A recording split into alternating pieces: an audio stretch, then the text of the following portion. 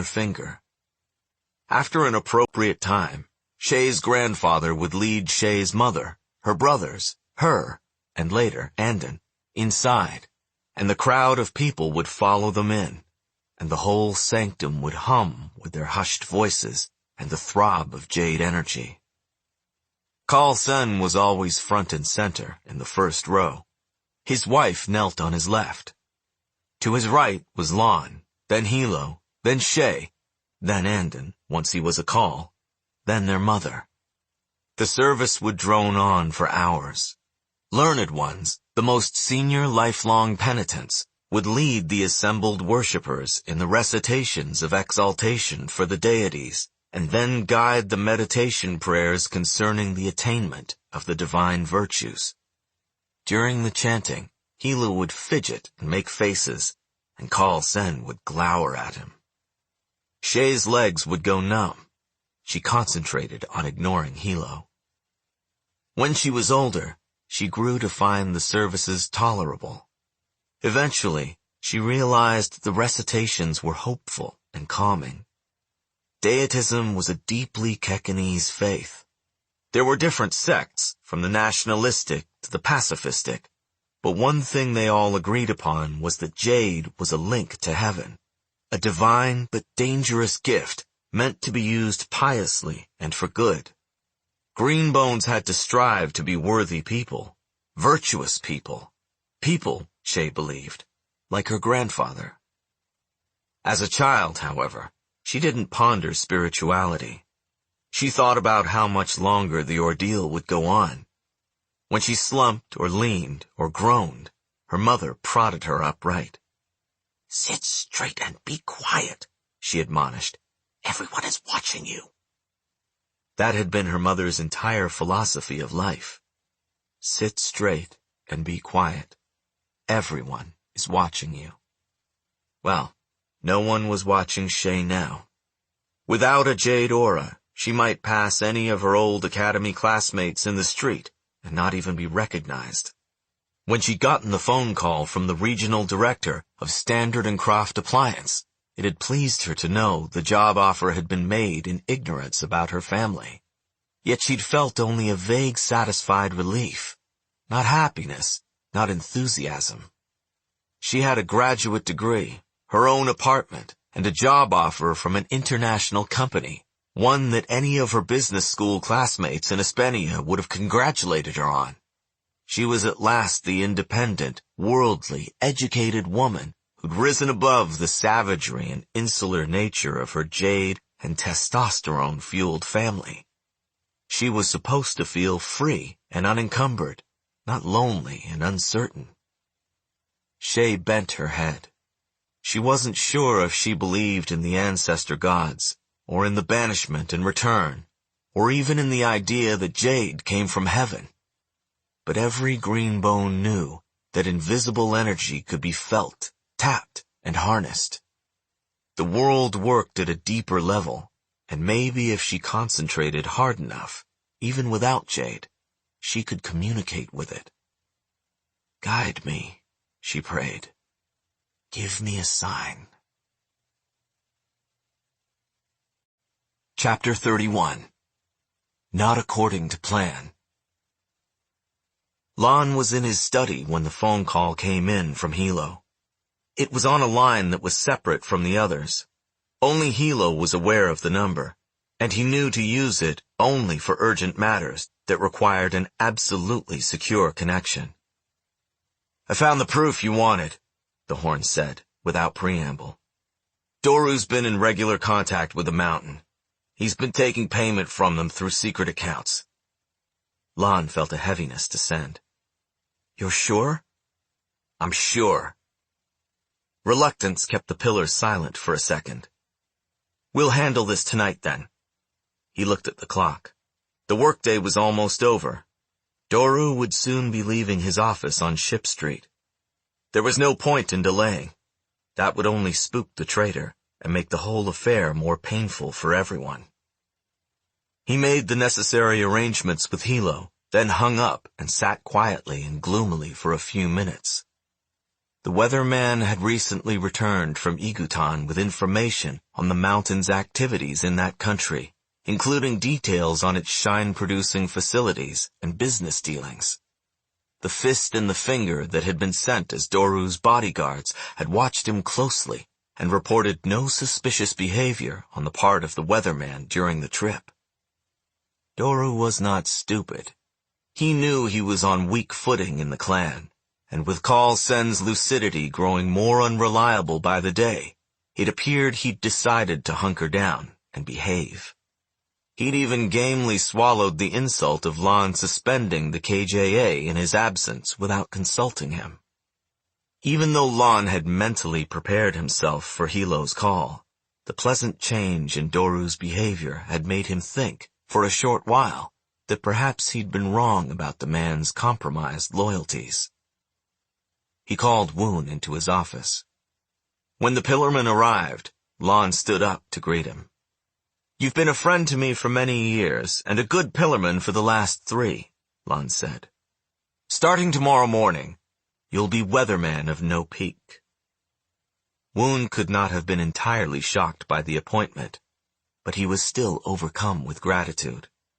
"The clan is my blood, and the pillar is its master," he said, saluting deeply. "Thank you for this honor, Lanchen. I won't fail you." Lan embraced him and said, "I've given you more responsibility for the past several months, and you've done well.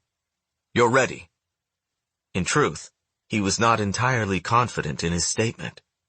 He still felt Woon was not quite up to the caliber of a superior weatherman, but he was capable enough, and Lan held no doubt of the man's loyalty.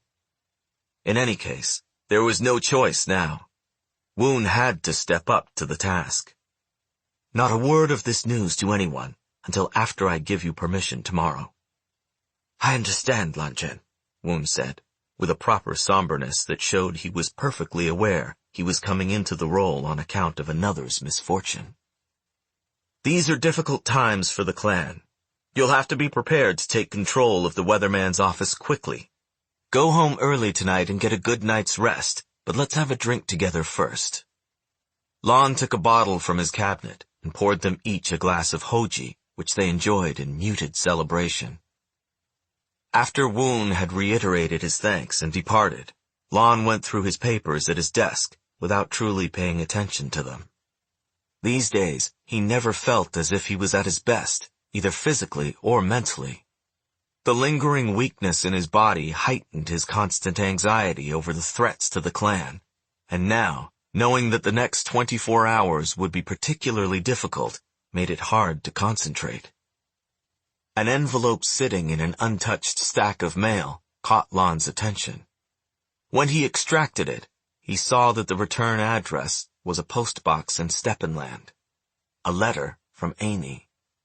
Lan fingered the edges of the seal, eager and deeply reluctant to break it open. Since the divorce, they'd exchanged only a few letters, cordial and businesslike, settling affairs, her telling him where to mail belongings, that sort of thing. But seeing her handwriting, hearing her voice in his head, it never failed to bring down his mood. With what he already had to deal with today, he sighed aloud. She'd confessed the affair to him. One of Hilo's men had seen her entering an apartment building with her lover, and knowing her secret was lost, Amy had gone straight back to the house before the news could make its way through the horn back to Lan. "Please don't kill him," she'd begged in a whisper, sitting on the edge of their bed with her hands squeezed between her knees. "He's not Kekanese. He doesn't understand our ways. I'll stop seeing him and stay with you here, or I'll leave and you'll never have to see me again, whatever you tell me to do. But please don't kill him, and don't let Hilo kill him.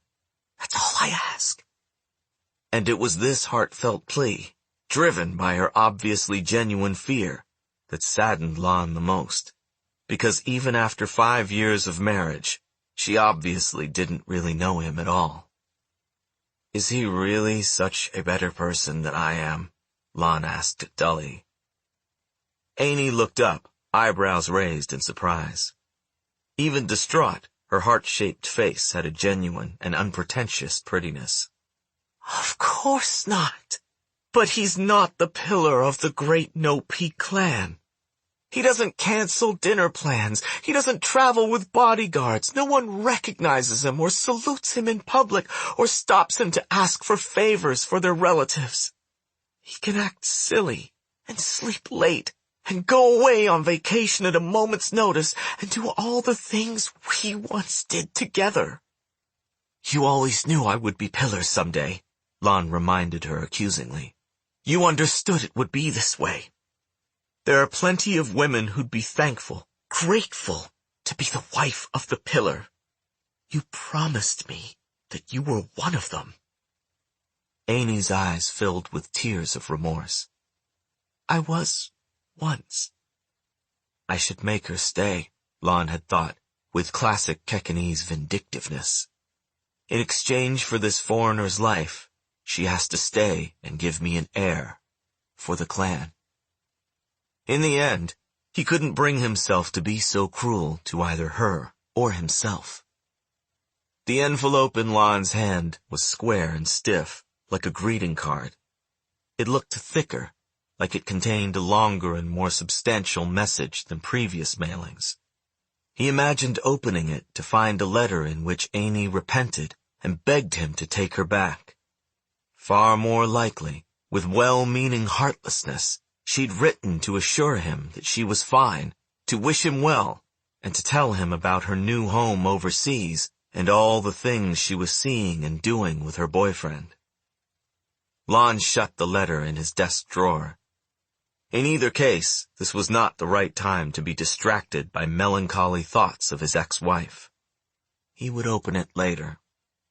And because it still taunted from inside the closed drawer, Lon got up and left the house. It was Fifth Day evening, and there would still be plenty of time to get back and await Hilo's phone call. Hours later, Lon did not, even after a meal and a lay at the Lilac Divine, feel considerably better. He sat on the end of the bed, finishing a cigarette and wringing a final few minutes of peace from the evening before he had to leave. "Is something wrong?" Uni crawled up behind him and looped her bare arms around his neck, but he disentangled himself and stood up. He pulled on his pants, then walked into the bathroom with its scented candles and red lighting. He splashed his face with cold water, then took a hand towel from the rack and wiped down his neck and bare chest. From the bed, Uni coaxed, "Must you leave so soon? Come back to bed. Stay the night." She'd like that. She'd make more money if he stayed. It would make up for the fact he'd been coming here less. "I'd like to be alone for a while now," he said, and because he couldn't bring himself to be unkind to her. "Please." The charm girl's artfully polished facade faltered for a second. She crossed her arms over her breasts. He could sense her indignation at the dismissal. Who did he think she was? A street whore? Where was the sophisticated client she used to have? The one who enjoyed singing and harp music, conversation and wine. She recomposed herself admirably and stood up with unhurried grace. "As you like, Kalchen." Uni gathered her robe around herself, slid her feet into slippers, and padded out the door, shutting it behind her firmly to announce her irritation. Lon didn't watch her go. He put on his watch and looked at the time. Right now, 3 fists were waiting to seize Yoon Dorupan from the door of his favorite brothel in the sleazy Coinwash district.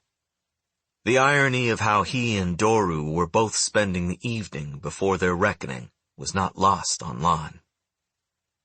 After the fists picked up Doru, they would drive him to an undisclosed location. When they arrived, Hilo would call Lon at home. The fists were under orders not to hurt or kill Doru. Not yet. Not until Lon arrived. He'd been clear about this. He wanted to face the man he considered an uncle and ask him why, After so many years of faithful service, he'd betrayed the clan. Then Lon would have to decide how to handle the weatherman's fate, so Kaul Sen was never the wiser. As the inevitable hour drew closer, he felt unsure of his ability to do the right thing. Even now, knowing Doru was a traitor, he did not want to have the old man killed. He could still remember Doru returning from business trips with sweets for the Kaul grandchildren. He was guilted by the image of Doru and Kaul Sen playing chess in the courtyard. But betrayal so close, and at such a high level of the clan, it could not be forgiven. Was it possible, Lon wondered, to be both a strong leader and a compassionate person? Or were those two things opposing forces, pushing each other away? With the door closed and Uni gone, Lon opened the combination safe and took out the rest of his jade. Another reason he'd stopped coming here as often. Taking off and putting on so much jade was painful now, like being dunked in ice and then coals, or physically shaken as if he were a bug in a jar. Lon fingered the beads around his neck, touching each one as if accounting for them, then put on the belt and cuffs, heavy and further encrusted with the jade he had won from Gom. He braced himself. A few seconds of delay, then the rush hit him hard, much harder than usual. The world tilted and folded. Lon's body screamed in protest, his chest seizing. He fell to the floor and clutched the carpet with curled fingers. Breathe. Breathe. Get yourself under control. He fought back a moan. This was supposed to get better. The doctor had said that the damage Gom had inflicted was not permanent, but he still hadn't healed, and on and off symptoms of jade overexposure plagued him. The lingering injury from the duel, the increased jade load, general stress, and sleep deprivation. They were aggravating each other in a vicious cycle. Lon crawled onto the bed, reaching for his jacket hanging from the post of the headboard. He felt around until he found the rubber strip, vial, and syringe he'd tucked into the inside pocket, and drew them out. The room seemed to be attacking him, the walls pressing in too close. His senses were wild, snapping in and out of focus. He caught a snippet of some angry conversation on the street outside as clear as if it were next to him. The next second it was gone, but the texture of the bedsheets was so prickly it stung his skin. Lon pressed the heels of his hands to his eyes and grasped for the control techniques he'd first learned in the academy, ones he hadn't needed since he was a teenager. He tensed, then relaxed every muscle in his body, slowly counting out the rhythm of his breaths until he'd pushed every feeling back to a tolerable distance and his hands no longer shook. Sitting on the pillow with his back against the headboard, he tied off his arm, uncapped the needle, drew the contents of the vial into the syringe, and hesitated. The shock and disbelief he'd seen on Andon's face filled his memory. So did the shame Lon had felt that day, knowing he'd profoundly damaged the young man's admiration and trust in him. Lon shared his cousin's disgust. He hated needles, and he despised SN1. He loathed resorting to it for the jade tolerance he'd always taken for granted. He was doing all he could to combat the manufacture and spread of the poison, and yet here he was, carrying a vial of it around with him, nestled against his chest like a tiny explosive. The agony of having to justify himself to Andon had caused Lon to go without an injection for days. He knew that wasn't how you were supposed to use the drug, but each time he waited as long as he could, thinking that finally he was getting better and no longer needed to resort to its use. And then the edginess, the perceptual distortions, the sweats and racing heart would start up once more. Tomorrow he'd go back to Dr. True, get checked over again, See if there wasn't something else he could do to hasten natural healing and build his tolerance back up to where he could carry his jade without chemical help. Perhaps he ought to take the risk of leaving Hilo in charge for a little while. A worrisome idea, but one that would allow him to get away to Morania for a week, where he could wear a little less jade and recover his health.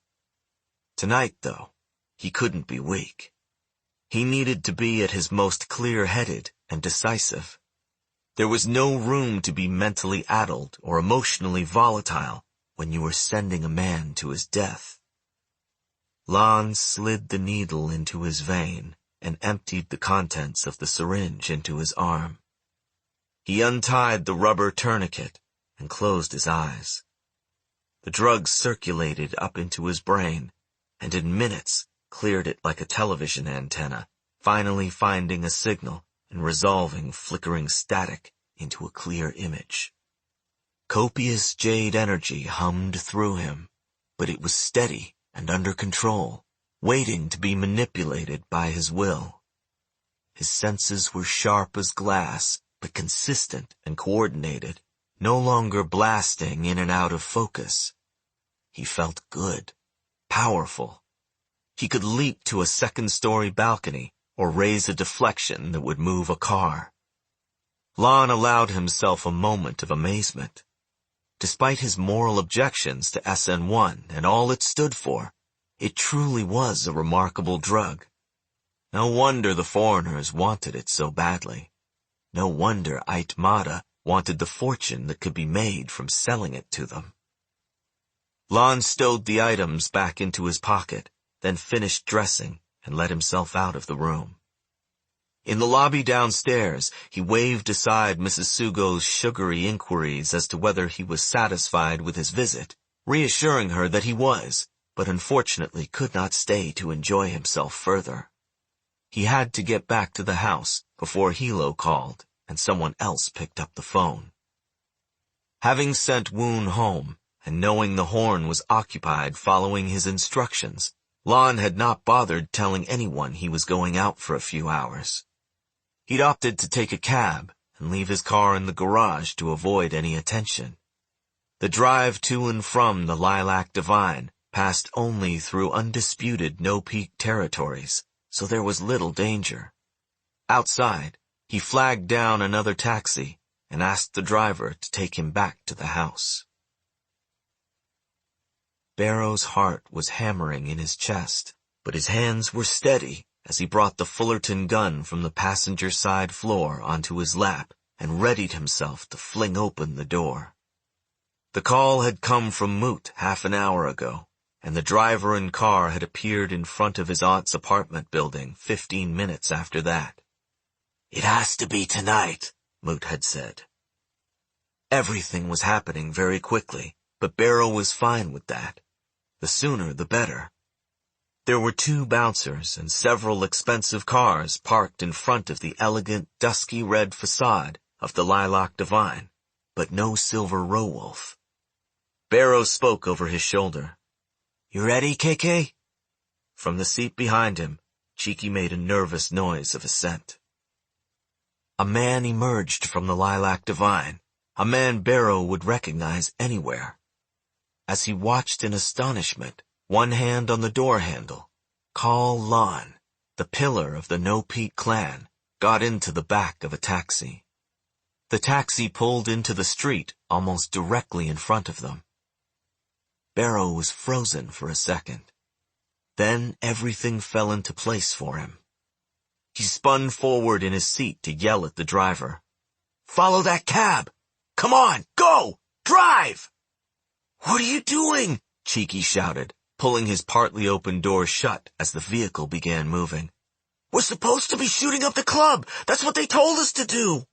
"Forget the fucking club," Barrow shouted back at him. "Why do you think they sent us to shoot it up tonight? Because the fucking pillar of No Peak was there, that's why. Now he's in that taxi.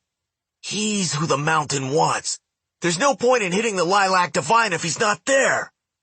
Barrow was not only certain of this, he was convinced that fate was shining on him at this instant, offering him the opportunity he'd been waiting for, something even better than what he'd been promised. "This is it, KK," he said. "Our big chance." Do a good job, make a big impression, show just how valuable you can be to the clan. Those had been the goateed Green Bone's words. What could possibly make a bigger impression? What could be of greater value than taking out Kaul Lan himself? Barrow grinned, a little madly. It was not hard for him to call to mind the memory of Kaul Lan's dismissive, compassionate disdain. Tonight, the Pillar of No Peak would realize how badly he'd underestimated Barrow. Fate worked in mysterious and beautiful ways. "Okay," Barrow hissed. "At the next stoplight, pull up beside the cab." The driver was a lumpy-faced, heavy-set fellow who hadn't said a word all night. Either he was too dumb to be perturbed, or considered drive-by machine gun shootings to be unremarkable in his line of work. Who knew where Moot had found him? He didn't even respond now, merely shrugged at Barrow's direction and sped up to close the gap to the taxi. "You're out of your mind, the fucking Pillar of the No Peak clan!" Cheeky's voice wavered on panic. He muttered, "We're worm food, KK." But still he cranked down his window. They readied themselves to thrust the barrels of the Fullertons out the right-hand side of the car and open fire. It would be fast, very loud, and very messy. Lon noticed the black car following him. It wasn't the car itself he noticed first. From the distance of a city block, his heightened perception sensed the unmistakable hostility and fear directed squarely at him. Lon glanced over his shoulder and watched the vehicle take a turn after them, maintaining a 2-car length distance behind the taxi. He turned back around to face forward, then stretched out and focused his perception. 3 men. The driver's energy was cool and dull. The other 2 were burning flares of excitable aggression and fear. No Jade auras. Not Green Bones, then. Common criminals, or hired grunts. Lon's mouth twisted. He removed cash from his wallet, enough to cover the cab bill and then some, and leaned forward, handing it to the driver. "This is far enough," he said. "Take a U-turn at the next light and drop me off at the corner. Then keep your head down and get out of here." The taxi suddenly shot ahead and spun into a U-turn. "Shit, what's he doing?" Barrow exclaimed. From the back seat, Cheeky said, "He's on to us. He's getting out of the cab." "Turn around!" Barrow yelled at the driver. "Turn around before he gets away!" There was already traffic blocking line of sight between the 2 cars. The driver lost several seconds before taking a sharp turn up to the curb where Kaul had gotten out. The taxi was already driving down the street, and the Green Bone was nowhere in sight. Fuck! Barrow opened the door and jumped out onto the sidewalk, swinging his head back and forth, trying to see where their target had gone. "What do you think you're doing now?" Cheeky hissed at him from the open car window. "Kaul's gone! We're not going to chase after him on foot. Get back in before somebody sees you standing there holding a fucking fully gun. We can still go back to the club. Do the job they told us to do." He couldn't see Kaul in either direction on the sidewalk. The street bordered a steeply descending embankment. Barrow ran to the railing and looked over, remembering in despair how fast Green Bones could move. The clumpy grass and dirt sloped down into darkness, all the way to the unlit pier where the silhouettes of small moored sailboats lined the edge of the harbor. Frustration welled behind Barrow's straining eyes. This was going all wrong, not according to plan at all. Then, miraculously, as if destiny had turned his face and made his eyes land on just the right spot, he saw a figure walking along the boardwalk by the water. It was too dark to tell for certain that it was Kaul, but Barrow knew it was him. The set of his body, the way he walked, Barrow shouted in triumph. "I see him!" Cheeky cursed and scrambled from the car. He leaned over the railing and stared at where Barrow was pointing. "Forget it, KK. He's too far away now, and he already knows we're on to him. We'll get him another time." "There won't be another time." Kaul would get wise. He'd travel with bodyguards or change his routine. In any case, after this failure, the goateed Greenbone would brush Barrow aside as unworthy, just another disappointing wannabe, and take away his chance at Jade. Barrow slung the strap of the fully gun over his shoulder and clambered over the railing. "Stay here if you like," he said. "When I come back with Kaul's head, I'll tell them what a thin-blooded coward you were. You better get out of town." Cheeky was a pussy, just like Sampa, but the difference was that he couldn't stand to be called out on it. Barrow had figured that out early on. Barrow dropped to the other side of the railing and started sliding and scrambling down the hill as fast as he was able to with a heavy weapon weighing him down. He didn't look back once. He was sure Cheeky would swear a bit and follow him, and even if he didn't, Barrow didn't care. He wasn't going to give up and let his one golden chance slip away. The goateed Greenbone had promised him a pebble of jade for gunning the Lilac Divine, but if he killed Kaul Lan, the pillar of the No Peak clan, hell, Kaul's jade was his by right. Greenbones took jade from the bodies of their enemies. Everyone knew that. Lan had vaulted the railing and leapt lightly down the steep embankment to the empty wooden walkway that ran along the harbor. He straightened his jacket and walked, leaving his pursuers behind. He wasn't worried about them following. His perception was incredible, the strongest and clearest it had ever been. He could sense the confusion and disarray he'd left behind, and was sure the goons were not even professionals. They'd been hired to take a run at him. Lan was almost insulted. He was also aggravated by the idea that he and his family might not be as safe inside No Peak territory as he'd assumed.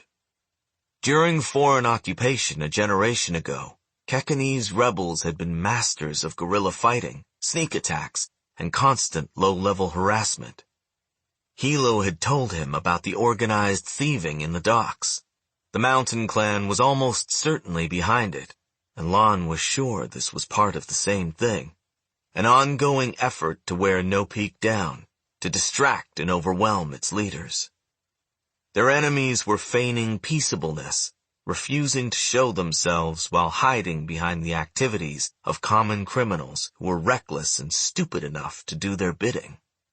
It had the makings of a patient war, based on tactics that Ait Yu and Kaul Sen would have approved of against Shatarians, but it was entirely counter to the tradition of open duel between Greenbones in dispute with each other. It was offensive and disrespectful. It angered Lan, and he could see why it infuriated Hilo. Perhaps he ought to go back and kill these men. He didn't have time for that, though, and he didn't want to create a scene that would slow him down right now. There were bigger problems to deal with tonight, and he was supposed to be in his study, awaiting Hilo's call. Lan walked faster. The boardwalk stretched all the way down near where the General's ride passed under the KI-1 freeway.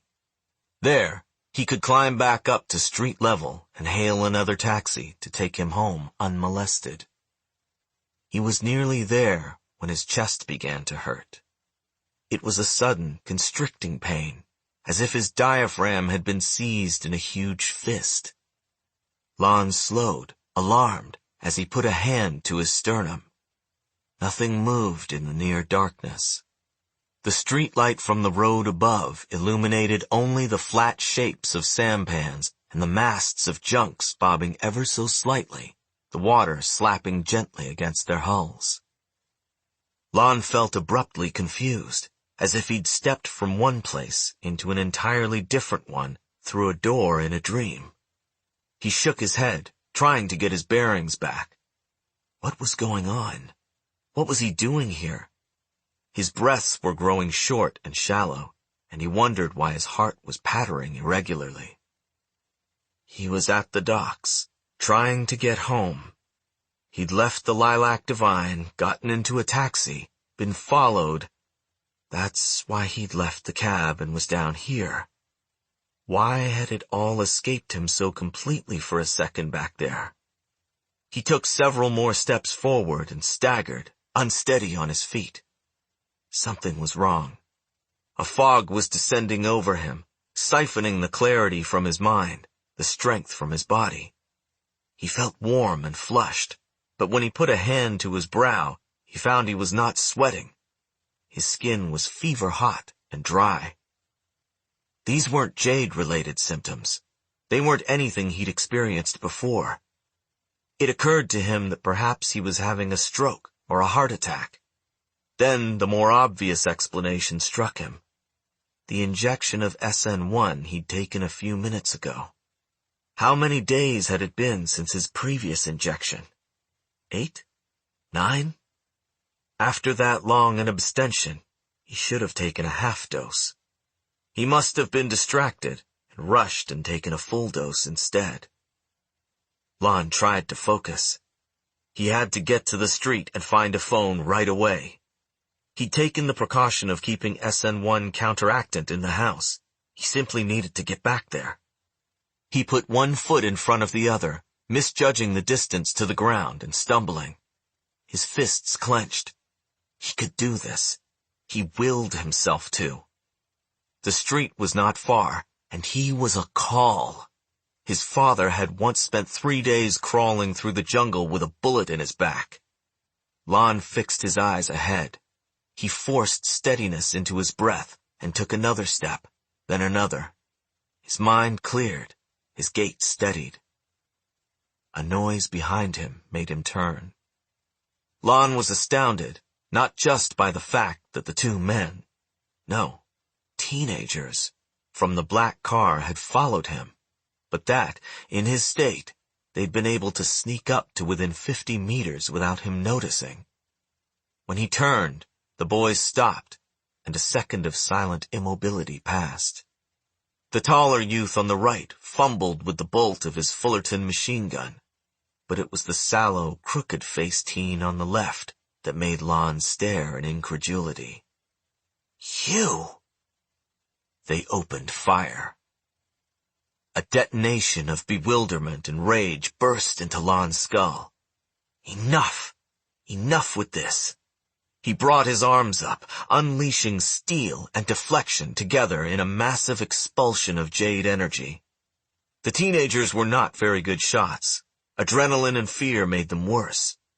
Bullets tore up the wooden planks around Lon's feet, zinged into the air above, chopped into the hulls of boats, and even sent up rows of tiny splashes in the water.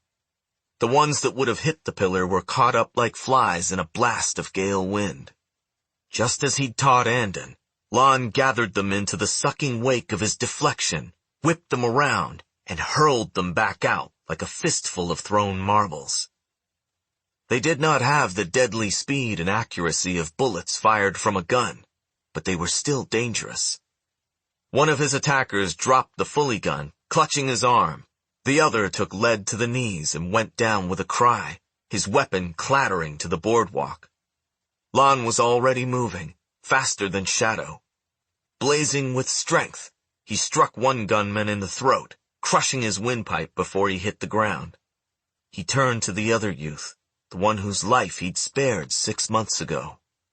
The wounded teenager was trying to bring his weapon back up with his left arm. Lon tore the gun away, bent the barrel in his hands, and flung it aside. The boy scrambled backward, his face an open-mouthed white oval, as fear finally overtook reckless greed. "You want this, do you?" Lon held up the jade beads around his neck. "You think it's worth dying for? You think it'll make you someone you're not?"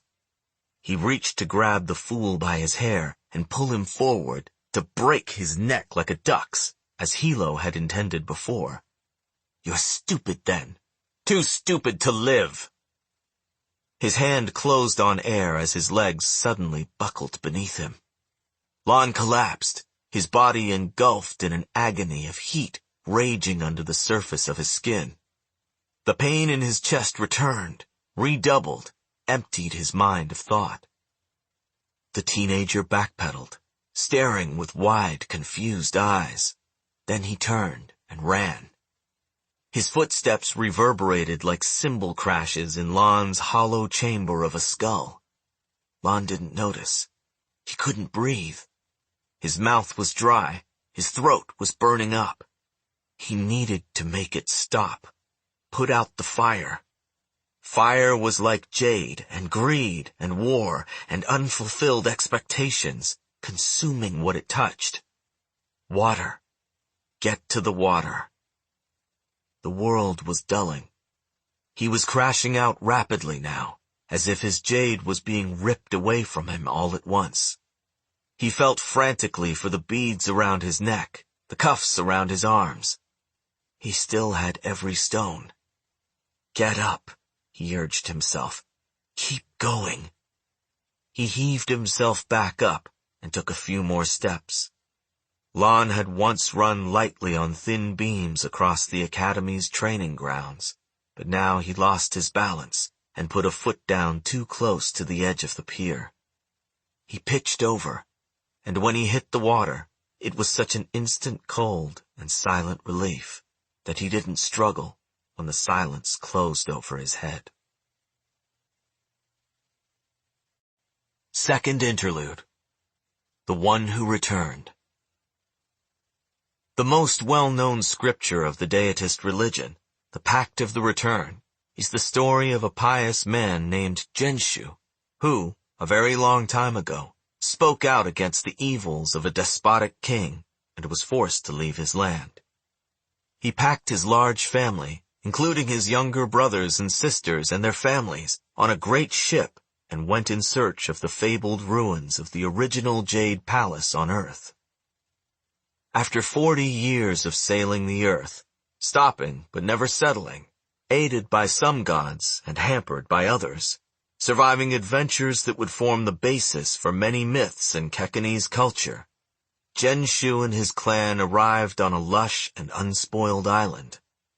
Impressed by his dedication and piousness, Yato, the father of all, spoke to Jenshu, who was by now an old man, and led him into the mountains where he found stones of jade, the remains of the divine home once meant for humankind, a gift from the gods. While his family constructed a village by the shore, Jenshu retired to a hermit's life of meditation in the mountains. Surrounded by jade, Jenshu developed and mastered godlike wisdom and abilities, growing ever closer to a state of divine virtue. His grandchildren and great-grandchildren would seek him out to ask for his help, and he would emerge briefly from his isolation to settle disputes, quell earthquakes, beat back storms, and repel barbarian invaders.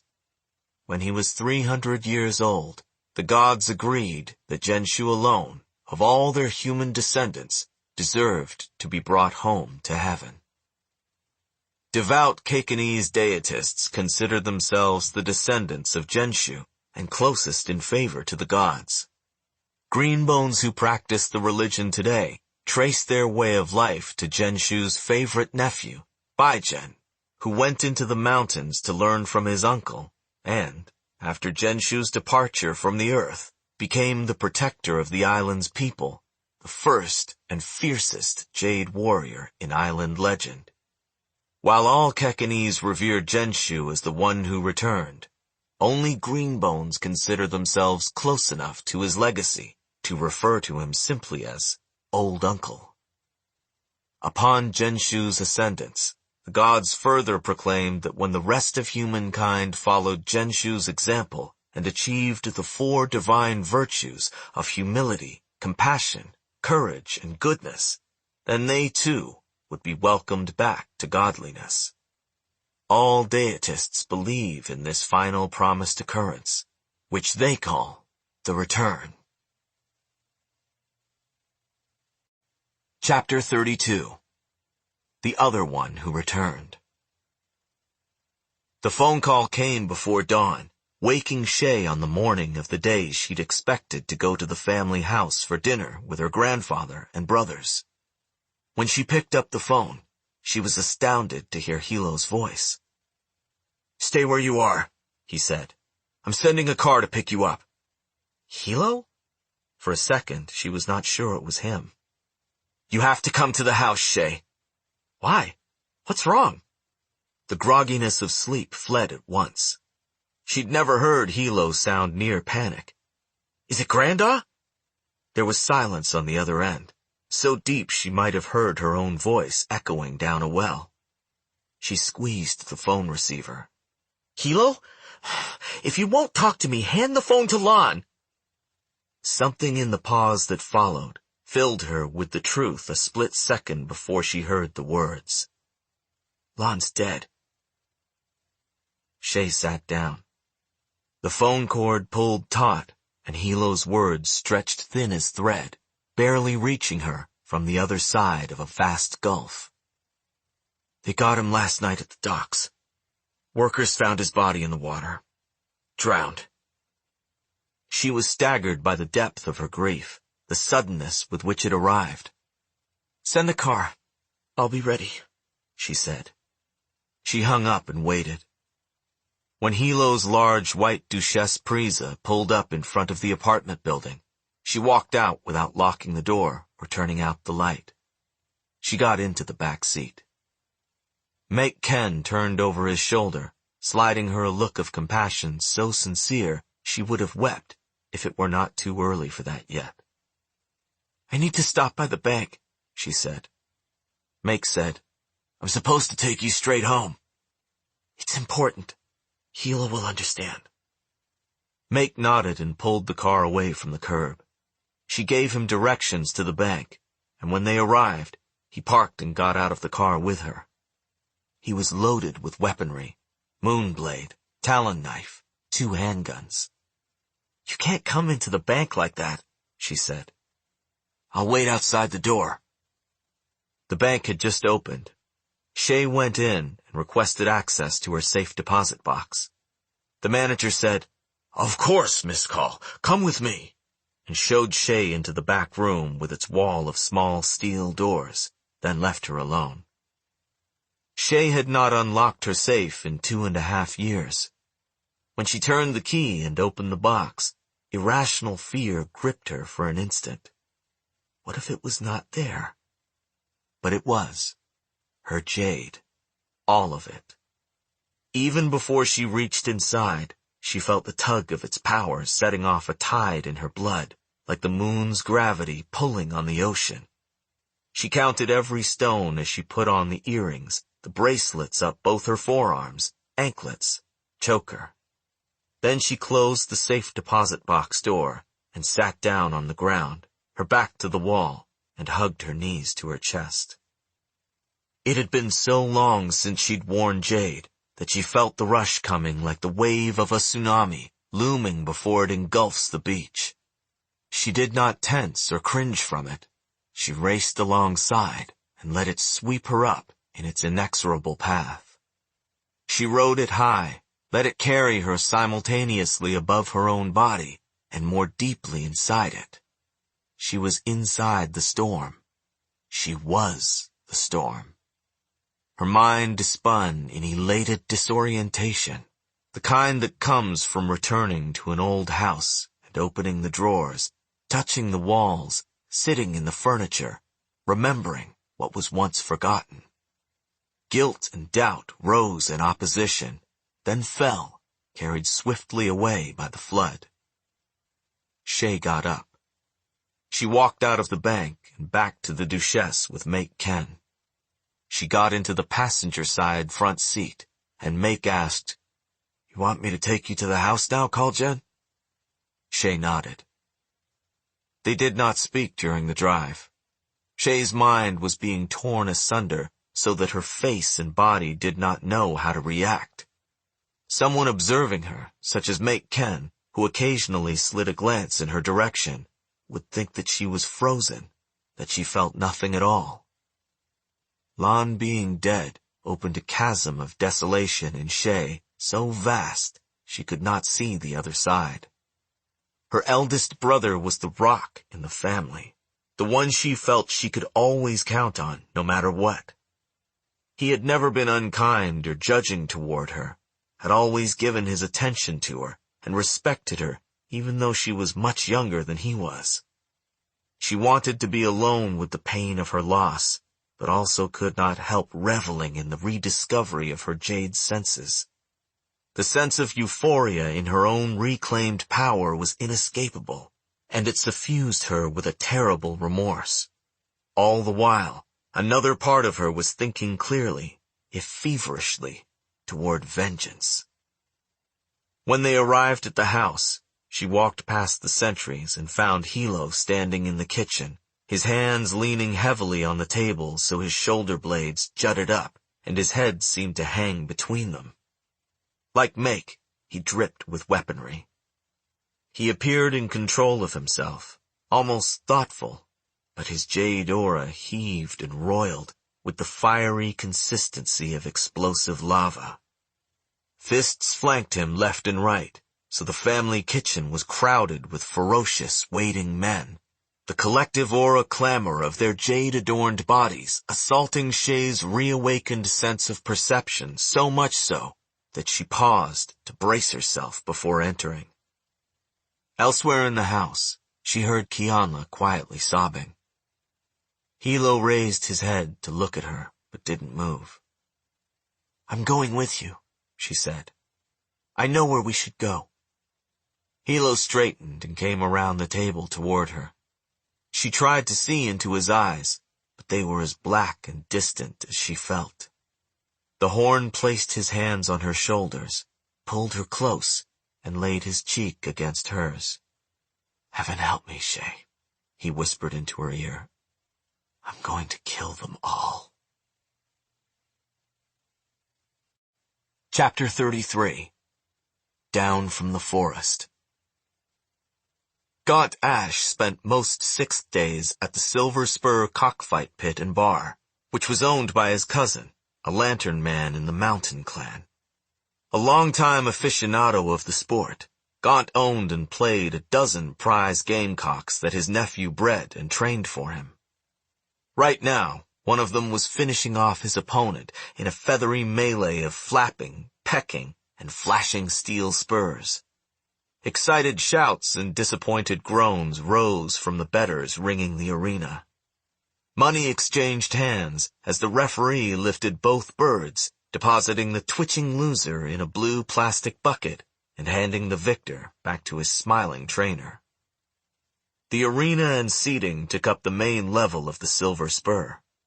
The open second floor contained the restaurant and bar, where half the tables overlooked the action on the floor below, and those without a direct view could see the fights on the hanging closed-circuit televisions. In between watching the matches, Gaunt was having a late lunch and talking business with 3 of his fists when a messenger barged through the door and ran straight up the stairs to his table with the news. Kaul Lan was dead, and Kaul Hilo was coming here now to kill Gaunt himself. The Horn was taken aback, but it didn't show on his face. Gaunt was an expert at keeping his thoughts and emotions to himself.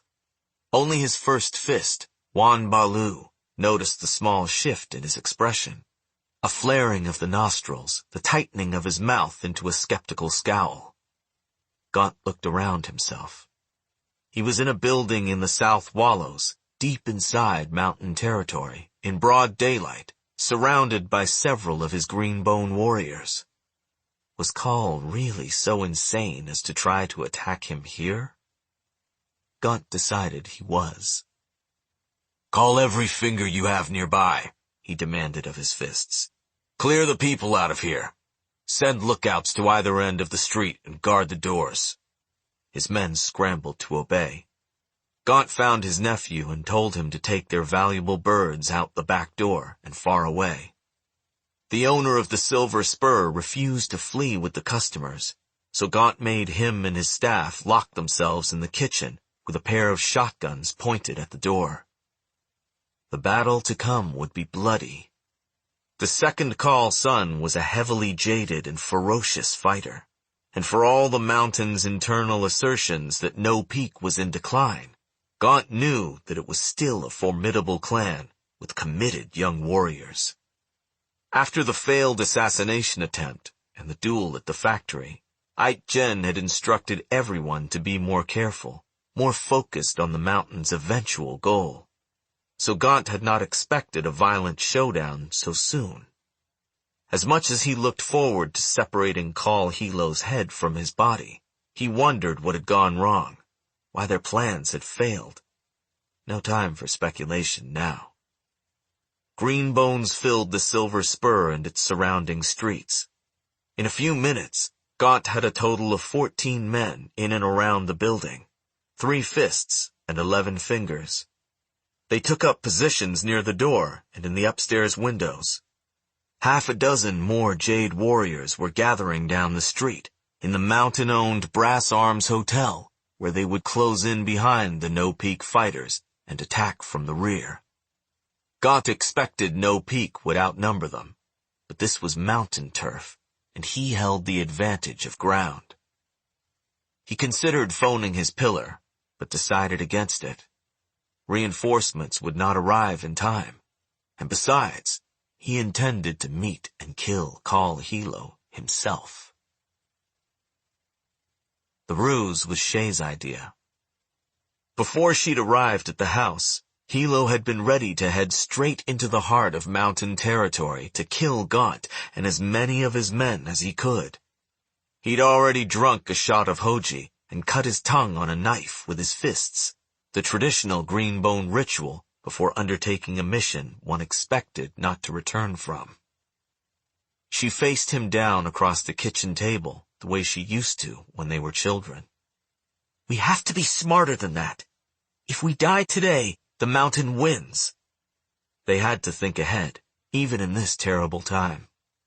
"Gaunt will be ready and waiting for us. Even if we kill him, we won't defeat the mountain, won't destroy it." Perhaps this unfettered outburst of emotion, surging Shay's jade aura with a vehemence that Hilo could not ignore, forced the Horn back into thinking clearly. He looked at his most trusted senior fists and saw some of them nodding at what Shay had said. He turned to her. "I wish to the gods it hadn't taken this to bring you back," he said. "But you're green, and one of us again, so tell me what you have in mind." Once she explained her idea, he smiled with a cold, satisfied determination and seized upon it with as much conviction as if it had been his own. He gave quick orders to his men, who sprang to carry them out. While the Make brothers organized the attack parties, Shay went to the armory room behind the training hall to find herself some weapons. When she returned, Hilo was sitting on the stairs with Wen, saying goodbye. Their heads were bent close together, and they were speaking quietly. Wen's eyes were dry, but her fingers trembled as she smoothed Hilo's hair behind one of his ears with a tenderness that made Shay turn away, feeling like an intruder witnessing a private moment. She went to stand outside and watch as the Duchess and 5 other cars departed the estate. The convoy of vehicles would be sighted entering the low street tunnel, and word would reach Gaunt Ash that Kaul Hilo was on his way to seek a showdown at the Silver Spur. The mountain would rush to mount a defense, while the Duchess-led convoy took its time circling the Wallows district before returning to No Peak territory. Seconds after the decoy cars exited the roundabout of the Kaul house, the Makes and 3 other fists pulled up in nondescript vehicles hastily borrowed from a nearby Lantern Man's car dealership. Hilo came out. Gone was the gentleness Shay had glimpsed earlier. He strode down the front steps, then turned to face the house. There he fell to his knees and touched his head to the concrete. The Horn rocked back and raised his face to the sky. "Can you hear me?" he bellowed, and Shay was not sure who he was screaming at. His troops, the window of their grandfather's room, the departed spirit of their slain brother, or the gods themselves. "Can you hear me? I'm ready to die. The clan is my blood, and the pillar is its master." Shay had always strongly disliked Hilo's penchant for dramatic gestures, but she bowed her head and swallowed thickly at the sight of the assembled Greenbones falling to their knees and crying out in a fervor, "Our blood for the horn!" The three largest and most profitable betting houses in the city were the Palace of Fortune, the Kong Lady, and the Double-Double.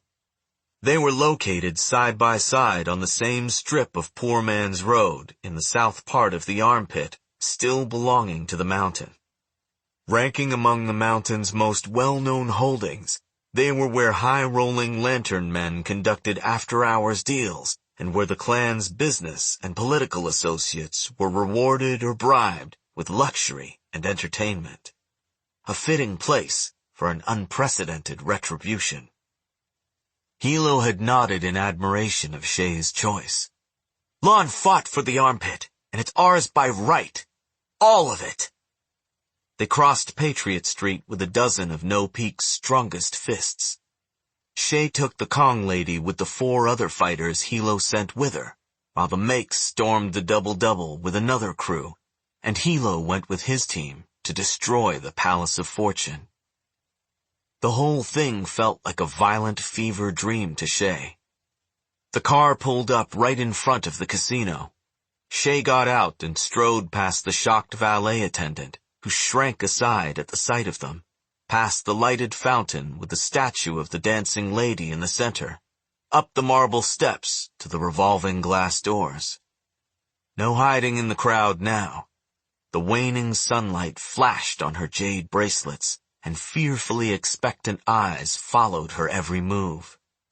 She felt sick with eagerness, and powerful in a way she hadn't felt for years. The foreigners were right. The Kekanese were savages. Lon had not been savage, not at heart, but he was dead now. The senior fist next to her, a gray-eyed man named Aiton, seemed unsure of how to deal with her presence. He was one of Hilo's higher-ranked lieutenants, but she was a Kaul. He couldn't decide whether to order her around or defer to her. "What's the plan, Kaul-Jen?"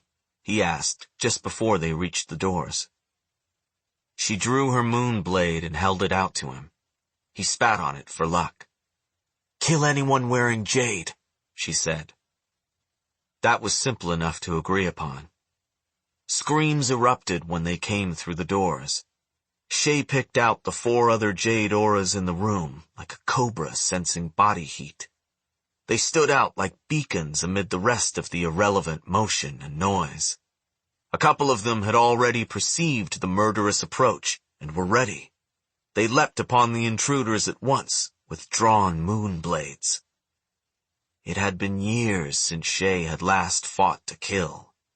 For a few minutes on the drive over here, she'd wondered if she still had the skills, the reflexes, the instinct for it, or if 2.5 years of jadelessness and peaceable Espenian life had ruined her. So she was almost surprised when she cut the first man down in a few seconds. She deflected his first attack, white metal singing against white metal, then made an obvious swing for his abdomen. The man steeled and curved his spine away from her attack. His head tilted forward with the motion, and Shay's left hand whipped up to thrust her talon knife into his unprotected throat. She bounded light over his body, yanking out the knife and already moving on to the next target. It felt like an exercise at the academy, another timed trial. Training and experience took over. She became focused and efficient, and the jade energy playing through her blood was like a song she hadn't heard for a while, but still knew by heart. She fought another man on the first floor until Aiton cut his throat from behind. Shay leapt lightly onto the balcony of the second floor. A woman fist guarded the room where the staff had taken refuge. she greeted Shay with a battery of hurled deflections that overturned chairs, sent cards and betting chips into the air like confetti, and rattled the walls. Shay weaved through the barrage, scattering the attacks with her own deflections, until she closed in, and they matched talon knives in the narrow hallway. The woman's steel could not be broken by the knife. In the end, Shay landed a crushing stomp kick to the woman's kneecap. As her opponent buckled forward in agony, Shay dropped her elbow down on the back of the fist's head, with all the strength she could summon, caving in the skull. When every green bone in the building was dead, 6 in all, they tore the door to the back room off by its hinges, and Shay addressed the huddled, cowering staff members of the Kong Lady.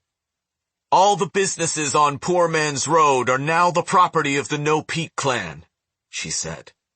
"You can leave now with your lives, or you can swear allegiance and tribute and keep your jobs with equal terms and pay under new management. Make your choice quickly."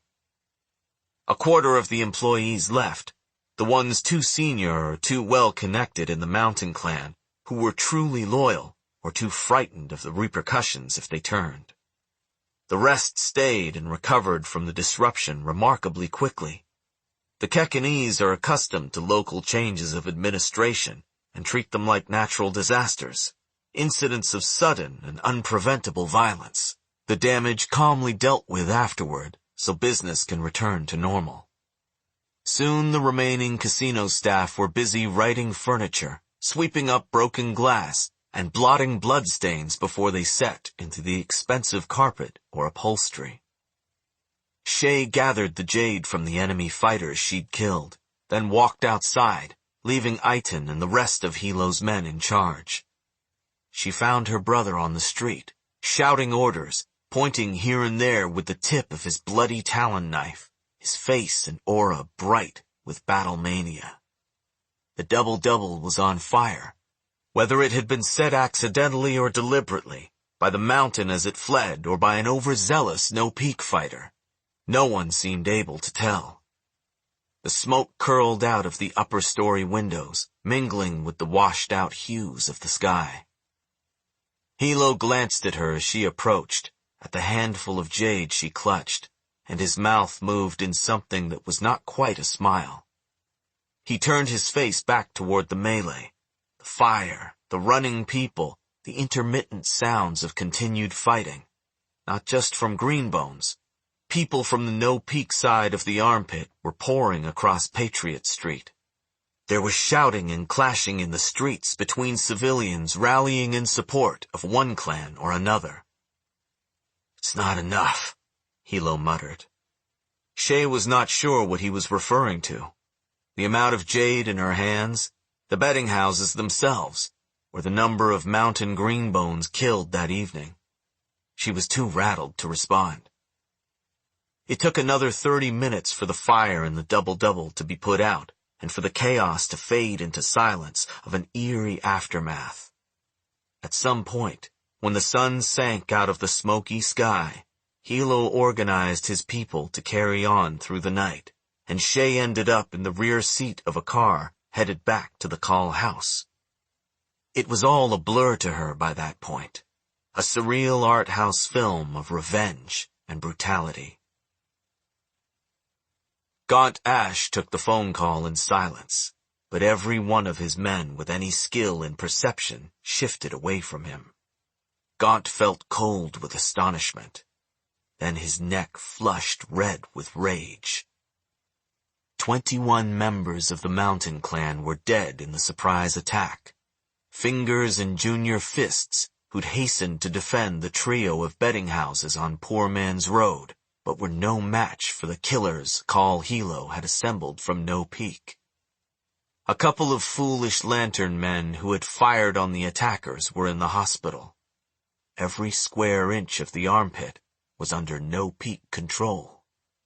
It was an outbreak of clan-on-clan violence, such as Janloon had never seen. Gaunt hung up. For several seconds, he was motionless.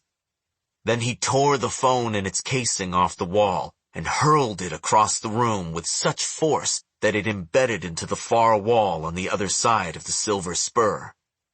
His men froze, shocked by the uncharacteristic outburst. "Kaul Lon is dead," Gaunt said. "His family has come down from the forest. We are now at open war with no peak. Their lives and livelihoods are for the taking, and Jade goes to the victor." Chapter 34. You Owe the Dead. Shay was confused when she woke up. It was the middle of the night, and she was in her childhood bedroom. She hadn't been in this room lately other than to pick up old clothes and belongings. When she opened her eyes, the moonlight dimly illuminating her room revealed a pile of blood-stained clothing and weapons on the floor next to her old globe lamp and a stack of paperback novels. She'd realized she'd crawled under the covers in nothing but her underwear and her jade. Everything came back to her then. Lon's death, putting on her jade and weapons, going with Hilo to wreak brutal vengeance on Poor Man's Road. From deep inside, a pressure built and expanded like a balloon inside a box until a great sob ripped itself from her chest. She curled tightly onto her side, squeezing the pillow to her face, and wept, long and hard, until she ran out of tears and energy. Then she lay still, breathing raggedly, and took stock of her new and terrible reality. She'd been possessed. It was the only explanation, or perhaps merely an excuse. A dam that had been straining under hairline fractures had burst inside her yesterday, and instead of feeling appalled, she'd welcomed the final destruction, had reveled in it, in the sweet power of Jade and the frenzy of violent retribution. In the cold clarity of the aftermath, however, she felt numb.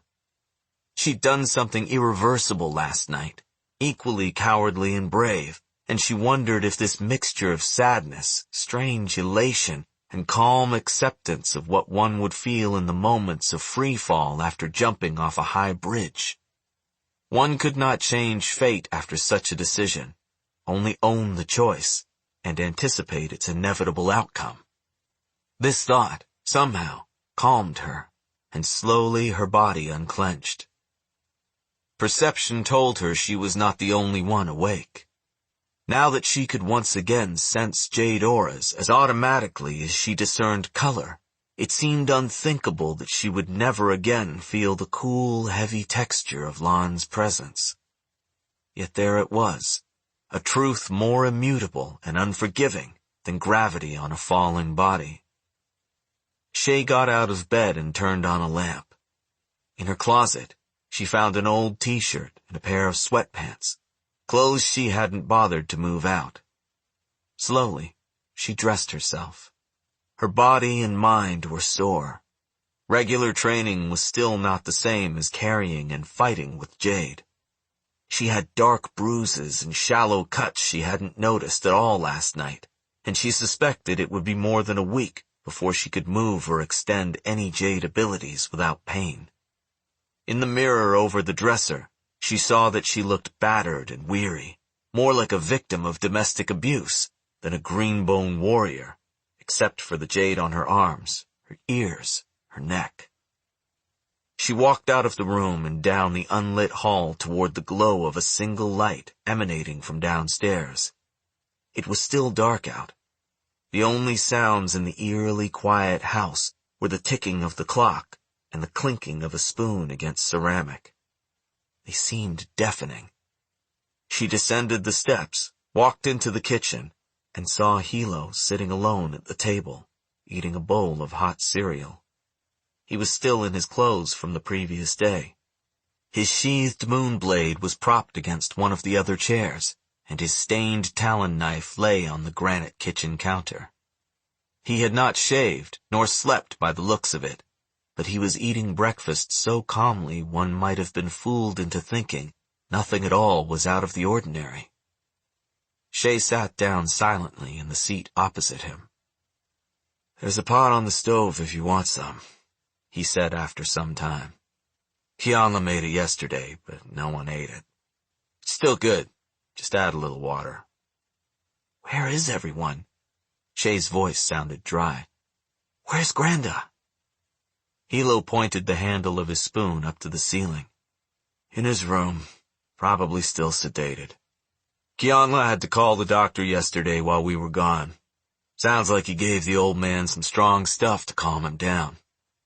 Shay croaked. What's wrong with him? He's old and crazy. Hilo turned darkened eyes on her. He had a breakdown when he heard about Lon. He thought he was back in the war, and it was Dew that had been killed. He's been ranting and raving about the Shatarians. Doesn't recognize me. When he does, he blames me. Says I'm the reason Lon's dead. Hilo said it with a flat affect to his voice, but Shay was not fooled. She wanted to rush up to see her grandfather, but if she got up now, Hilo would be hurt, and it seemed dangerous to hurt him right now. Their grandfather had always been kinder to Shay than to her brothers, and he had always been the least kind to Hilo. Hilo went back to eating, and she wondered, how can he even eat right now? She hadn't eaten in over a day, but had no appetite at all. She wasn't sure she ever would again. What about everyone else? They're busy, Shay, he said. We're stretched thin. I left Ken in charge of the mess. I sent Tar running around the city to make sure we're defended elsewhere. Shay sat up as something else occurred to her. Where's Doru? Hilo's lips went crooked. The traitor? We picked him up that night, you know. Lon was supposed to meet us, to handle it himself. I called but couldn't reach him. No one knew where he was. That's when I knew something was wrong. Did you kill Doru? Hilo shook his head. That was going to be Lon's call. So what was I supposed to do with the old ferret? Anyway, I stripped him of his jade and locked him in his house under guard. He's been there ever since. No phones, no visitors. Stripped of jade. What abject humiliation for an elderly greenbone who'd once been the trusted confidant of the Torch of Kakon. Despite her hatred for the man, Shay imagined him in the advanced throes of jade withdrawal, watched over by Hilo's unsympathetic men in his own house, and she felt pity for him, traitor or not. I can't execute him now, Hilo said. I wouldn't taint Lon's funeral with bad luck like that. But he's no longer Weatherman. I've made that clear to the clan. Only then did the realization truly strike her. Hilo was the pillar. She stared at her brother. There had never been a pillar under the age of 30. Hilo was barely older than she. He'd been the youngest horn in memory. There he sat, blood-spattered and reeking of fire smoke, eating a bowl of cereal after having led a massacre. His aura had the sharp edge of new jade he'd taken. Shay reeled. This will be the end, she thought. This will be the end of the No Peak clan. Hilo's spoon clattered into his empty bowl. The chair scraped back loudly as he got up from the table. He probably didn't even need to perceive her emotional reaction. It was on her face, but he said nothing. The new pillar placed his dishes in the kitchen sink, then washed and dried his hands. He grabbed a chair and pulled it up in front of Shay's, then sat back down and took her by the elbows, their knees touching. They'll come after us now, he said, with everything they have. Yes, she agreed. Aitmata might have bargained with Lon. After last night, after what Shay and Hilo had done, there would be no mercy. The mountain would come down from the forest and would not rest until the remaining Kauls were dead. Their closest allies would be executed. This house would be burned to the ground. The remnants of the clan would be absorbed into the mountain. I need you, Shay. The strain on Hilo was showing at last. Every line of his face looked sharper than before. I know we haven't always agreed. I know I've said things, gone too far at times. only ever because you're my sister, and I love you. Even if you're still angry with me, I know you care about the clan. Granda built it, and Lon died for it, and now I need your help. I can't do this without you." His grip on her tightened. He bent forward and tilted his head to look up into her downcast face, his unwavering gaze a solemn plea. "Shay, I need you to be my weatherman." Only a few days ago, she'd insisted to Andon that she'd put clan issues and the life of a Greenbone behind her. "Don't get involved. Don't worry. Lon doesn't need help. These problems aren't your problems." Selfishness, hubris, dispassion. The opposite of the divine virtues she'd contemplated when she'd knelt in the temple of divine return and prayed for a sign, an unequivocal message. She'd gotten what she'd asked for. The gods were often cruel. Everyone knew that. If no peak held any hope of surviving, the pillar needed a weatherman he could trust. Who else in the clan could stand up to Hilo? Who else could moderate him, could keep him from getting himself killed and taking the clan down with him? Lon's spirit would never be at peace if that happened. It's not true that the dead don't care, Shay thought. You owe the dead.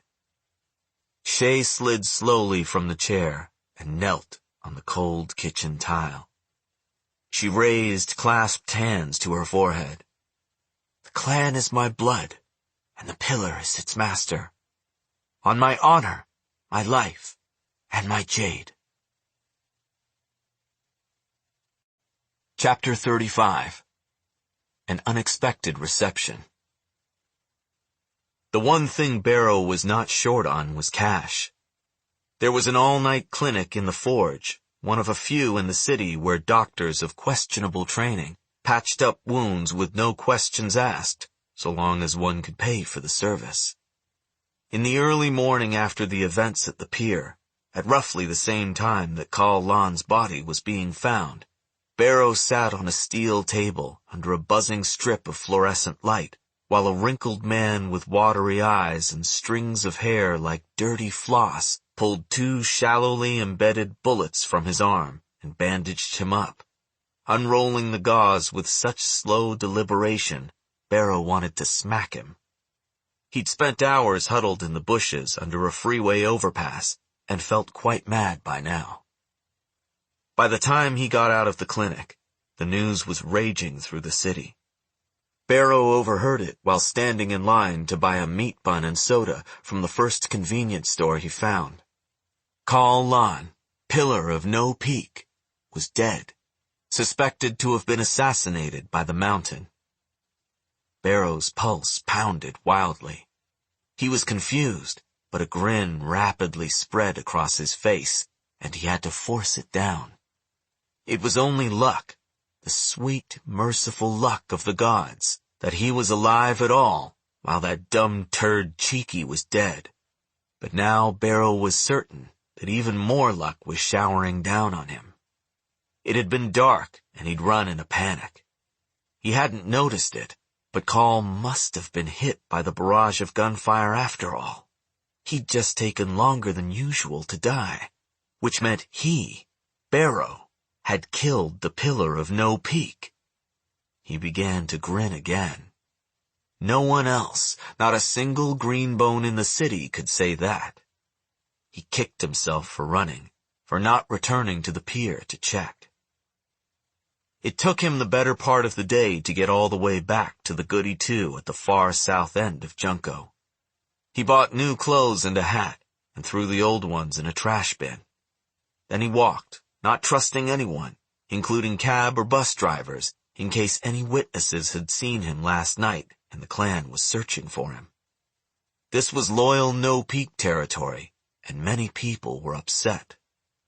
Barrow saw a lot of somber faces, crowds of people huddled at the windows of electronics shops to watch the local news on television, even weeping in public. The sight warmed Barrow more, put a spring into his weary steps. These people on the street, they'd lynch him if they knew what he'd done. They'd string him up, cut him to pieces, light his remains on fire. On his third attempt at knocking, Moot opened the back door of the goody-two. He stared aghast at Barrow as if he were a ghost, then yanked him inside by the arm and shut the door. "Go out front and keep watch. Shout if you see anyone coming."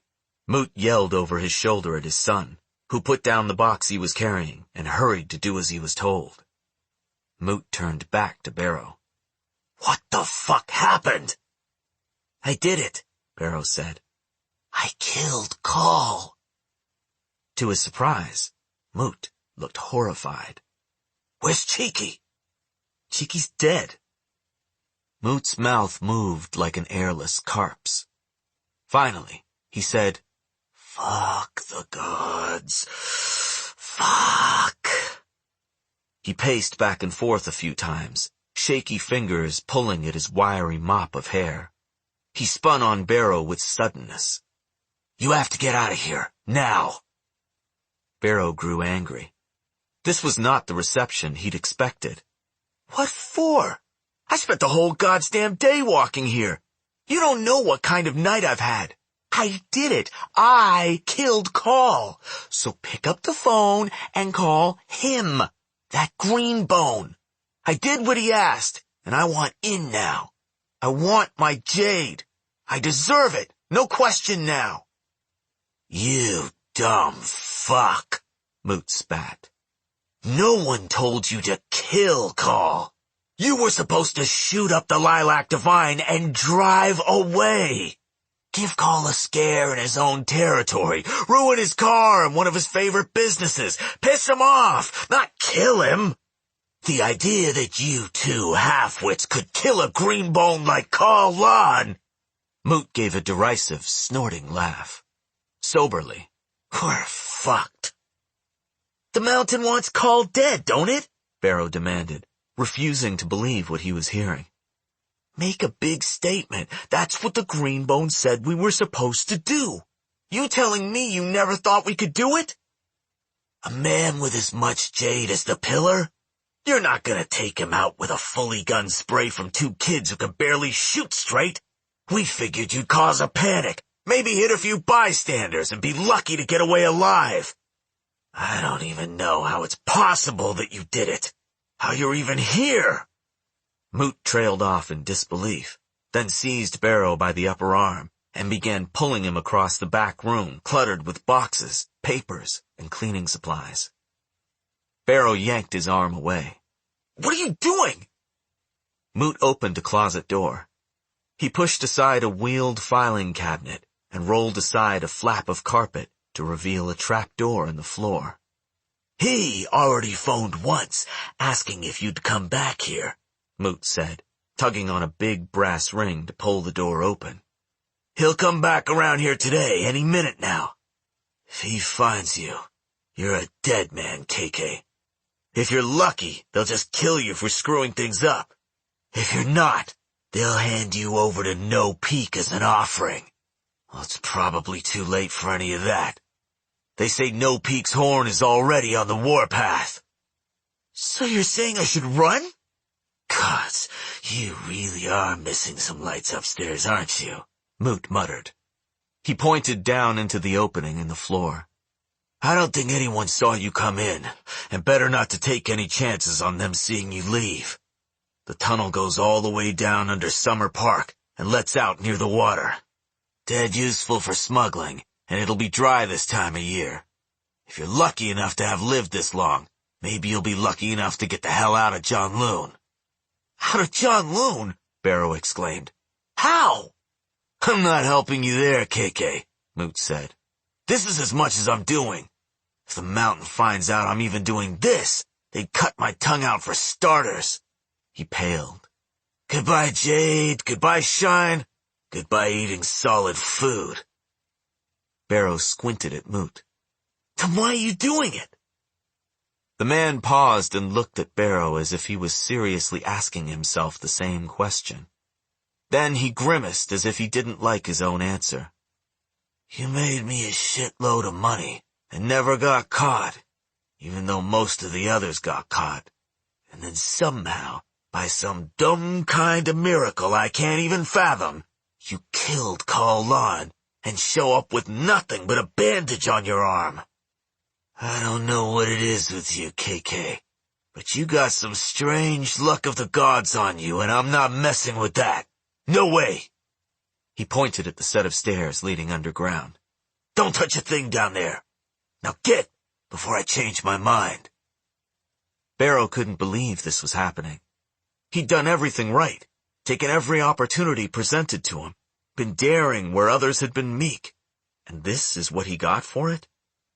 Earlier, he'd felt near invincible, convinced his rewards were finally coming to him. Now he saw that it was nothing more than a horrible joke. He thought about refusing to leave. He'd wait right here in the back of the Goody 2 until that goateed green bone bastard showed up, and then he'd demand his due. Moot was right, though. There was some strange luck on him, and it was best not to question it. Just as it had told him to chase after Kaul last night, it told him now that if he stayed, he wouldn't live long enough for his fortune to turn again. He started down the tunnel. It's dark down there, he protested. Moot handed him a flashlight, and he switched it on. When he got to the last of the steps, Moot slammed the trapdoor shut, and Barrow jumped. He heard Moot rolling the filing cabinet back into place overhead, and a sudden, sick panic gripped him by the throat. What if this wasn't an escape route after all, but a trick? What if Moot had trapped him down here, to hand over to either one of the clans later, or simply to die? Barrow swung the flashlight around. The beam shook with his fear, dancing over unlabeled crates and boxes. This must be where Moot kept his most valuable contraband. Under other circumstances, Barrow would have been eager to open them up and take a look. But when the yellow circle of his flashlight passed over the nearby items and disappeared down a long, beckoning tunnel, relief opened into Barrow's veins, and he hurried toward it, away from the hated sting of being wronged yet again. Chapter 36. Let the Gods Recognize Him. At least, Hilo thought, it was not raining. Lan's funeral procession wound its long, slow way through the streets to the family's ancestral burial grounds on a hillside cemetery in Widow's Park, not far from Kaul Dusharon Academy. There was no threat of violence. It would be unthinkable bad luck to intercept a Greenbone's final death parade, but the tension was palpable, hanging as low over the ceremony as the thick, late autumn clouds. 4 days of illusory calm had descended over Janloon while the clans buried their dead. No peak had returned the bodies of the Greenbones slain in the bedding houses so the mountain could hold rites for them. In the no-peak parts of the city, ceremonial spirit guiding lamps had gone up in the windows of homes and businesses to honor Kaul, grandson of the torch, pillar of the clan. Let the gods recognize him. Hilo had been walking directly behind the hearse for hours.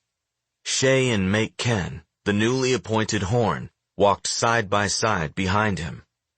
After them came the heads of the other prominent families in the clan, all of them fists, luck-bringers, or lantern men, and behind them, a long trailing crowd of other clan loyalists who joined the march to pay their respects. Wen was back there somewhere with Tar. Hilo would have liked to have her up here with him, but they were not yet married. The nuptials had been indefinitely postponed. Instead of planning his wedding, he was walking in his brother's funeral. It was customary for family members to hold 2 days and nights of silent vigil over the white cloth-draped coffin before the funeral, and Hilo had slept no more than 4 hours a stretch in the days before that, so his exhaustion had taken on a kind of hellish quality. Every few minutes, the funeral gongs and drums would raise an awful din from the front of the hearse, calling down the attention of the gods to observe Lan's passage into the spirit world, and jolting Hilo to continue putting one foot in front of the other. It was said that one must not speak or sleep during the vigil, because if the spirit of the deceased had any final messages to pass on, it would do so during that time. If nothing happened, that meant the loved one had moved on from the earthly realm and was at peace. That was further evidence, in Hilo's opinion, that spiritual sayings were full of shit. Lan's ghost, if it was out there, was not at peace, and Hilo was certain it would have things to say to him if it could. "You're no pillar," it would say. "I was born for it, trained for it, and look at how it killed me. You think you can do any better? Granda always said you were good for nothing but thuggery." "Shut up," Hilo murmured, though he knew it wasn't really Lan he was speaking to, only his own fears speaking in his brother's voice. Last night, in a moment of sleep-deprived, superstitious weakness, he'd laid his hands on the hilt of Lan's moonblade and strained his perception out so far that dozens of auras and hundreds of heartbeats chorused in his mind like white noise. He hadn't felt the barest hint of Lan's presence. No spirit had appeared or spoken to him during the vigil, not even to say, "Don't worry, brother, you'll be joining me soon enough." They reached the cemetery at last. The hearse climbed slowly up to the burial ground where a new plot had been dug next to the green marble family monument where Hilo's father and other forebears were buried. 3 deitist penitents wearing white funerary robes were waiting to perform the final rituals. Hilo's mother was standing by Kaul Sen, who sat in a wheelchair by the gravesite, Kianla holding a shade over him, even though it was overcast. They had been driven here ahead of the procession. Kaul Wan Ria, fetched from the cottage in Morenia, had the bent posture of someone who had long ago stopped questioning or fighting the world. Her grieving eyes were as dull as those of an old doll. The patriarch was motionless, his gnarled hands gripping the arms of the chair like tree roots sunken into clay. Hilo embraced his mother, though she returned the gesture with limp arms and barely seemed to see him. Lan had been the most dutiful of her children, more than her other 2 put together. "I love you, Ma," Hilo said. She didn't reply. The gray in her hair stood out more starkly than ever, and she looked lumpy in shapeless white funeral clothes. Out of the entire family, the shock was perhaps greatest for her. Hilo doubted Lan had conveyed much to their mother about the situation between the clans in the city. Complicit in her ignorance, she was now enduring the greater part of pain, and Hilo was forced to make a mental note to himself that she ought to be moved closer to the family, or help hired in Morenia to better care for her. He went next to his grandfather and knelt respectfully, clasping his hands and touching them to his head. "Granda." He rose to his feet and bent to kiss the hateful old man on his forehead. As he leaned over, he half expected his grandfather to shoot out a claw-like hand and crush his windpipe in front of all the onlookers. Kaul Sen's fingers twitched, but he merely glowered at his remaining grandson with vague disdain. Hilo moved aside, letting Shay step in to stand beside the chair and take their grandfather's hand. "Where's Doru?" he heard the old man grumble to her. Hilo had been worried about his grandfather being there. Kaul Sen was even more unpredictable now. What might he say? Would he loudly denounce Hilo in public, or start ranting about how wonderful his son Du had been? Now, though, Hilo relaxed a little. It was good that Granda was here. In the wheelchair he looked frail and confused. Clearly, just a broken old man, no longer the torch of Kakon.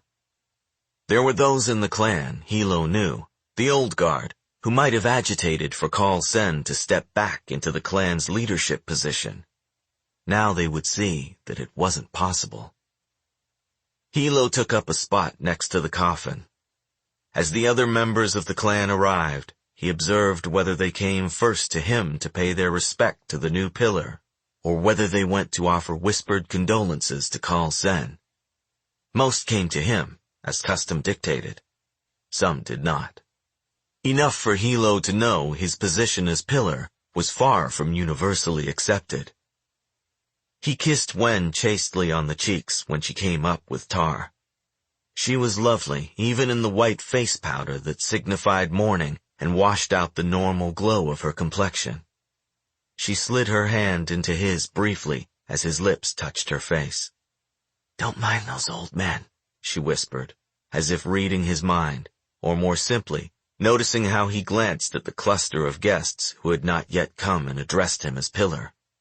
"They haven't accepted reality yet." "Some of them are powerful," Hilo replied quietly. "Some are councilmen." "Councilmen are useless in a war," Wen said. "The Lantern Men don't need regulations or tax breaks right now. They need protection. They need the clan's strength. Look at all the fists here, how they rally to you. Everyone else in the clan sees that too." She squeezed his fingers, then went to stand by her brothers. Hilo scanned the crowd until he spotted Andon standing off to the side. He caught his cousin's eye and motioned for him to join the rest of the family. Andon hesitated, then walked over. He looked racked with grief, the poor kid. His eyes rimmed and his face almost as drawn and pale as Lan's drowned corpse when Hilo had first laid eyes on it. Hilo said gently, "What are you doing alone over there, Andy? You belong over here with us." Andon's face twitched like it was being barely held together, but he nodded mutely and took up his place next to Shay. The gongs and drums sustained a final crash of noise that made Hilo's head hurt, and then fell silent, as did the crowd. The senior penitent, a learned one, glided forward and began to lead the long, low chanting recitations that would usher Lan's spirit to the afterlife, where it would reside peacefully until the long-awaited return, when all of humanity would be admitted back into the fold of heaven to reclaim their lost kinship with the gods. Hilo tuned out after a few minutes. He moved his lips to echo the chants in all the appropriate places, but he had never had faith in things he could not see or feel with his own formidable senses. Deitism, indeed all religion, made a complicated story out of truths that were simple but hard for people to accept. Jade was a mysterious but natural substance, not a divine gift or the remnants of some heavenly palace. The Kekanese were genetically fortunate, like the first monkeys with opposable thumbs, but that was all. People weren't descended from the gods, and they wouldn't return to being gods. People were people. The power of Jade didn't make them better or closer to godliness. It just made them more powerful. Hilo studied the somber crowd. It was populated with influential lantern men, business owners, corporate executives, judges, politicians. They were here with white envelopes of special tribute money to defray the cost of Lan's funeral and to publicly proclaim their continued allegiance to the clan. At this point, it was a gesture, not a promise. The true strength of their commitment would be revealed over the coming weeks and months. It depended on what happened next, on which way the clan war turned. Hilo glanced left and right, at his family arrayed around him at the front of the gathered mourners. Today he was putting on a display for the clan. Shay as weatherman, the fearsome Make brothers as horn and first fist, his fiancée, and his talented teenage cousin, all standing together. A confident public declaration that the younger generation of No Peak was still strong, that it would ensure the clan had a future. He hoped that for now, it would be enough. The sermon ended with several more murmured refrains of, "Let the gods recognize him," and then everyone faced the coffin and watched as it was lowered into the earth. Hilo would have to stand and accept the condolences of lingering well-wishers for some time. He wished he could lie down on the ground and pass out instead. Shay, who'd kept vigil with him, stood erect, staring ahead, one hand supporting their mother's arm. Kaul Sen looked slumped and lost in his chair. People began to mingle and converse in hushed tones. It was all extremely depressing. "Here comes Chancellor Zone," Shay whispered at him. The ruddy, overweight politician approached and placed his white envelope tactfully in the collection dish by the grave. "Kaul Jen," he said gravely, turning and raising his hands in a salute, but not, Hilo noticed, holding it for long or tilting into any semblance of a bow. "My heart is unspeakably heavy for your loss. Thank you for being here to mourn with us, Chancellor," Hilo said. "Your brother wasn't pillar for nearly as long as he deserved. He was a reasonable and wise leader who always thought of the needs of the country and never forgot a friendship shown to the clan. I never had anything less than the greatest respect for Kaul Lan. He will be greatly missed." "He will," Hilo agreed, making the effort to keep his face neutral, for it could not be clearer that the Chancellor was pressing a message upon him, and was already, with his shrewd gaze, making unfavorable comparisons between the old pillar and the new. Sohn conveyed himself with the smooth words of a diplomat, but Hilo didn't need perception to sense that the man's wariness and ambivalence emanated all down the line of lantern men here today. They relied on the clan for protection and patronage, and when they looked at Hilo, they saw his obvious youth and violent reputation. After today, Shay would tally the monetary contributions, and then he'd have a better idea of where he stood, how much he needed to worry. As much as he wanted to take comfort in what Wen had said, Hilo knew that it didn't matter how many loyal fists he had. If he lost the support of the lantern men, if they began to defect to the mountain, then he would lose the clan. He turned, with reluctance, to politely greet the next one who followed on Sohn's heels to deposit his envelope and pay respect.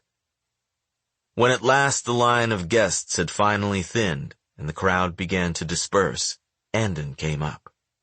"Hilo-chan," he said tentatively, "I have to talk to you." The teen's face was contorted, as if he were in physical pain.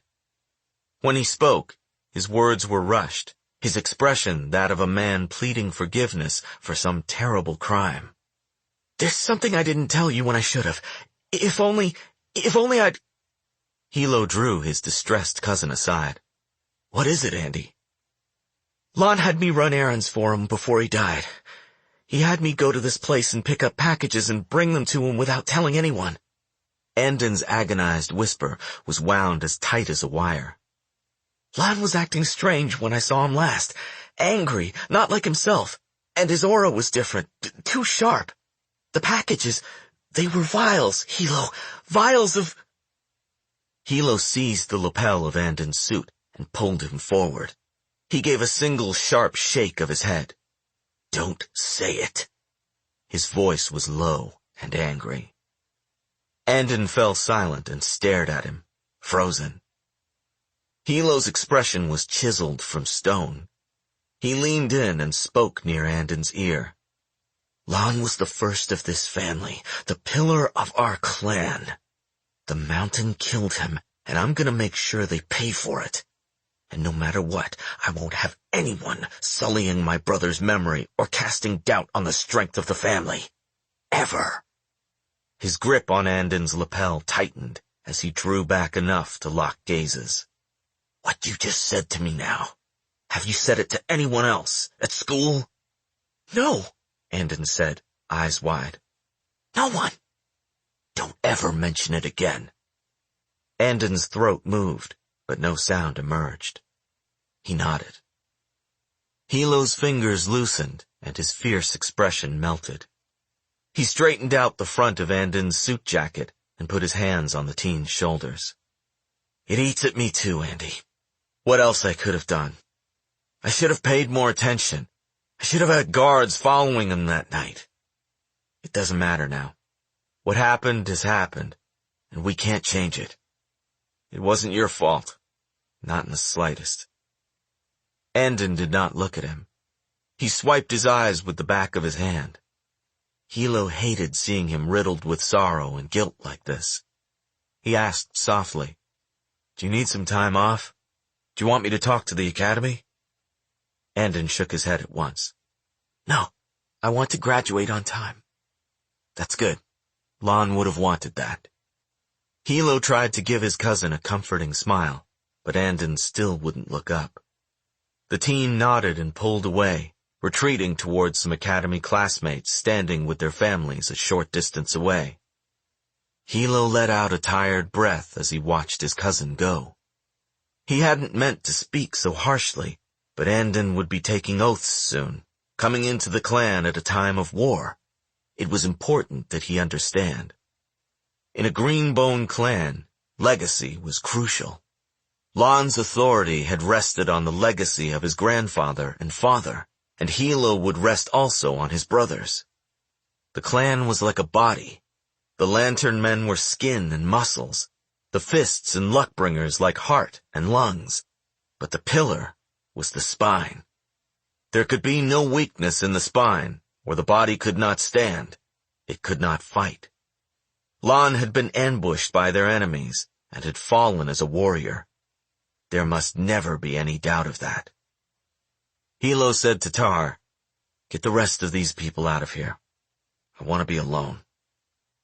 Tar and Ken ushered the remaining guests gently but firmly back down to the cemetery gates. Shay bowed her head for a long moment. Her lips moved as if she was saying something silently to Lon's coffin. Then she turned and walked away, guiding their mother's slow steps. Wen came up to Hilo and put a questioning hand on his arm. "Go with your brothers," he told her. "I'll follow." She did as he asked. Kaul Sen remained by the open grave with Kianla standing patiently behind his wheelchair. "He was a good boy," the old man said finally. "A good son." Suddenly, Kaul Sen began to weep. He cried with the silent, ugly face of someone who was embarrassed to do so, who thought tears were for the feeble. Kianla tried to comfort him, handing him tissues from her purse. There, Kaljen. It's okay to cry. We're all human. We all need to cry to feel better, even the pillar." Kaul Sen took no notice of her. Hilo looked away. Seeing the old man weep made his chest heavy as lead.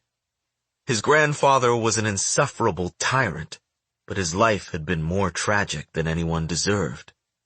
All his military and civic achievements, public accolades, and decades of rule over the family and the clan could not compensate for the fact that he'd buried his only son, and now his eldest grandson.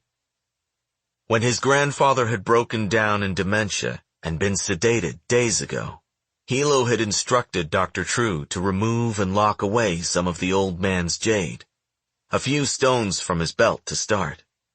The doctor said it would help. It would make Granda less likely to hurt himself or others. It would dull his senses, slow his metabolism, make him calmer. When he awoke, Kaul Sen did not seem to even notice his missing jade, a sad sign in itself, but Hilo did. The torch's once indomitable aura was already a shadow of what it used to be. Loss of jade only made that more apparent. Seeing him like this now, Hilo knew with abrupt certainty that his grandfather did not have long to live. There would be another Kaul family funeral soon, though he wasn't going to wager on whose it would be.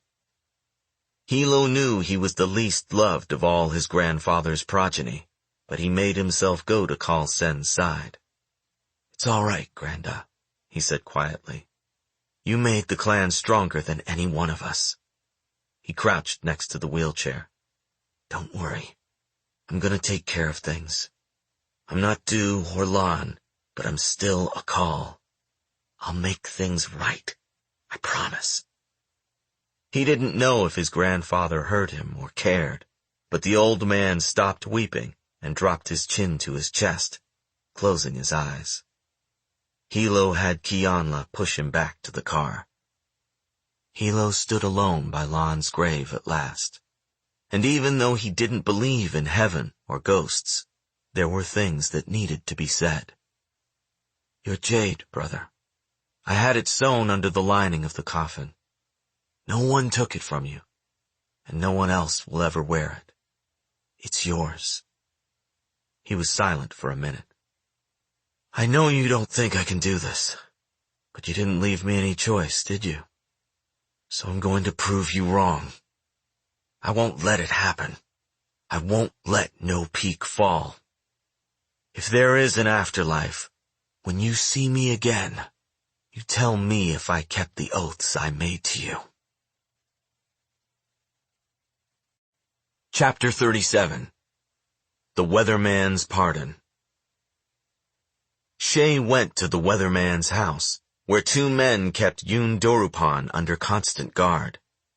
The two men were junior fingers who would be no match for a senior Greenbone, but they did not need to be, not when their captive no longer possessed any jade. One man stayed by the front door to keep people away, and one stayed inside to keep Doru from getting out. They carried handguns only, not even their talon knives, so their prisoner had no chance of getting his hands on a jade-hilted weapon. When Shay approached, the sentry said, Hilo Gen said no one's to go in. Even these junior fingers referred to Hilo in the familiar, as if they were his personal friends. This is the Weatherman's house, Shay said. I'm the Weatherman, so this is my residence. The man in there is a temporary guest, and I intend to speak to him. When the finger still hesitated, Shay said, It'd be better if you were to simply report me to my brother, rather than get in my way. The finger considered his position relative to hers, and let her in. The inside of the house was dark even in the middle of the morning. All the blinds were shut, and the ceiling fan circulated warm, stuffy air that smelled of cloves and musty sweaters. Doru did not throw anything away. The house was filled with uncoordinated furniture, houseplants, and all manner of random gifts accumulated from decades as weatherman. Statuettes and little ornate boxes, colorful vases, and carved paperweights, throw rugs, and ebony coasters. In one corner of the living room, by the window, the other guard sat in a chair, looking bored. Doru was lying stretched out lengthwise on the sofa, a wet folded towel over his eyes. Is that you, Shaysa? Doruja, Shay caught herself. Hello, Uncle Doru. The former weatherman was no longer entitled to the suffix he'd held most of his life. Doru lifted the towel from his eyes and shifted his lanky limbs, sitting up slowly and gingerly, as if he was unfamiliar with his body and suspicious it might break. Without his jade, he looked gaunt and creaky. The former weatherman licked his dry, thin lips and squinted at Shay, as if making sure it was her. Ah, he breathed, leaning his head back and closing his eyes, as if already exhausted merely from moving. How did you manage, Shaysa? Going through this by yourself, so far from home. She had been young and healthy, better able to endure the headaches, crushing fatigue and panic attacks of jade withdrawal. Doru was nearly as elderly as her grandfather. She couldn't help wondering if a quick death wouldn't have been a kinder fate for him than this humiliating ordeal. It gets easier after the first 2 weeks, she told him. I know, Shaysa, Doru sighed. This isn't the first time I've been jade-stripped and imprisoned. At least this time I'm in the comfort of my home instead of a Shatarian torture cell. He moved his fingers in a no-matter gesture. I don't expect it to last as long, though. Come closer. I can't hear you that well anymore. Sit down, and do tell me why I'm still alive. Shay picked her way over to the armchair and sat down across from the man. Lan's funeral, Uncle, she said. It was yesterday. Water gathered under Doru's papery eyelids and slipped out of the corner of his eyes, tracing thin tracks down the side of his face, like estuaries seeking a route through a landscape of wrinkles. Why him? He was always such a good, thoughtful man, a dutiful son. Oh, Lanza, why were you so foolish? So good, and so foolish. Accusingly, you could have let me come to the funeral. Hilo could have given me that one courtesy. You know he couldn't have. How did it happen? Poor Lanza, how did he die? He was ambushed on his way home from the Lilac Divine, drowned in the harbor. Shay was surprised she could say the words. Doru shook his head emphatically. That can't be. It must have been a terrible mistake. That was never the plan. No, never. A chill anger pumped through Shay's veins. Why did you betray us, Doru? After so many years, why? I only ever did what I thought was best, what Kaul Jen himself would want. I would never betray him, for anything or anyone. His face sagged with regret. Not even his own grandchildren. You're not making any sense. Are you saying Grandar wanted you to conspire with the mountain against us? A good weatherman, Doru said, can read his pillar like his own mind. Kaul Jen never had to ask me to do this thing or that. He never had to say, Doru Jen, what should I do? I always knew what aim he was moving toward, even before he saw it clearly himself. If he said, we must capture this town, I knew he meant to disrupt the shipping lines. If he said, we should talk to so-and-so, I knew he meant to buy them out, and I should begin to make the preparations. I saw and did the things Kaul Jen did not ask. Do you understand, Shaysa? No, she said. Kaul Jen only ever made a few mistakes in his life that he regretted. When he and Ait were partners, the One Mountain Society was strong enough to liberate a nation. You were born after the end of the war, Shaysa. You cannot appreciate or understand what that means. It was peace, not war, that divided us into clans, turned us into rivals for territory and business and Jade. Your grandfather, I can tell he is heartbroken that he and Ait would leave such a legacy of strife. I tried to fix what he wished he could fix. I tried to bring the clans together again. By covering for the mountain while they mined Jade behind our backs? By colluding with their weatherman to sell us out? I examined the KJA and Treasury records. You were lining your own pockets. What do I need more money for at my age? His long face wrinkled in disdain. Ait's daughter means to combine the clans. She will do it peacefully, or she will do it by force. She is a stronger, more ambitious, more cunning pillar than Lon ever was. Heaven forgive me for saying so. Many times I tried to convince him to negotiate for a merger, but he refused to consider it. He had pride riding on one shoulder, and the voice of that wolf Hilo on the other. Doru's voice was fading, as if his energy was leaving him. I agreed to obscure the mountain's mining activities in exchange for money. Money I put back into the clan.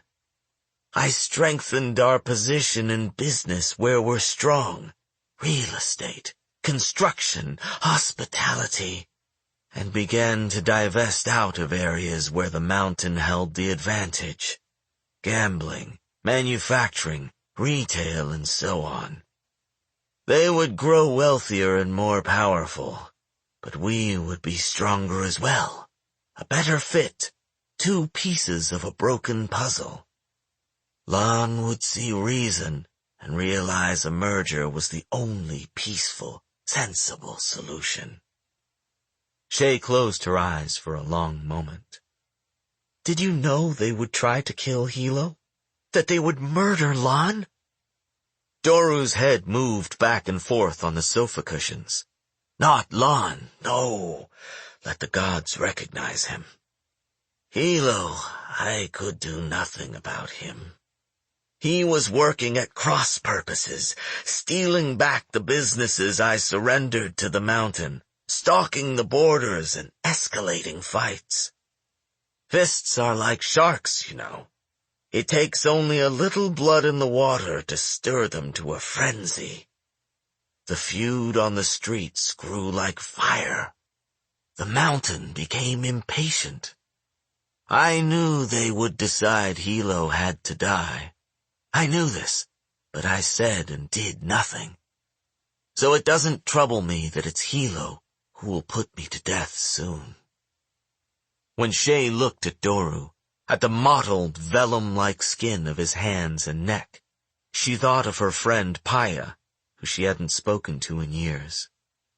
It wasn't Paya's love of music, her skill with numbers, or her talent in lightness that Shay remembered. It was the shock of a dozen filthy photographs spilling from a manila envelope that wormed into her mind. Shay could not bring herself to speculate on what else she'd find if she searched this cluttered house. Doru had been a presence in the Kaul family for all of Shay's life. He'd been like an uncle to the Torch's grandchildren, but he'd abused his position as weatherman in so many ways even before he'd begun secretly undermining Lan. Whatever pity she could find for Doru now, she didn't disagree with what Hilo would surely say. He went against the clan. A weatherman doesn't go against the pillar. He has to die. There's nothing to be done about it. Except that Hilo had not yet given the order to have Doru executed. He might be merciless to enemies, but Hilo was soft-hearted within the family. Shay suspected he was putting it off, not eager for it to be one of his first acts as pillar. With Lan's funeral behind them, however, it would be soon. Perhaps even today or tomorrow. Shay made up her mind. She gathered the words she'd wanted to spit for some time and shifted forward to the edge of her chair. You disgust me, Uncle Doru. I don't need to tell you why. In my opinion, you've lived too long already, protected by Granda's friendship, no matter what you did. I wouldn't shed a tear for you myself, but I'll keep you from execution if you'll help Granda. Her words thickened, and she paused. All he does is sit in his room. He was so frail at the funeral, and he's barely spoken since then. When he does speak, he asks for you. Doru's head had rolled back against the sofa, but he was listening. She could see his eyes moving under his thin eyelids, and his throat bobbed as he swallowed. His mind is going, Shay said. The doctor says he needs familiar people and routines. If you would play chess and have tea with him in the mornings, like you always used to, I know it would be of comfort to him. If you swear to take no further part in the clan business, I'll talk to Hilo. I'll convince him to let you keep your life, if you agree to help Granda now, near the end, when he needs you. She suspected she would have to fight Hilo hard for this, and so early on in their partnership no less, but she was willing to do it. She was losing her grandfather, so soon after losing Lan. To all the solicitous clan members who'd crowded up to acknowledge Hilo as pillar at the funeral yesterday, it had been obvious that Kaul Sen's will to live was fading fast, even faster than his jade aura, as he was slowly weaned off the stones he'd won and worn over the decades. It was a heartbreaking irony that she'd spent the last few good years of her grandfather's life in a faraway country, and all she would get from now on were fleeting occasions of lucidity that came and went like flashes of tropical rain. He'd loved her most of all his grandchildren, and wanted so badly for her to return to the clan, but now that she had, he didn't even know it. She could accept that, but she wasn't ready to let him go, to watch his body wither into a shell and his mind blow away like dust. "I want what's best for Granda," she said to Doru. "That's even more important than clan justice. Do you agree, Uncle?" Doru lifted his head from the sofa. His skull swayed as if it was too heavy for his neck. The man's eyes were sunken, but still shiny and dark as marbles. "I will always do what Kaul needs of me. We'll tell Granda you've had health problems, early symptoms of the itches. That's why you're without Jade. There'll be a guard present, and you're forbidden to speak of any clan business. That's the only way this can happen, and if you break the rules, I won't protect you from Hilo a second time." "I can't swear on my Jade any longer," Doru said with bitter humor. "But you have my word. I know my position, Shesa. I did my best to steer toward a better outcome for us all, but I failed. Lon is dead, and Hilo is pillar. I live only on his mercy, and yours, I see. And if I can be of simple company to Kaul for the short time we both have left, that is more than enough. You've nothing to worry about from me." Shay nodded and stood up. It seemed inappropriate to thank him when she was the one promising to spare his life, and also inappropriate to apologize for his situation. So she merely said, "Good then." Doru laid his thin, fragile body back down on the sofa.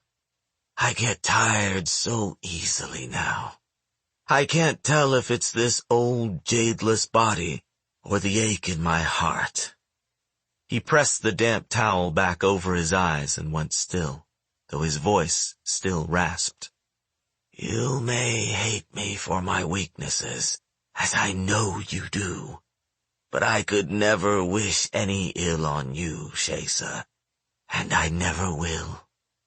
The only thing that makes me glad for my fate is seeing you, so strong, so clever and beautiful, with your Jade on. It took murder and war to bring you back, but do you remember? I always said to your grandfather that someday you would replace me as weatherman." Chapter 38. The Lantern Man's Dilemma. The Twice Lucky had been doing excellent business for months, and as it was located near a freeway entrance not far from a territorial border, Mr. Une was alarmed but not entirely surprised when two heavily armed greenbones from the No Peak clan showed up in the morning and sat at the closed bar, playing cards on the countertop and watching the front door. The restaurateur went to see if he could offer them anything to eat or drink. "Are you expecting trouble, Jen?" he asked. "Maybe," said one of the greenbones, a man with a short beard whose name was Sato. The other was a much younger man named Khan. "The Horn thinks there will be. We need a phone to call him if there is." It took Mr. Une a moment to remember that the men were no longer referring to Kaul Hilo, but to Mate Ken. Mr. Une brought out the phone from his office and plugged it in behind the bar. "Should I close for the day?" he asked, growing more nervous by the minute. Sato said, "It's your choice. No need right now." There was, indeed, barely any need, as business was very slow. Normally, lunch hour on a fifth day was packed, But yesterday had been the funeral procession of the murdered pillar, Kaul. Let the gods recognize him.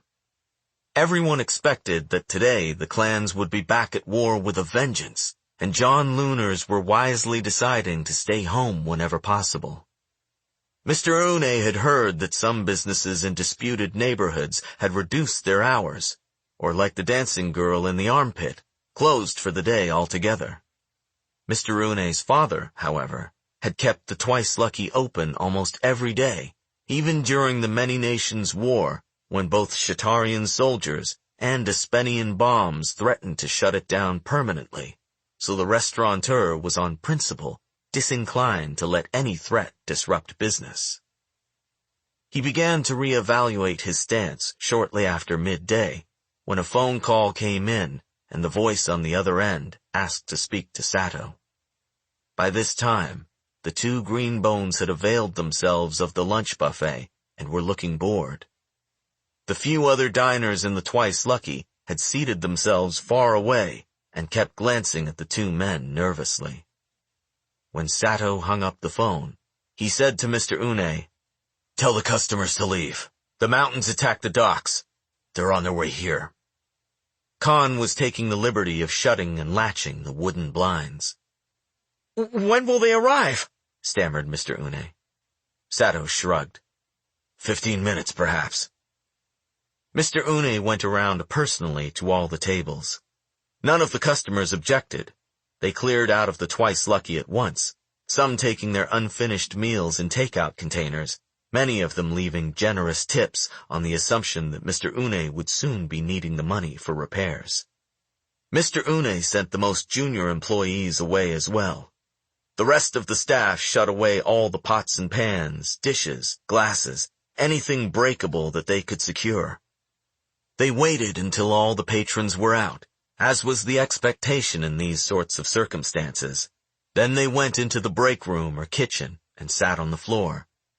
Mr. Une remained out front, alternately patting his brow with a cloth and wringing his hands. "Is it only the two of you?" he asked. "Not that I doubt either of your abilities, Jen, but surely—" At that moment, 3 other Green Bones from the clan, 2 men and a woman, came through the door, breathing hard and sweating, as if they'd run here from another location. Mr. Une's relief at the arrival of reinforcements was quickly shattered when the woman panted, "They've taken almost everything south of the General's Ride. God's leading the attack himself." The moon blade in her hand was wet. Mr. Une's stomach gave a protesting shudder. "They'll be here any minute." Khan, standing by the door, swung his head toward the street, as if he'd heard a sudden noise that Mr. Une had not. "They're already here." The Green Bones drew their weapons and ran out the door to defend the building. Mr. Une gave a bit of a squeak and hurried in the opposite direction. He dove behind the bar, just as the sound of squealing tires, slamming doors, and gunfire erupted in front of the restaurant. The initial spray of bullets peppered the entrance facade and broke 3 of the Twice Lucky's front windows. Mr. Une groaned, thinking about the damage, but after that, the gunfire ceased. In a contest for territory, it was to no one's advantage, either the attacking or defending clan, to badly ruin potential tribute property or kill bystanders. There was shouting outside, sounds of steel on steel, a scream of pain, the screech of another car arriving, and additional muffled noises of fighting. Mr. Une thought he might have heard someone yelling, "Fall back!" but it was obscured by 2 more gunshots. After that, there was silence. Mr. Une didn't dare to breathe. Just when he'd mustered the courage to stand up and try to see what was happening, the front doors burst open, and a huge Green Bone, who could only be Gaunt Ash, Horn of the Mountain, strode in. 3 of his warriors followed close behind, their eyes bright and wild, their faces and clothes speckled with blood. Gaunt stood in the foyer, surveying the empty dining room floor. "A very nice place," he said. He turned his head toward the bar. Mr. Une had ducked back down, and was stifling whimpers with his sleeve. "Come out, my friend," Gaunt called. Hesitantly, Mr. Une stood up. Gaunt motioned him forward. Swallowing, the restaurant owner forced himself to put on his most professional, solicitous manner and approach the posse of men. As he neared them, he glanced toward the front door and was horrified to see blood on the glass and the lower half of Khan's body lying in his field of view. He jumped like a squirrel when Gaunt said, "Where is your staff?" Mr. Une tried to speak but found it difficult, so he pointed toward the kitchen and back room. "Bring them out," Gaunt said to one of his men. Mr. Une gave another start when the front door opened and two other mountain green bones entered, dragging a mostly limp Sato behind them. They deposited him in front of Gaunt like cats offering up a slain rat. "Jade for our horn," said one of the mountain warriors, saluting Gaunt. "A worthy victory this. The Twice Lucky is one of No Peak's jewels." Sato struggled to his knees and spat on Gaunt's shoes. "My blood for my clan. Helogen will tear the jade from your cold dead." Gaunt brought his moonblade down with such swiftness and force that Mr. Une did not have time to let out a sound before Sato's head rolled across the carpet and came to a stop at the foot of the hostess podium. "All of you fought well. Divide his jade among you," Gaunt said to his men. "Go tell Oro not to bring out the staff until the bodies are cleared. No need to frighten them." The horn sheathed his blade and sat down at the nearest table, looking around and nodding. He eyed the board with the day's specials written in chalk. "Is the lunch buffet still open?" he asked. The question snapped Mr. Une out of his shock. "Yes, Gotchen, though it's been put away and might not be as hot and fresh as it would be if you'd come 2 hours ago." He trailed off in awareness of how ridiculous that sounded. "I am told this is a favorite dinner spot of my enemy, Kaul Hilo," Gaunt said, "and that the crispy squid served here is particularly excellent. Regretfully, I have never had the opportunity to dine here. Such is the unfortunate reality of being a greenbone in this city." Two of his men passed by, carrying Sato's headless body. "I'm flattered that the Twice Lucky's reputation has reached you, Jen," Mr. Une said hastily, sweating profusely. "Please, allow me to bring you a plate of crispy squid, so that you can finally taste it for yourself." "I would like nothing more," Gaunt said. "Also, bring me your ledgers." Mr. Une hurried to do both. 10 minutes later, the horn of the mountain put a piece of squid into his mouth and chewed. His subordinates watched curiously. The remaining staff of the Twice Lucky had been collected from the back and gathered around as well. They stood in a silent, fearful semicircle behind Mr. Une. Gaunt's heavy brow furrowed. He swallowed, then raised a hand and smacked the table several times in applause. "Truly, the reputation of the Twice Lucky is well deserved," he said. "The crunchiness is perfect, the flavoring is so unique, and there is just the right amount of spiciness. I would gladly eat this every day." Despite himself, Mr. Une beamed at the praise. Behind him, the kitchen staff let out sighs of relief. Gaunt continued eating as he turned to the black ledger book Mr. Une had set before him and opened it. "How much tribute do you pay No Peak?" he asked.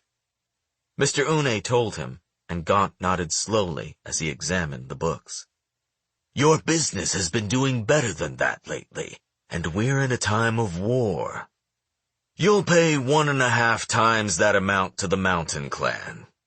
He gestured to his fists to take chopsticks and help themselves to the squid as well, which they eagerly did. "Now, my friend, swear your allegiance and tribute, and you'll be open as usual tomorrow." Mr. Une's mouth opened and closed a couple of times before he mopped his brow and said, "Gantjen, I've been a lantern man in No Peak for more than 20 years. My brother and my nephew are also lantern men loyal to the Kauls. My sister-in-law is a luck-bringer. My cousin is a finger in the clan. Would you not allow me to leave here honorably?" It is a well-ingrained custom that if one clan took over another's territory, jadeless business owners and workers would be allowed to switch allegiance or leave without consequence. That's what had happened at the betting houses on Poor Man's Road that the Kauls had conquered just a few days ago. "That would not be acceptable in this case," Gant said. "The Une family has run the Twice Lucky for as long as it's existed. It would be a travesty for it to continue without your able management and culinary vision at the helm." Again, Mr. Une found himself flattered. The horn of the mountain had a rumbling, well-enunciated baritone voice that made him seem most reasonable. Perhaps it would not be so bad to be a lantern man in the mountain. How different would it be, really, paying tribute to one clan versus another? Yet, never in all his years had Mr. Une seriously contemplated the Twice Lucky being taken by another clan. No Peak had always been so powerful here, Kaul Hilo's patronage so ironclad. The war might yet turn again, and the restaurant revert to No Peak. It was safer not to betray anyone. "Please, Gantjen," Mr. Une said, clasping his hands together and saluting repeatedly. "The Twice Lucky is my family's legacy, but I must refuse." Gant considered this. He wiped his mouth with the cloth napkin and stood. "Very well. I understand your position." He turned to his two men. Two of them had already departed, presumably to push on further into the docks, or wage battle elsewhere in the city, but 3 remained. "See to it that all the staff members are brought out of the building," he said. "Then burn it to the ground." Mr. Une's face froze in horror. As Gantjen's green bones moved to obey, the restaurant owner cried, "No, Gantjen, I beg you!" The old man stumbled to his knees in front of the horn. I pledge allegiance and tribute to the mountain clan. I raise the light of my lantern to guide the way of its warriors and call upon their protection." His voice trembled in its haste. "For the love of the gods, please." Gant raised a hand to halt his men. "I gladly accept your pledge, Mr. Une. I would have been very disappointed if this had been the one and only time I enjoyed your crispy squid." He stepped around the quavering lantern man and strode toward the door, leaving his fists in charge.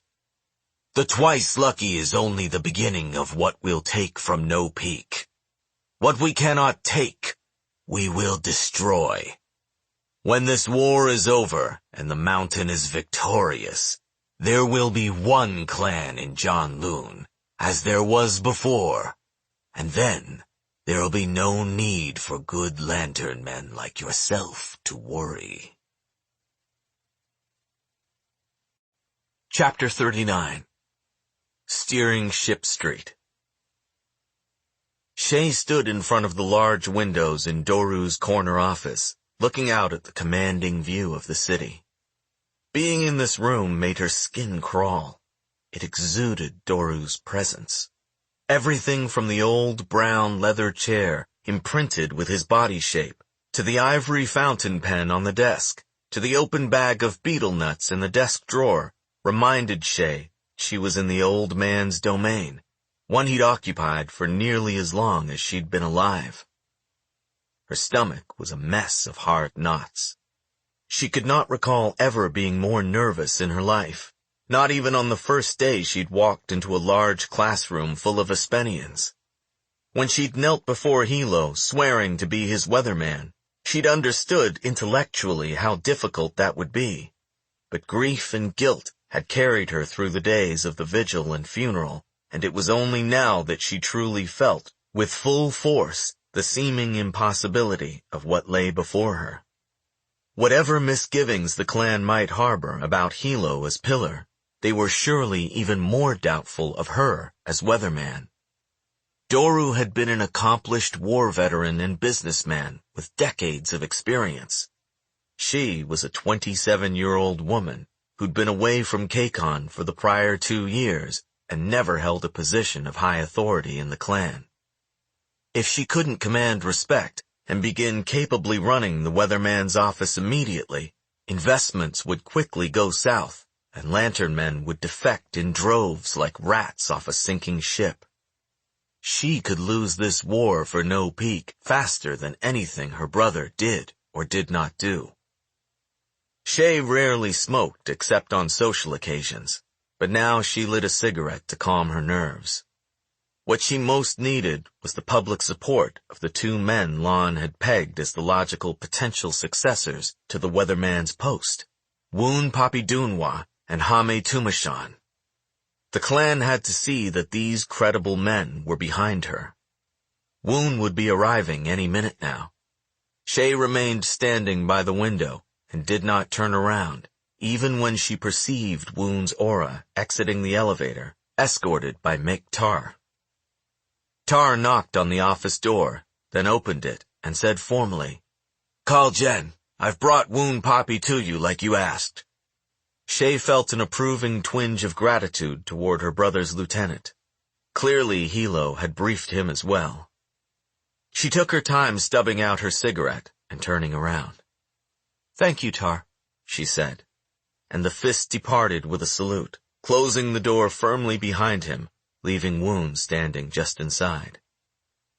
"Woon Jen," Shay said, coming around the desk and motioning the former pillarman toward the ugly dark green sofa in the sitting area of the office. Woon sat without a word. Shay casually filled 2 glasses of water from a pitcher on the side table and placed one of them on the coffee table in front of Woon. She noticed that his hand shook slightly as he took it. She lowered herself into the armchair opposite him. "My brother spoke well of you," she said. "He trusted you and considered you a good friend, an old friend all the way back to the academy." Woon didn't answer, but in that instant Shay saw written plain on his face the depth of sorrow and shame he felt, and also the legitimate fear for his own life. Woon had failed Lon. He hadn't known his pillar had gone out that fateful night, hadn't been there to protect him personally, nor taken the precaution of ensuring that his bodyguards stayed with him. After Mek Tar had ordered Woon to get into the car this morning, the man would have spent the next 20 minutes believing that Kaul Hilo had ordered his exile or execution. Finding himself in the weatherman's office, instead of kneeling on the side of a forested stretch of road, seemed to have confused Woon, but after drinking the glass of water Shay gave him, he recovered enough to look up with a self-loathing hope in his eyes. "I don't deserve to live, Kaul Jen," Shay said gently. "Lon would have forgiven you." She felt, as much from the involuntary pulse of emotion behind the man's aura as the look on his face, the effect her words had on him. She went on in a soft but firm tone. "If the clan is to win this war and avenge Lon, we can't afford to lose anyone needlessly. Neither Hilo nor I can take Lon's place, we know that. Together we stand a chance, but you were Lon's pillarman. You knew him well, and you know the business and the politics side of the clan better than either of us. Failures must have consequences, it's true, but there are other ways to atone." Woon's face was flushed with remorse over his own relief. "What do you want me to do, Kaul Jen?" he asked in a whisper, and Shay knew that she had handled this correctly. Woon now believed she had plucked him from Hilo's justice for some more noble purpose that Lon would have wanted. I know Lon had plans for you to take on more responsibility in the clan, perhaps to become his weatherman after Doru. Hilo has named me to his side, but I can't do it alone. Help me run the weatherman's office as my chief of staff. That's a term I picked up in Hispania for a role much like Pillarman, but with more visibility, more decision-making power. Hilo will understand. Be my right hand, as you were my brother's. Will you do this, Woon-Jen? Woon's eyes brimmed, and he nodded with his face lowered. Yes, it's what Lon-Jen would have wanted me to do, he said simply. Good, Shay said, relieved that this first conversation had gone as planned. We have a lot to do, but we'll start tomorrow. Go home today, but start thinking about what steps we'll need to take to insulate our businesses. Before you go, who do you think should be made Master Luckbringer? Woon thought, then said, Hame Tumashan. Shay appeared to consider this, then nodded. Even if Woon had given another name, it would have been good to demonstrate that she was already leaning on his counsel. Still, she was glad he had pointed to Hame. When Woon had left, Shay drained the rest of her water and leaned her head back against the armchair, preparing herself for what she expected would be the more difficult second conversation. The door opened, and a woman who looked as young as Andon edged her head inside tentatively. Call Jen? She ventured in a high, girlish voice. Is there anything you need? Through the half-open door, Shay could hear the normal chatter of muted conversation in the halls and the ringing of telephones. The financial district was not technically neutral, but the banks and professional services headquartered in the skyscrapers of Ship Street were less susceptible to being taken over and controlled at the point of a blade. Those clan members who worked here, lawyers, accountants, and other luckbringers of similar schooling, waged war in an entirely different way from fists and fingers, so business continued in spite of the violence raging just across the freeway. Yes, Shay said, eyeing the girl and making a note to herself to move the unfortunate creature to a new job, one in which she would not have to dress in such a way and remind Shay of her Uncle Doru's predilections. Call facilities management. I want this entire office cleared out and new furniture brought in. And send in Hame Tumashan when he arrives. She seated herself at Doru's expansive desk and was looking through the papers in his inbox when Hame knocked and came in, saluting her shallowly. You asked to see me. The man's voice was carefully neutral, but his eyes were faintly narrowed with skepticism. Shay put down the document she was studying. Come in, Hami-jen, she said, gesturing to the chair in front of the desk. When he sat, she offered him a cigarette, which he declined. Hame was a brusque man in his late 30s. He'd been a respected fist before a relay ball injury gave him a permanent limp and turned his career path toward corporate law. He wore more jade than the average man on Ship Street, and there was a certain proud and solid quality to his aura. Hilo had assured Shay that Hame was a clan loyalist who could be trusted, though perhaps her brother's assessment was a reflection on the fact that in recent years Hame had clashed with Doru, and his career had stalled as a result. Shay suspected Hame might have played a key role in helping Hilo find evidence of Doru's betrayal.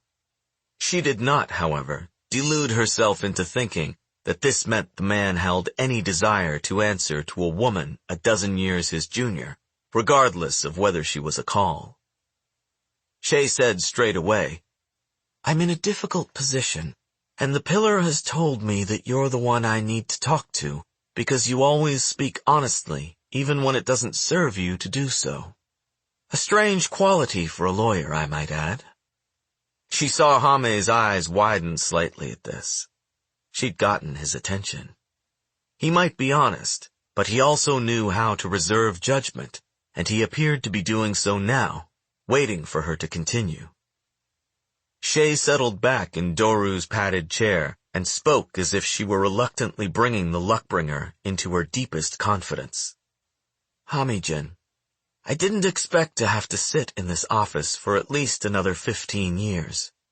I returned from studying in Hispania not long ago. I was supposed to run some of the clan's companies to get operational experience, some of the easier, stable businesses that still have room to grow, in real estate or tourism perhaps.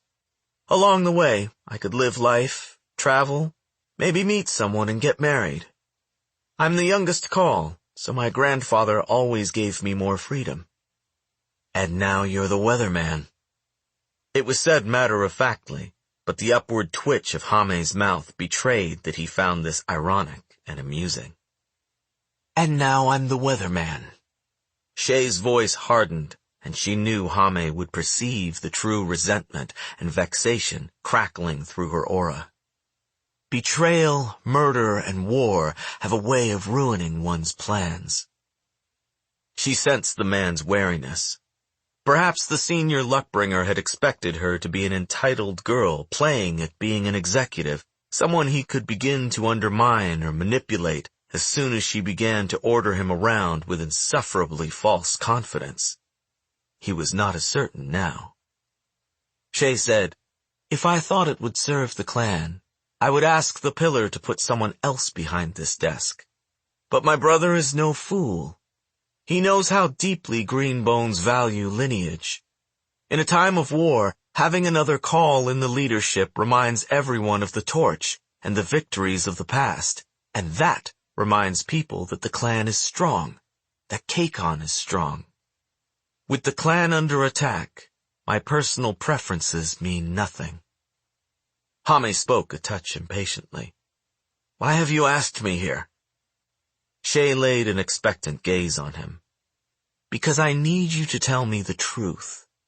How difficult will this be? What must I do right away to secure the confidence of the staff and lantern men so this place doesn't fall apart and the mountain doesn't sweep in and swallow us? Because if I fail, it will be the end of the No Peak clan. Hame regarded her with what Shay sensed was tentative respect. She'd reminded him that she was, and always had been, the weatherman in waiting, trained by Doru, educated at one of the best schools in Hispania, favored by the torch, merely prematurely installed. And now, she was being entirely honest about her credibility challenges. She was astute to have sought his advice at once, a fact that could not help but flatter him. Shay waited for his response. After a moment, Hame cleared his throat and said roughly, You'll need the senior Luckbringers on your side, the ones who really hold the relationships with the lantern men. You should hold a staff meeting as soon as possible. If you're going to make major changes, make them quickly while you're in this grace period when people are waiting to see what happens in the street war. Shay nodded in agreement. I do intend to make changes. I've learned enough to know that some of Doru's actions weakened the clan. Too many investment decisions were made by him alone. We've been cautious and reactive, waiting for lantern men to come to us instead of seeking out opportunities. It's put us on weak footing against the mountain. She knew this was what Hame believed as well, but she treaded carefully now, not wanting to press the point and appear to be mining his discontent. How many people in the office would you say are loyal to Doru, and might be a problem if they remained in their current roles? Fewer than you would think, Hame said, and Shay saw the gleam in his eye that told her she touched upon their shared dislike for Yoon Dorupan with just the right amount of force. Yoon-Jen has not been popular recently. Many people thought he should have retired 5 years ago. Most of his staunchest allies are old enough that they can be made to retire gracefully with a clan stipend. We'll find stronger support among the divisions that he underfunded or gutted, Luckbringers that saw good businesses go to the mountain. They'll be eager for change. Shay noted Hame's encouraging use of the word we and asked with absolute bluntness, who was the leading candidate to be the next weatherman before Lonjen was killed and the pillar appointed me? Hame's jaw tensed, but his honesty prevailed. Woon Papi Dunwa. My brother's pillarman, Shay said thoughtfully, as if considering Woon for the first time. A good man, respected throughout the clan, though perhaps a bit staid. I'll make him my chief of staff. Let both men believe she had taken their counsel in appointing the other. The current master luckbringer, Pado Cerrito, is he loyal to Doru? Yes, he's been master luckbringer for 12 years. He's fired, Shay declared. You're master luckbringer now, Hame-gen, assuming that you're willing to take on the challenge of leading the clan in a time of difficulty with the same clear-sightedness you've shown me today. Hame did not look surprised by the sudden promotion, but he hesitated. Shay waited for his reply without betraying her anxiety. Her worry was that Hame would resign, not from the clan itself, of course. That was nearly impossible for a greenbone of his level, but he was certainly free to seek a livelihood outside of the weatherman's office, operating one of the clan's businesses, or going to work for a prominent lantern man. A step down in status, perhaps, but the money could be better. His departure might start a chain reaction of desertion. She had played her cards well, however. After another moment's thought, Hame said, I would be honored, Kaul-gen. The honor is mine, she said, and offered him the first smile she'd given that day. As you've already advised me, we have to move quickly, beginning with an announcement to the entire senior staff tomorrow. Can we meet again later this afternoon? We need to go into that meeting with a strategy. Hame nodded and stood up. The dubiousness he'd so obviously carried into the room with him had been replaced with a mildly bemused sense of eagerness to get to work. We'll be ready. He saluted her more deeply than he had upon entering, then strode out of the room. When he was gone, Shay closed her eyes and let out a long breath. 2 down, several thousand to go.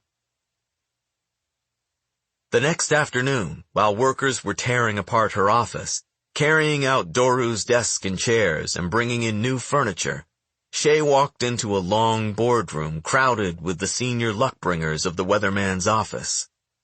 She'd done her makeup to look older and pulled her hair back into a tight knot at the back of her head. She wore a conservative navy skirt suit, but the neckline of her blouse accentuated her 2-tiered jade choker, and her loosened jade bracelets hung at her wrists.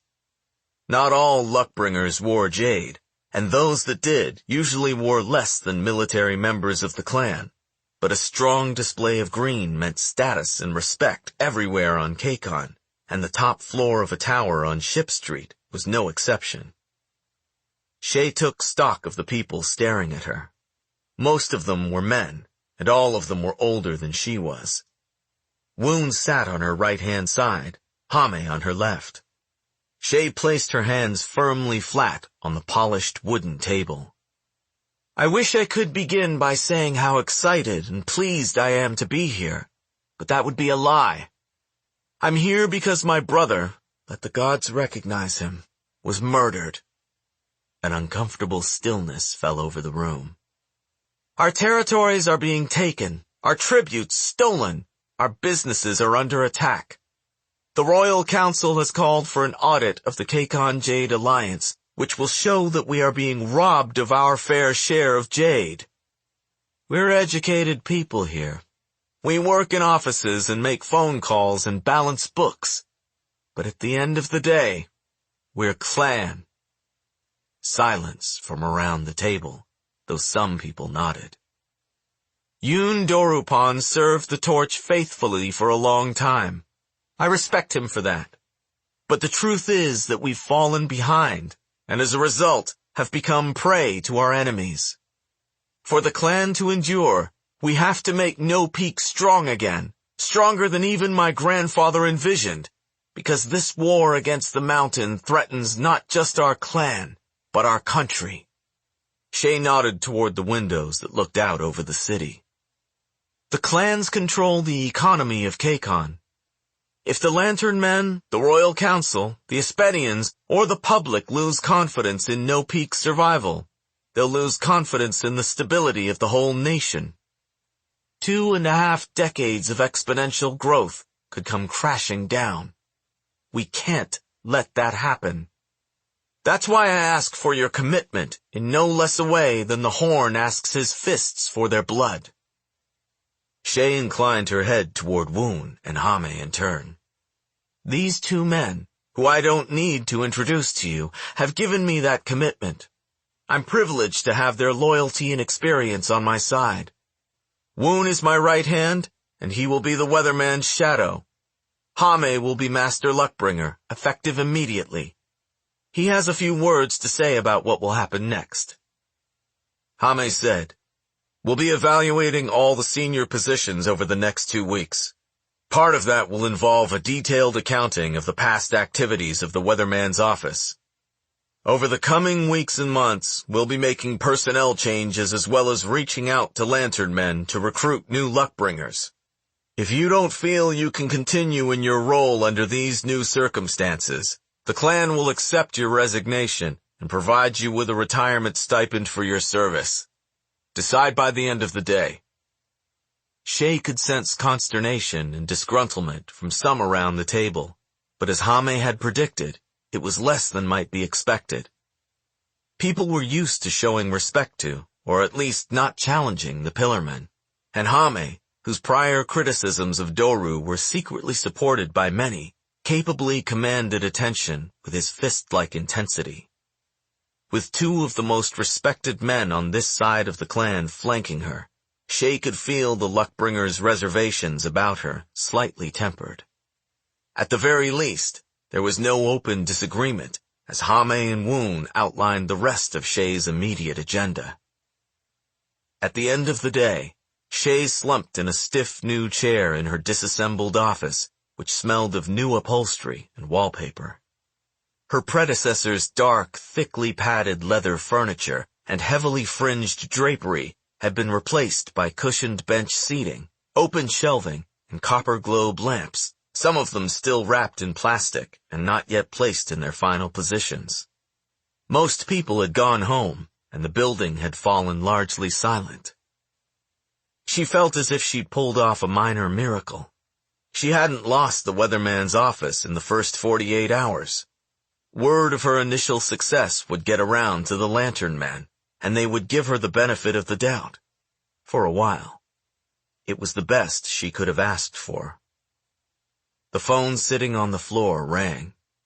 Shay picked it up and answered it. The agitated male voice on the other end demanded to talk to Yoon Dorupan. "I'm afraid that's not possible," Shay said. "Don't give me that," the man on the other end snapped. "You tell him this is the Minister of Tourism calling from the Royal Council. I just returned from 3 weeks out of the country, only to find that the entire city has become a Green Bone battleground. Did you know this is being reported in the foreign news? Other countries are putting out travel advisories for KCON. This is madness. Where is Yoonjen? I need to talk to him." Yoon Dorupan is confined at home due to health issues that have unfortunately forced his resignation, Shay said. That was the story she and Hilo had concocted to prevent rumors of treason within the clan from getting out beyond the top levels of No Peak. "His resignation?" the minister fairly shouted. "Who's the acting weatherman then? Put me through to him at once." "You're speaking to her," Shay said. "I'm the weatherman. My name is Kaul Shaylin-san, and if there's anything further you wish to say it to me."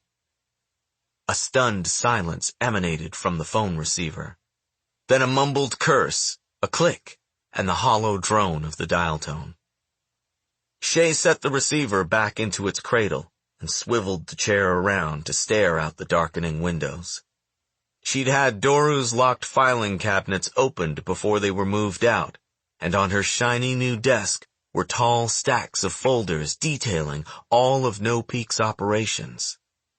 She turned back around, pulled off one of the top folders, and opened it on her lap. The evening was young, and she had hours of work ahead of her. Chapter 40. Being the Pillar. Hilo did not like to use Lan's study. It didn't suit him. So formal and with so many books. Did Lan really read all of those books? But he couldn't bring himself to change the room either, so he held his meetings at the patio table in the courtyard. The Make brothers looked as tired and unwashed as infantrymen who'd just trekked in from the front line. Stubbled faces, clothes bloodied and dirty, weapons stained. Hilo had managed to shower and change, but he suspected he didn't look much better. He'd spent all night in the armpit. After winning Poor Man's Road, he was not about to let any of that district be retaken. The fighting had spilled into Spearpoint and Junko, but at dawn, No Peak still held the whole of its previous territory. That wasn't the case elsewhere in the city. Hilo tore apart a bread roll and ate it as he regarded the silent Makes. At last he said, "Neither of you wants to talk first, so it must be bad." Ken said, "We've lost the southern part of the docks. 3 of our fists and 11 of our fingers were killed yesterday and last night. We took some mountain jade too, but not enough. Gaunt and his men are camped out in the Twice Lucky." Hilo said, "Which of our fists?" "Ase, Ronu, and Sato." The pillar's face twisted. The Makes felt his aura flare like a flame. They looked at the ground as Hilo threw the rest of the roll back onto the plate and wiped a hand over his mouth. Softly, he said, "Let the gods recognize them." "Let the gods recognize them," the Makes echoed. "What of Mr. Une?" Hilo asked. "The owner of the Twice Lucky?" Ken snorted. "Turned." Hilo sighed through his nose. He suspected Gaunt had given the poor man a choice between switching allegiance and something far worse. But the unwelcome truth was that if the Twice Lucky could be taken, and a long-standing No Peak man like Mr. Une turned, none of the clan's holdings were safe. He scowled as he voiced his gloomy thought to the Makes. "Even the best lantern man is like a squid that'll change into any color to save itself." "We have to take it back," Tar insisted. "Gaunt is taunting us by sitting in there. From where he is now, he can push further into the docks, or attack Junko or the Forge. The men who took Sato's jade are in there. We can take it back for him." "And where would you pull from to mount an assault on the Twice Lucky?" Hilo demanded. "We'd need the best of our remaining fists and a small army of fingers to face Gaunt head-on. I know the armpit can't spare any.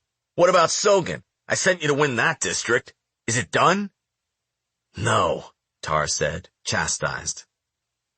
Wen came out and set a plate of cubed watermelon and a jug of mint water on the table for them. "Thank you, love," Hilo said. He cupped a hand on the back of her thigh as she poured them glasses of water. Wen was wearing a soft lime green dress and heeled sandals that accentuated her shapely calves. It was one of the only good things in Hilo's life these days, to have Wen in the Horn's house. It was Ken's house now, so everything was still proper, but she was only a short walk from the main residence, and most importantly, safe behind estate gates. She smiled down at him, a little wanly, then drew away to let her fiancé and brothers continue to talk. "We'll take back the Twice Lucky," Hilo said, changing his tone to let Tar know he was not truly angry with him. "But not now. Gaunt will be expecting an immediate counterattack. Even if we drive them out of the docks, the cost will be too high." He shook his head. "We'll strike back at a better time." "And when is that?" Ken picked a mint leaf from his glass and chewed on it. "You're the Horn now, Ken," Hilo said, eyes narrowing. "You tell me. You figure it out, then you tell me, and I give you permission to act or not. That's how it was between me and Lan. I never went against him, but I didn't wait to be told what to do either. I made the calls that were mine to make. Everything else, I went to him to speak my mind and ask for what I wanted." He was in a sour mood now.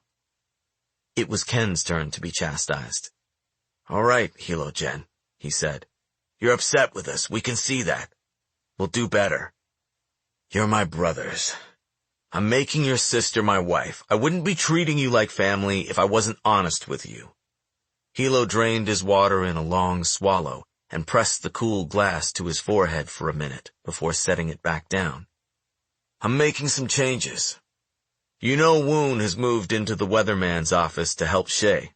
It's the best place for him, where he can be the most useful. Tar, I'm making you my pillarman now." Tar blinked.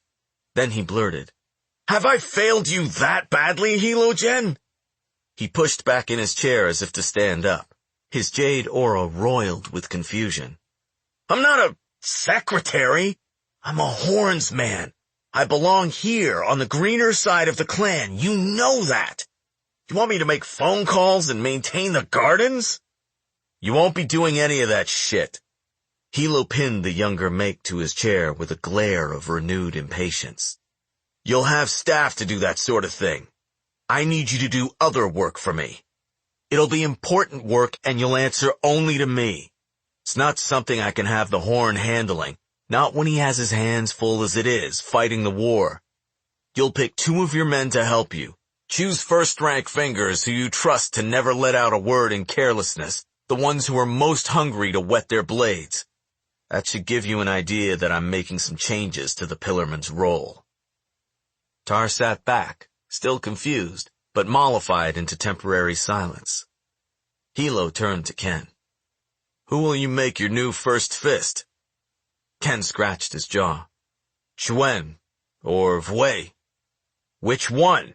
Hilo demanded. After a moment's hesitation, "Chuen." Hilo nodded. "Good." He looked about to say more, but all 3 men paused at the perception of Shay's jade aura, crackling with frustration as it bore down toward them from inside the main house. Hilo said, "I believe the weatherman would like to talk to me." His mouth curved in a faintly sardonic smile. "The joys of being the pillar," Tar said, as he and Ken stood up. Hilo's smile vanished at once. "I never wanted to be pillar. There are people who are going to pay for the fact that I'm in Lan's place. Don't ever forget that." The Make brothers glanced at each other, then obviously deciding they'd spent enough time on their captain's bad side today, they saluted him and withdrew. Hilo felt his pockets for a pack of cigarettes, and finding them empty, picked at the bowl of watermelon until Shay's shadow fell over him, and she stood next to his chair, glaring down at him. "You have to meet with the Royal Council," she said. "Sit down, Shay," he said.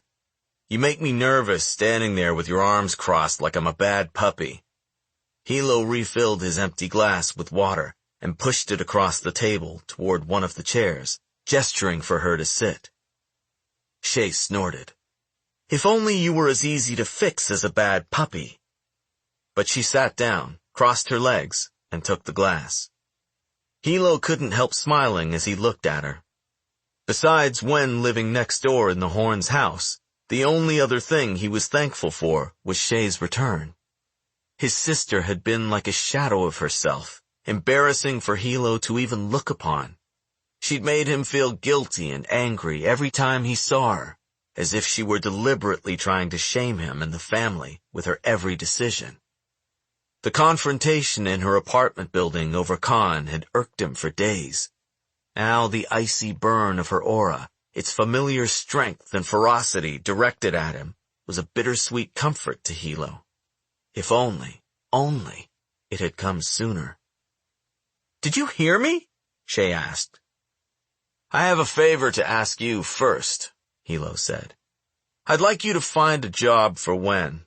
Something in the clan, in a safe part of the city where she can feel useful. Her job now, it's not good enough for her. She can type and do secretary things, but she can do more than that. It would make her a lot happier." "This is what you want me to spend my time doing?" Shay asked. "It won't take much time. Have Woon ask around. There are always lantern men needing good help. It's not urgent, but I know it's hard on her now, with me and her brothers gone all the time, and it not being safe to go out much." He glanced at the Horn's house, caught a brief glimpse of Wen's figure in the kitchen window. "Fine," Shay said. "I'll ask around. Can we talk about the council?" Hilo felt suddenly tired. "What do I need to meet with the council for?" The weatherman dropped her chin in incredulity. "The Royal Council is the governing body of the country. It's shitting itself over all the violence and the disruption to business, foreign affairs, jade income, everything. Councilmen are calling the weatherman's office non-stop. Chancellor Sohn is beside himself that you haven't gone to consult with him once yet. They expect to hear from the pillar. Lon used to meet with them regularly. They haven't been able to reach you at all." "I've been busy," he said dryly. "Leading your troops," she said. "You're still acting like the Horn. You don't belong on the front lines anymore. That's Make Ken's job now." "He needs my help." "Then maybe you shouldn't have made him Horn." Hilo himself had been harsh on Ken earlier, but he hated to hear anyone he cared about criticized in their absence. He shot a warning glower at his sister. "Ken is one of my best green bones. He'd die 100 times over for this clan." Shay sat unmoved. "He's an unimaginative soldier, you know that." "I was Horn until last week, and it's my place to manage the Horn now, not yours."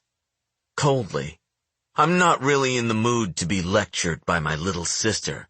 I didn't appoint you as weatherman so you could question all my decisions." Shay sneered a little. "You want my resignation?" Hilo sneered back. "Damn it, Shay, why do you have to bait me all the time?" He put a foot on the edge of the empty chair next to him and kicked it over. Its metal frame clattered loudly on the patio tile. Hilo slumped in his seat. She'd always been like this, always taken some cruel satisfaction in goading him, knowing that she could count on their grandfather to take her side. The angrier and more violent he became, the more she seemed to gain in favor. Always the more clever and disciplined grandchild. Really, the way the two of them had fought as children, it was a good thing Lon had been there, or they might have actually killed each other. Neither of them spoke for a minute. Their jade auras grappled warily, prickling against each other like static charges. Finally, Hilo said, "We can't be going against each other, Shay, not anymore. I asked for your oath and you gave it, and that means you don't show me disrespect, and you don't do things like that." He stabbed a finger in the direction of the weatherman's house. "Pardoning Doru without even asking me." He spat a watermelon seed in disgust. "Doru! He was supposed to be feeding worms months ago, but Lon was too soft when it came to Grandad's feelings. You're the same way now, letting that snake live just to keep the old man company." "You agreed to give it a chance," Shay retorted. "I hate Doru even more than you do, but Grandad left his room for the first time in days this morning. I saw them from the window, Hilo. I was working all night, same as you. I saw Doru pushing Grandad's wheelchair into the courtyard to have their tea and chess at this very table, like they always do. He was smiling. Even without all his jade, he was smiling. He still has life in him. This is worth it, for Grandad's sake." "Worth having a traitor living with us? Worth sparing 2 of my fingers to guard him day and night?" "Doru's got nothing to lose. He's dangerous to us." "He's an old man whom you've stripped of jade," Shay replied. "He went entirely against what Lon wanted, and that makes him a traitor and a bad weatherman, but I don't believe he ever meant us personal harm." She did not flinch from Hilo's unconvinced glare. "You're angry at me, but you know Lon would have agreed." Hilo was hardly overjoyed by this truth. It would be easier for all concerned if Grandad was too far gone for Doru to make a difference. "The point is," he ground out, "you did it without coming to me. You did what you felt like, without doing it properly, just like—" He caught himself, but Shay's face had already stiffened. Like what? She asked coolly. Like moving to Espenia? Like dating Gerald? Like taking off my jade without permission? There was, to Hilo's great surprise, a sliver of hurt in her voice. That's what you were going to say, isn't it? The whole conversation was leaving a bad taste in Hilo's mouth. 3 of his fists were dead. Good men. Worthy greenbones, all of them. He should be bringing funerary envelopes to their families. He should be out in the city where he was needed, where the war was being fought and decided, not sitting here bickering with his sister. I told you, he said quietly, mustering all his remaining patience. I've forgotten the past. When you push me like you do, sometimes I forget that I've forgotten it. I won't bring it up again. It's over. What matters now is that it's the 2 of us. You're my weatherman, and I'm grateful. So say what you came to tell me. Shay studied him silently for a minute, as if trying to decide whether to accept his words at face value. So cynical, his sister. Finally, she seemed to give in. Her jade aura drew in a pace and settled into a grudging hum. The council is calling for a negotiated truce between the clans. Hilo's lips curled over his teeth. Truce? There won't be any truce. Who agrees to a truce when his brother lies in the ground? Besides, what say does the royal council of jadeless puppets have over clan affairs? This is a matter between greenbones, not politicians. The royal council is concerned with national issues. A war between the 2 largest clans counts as a national issue. Hence, the royal council is concerned. Hilo frowned. The chancellor is a no-peak man. Shouldn't the council be in our pocket? Don't we have enough lantern men who sit on it? Yes, and they're not happy about being ignored. They're not fists and fingers who will do as you tell them to, Hilo. They're loyal to the clan because of money and influence, not because of jade and brotherhood. If you don't address their concerns, their opinions will spread to the other lantern men in the clan. The mountain has councilmen in their ranks as well, who will report to Ite that we're losing our sway. If it gets bad enough, our businesses will turn en masse, without Gaunt even having to shed another drop of blood. On top of that, there are those on the council who aren't clan-affiliated, who will gain political power if the war drags on and public opinion starts turning against all greenbones. Hilo tilted his head back and stared gloomily into the branches of the cherry tree. Shay leaned forward and tapped hard on the back of his hand to force his attention back to her. And here's the most important thing to consider. The council is the political body that deals with the Espenians and all other foreign states and companies. If you ignore the council, if you make it appear toothless and incapable of maintaining order, what's to stop the foreigners from deciding that they no longer have to deal openly with the government either? What's to prevent them from going directly to the one clan that's been accumulating jade and producing shine behind the backs of the others? That's not us, by the way. You've made your point, Hilo grumbled. I'll meet with Chancellor Sohn and the Royal Council. What am I supposed to say to them? That depends, Shay said. What will it take for us to win the war? Hilo drew in a pensive breath and let it out again. He wouldn't consider anything a true victory unless Ite and Gaunt were feeding worms and their clan in ruins, but he had to concede that a more attainable goal in the near term would be to win all the battleground districts and force enough crippling business concessions on the mountain that it could no longer hope to conquer No Peak. If our lantern men stay with us, and we hold our remaining territories until the end of the year, we'll be in a better position, he mused. The class coming out of the academy is bigger and stronger than what the mountain will get out of Wylon this year. We'll have enough fingers to fill in our gaps by spring. He sucked the inside of his cheek, then added in a less optimistic tone, Things could go badly for us, though, between now and then. The mountain knows our situation. They'll spill a lot of blood trying to end this quickly. Shay nodded. They also won't want the war to go on long enough for the KJA audit results to be publicized and the reform bills to be enacted. Even if there's nothing to be done about the jade they've already stolen, if the public turns against them, it will be harder for them to keep hold of disputed and conquered territories. The weatherman took a swallow of water, staring thoughtfully across the courtyard as she spoke. The council wants to bring you and Ite into a room to begin negotiations. Let them do it. Show them that we're willing to talk. It'll mollify the lantern men, keep them on our side, and it'll prevent the Aspenians from taking any action so long as they think we might come to a peaceful resolution. The longer we hold out, the better our negotiating position will become. We can use the council to stall until spring. The pillar sighed.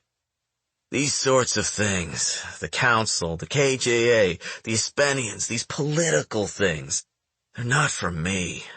I never paid attention to them. You have to now, Shay said firmly, though her eyes held an unexpected hint of sympathy. There's only so much I can do as weatherman. You're the pillar. We can win every battle on the streets and still lose the clan if you don't realize that the war is bigger than you think. Right now, Ite is on a different level than we are. She's been working for months or years to gain advantage over us beyond city territory, producing shine offshore, circumventing the KJA and seizing Jade, things that no Green Bone clan has thought to do before. Unless we can rise to that level and beat her on it, we can't survive, much less destroy the mountain. A matter-of-fact vindictiveness flattened her voice. Not just defeat it, but destroy it. Hilo tapped his fingers thoughtfully on the metal arm of the chair as he regarded his sister. At last he said, I'm not bringing up the past against you. I promised just now I wouldn't. But tell me, who broke it off? You or Gerald? Shay sat up and stared. What does that have to do with anything? He smiled, with an ease he hadn't felt for days. I'm just curious. It was mostly mutual. She frowned, then quietly amended. He did. Hilo stood from his chair. A dozen aches and pains made themselves known throughout his body, but he didn't lose his smile. Figures, he said. Shay slid him a dangerous sideways look as he came around the table and circled behind her chair. What is that supposed to mean? When we were little kids, I used to beat you up, but you'd never give in. Never. You'd spit in my face and only come after me later when I wasn't looking. You didn't let things go. Nearly bashed in my skull that one time, do you remember? Then in the academy, you were like some kind of machine. You never let anyone see you sweat, least of all me. You scared the shit out of the boys. You were always too smart, too dangerous for some foreign water-blooded pretty face in a uniform. Don't you know that? For his own sake, he figured it out before you did is all. Hilo draped his arms over Shay's shoulders and hugged her, then spoke into her ear. I could still kill him for you. Screw you, Hilo, she snapped. I can kill my ex-boyfriends myself. He laughed, half expecting her to break one of his wrists just to make a point. When she didn't, he kissed her brow, then let go of her and walked back to the house. Chapter 41. First of Class. At Kaul Dusharan Academy, pre-trials are held 2 months prior to the final trials, which occur at the end of the year before the arrival of the rainy spring season. Unlike the trials, which span 2 weeks and are closed, secretive examinations administered by the Academy's schoolmasters, the pre-trials are a one-day public affair resembling a sports meet. Though the 6 Jade disciplines are the focus of the event, in true Kekanese fashion, competitive matches in poetry recital, speed math, and logic games, among others, are also held, attracting their own ardent followers and betters. A month ago, Andon had been excited about pre-trials, but now he saw it only as an obstacle before graduation and appreciated it only insofar as it gave him something to focus on. He'd eaten his breakfast silently and mechanically in the dining hall that morning, unable to share in the nervous banter of the other Year 8s around him. He'd consulted the posted schedule and given his morning events his best effort, but didn't linger after each one to find out his scores, nor did he join the crowd of classmates who congregated around the bulletin board in the hall to see the updated rankings after each event. Ostensibly, the pre-trials were a condensed, low-pressure way for graduating students to prepare for the more arduous exams to come. But most Year 8s, at least those angling for a position in the clan, which was a majority of them, were as anxious about it as they were about the real tests at the end of the year. Family members came to watch pre-trials. So did clan leadership. It was typical for the Horn and his top fists to be there, scouting which graduates they would take as fingers. Senior luckbringers would be observing the academic competitions. Schoolmasters would be either reasonably harsh or sadistically draconian for the next 2 months, depending on how their pupils performed today. Andon could not muster the will to care. He barely spoke to anyone at lunch and left the hall as soon as he'd eaten, arriving early to wait his turn at the tower event. It was overcast and cool enough that the participants wore t-shirts under their uniform tunics, and their breaths fogged in the air. There was a slight wind, but it wasn't strong enough that Andon was worried about it. He craned his neck to see up to the highest platform crowning the several that ringed the thick 50-foot-tall wooden pole. When he was called up, he rubbed the training band around his wrist out of habit, running his thumb over the jade stones. A bell sounded. He ran to build up momentum, then leapt, lightly, platform to platform, using both arms and legs to catch and propel himself upward, with each gathering and heaving of jade energy that it took to send his body up into the air against gravity. The ground receded rapidly, the seconds elongated so that as he sprang from one narrow foothold to the next, it felt as if he dangled in space for so long that he might lose his grasp on lightness and fall to a bone-shattering finale. His heart raced, but his deep breaths were steady, and he felt no anxiety. He didn't care if he won or lost. He didn't even care if he fell. He kept his eyes focused on the top platform, and when he reached it, he heard the bell sound from far below, and then a round of stomping applause loud enough for him to know that he'd gotten the best time of the day so far. Up here the wind was stronger. It whistled in his ears. He could see so far out. Not only the rest of the academy grounds and Widow's Park, but all the way to the flat gleam of the reservoir and forested Palace Hill, with the Kaul house in the north and the quilt of downtown Janloon to the east. A patchwork of clay roofs and concrete buildings and steel skyscrapers. He wished he could sit, dangle his legs for a minute, imagine that the city was as peaceful as it looked from up here. He came back down. It only took a little lightness to descend.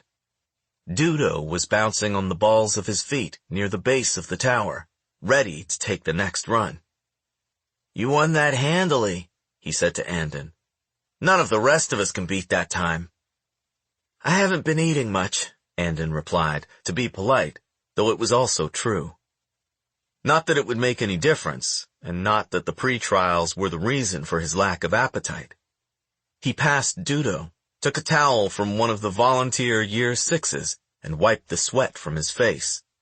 When he looked up, he saw Make Ken in the front row of the audience, and he began to look around, thinking for a moment that must mean Hilo was here too. Then he remembered that Make Ken was now the Horn, and no one expected the new pillar to have the time to make an appearance here this year. Make caught Andon's eye and nodded to him. At this time last year, Andon had been one of the Year 7s watching from the back of the crowd. It had been a damp, cold day. Andon remembered rubbing and blowing into his hands and stamping his feet to keep warm. Hilo had been here. He'd sat right at the front with Make Tar. Andon had caught glimpses of his cousin chatting with Make, remarking on one student or another, smiling and applauding and apparently enjoying himself a great deal. During the breaks, he stood up and stretched and wandered onto the field to speak with the Year 8s. They treated him like a god in their midst, saluting him deeply, hanging onto his every word, but the horn put them at ease. He clapped them on the backs and complimented their efforts. He joked about the schoolmasters and told stories of when he'd been at the academy and the trouble he'd gotten into as a student. Andon had hung back, watching. "You'll be up there next year." Lon had come up behind Andon, startling him. "Lon-Chen," Andon said. "I didn't know the pillar came to pre-trials."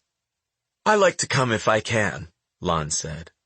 "At least to hand out the awards and say a few words at the end. I'll come for the whole day when it's your turn."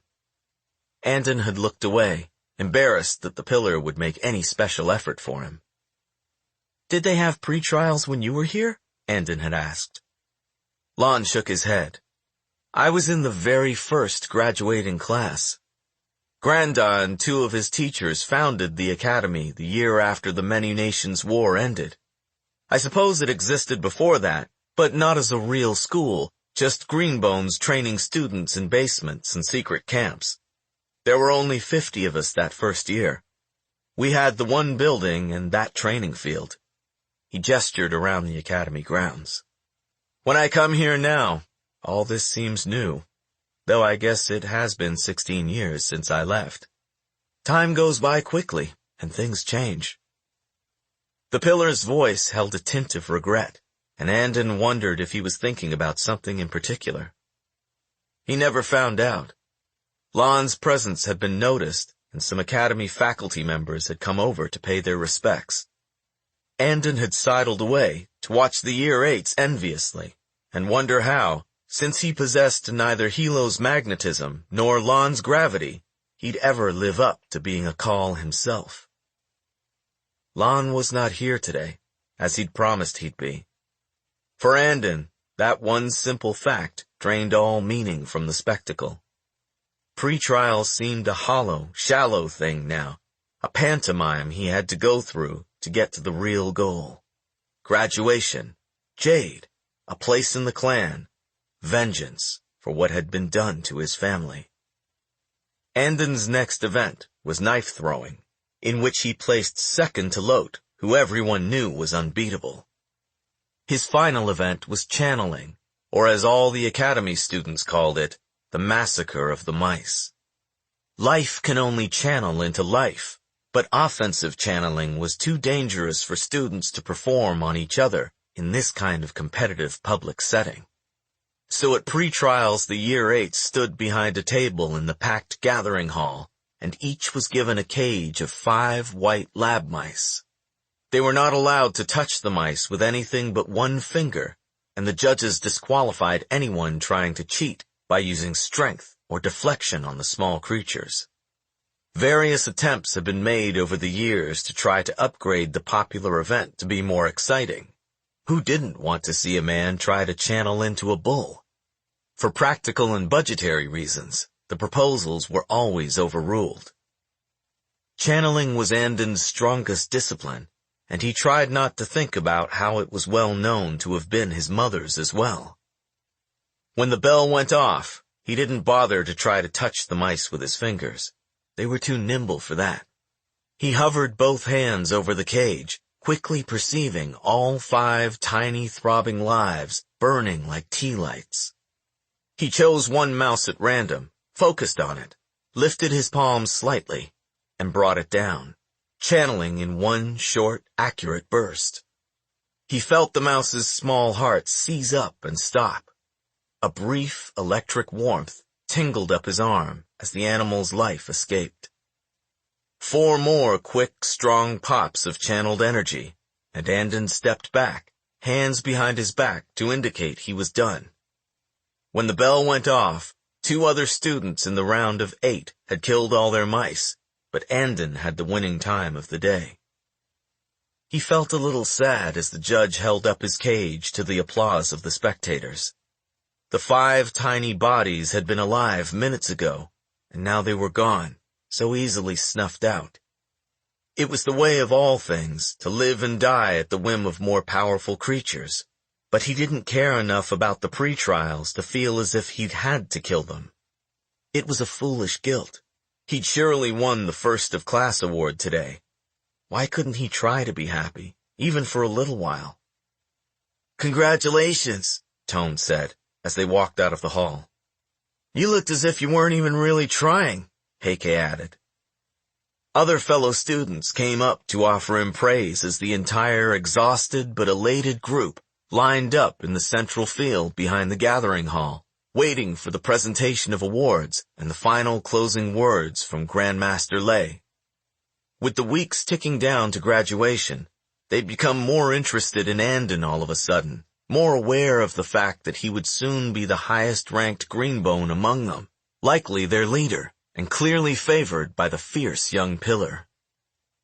Andon tried to nod and smile and say a few words of thanks here and there, but he felt strange and detached, almost apart from his own body. He'd been wearing jade and expending jade energy all day, and after his recent solitude, the clamor of so many other auras was overwhelming. Ever since the funeral, he'd kept to himself, stuck to the routine motions of training and schoolwork. The other students were tentative around him, uncertain of what to say to someone who grieved Kaul as a real person, rather than as the pillar whose death had ignited the revenge killings on Poor Man's Road and sent Janloon spiraling into a storm of clan violence. It was just as well they didn't try. He wouldn't have known how to accept their sympathy. All he knew now was that remorse had a natural limit.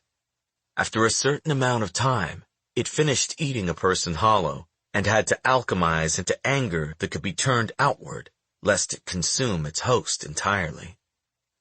Andon knew he was to blame for Lan's death. He did not believe Hilo's reassurances to the contrary, but Lan himself was to blame as well. So too were Shay and Hilo.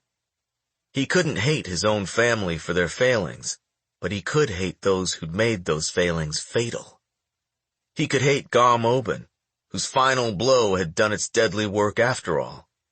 He could hate Aitmata and Gaunt Ash and the entire mountain clan. And Shine, that Aspenian brewed poison. He hated it. Lan had been ambushed, they said, by mountain clan members armed with machine guns, who, when they failed to shoot him, drowned him in the harbor. That's all Andon knew. All anyone knew, it seemed. Even the identity of Lan's killers was unknown. Whoever they were, and whatever had happened that night, Andon was certain they wouldn't have succeeded if Lan had been himself. If he hadn't been injured, unstable, drug-addled as Andon had seen him. If Andon had gone to Hilo like he should have, or if he told Shay everything he knew that evening after the relay ball game, maybe they would have convinced Lan to wear less jade until he was better, taken away the shine so he couldn't use it as a crutch, or at least known enough to make sure he wasn't alone that night. "Emery," someone nudged him. "Go on." Andon looked up. Grandmaster Lei had apparently already made his speech and announced the winners of the individual events, then called Andon's name. The Grandmaster was now waiting expectantly to present Andon with the first-of-class award, his thin mouth slowly turning down in a scowl with each second of delay. Andon hurried up to the front and touched his hands to his forehead while bending deeply and apologetically. The first-of-class award was coveted because the reward was great. A single jade stud presented in a ceremonial green velvet box. It would be affixed to his training band and guarantee that so long as he received passing grades in the final trials, he would graduate with 4 jade stones, the maximum anyone could receive at the academy. Andon accepted the box, saluted again, and returned to his place. He felt no great triumph, just a sense of grim relief. Grandmaster Lay said a few other things about the upcoming trials and the need for graduating greenbones to be especially well prepared in this time of strife and uncertainty, then wished all the graduates luck and called the pre-trials to a close. The crowd began to break up. Families and groups of friends gathered for photographs. Andon turned to go back to his dormitory room, but his classmates were milling together nearby, and he caught the sound of Lot Jin's voice in the conversation. The Kauls are fooling themselves if they think they'll get many fingers out of the academy this year, Lot was saying.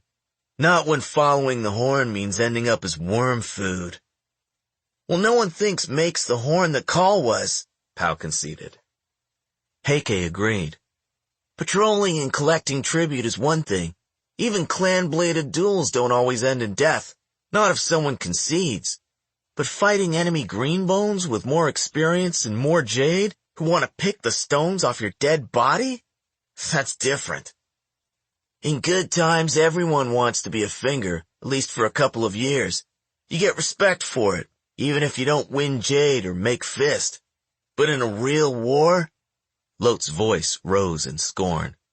They're gonna find out that not everyone's as foolish and jade-hungry as... He didn't get to finish, because Andon spun around and barged into the knot of his classmates. He couldn't say why he did so now. He'd heard talk like this before and kept quiet, but now his jaw and fists were clenched. The precious green box he'd just won was gripped tightly in one hand. The other students stood astonished as Andon rounded on Lot. I'm sick of listening to you talk shit all the time. He was more stunned than anyone by the disgust in his voice. Any coward more concerned with saving his own skin than defending the clan in a time of war doesn't deserve jade. They were entirely taken aback. They'd never seen him this angry before, not in 8 whole years. But Lan was dead, and things were different now. Different from how they'd been in the gathering hall on the night of the typhoon, back when Andon had still believed that his cousins had everything under control, and there was no need for him to speak up. Even in grief, Andon had dwelled on the fact that Lot Jin had said barely a word to him in weeks, had seemed to outright avoid him. Seeing Lot's mouth hang open in amazement now gave Andon a burning rush of cruel satisfaction. Why was Lot always so selfish? Did he think that he was the only one who ever feared for his life, or who wished things were not the way they were? How dare he speak so arrogantly, as if he could simply give up on the clan and walk away? Lot's mouth snapped shut. Have I offended you, Emery?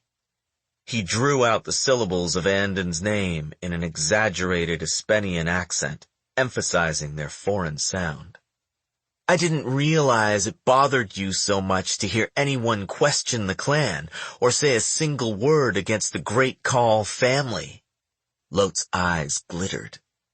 You might be first of class, but none of us have taken oaths or been given rank yet. You can't tell us what to do or how we can talk. We're year 8s, Andon shot back. No peak is depending on us. The lower years will be watching to see what we do. That kind of talk is bad for the clan, and you were having it out here in the middle of the field where anyone could hear you. He flung his rebuke at the other student in a mounting fury. Doubts were like viruses, easily spread from mouth to mouth. Your father's a fist. You should know better. Don't tell me what I ought to know. Don't talk to me about my duh, Lot snarled, and suddenly there was a dangerous charge in the air. They were both wearing jade today, and Andon felt the other young man's aura flare like a grease fire. The huddle of year 8s shifted nervously. Dueling was forbidden on academy grounds, and there were instructors nearby. Already, some of the other milling students and their relatives on the field were pausing to glance over at their group. Come on now, said Tone, stepping partway between Andon and Lot. We're all a little jade-addled from today. Maybe we were talking a little too freely. I don't think there was insult meant from anyone here, was there? He looked pointedly at both Lot and Andon. I suspect there was, Lot said angrily, but then his gaze slid abruptly behind Andon's shoulder, and he stopped. In the same instant, Andon felt the unmistakable liquid heat of Kaul Hilo's jade aura wash over him. Andy!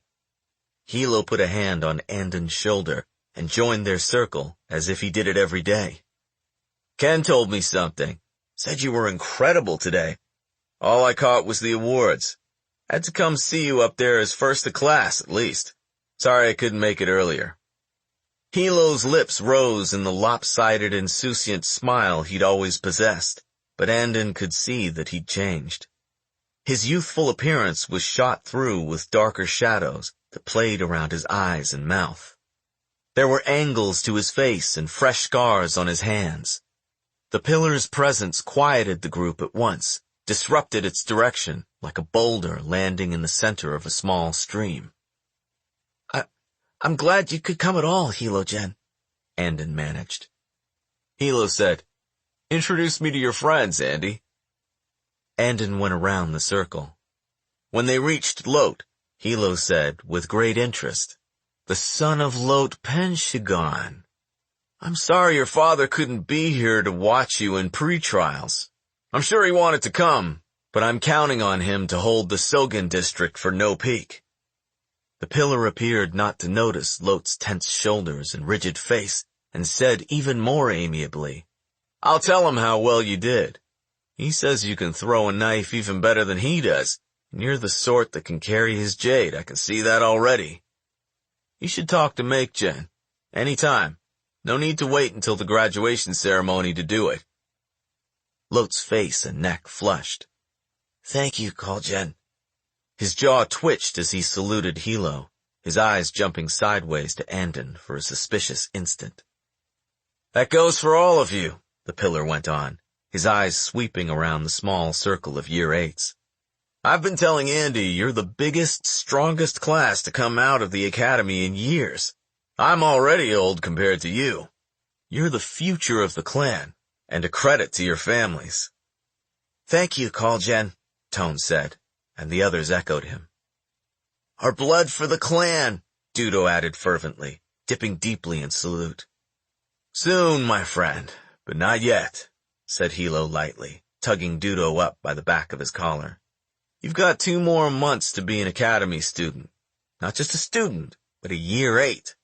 It's practically your duty to make the lives of the lower years miserable and to get the masters to declare you the worst class ever by the time you leave. Every class does it. I'd tell you some stories from my year, but it's the night after pre-trials. Why aren't you all racing off campus to get drunk by now? Several of them laughed, then thanked the pillar again, and hurried away with backward glances. Lot cast one final unconvinced look at both Andon and Hilo, then followed the others. Hilo walked with Andon across the mostly empty field. His voice changed, lost its lightness. You and Lot's son were ready to have it out back there. What were you having words with him about when I arrived? It wasn't important, Andon mumbled. As angry as he was at Lot-Jin, he was hesitant to speak badly of him in front of the pillar. But Hilo continued to wait expectantly for an answer, until Andon felt he had to respond. He was saying the clan won't get as many fingers as you think it will. That those who have a choice won't want to take such a risk during wartime. We won't get oaths from all of them, that's true. Maybe not even as many as we're hoping for. Is that why you were so angry? It was the way Lot was talking, Hilo-Gen. He was being disrespectful. Hilo nodded in understanding. You were putting him in his place, then? Andon wasn't sure. There was the faintest teasing suggestion in Hilo's voice and in the curve of his eyebrow. Andon was appalled to think that his cousin might suspect some other reason for his emotional outburst at Lot. I had to say something.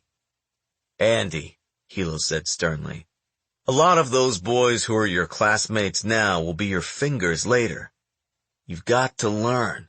There's a way to discipline a man so he hates you forever, and another way to do it so he loves you all the more for it. To know what that is, you have to know the man. What do you know about your friend back there?" Andon hesitated. What did he know about Lot Jin? Hilo said, "I'll tell you what I know. His old man's a boor. As loyal and green as they come, lucky for us, but Lot Pen walks through life like he's begging for someone to start something with him. Always glaring, never a kind word to anyone. The sort of person who kicks dogs. No wonder his son mouths off and has such a gloomy face. Not sure how to be his own man with a father like that. Not sure what to think of the clan." They were walking in the opposite direction of the dormitories, but Andon followed without a word. He had the feeling that Hilo was telling him something he thought was very important, valuable advice for a future fist. Hilo said, "What you were saying to him just as I came up, it made your friend feel less than his da, and he couldn't handle that. He'd have taken any scolding or beating from you, so long as it made him seem better than his old man." No one could deny that Kaul Hilo had a way with his people. It came from a genuine concern, and was a talent more mysterious to Andon than any Jade ability. They passed through the entry gates and walked down to the parking lot where the Duchesse was parked. "People are like horses, Andy. Fingers and fists, too. Everyone. Any old horse will run when it's whipped, but only fast enough to avoid the whipping," Hilo said. "Race horses, though, they run because they look at the horse on their left, they look at the one on their right, and they think, 'No way am I second to these fuckers.'" It began to rain, lightly, a cold winter drizzle.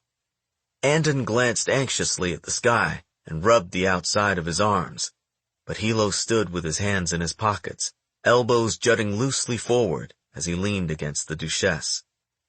"Sometimes, Andy, the people you think you can count on, they let you down in a bad way, and that's hard to take. But for the most part, you give a man something to live up to, you tell him he can be more than he is now, more than other people think he'll ever be, and he'll try his God's damned best to make it true." Andon had the sudden and distinct impression that he was being gently chastised for failing today in his reaction to Lot and the other Year 8s. If it hadn't been for his cousin's appearance, he'd have antagonized the very students Hilo was depending on to join the ranks of No Peak in the spring. Andon dropped his eyes. He understood that he, too, had been given something to live up to. "You're right, Hilo-Jen. It wasn't enough to be a Greenbone, even to be first of class. He had to be a Kaul." "Don't look like that," Hilo said. "Like you think I'm disappointed in you when I'm not. We all have to learn. You stood up to another man and demanded respect for the clan. That shows your heart was in the right place, and that's what matters. Now let me see the new green you got for being first of class." Andon handed his cousin the small green box. Hilo opened it and removed the single round stone, the size of a shirt button and twice as thick, mounted with a simple metal clasp. He held the piece up and studied it. The jade was flawless, vivid, translucent green, edging nearly into blue. Even in the low light at the end of a cloudy day, it seemed almost to glow in Hilo's fingers. The pillar made an appreciative noise in his throat, and for an instant, Andon felt an insensible anxiety, a wild, irrational possessiveness, the sudden desire to seize back his prize. His cousin smiled as if he could read this instinct on Andon's face or in his aura. He reached out and took Andon's left wrist. With a deliberateness that was almost tender, he loosened the leather training band and set the fourth jade stone into a vacant grommet next to the three others. He closed the clasp over the leather so it sat snugly against Andon's skin, then adjusted the band's buckle to fit.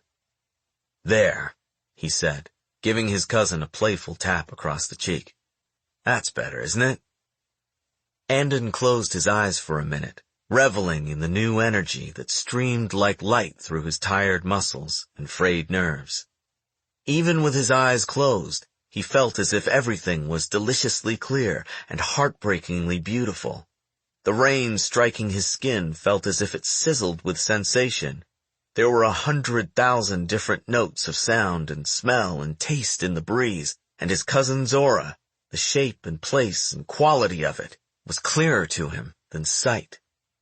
Andon laughed, a little self-conscious at grinning so stupidly.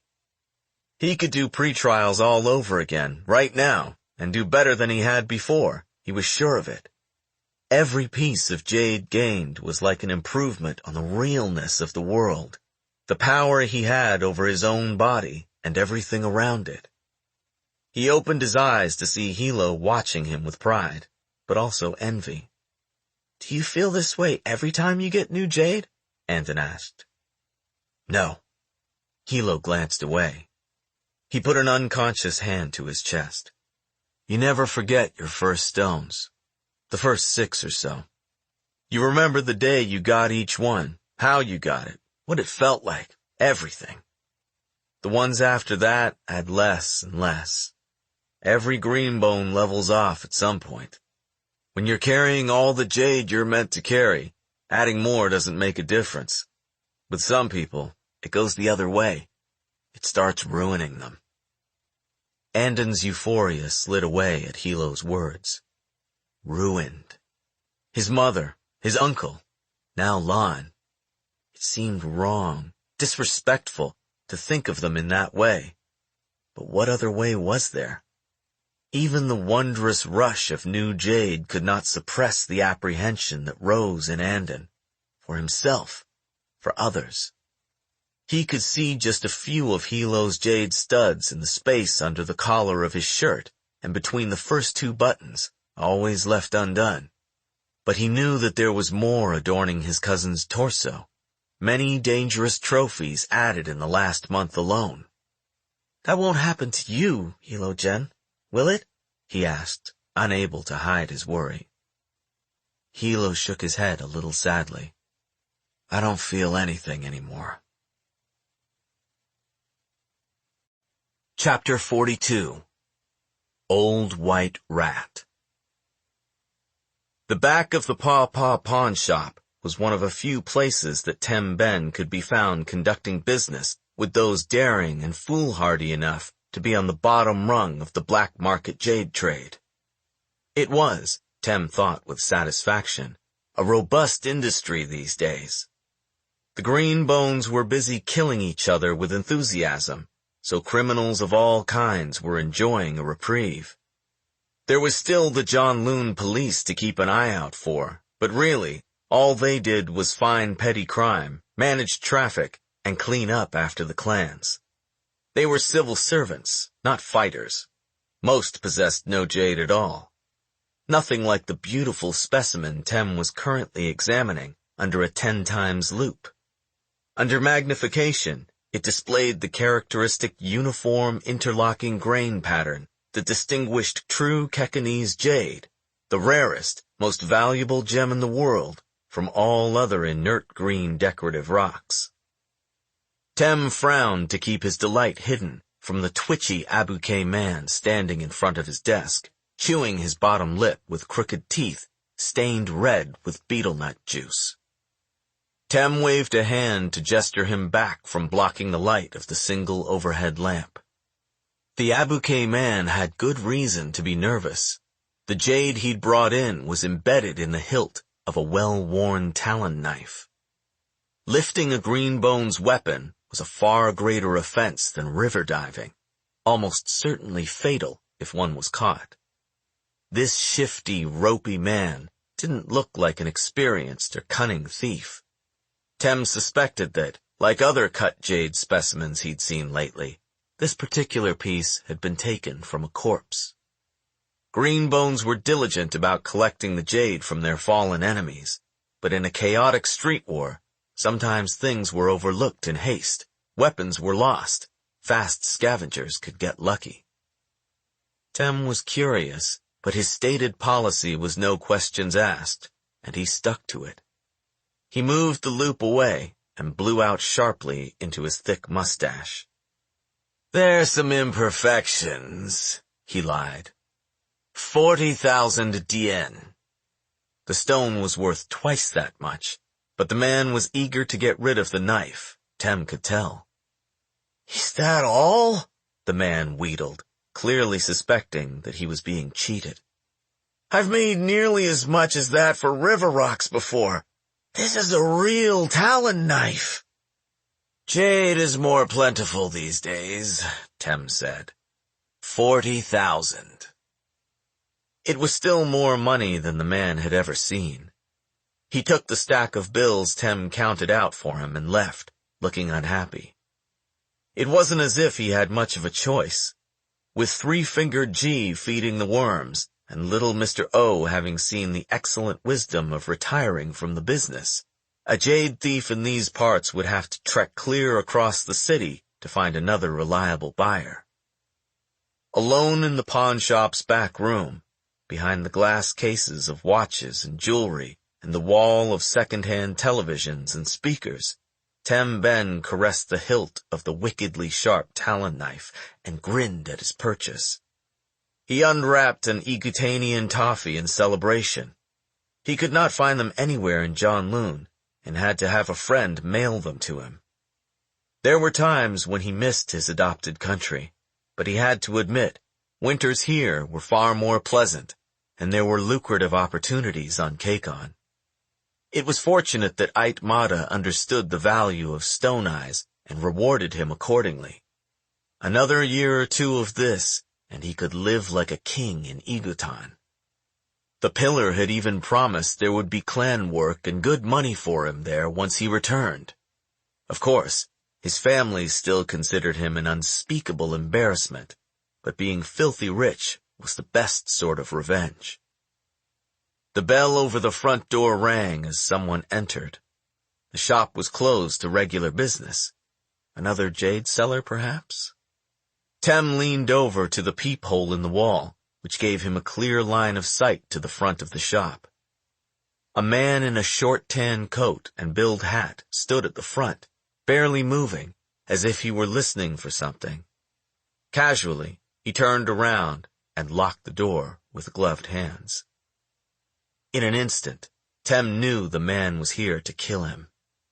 The jade carver slid open his desk drawer and extracted a loaded pistol, an Ankev semi-automatic with enough stopping power to take out an Egutanian step bear, and pointed it at the entrance of the back room as he dropped the Talon knife into a satchel of rolled money. Quietly, with the bag in one hand and the gun in the other, Tem backed away toward the pawnshop's back door. He turned the knob and pushed. The door held firm. Tem shoved it hard with his shoulder. It budged slightly, but stopped again. There was a metallic clanging sound from some obstacle barring the door from opening. Fear swept over Tem. He dropped the bag and put his back to the door, the Ankev hefted and ready, waiting for the man to round the corner. If he's a greenbone, wait to shoot. Wait until he's too close to deflect. Empty the whole magazine. If he avoids the first shot, the others will get him. Steel won't stop an Ankev. Nothing stops an Ankev. Not one man, no matter who he is. And Tem was an excellent shot. He couldn't hear the man's footsteps. Indeed, the pawnshop was disturbingly quiet. Sweat trickled down the side of Tem's face, but he didn't move. He waited. Still, nothing happened. Then suddenly, a loud crashing erupted from the front of the shop as several heavy things hit the floor. Glass shattered. Tem stood rooted. Was the man searching for something? Searching for Jade? Was it his Talon knife Tem had in his satchel? The carver took a sideways step toward the peephole and leaned down. The wall next to him exploded in a spray of splinters and plaster. A man's fist punched straight through the thin interior drywall and seized Tem's wrist in a crushing grip of immovable strength. Too late, Tem realized all the noise had been the sound of the greenbone clearing the stacks of televisions and electronics from in front of the wall separating them. The seemingly disembodied arm protruding from the wall gave a violent twist and broke Tem's wrist the way one might dislocate a chicken wing joint. The Stone Eye howled as the Ankev pistol clattered to the floor. The hand released him. Tem fell back against the desk, holding his limp wrist against his chest and scrambling to pick up the fallen pistol with his left hand. The wall came apart in a cloud of white dust as the green bone smashed a hole large enough to step through. Tem raised the pistol. It shook as he tried to steady it with his broken hand. Whimpering with pain, he pulled the trigger.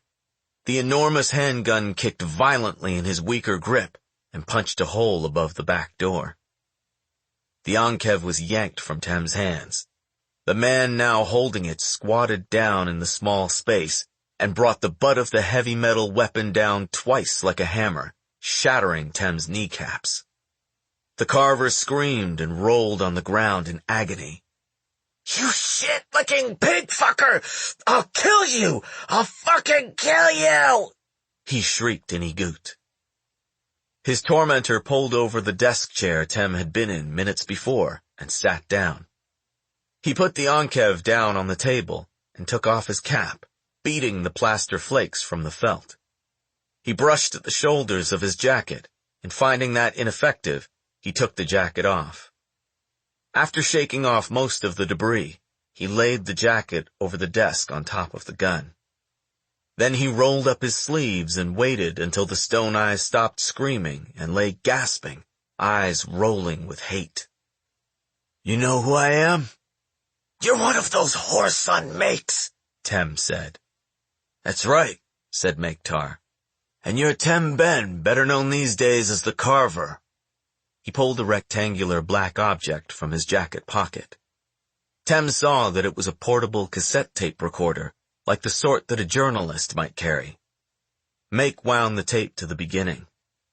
"You've had a good run," he said, "taking out the other two buyers on this side of town. That took some thick blood and style." "I'm a Stone Eye," Tem protested. "The clan let G and Mr. O run their business for years, and now you're gonna kill a Stone Eye over a little river runoff? Where's your precious green bone code of Aisho, you cur, you fucking louse?" "Hey, if you'd stuck to buying river stones, it would have been different. Kaul Lon wouldn't have sent anyone after you, not a Stone Eye, not when it might piss off the Tem family for no real gain. You take a Carver off the streets, someone else fills his spot anyway, right?" Make set the tape recorder on the corner of the desk. "But now that Lon Jen is dead and we're at war, it's time for an overdue chat. You're not just a Stone Eye Carver with bad Egutanian fashion sense. You're a white rat." A white rat. A clan spy and operative. Green Bone code against murdering enemy clan members with no jade didn't apply to white rats. "My family's cut me off. I'm not part of the mountain. You can't break Aisho on a hunch." Tem poured sweat. "Oh, it's no hunch, so don't waste your breath on denials. We've had eyes on you for months. Did you really think you could piss inside No Peak territory and that we wouldn't smell the stink?" Make peered inside Tem's satchel, rummaging through the cash and pulling out the wrapped talon knife, as if unerringly questing out the nearby jade. He unfolded the cloth and whistled. "Wartime is good for carrion eaters, obviously." He took the knife and tested the edge with his finger, then laid it next to the tape recorder. "This can go the fast way or the slow way, but in any case, you're going to tell us everything about the mountain's activities in No Peak territory, starting with where you send all the jade you get your hands on. I've already got a pretty good inkling, but I want you to tell it for posterity, so be sure to speak clearly." He picked up the tape machine and pressed the record button. Tem Ben spat. "Tell your master Kaul Hilo to go fuck himself." Make's eyes narrowed into slits. He hit pause on the recorder, set it back down on the table, and picked up the Talon knife instead. The slow way it is. Chapter 43. New White Rat. As usual, it was past midnight when Shay returned to the Kaul house from the weatherman's office. Woon dropped her off at the front, then drove the car around to the garage. He truly was the weatherman's shadow, never leaving the tower on Ship Street any earlier than she did, acting as her near-constant bodyguard as well as her chief of staff. She'd manipulated him in a time of grief to secure his loyalty, but could not regret it, being too grateful for his expertise and the unflagging ethic he now displayed. She wouldn't have made it through a week as weatherman without him. Shay took the front steps slowly and tiredly, feeling, as she had before, a mixture of strangeness and homecoming.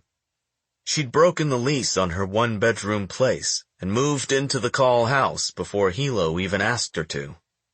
It was the only sensible thing to do, given the war and her position as weatherman. The Horn could no longer spare the manpower to give special protection to her apartment in North Sodo. The Kaul estate was secure, and living here was the only reliable way of finding the pillar when she needed to.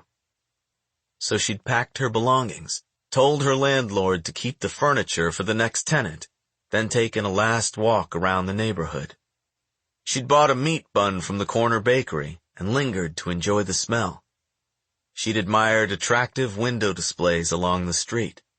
She'd noticed the subtle tension and slightly faster stride of pedestrians as they passed the newspaper stand with headlines about the clan war.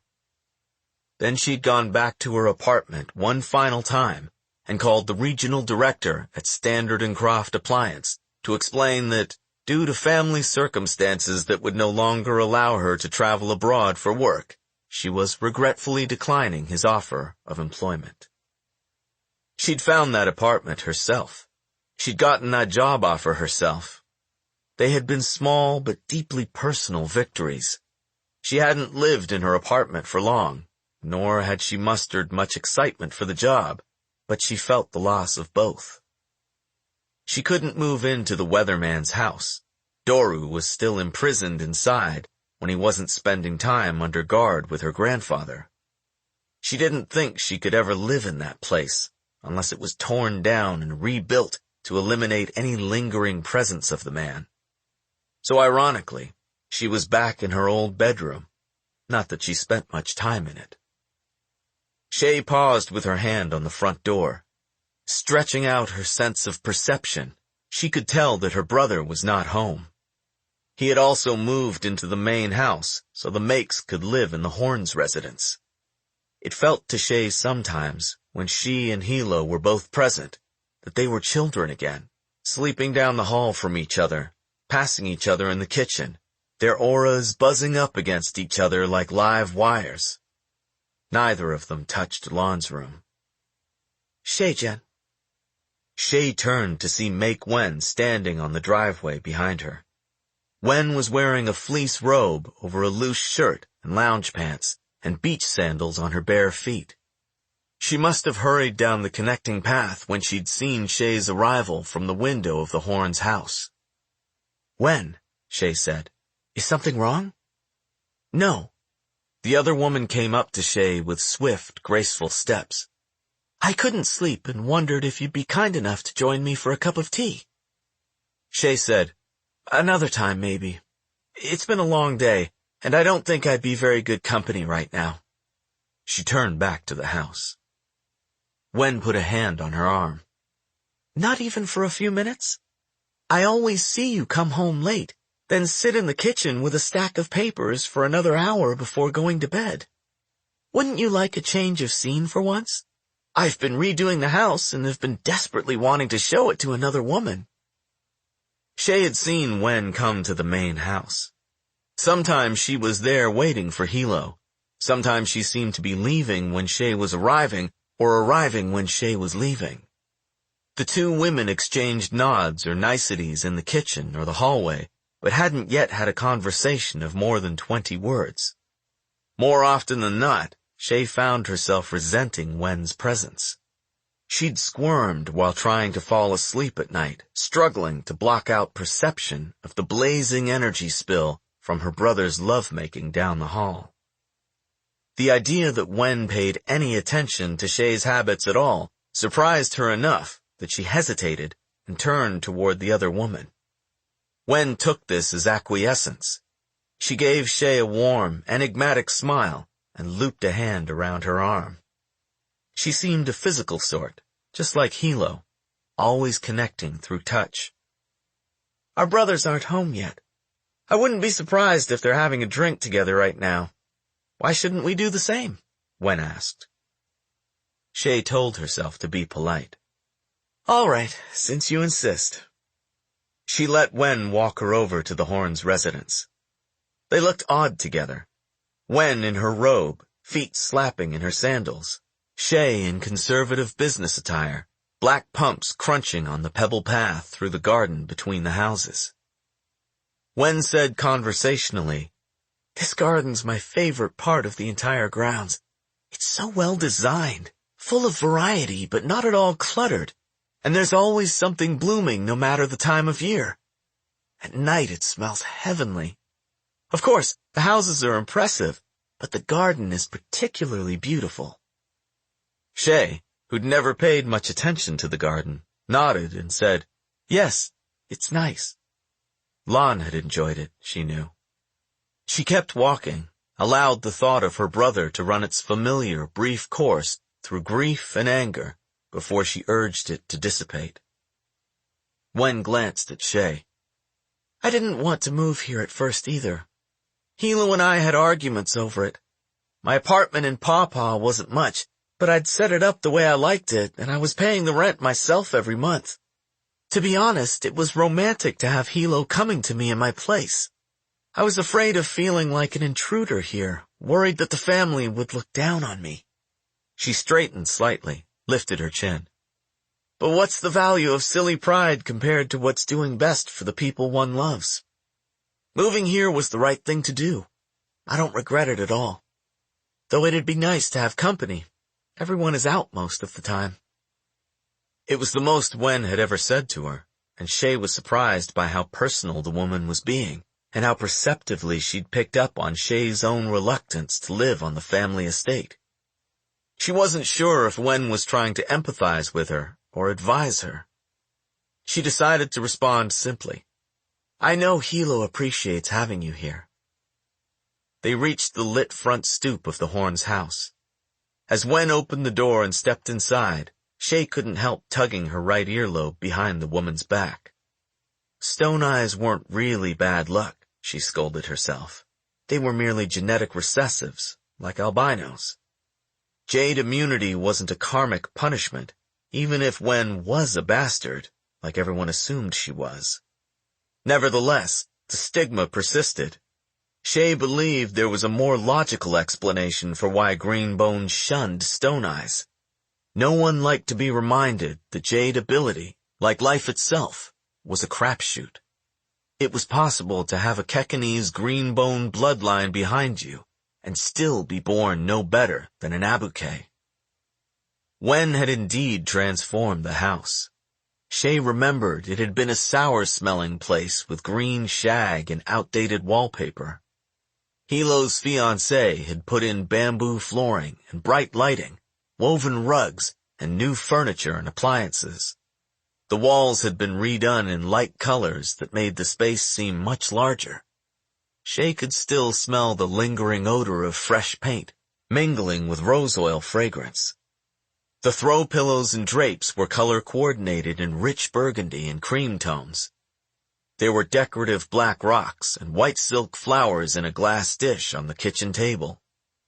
Wen went into the kitchen and started the kettle boiling. "I can't believe it's the same place." Shay was genuinely impressed.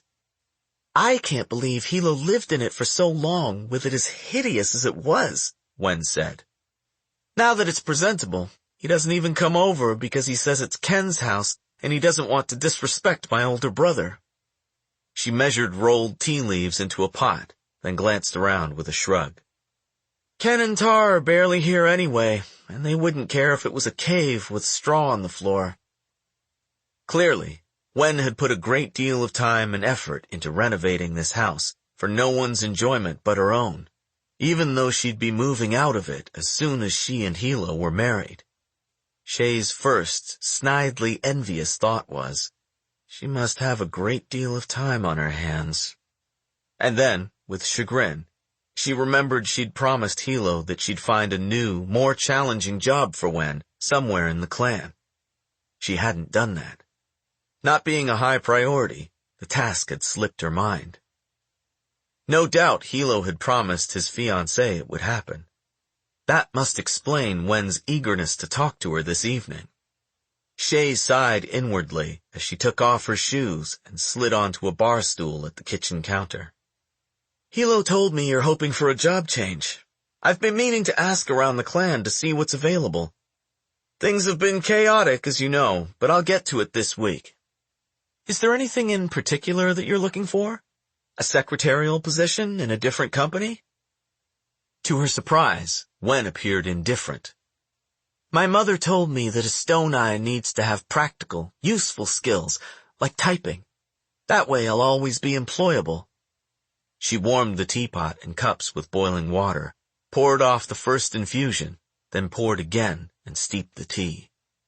Most people aren't terribly concerned about bad luck when it comes to low positions in the office that don't involve customers or large sums of money.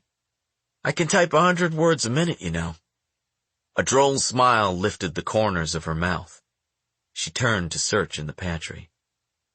I take it that's not what you want to do, Shay said. Wen turned back around with a bottle in hand. Espenian cinnamon whiskey, she declared. She poured tea into 2 cups and added a splash of liquor into each. It goes remarkably well with the smoky flavor of this gunpowder tea. I wondered if you'd developed a taste for Espenian drinks while you were there. Dirt-cheap keg beer was more the speed with the student population in Winton, but Shay nodded her thanks as she took the cup and sipped, finding that Wen had been right about the flavors. What does this woman want from me? It was clear that Wen had something on her mind.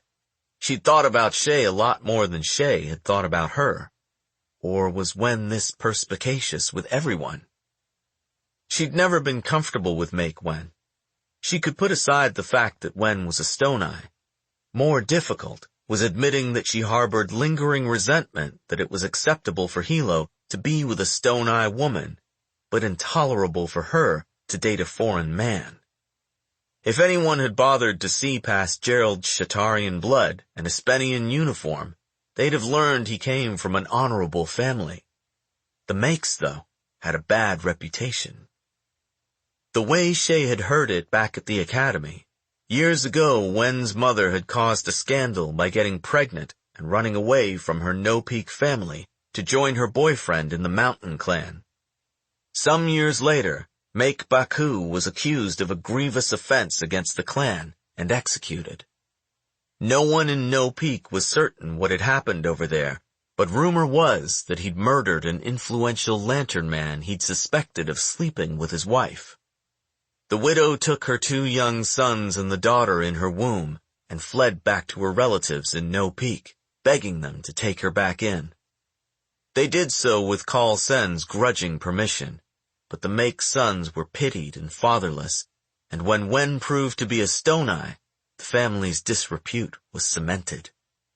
You can't trust the Makes, Shay had overheard her grandfather say. Impulsive and faithless on both sides of the bloodline. Hilo dismissed all of that. Fatalistic bullshit. No one's destined to become their parents. Befriending and trusting the Makes when others wouldn't had turned out to be a great boon for Hilo. It frustrated Shay that she could never tell if her brother was calculating about these things. Did he think that marrying Wen would cement Ken and Tar's loyalty? Or had he fallen for her without considering any of that? Shay regarded the other woman. Wen was not exactly beautiful, but Shay could see why Hilo found her alluring. She had a soft but inscrutable poise, an understated presence that drew the eye without ever appearing to be asking for attention. In conversation, she had a gentle intensity, and apparently few things escaped her notice. Wen came around the counter to sit on the bar stool next to Shay. Touching Shay's knee, she asked solemnly, "Shay-Jen, you're the weatherman. What job can you give me that would be the most helpful to the clan right now?" Shay had not been expecting the reversal. She pressed her lips together. She didn't like being caught by a question she thought she probably ought to know the answer to. "Helpful in what way?" she asked.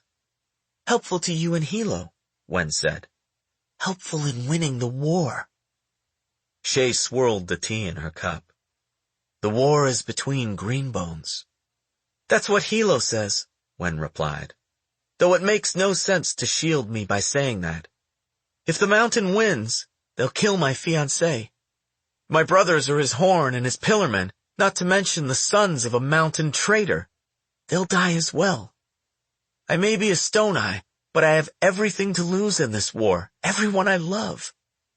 Should I waste the weatherman's valuable time by asking her to find me an inconsequential job photocopying and typing memos in some minor lantern man's office?" Wen raised her eyebrows. "Should I take such a job happily?" Shay thought of other women who'd inhabited the Kaul house. Her grandmother, her mother, Lan's wife Amy. "You're going to be the wife of the pillar," she said to Wen. "No one expects you to work, much less be part of the clan business, especially since you're a stone eye." "Expectations are a funny thing," Wen said. "When you're born with them, you resent them, fight against them. When you've never been given any, you feel the lack of them your whole life." Wen had finished her tea. She took the bottle of whiskey, poured a straight shot into her cup, and tipped it back. Shay glimpsed in a single swift motion a hidden sharpness to make Wen. She realized she did not know the woman at all.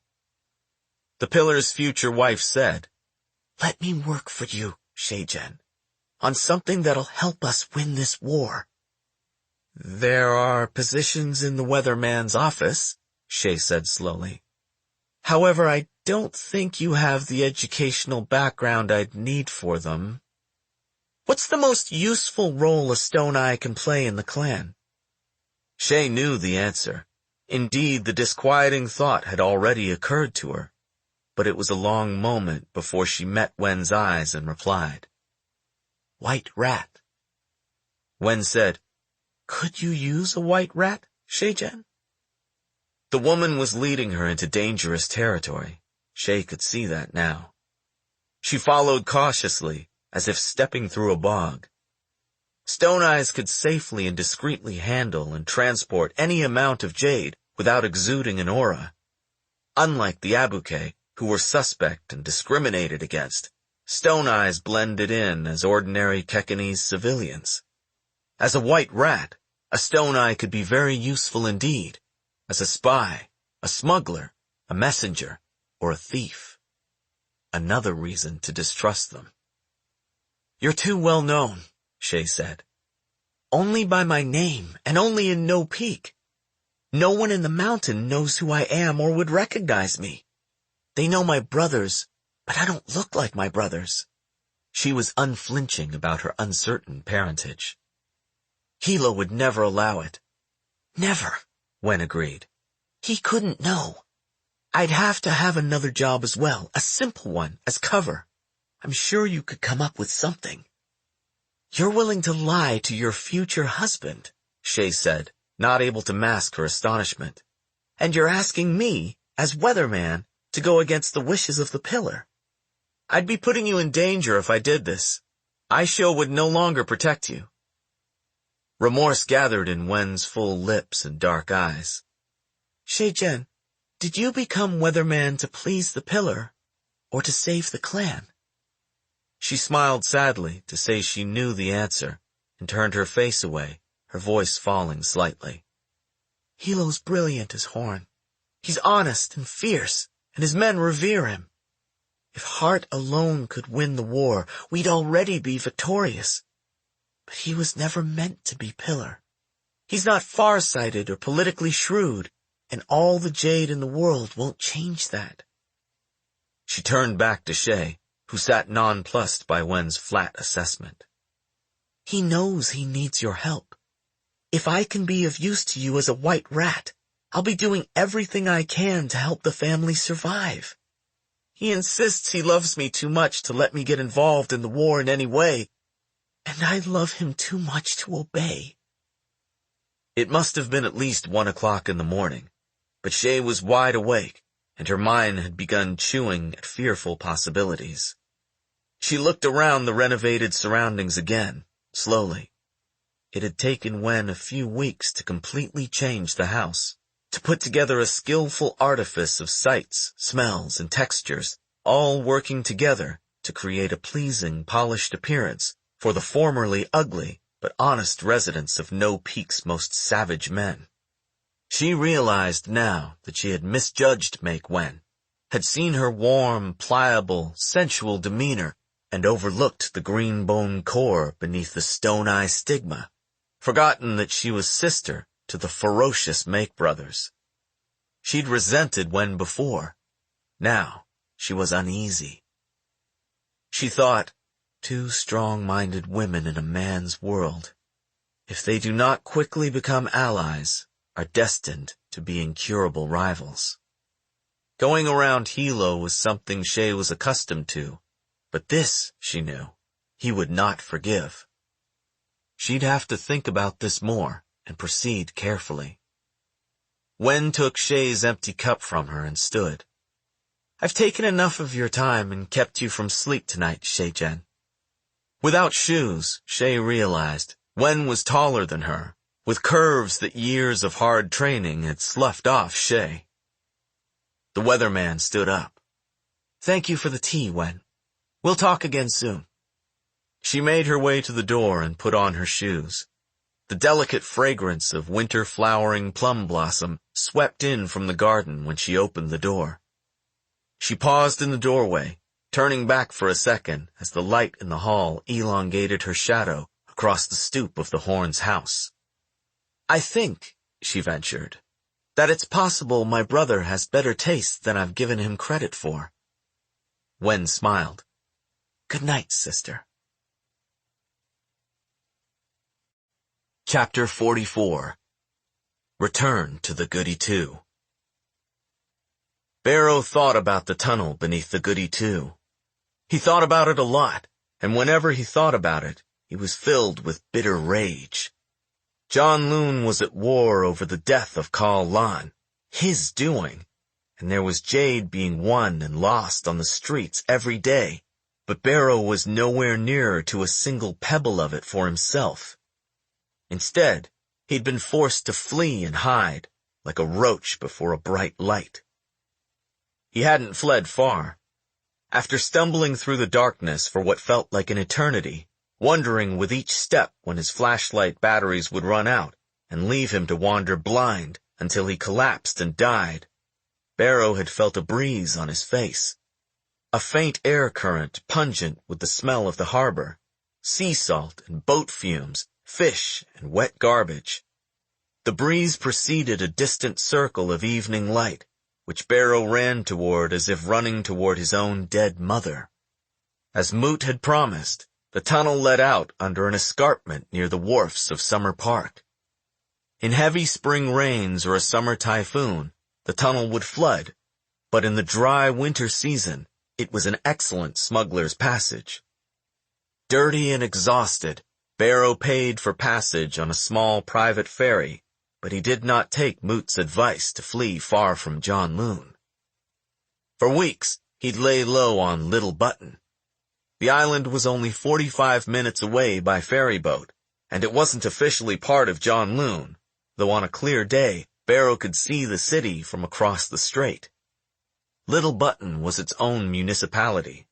For centuries, there'd been a deitist monastery here, before the Shatarians had turned it into a labor camp, and now it was a touristy sort of place with a restored deitist temple, a nature preserve, and a quaint town full of little shops selling overpriced knickknacks and handmade items. Barrow hated it. It was, however, a good place not to be recognized. Full of Janloon day trippers and foreign visitors, it was easy enough to get a motel room and nurse the injuries to his body and his pride in glum solitude, watching television, eating takeout food, and plotting his return to the city. Little Button was run by a minor clan family that was a tributary of the mountain, but from what Barrow gathered, it was largely left alone by the Janloon clans. Just to be safe, he moved to a new motel every week, so no one would start noticing him. From the news, Barrow knew that the city was a patchwork of street violence, and there were parts of Janloon where it wasn't clear which clan was in charge, if any. The mountain had taken a good chunk of the docks, but no peak still held the armpit and had conquered much of Sogan. Fishtown was anyone's guess. Barrow had been gone for more than a month. In all this chaos, surely no one was still looking for him. On a clear morning, he went down to the marina and took the ferry back across the strait. Barrow blamed Moot and the goateed Greenbone for his situation. They'd set him up. They'd promised him Jade and then reneged on him. They'd never intended to bring him in. The more Barrow thought about it, the angrier he grew. Also, he thought about the tunnel under Moot's store and the hidden boxes he'd been too hurried and panicked to inspect or steal. Again, he kicked himself. All his misfortunes came from haste. What was in those boxes? He knew where to get the jade that was rightfully his, from Moot himself. He didn't have the Fullerton anymore, which was a shame, but he had plenty of money. And although civilian ownership of handguns was technically illegal in Janloon, conditions of disorder in a clan war ensured that the street sale of them was common. It took Barrow one afternoon in the mountain-controlled side of the docks to get his hands on a decent revolver. His plan was to hold Moot's son hostage at gunpoint until Moot paid with his jade. If that didn't work, he would kill Moot and take the jade. An unexpected sight met his eyes when he got to the Goody Two that evening. The store was dark, and the building was boarded up. The store's large banner had been torn down, and there was no sign of anyone in or around the place. Barrow wandered up to the window suspiciously and peered through. It was a mess inside. The place had been ransacked. Shelves were empty, and fixtures were tipped over. Most of the merchandise was gone, but what remained was scattered on the ground and already picked through. Useless stuff, like old magazines and sun hats. Barrow kicked the front door and jiggled the padlock angrily. He looked around. The street was empty. This part of town was so close to the border between Junco and Spearpoint that apparently no one in their right mind wanted to be loitering in it. He pounded the sidewalk-facing windows, which shook in their frames. A homeless man on the corner, the only other person in sight on what was typically a busy intersection, called out, "Haven't you heard? Moot's dead, KK!" Barrow turned around. "Dead? Who killed him?" The man grinned a toothless grin from under his blankets. He shrugged and giggled. "He did! Walking around with Jade, you're killing yourself!" Barrow found a heavy rock and broke one of the Goody Two's windows. It made a god's-awful amount of racket, but there was no one but the hobo nearby to take notice. As Barrow kicked in the glass and climbed gingerly into the ruined store, he was fuming with a peculiar mixture of disappointment and hope. So Moot was gone, and his jade with him. Someone had beaten Barrow to it. That was just to be expected, wasn't it? Always, something would happen. Fate would shine on him, it would dangle what he desired, then it would snatch it away. Lucky and unlucky, that was him. And now, maybe bad luck would turn to good again. Maybe. The closet in the back of the store was open. The drawers of the wield filing cabinet were open and the contents pulled out and dumped in the mad search for cash and valuables, but the thing itself hadn't been moved. His heart in his throat, Barrow leaned his weight against it and pushed it out of the way. He felt around in the dark to find the break in the carpet. When he rolled it back, he found the trap door he'd escaped through 5 weeks ago. Barrow closed the door of the closet and blocked it with the filing cabinet. He pulled the chain of the single bulb overhead, flooding the small space with yellowish light. Barrow tugged at the metal ring of the trap door. It lifted with a heavy scraping sound and a small cloud of dust. Queasy with anticipation, he descended warily down the steps into the tunnel. It was still there, boxes and crates, untouched by the scavengers who'd torn through the rest of the store. Barrow took one of the top boxes and set it on the steps. He cut the packing tape with a pocket knife and gaped at what he'd found. Then he stared back at the small tower of containers. How had Moot hoarded all of this? Surely it hadn't all come from the goateed Greenbone, who'd only brought him the one small box that first night Barrow had seen him. Moot must have been a dealer. A grin spread across Barrow's face as he pulled one of the small sealed bottles out of the open carton in front of him. Shine. A lifetime supply of shine. All of it now his. His hands shaking with eagerness, Barrow scooped up as many vials as he could fit into his pockets. Then he replaced the half-empty box on top of the others, and with an avaricious backward glance, climbed back out of the tunnel into the store. He dropped the trap door into place, rolled the carpet over it, and moved the filing cabinet back to exactly where it had been over the entrance to the secret tunnel. Barrow turned out the closet light and stepped back out into the demolished store, his pockets laden and his mind galloping. This building would probably be taken over by someone else soon.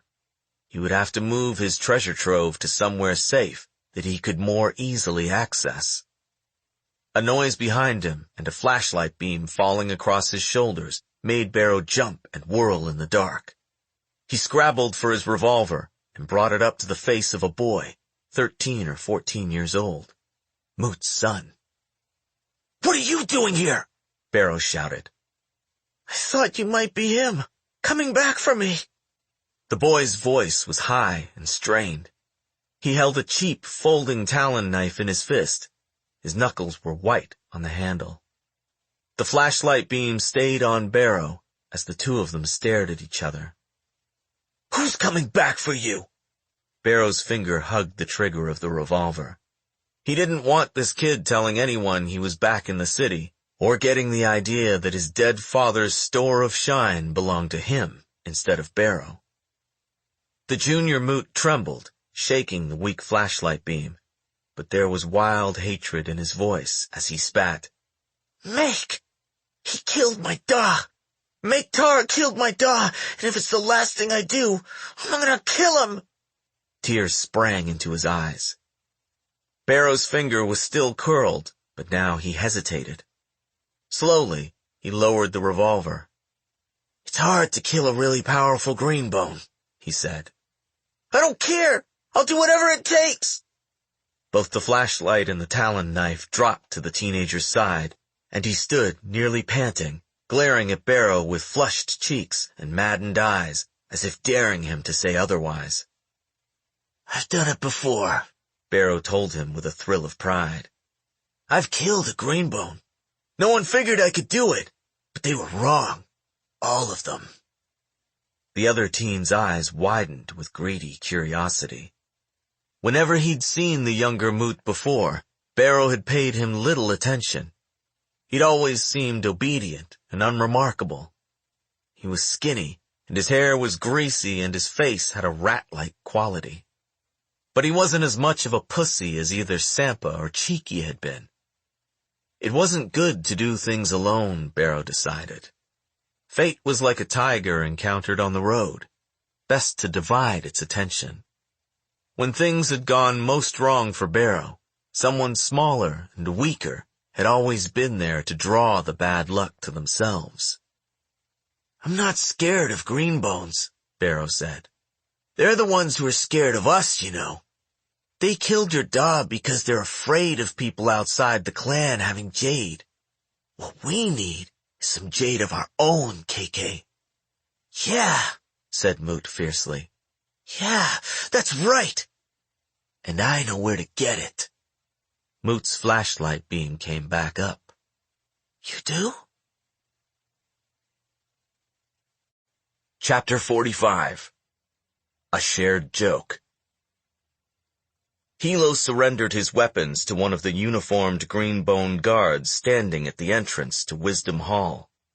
The guard was a young woman whose jade aura hummed with intense concentration as Hilo approached.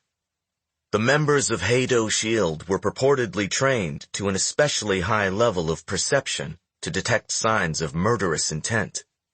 She would have to relax her standards for perceived hostility if she was going to let anyone into the building today, Hilo thought, smiling to himself as he unstrapped his moonblade, unbuckled his talon knife, and unholstered his gun, placing them side by side on the table in front of the metal detector. It wasn't that he doubted the guard's abilities or didn't understand the sentiment behind leaving weapons outside the negotiating chamber, but both were pointless measures. There was plenty of jade being collectively carried into the room on people's bodies. The green bones in attendance could easily kill each other bare-handed if negotiations broke down. They would not, though, not with a penitent in the room, and there were 3 of them present in the meeting chamber where the mediation between the clan leaders was scheduled to take place. Apparently, the council thought it wise to arrange triple the spiritual insurance. The penitents stood quietly in the corners of the room, 1 man and 2 women, their shaved heads bowed and hands folded in the sleeves of their long green robes. Acts of violence were forbidden, not just in any deitist temple, but anywhere a penitent was present. They were in direct communication with heaven, so the belief went. The gods would know who had gone against the divine virtues and struck first. Heaven's spies, as it were. Not only would the sinner's soul be damned, but on the day of the return, his entire family line, ancestors, parents, children, and descendants, would be refused entry into heaven and be forced to wander the empty earth in exile for all eternity. Yesterday, Hilo had suggested to Shay that it would be worth risking whatever theoretical, metaphysical reckoning would befall them in the afterlife if the 2 of them could kill Ait Mata right where she sat across the table from them. Shay had turned a stunningly cold look on him. "The gods are cruel, Hilo," she said, as if she knew them personally. "Don't tempt them with arrogance." There were 2 doors in the chamber, so he and Ait did not even enter through the same hallway. Hilo went into the room and sat down in the end chair, nodding to the 12 members of the Royal Council who lined either side of the table and comprised the official mediation committee. They looked officious in dark suits and held expensive pens over yellow legal pads in leather folios. 4 of the committee members belonged to No Peak. Stern-looking Mr. Vang, white-haired Mr. Loyi, horse-faced Mrs. Nur, and smiley Mr. Koi, who had a head shaped like a turnip. Hilo recognized each of them on account of Woon's briefing the previous evening. The diligent former pillarman was proving to be a great asset in the weatherman's office. Hilo was glad to have spared his life. He did not blame Woon for Lan's death, no more than he blamed himself, but it was good to see the man turn his remorse into effort for the clan. Of the other politicians in the room, 4 were loyal to the mountain. The remaining 4 were not clan-affiliated. Hilo hadn't even known there were councilmen who had no clan allegiance, ones who might be bought. There are 14 independents, plus 2 beholden to minor clans, out of 300, Shay had enlightened him. Try to remember these things. The seat at the other end of the table was empty. Ait had not arrived yet. Hilo checked his watch. He leaned back in his chair and smiled at those assembled, apparently at ease as he waited. Ait-chen must have stopped to key my car. A nervous chuckling from some around the table. Mr. Loyi half smiled, and Mr. Koi laughed out loud, but Vang and Nur looked unimpressed. Most of the people in the room, regardless of clan, regarded Hilo with a mixture of nervous respect and cloaked disdain. They didn't know what to make of the wolfish young pillar. Hilo didn't particularly care for them either. Puppets behind puppets. In the seat slightly behind and to the left of him, Shay's aura grew a little louder in his mind, and she rapped a pen on the arm of her chair, as if in a warning reminder that they were here to improve their standing with the council, not worsen it. Silence descended abruptly over the room. The politicians that had been chatting quietly noticed and straightened back to the table expectantly. It took Hilo a second to realize that the change was in reaction to him.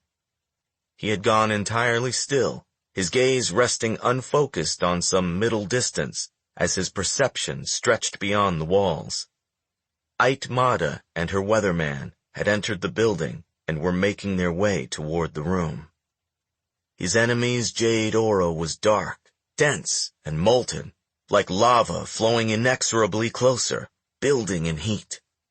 It exuded a calm, unrelenting malice directed unmistakably at him, and as she could no doubt perceive him where he sat, the intensity of their long, psychic stare was such that Hilo felt there was almost nothing left to say by the time Ait entered the room a minute later. Everything that was going to happen today had already happened. The rest would be meaningless talk. As he had expected, Ait's physical appearance was of little note in comparison to the impression left by her aura. She was dressed in black, with a cream-colored blazer, and wore no handbag, jewelry, or makeup. She strode in, apparently faintly amused by the waiting crowd, and settled into the chair opposite Hilo at the other end of the table. Short, slick-haired Ri Tura took the seat behind her left shoulder. "Good afternoon, councilmen," Ait said. "Ait-chen." The politicians beholden to the mountain nodded in her direction.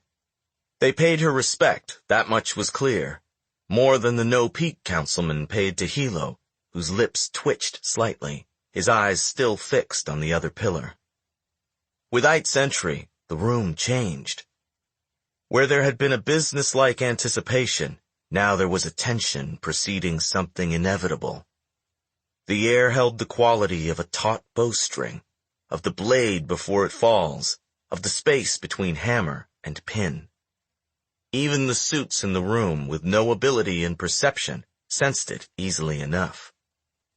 The chair of the committee, a woman named Onde Patanya, who was one of the few independent council members, was brave enough to stand up and start the meeting. She cleared her throat. "Respected Greenbones and fellow members of the Royal Council, we meet in Wisdom Hall today, in good faith and in the spirit of the divine virtues, under the watchful eye of the gods." She glanced meaningfully at the penitents in the corners. "And under the auspices of his heavenship, Prince Eowyn III.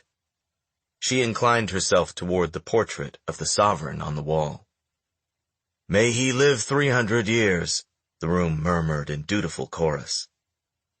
Hilo quelled a smirk as he glanced at the oil painting on the wall. It depicted a stately, heavy-browed young man in the traditional long-robed garb of Kekanese nobility, sitting on a wide, cushioned chair, with one hand resting on the sheathed moon blade across his lap, and the other holding a fan of palm fronds, representing the monarch's role as warrior and peacemaker. It was an archaic symbolism. The moon blade was traditionally a greenbone weapon. Hilo was quite certain the prince had never drawn a real one.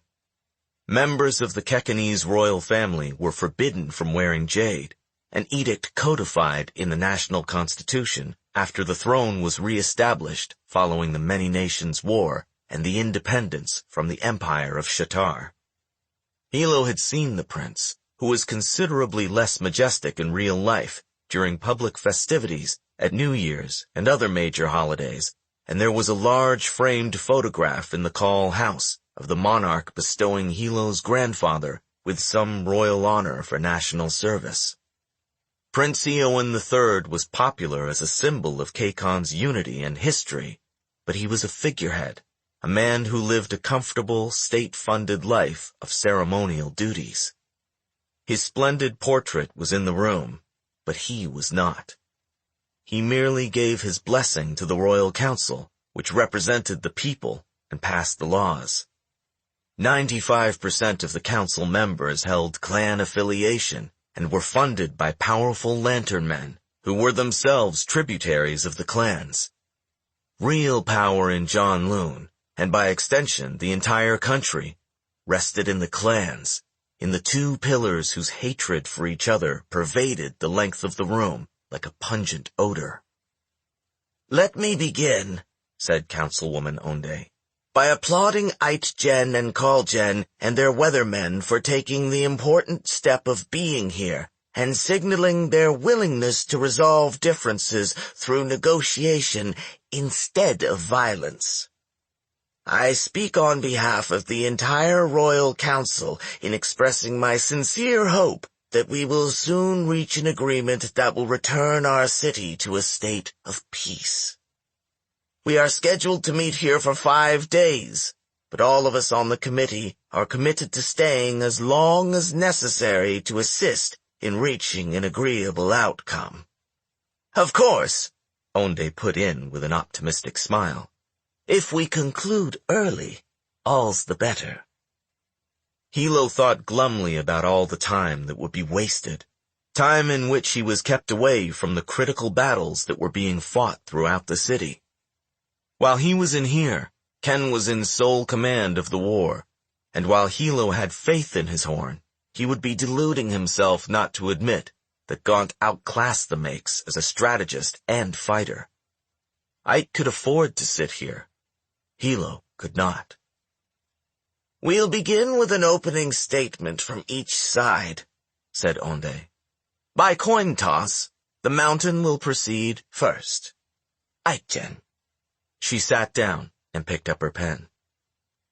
Ike let a pause settle, just short of uncomfortable, before she said, in a clear, even voice that reminded Hilo of an academy lecturer, "I'm deeply saddened that the rift between the two great clans of this country has led to bloodshed.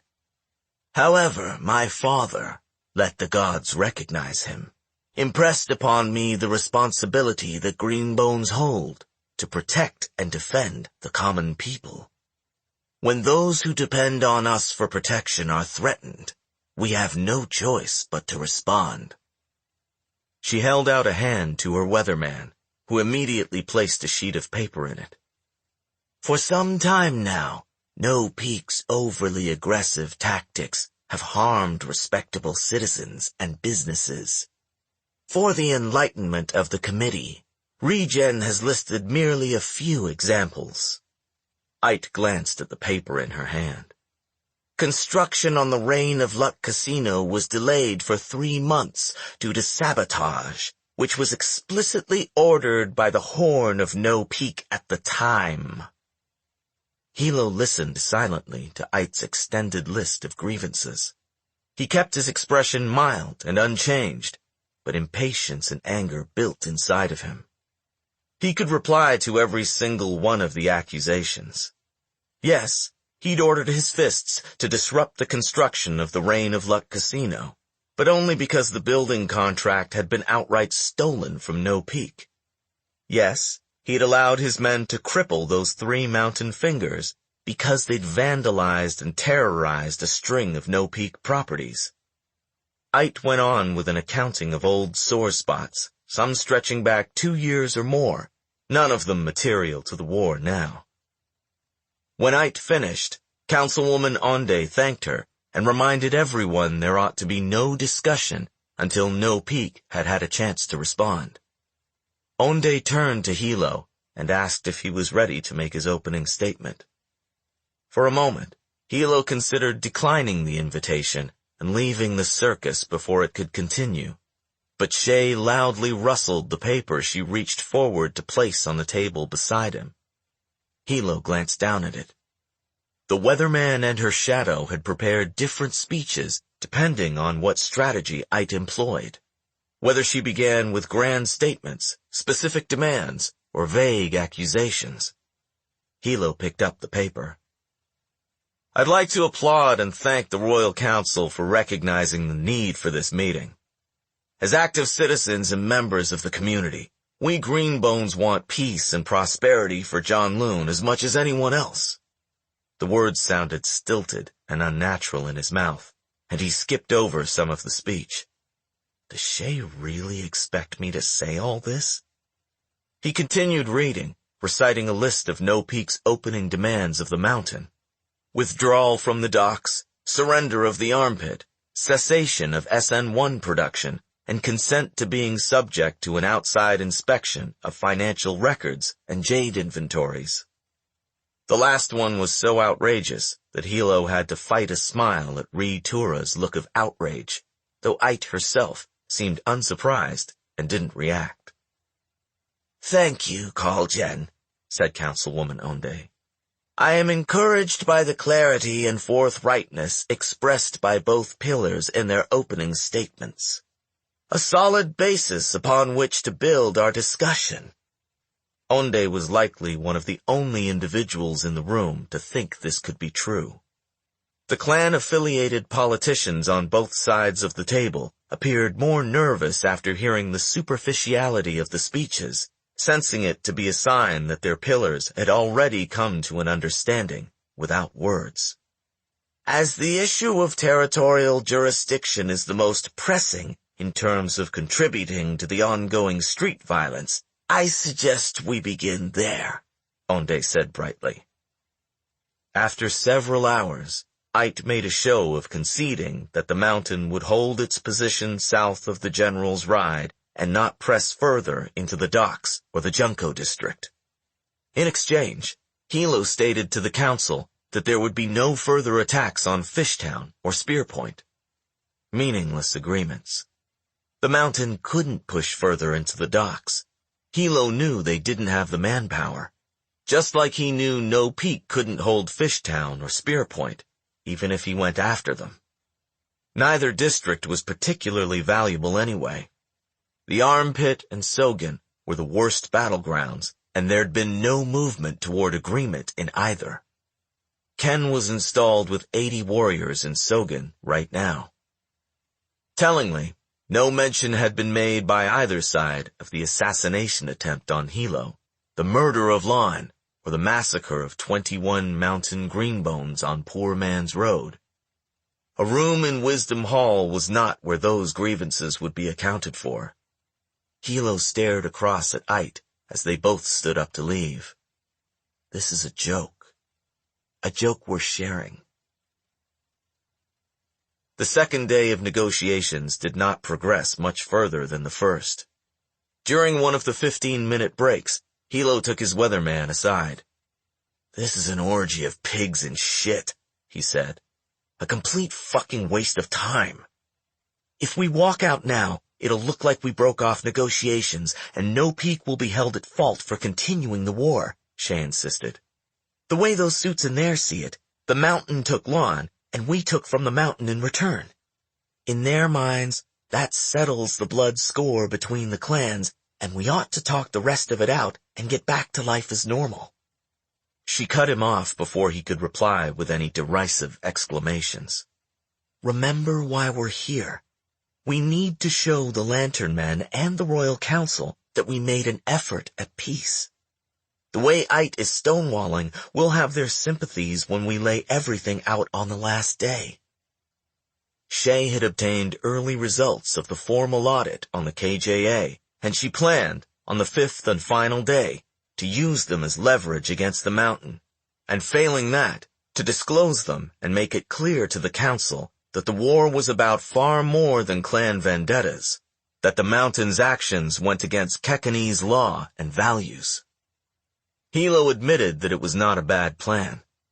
Either they would come away with enough concessions to put them in a tenable military position until spring, or they would hold the moral high ground, and thus, hopefully, the support of the clan's lantern men and the public. Nevertheless, Hilo felt all these things were ancillary factors. They would not substantially change the outcome of the war, and he chafed at the task of playing through this farce for the benefit of the spectators. He returned to his place in the room. It was growing increasingly infuriating to perceive the smugness of his opponent's thick jade aura, to catch the occasional twitch of amusement on her lips. They were in on this together, the placating and assuaging of the politicians and the businessmen, the self-importantly modern Kekanese who liked to tell themselves that there was no need to solve disputes in the old way, the way of the clean blade under the judgment of old uncle, a belief both pillars knew to be falsehood. Ait was playing her part more willingly than Hilo, however, because she was good at it. Far better than him, a fact she lorded over him with every word and gesture. She'd been weatherman before she'd become pillar, and knew how to come across as a seasoned and articulate businesswoman. She was using that advantage now, to taunt and provoke him, to make him seem like nothing but a young hoodlum. The contrast between them made these jadeless stooges forget that Ait Mada was the most powerful pillar on Kakon, on account of having killed her father's horn, his first and second fists, his pillarman, and his youngest son. At times, the thought made Hilo chuckle. The second day ended with so little change from the previous that even the relentless Onde seemed discouraged. Hilo was impatient to get to a phone, to find out if one of his fists, Gun Jeru, who'd been ambushed and badly injured just before dawn, had survived the surgery room. He and Shay said little to each other, parting ways outside of Wisdom Hall. Shay stepped into a car waiting to take her back to the weatherman's office on Ship Street. Hilo found it amusing that for someone who had put on such a show of eschewing clan trappings back when she'd first returned to Janloon, his weatherman seemed to harbor no qualms about wielding them now, which merely proved to Hilo that his sister had been fooling herself the whole time, and ought to have known better, ought to have come around before she'd been forced. Hilo looked for his driver and the Duchesse in front of the reflecting pool, but instead saw mate Tar waiting in one of the clan's nondescript cars. When he got into the passenger seat, Tar turned down the radio and offered him a cigarette. Hilo noticed that the pillarman's sleeve was speckled with dried blood. His eyes were ringed from lack of sleep, but gleamed with a triumph that made the texture of his aura scratchy with repressed excitement. "How'd it go?" Tar asked. "Same as before?" "Worse. A shame the penitents are still there." "You could bring me in," offered Tar. "I'm not going to heaven anyway." "How's Goon?" The unhappy shift in Tar's aura answered him immediately. "Fuck," Hilo said quietly. Goon had been a classmate of his, a skilled fighter, but also a funny man who put people in a good mood and could always tell a story. Hilo ought to have seen him before he died, ought to have gone in person to break the news to his parents and sister. Instead, he'd been mincing words and pandering pointlessly in Wisdom Hall. A wave of rage boiled up Hilo's neck and into his face. Fuck. Fuck the gods! Fuck Ait and fuck Gaunt with a sharp stick! Fuck them! He slammed his head against the headrest and punched the ceiling of the car, denting it. Tar dangled his cigarette out the open window and waited until his pillar had calmed down. "Let the gods recognize him, poor bastard," he said at last. "Let the gods recognize him," Hilo agreed in a deadened voice. "It's not all bad news, though," Tar said, and waited with some obvious smugness for Hilo to ask him what redeeming thing it was he'd made a point to come in person to share. Tar was like a kid sometimes, eager to please, prone to both tantrums and overexcitement, possessing a curious combination of boldness and insecurity. Ever since he'd gotten out of the hospital, he'd seemed desperate for a chance to prove himself and displace the embarrassment of his injury. Redesigning the Pillarman's role for Tar was a stroke of personnel genius that Hilo was quite proud of. Still, as he was in an awful mood over losing Goon, Hilo did not at once indulge the man's eagerness. Instead, he asked, "Has Ken been to Goon's family?" "I don't know," Tar said. "I haven't talked to him." "Who's managing Goon's fingers?" "Fway or Lot, as far as I know." Tar sounded a little surly now. Goon had been his classmate too, but Tar seemed only mildly bothered by his death. He cared for only a few people in the world, though these people could ask anything of him. Hilo gave in. "What's giving you such a hard-on that you have to tell me?" After Tar had explained everything, Hilo stared out the window, his burning gaze resting unfocused on some middle distance as the fingers of his right hand drummed lightly and rapidly on one knee. "Drive," he told Tar. "Let me think about this." After a while longer, he declared, "Tomorrow's going to be different. A lot different." "You did good, Tar," and his Pillarman smiled in satisfaction at the praise, touching the new talon knife on his belt. Chapter 46. Honest Talk.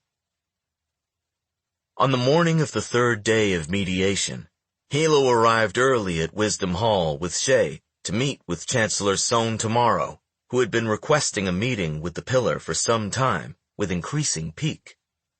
"Kaul, Jen, come in. How are the gods favoring you?" Sohn asked, ushering them into his office. "With their usual sadistic sense of humor," Hilo said. "You?" The politician appeared to stifle an involuntary reaction to Hilo's casual blasphemy by lowering his ruddy face beneath a stiff and shallow salute. Well enough, thank you." Hilo was under the distinct impression that Chancellor Sohn tomorrow did not like him. A year ago, he'd refused Sohn's request that he break up the workers' strike on the docks by force, and at Lan's funeral, the man had shown only the minimum of respect to the new Pillar. The fact that Hilo had now ignored him for several weeks while he concentrated on the war could only have exacerbated the man's dislike. Indeed, the way Sohn was looking at him now, with an obviously forced smile that did not hide the coldness of his scrutinizing gaze, confirmed what Hilo suspected.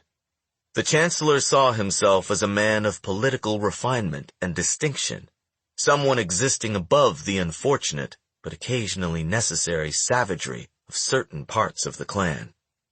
Sohn looked at Hilo and saw youth and muscle, someone who ought to be taking orders, not giving them, and certainly not attending Wisdom Hall as Pillar. It was difficult for Hilo to behave in a rational and civil manner toward people with whom he did not share any personal warmth. Their status or importance in the eyes of others had little bearing on him. He knew this was a weakness on his part. Indeed, placing personal feelings over more politic considerations had led him into trouble before and earned him his grandfather's ire. When Hilo and his siblings were children, Kaul Sen had beaten Lan infrequently and Shay not at all, but his middle grandchild had been whipped for causing trouble with instructors at the academy, for breaking the arm of the son of one of his grandfather's own business partners, for being seen around the city everywhere with the make boys. Doing his best to quell both an instinctive resentment towards Sohn and a sense of general discomfort with the pompous formality of the oak-paneled office, Hilo let himself be gestured into the seat across from the Chancellor's wide desk. Shay positioned her chair slightly behind and to the left of his. He was glad she was present, because she appeared more at ease than he felt. The Chancellor sat and motioned to his aide to bring refreshments, then turned to Hilo with that same painted-on smile. Hilo said, "Well, I'm here. What do you want to talk about?" Sohn's smile wavered visibly. "Kaul, Jen," he said, recovering it with admirable speed. "I appreciate that you're a very busy man. Leading the clan as pillar in this time of difficulty is no doubt all-consuming. I dare say as much work as running a country." The rebuke was delivered with a casual thrust, but it was clear nevertheless. Sohn was the functional head of the government, and not pleased with having been kept waiting by a 28-year-old street fighter who'd come into the clan's leadership unintended. Hilo replied with a casual jab of his own. "I hope none of your political opponents are trying to take off your head with a moon blade." He nodded in thanks at the aide who put a cold glass of anise-scented tea in front of him. Trying hard to bear in mind what Shay had told him about the importance of the Royal Council and the clan's need for political support and legitimacy, Hilo changed his tone and said more seriously, "I'll admit I have a lot to learn about being the pillar. My brother, let the gods recognize him, didn't have a chance to prepare me for it. Our enemies saw to that, and I haven't been off my feet since. I apologize if I've been disrespectful by not meeting with you sooner." Hilo's sincerity seemed to appease Sohn somewhat. "Well, the most important thing is that you've been sitting down with Aitmata in the council's mediation committee. As chancellor, I couldn't be part of the committee myself, but it's making progress, I hope. A negotiated peace is, after all, what we're all hoping for."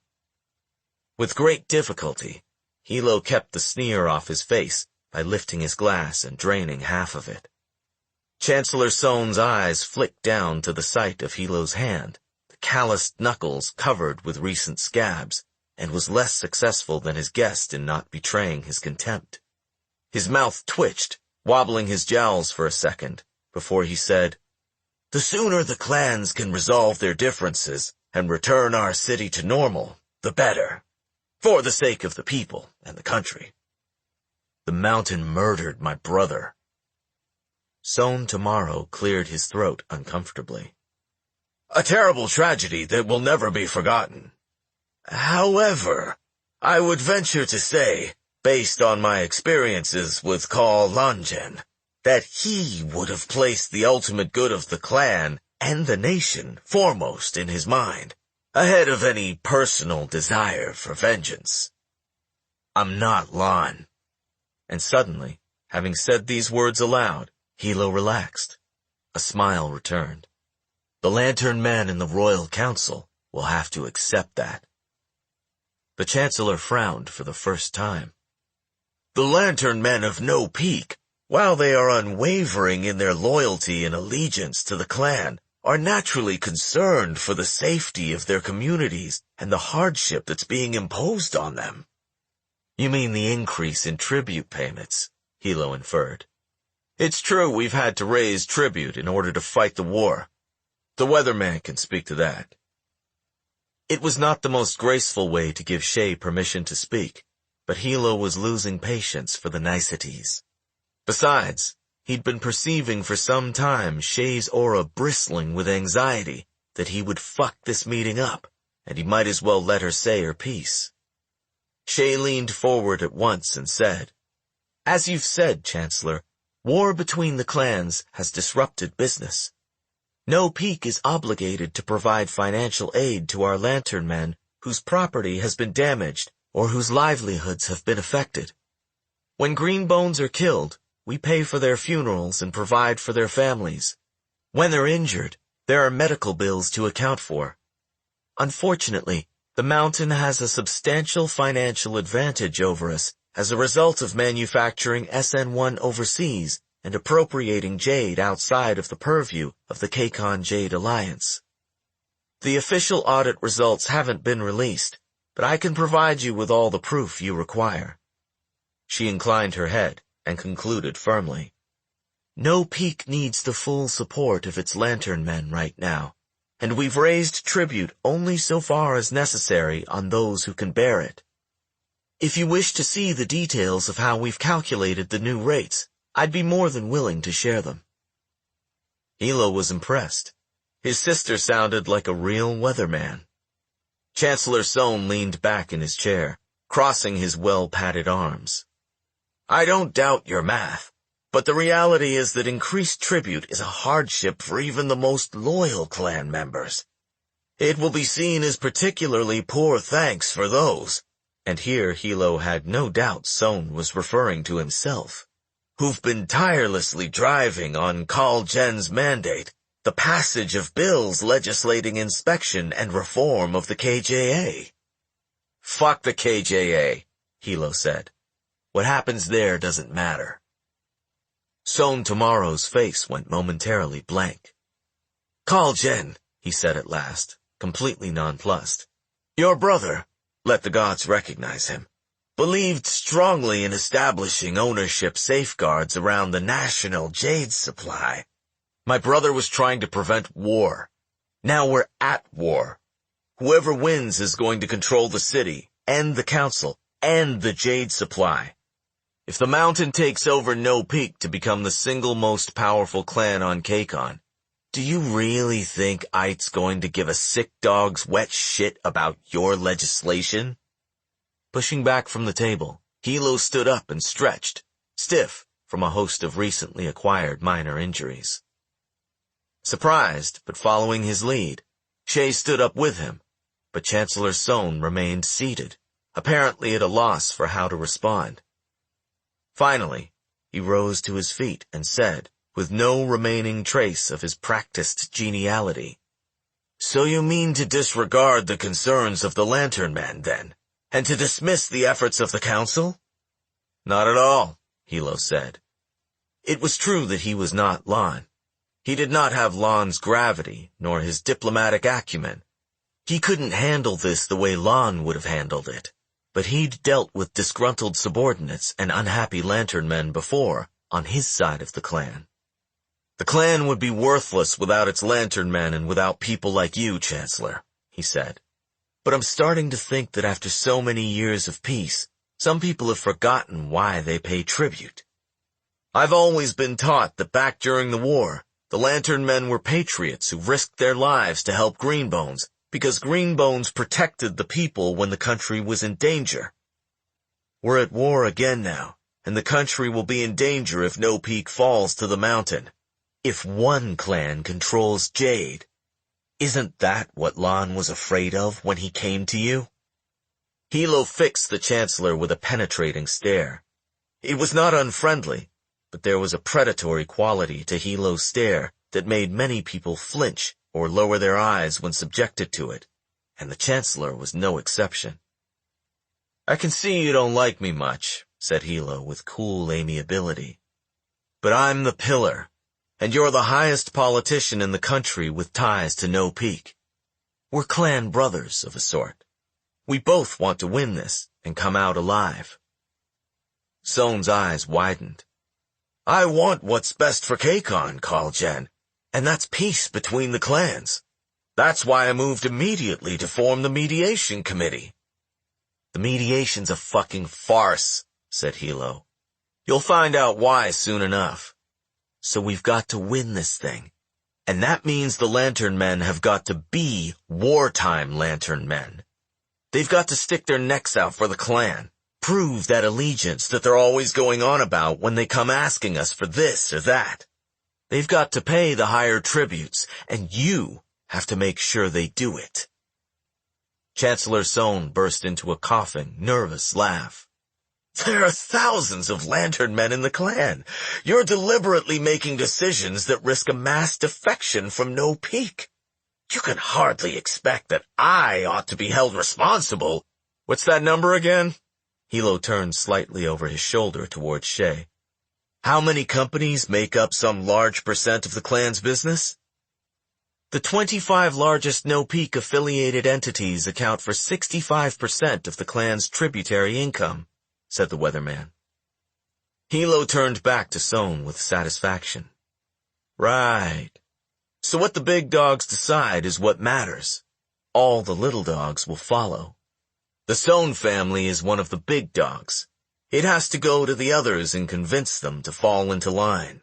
Make them see that they might have to suffer a little right now, but it's so the clan can win. People are people, whether they're lantern men or fists, jaded or not. They'll run when they lose hope, but they'll put up with any hardship if they think they'll come out on top in the end. Sohn tugged at his collar, which he abruptly seemed to be finding too tight for his bulging neck. There could well be many lantern men who would rather defect to the mountain than commit themselves to no peak under such unyielding terms. The pillar appeared to consider this. You wouldn't be one of those people, would you, Chancellor? He asked quietly. If the mountain destroys No Peak and takes the city, I'll be dead. My entire family will be dead. You're the one who'll live with what happens afterward. Hilo could see the wheels turning in the politician's head. Jaded or not, one did not rise to power in Janloon without a great deal of shrewdness and a powerful instinct for survival. And Chancellor Sohn was well aware of the fact that he was far too closely and publicly tied to No Peak to survive politically in a city ruled by the mountain. Sohn had orchestrated the KJA reform bills, and the financial audit meant to expose the mountain's illegal activities. His daughters ran a No Peak tribute business and had married into the clan. One of his sons-in-law was a luckbringer, and the other was a mid-rank fist. His political and business allies would be targeted by mountain-affiliated rivals. There was no escape for Sohn tomorrow, any more than for the Kauls. Hilo saw all these thoughts writ in the Chancellor's deeply resentful silence, and he felt compelled to walk around the huge desk to the man. Sohn seemed slumped into his own bulk, making no effort to move away, and only tensing in a half-hearted way when Hilo laid a hand on his ample shoulder. My grandfather and my older brother had great respect for you, Hilo said solemnly. So I have respect for you, even if I can see on your face that you don't respect me as Pillar.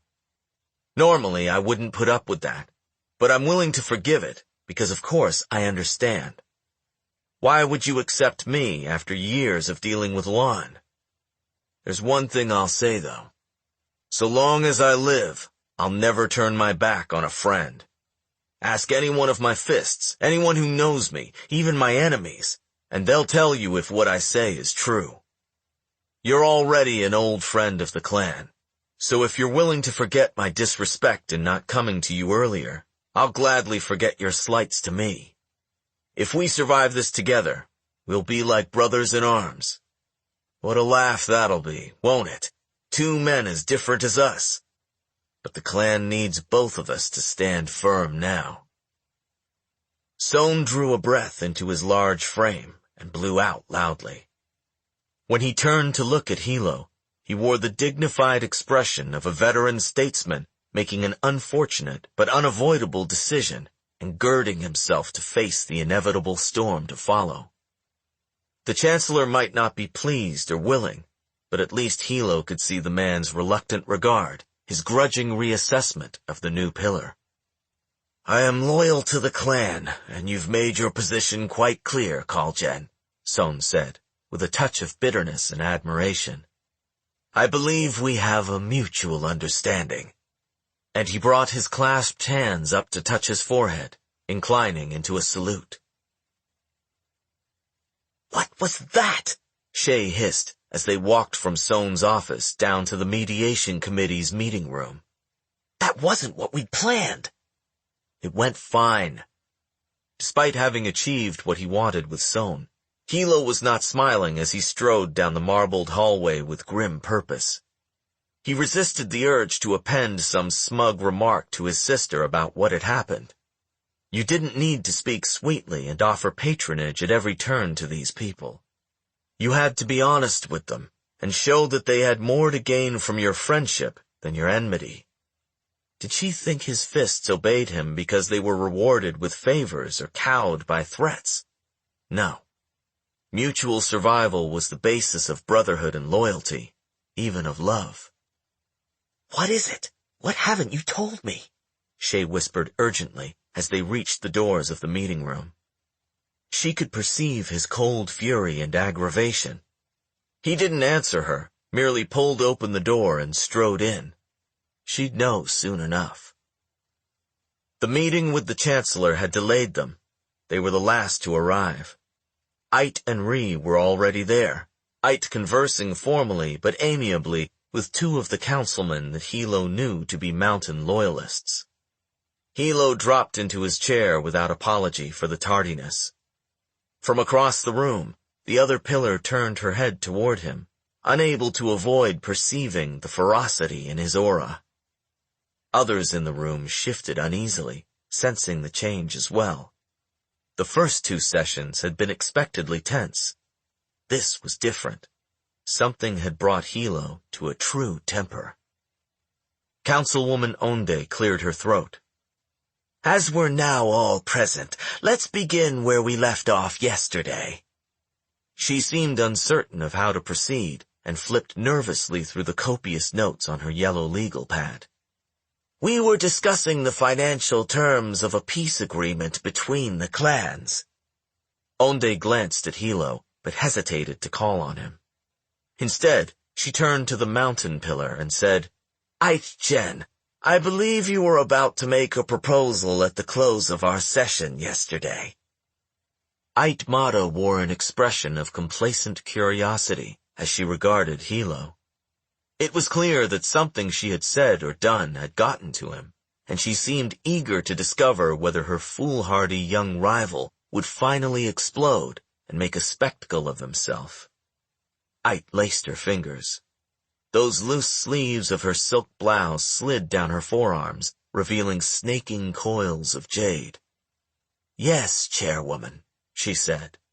I was explaining that No Peak's offenses against us over the past year have been so costly that it is only reasonable we discuss reparations. Reparations. It was too perfect. Hilo leaned his head back and laughed. No one else at the table seemed to think his outburst of mirth and contempt was appropriate. The No Peak council members stared at him, aghast, and he could feel Shay's aura raking him with disapproval. Kaul Jen, said Councilwoman Onde, with nervous admonishment. Ait Jen has brought up the very valid and serious issue of financial settlement. Your response suggests you're dismissing the idea as humorous. The committee would appreciate it if you would elaborate on your position calmly. Hilo leaned forward, a forearm on the table, the other hand pressing against the arm of his chair so he nearly rose from his seat. The room froze as the amusement on Hilo's face transformed into menace. In a soft, flat voice that carried in the frightened silence, he said to the other pillar, Enough bullshit, Ait. You're a thief. A jade thief. It was the worst sort of insult between greenbones, to suggest a person did not deserve the jade she carried, that she'd come about it dishonorably. For a second, Ait's face went entirely still, and her eyes burned with a light that appeared as if she'd fly out of her seat to snap Hilo's spine. Then, with impressive aplomb, she turned a calm face to Councilwoman Onde. It appears Kaul Jen has no respect for these proceedings. Don't talk to them, Hilo barked. You'll talk to me. For the first time, he saw Ait regard him in a tense assessment that held something other than contempt.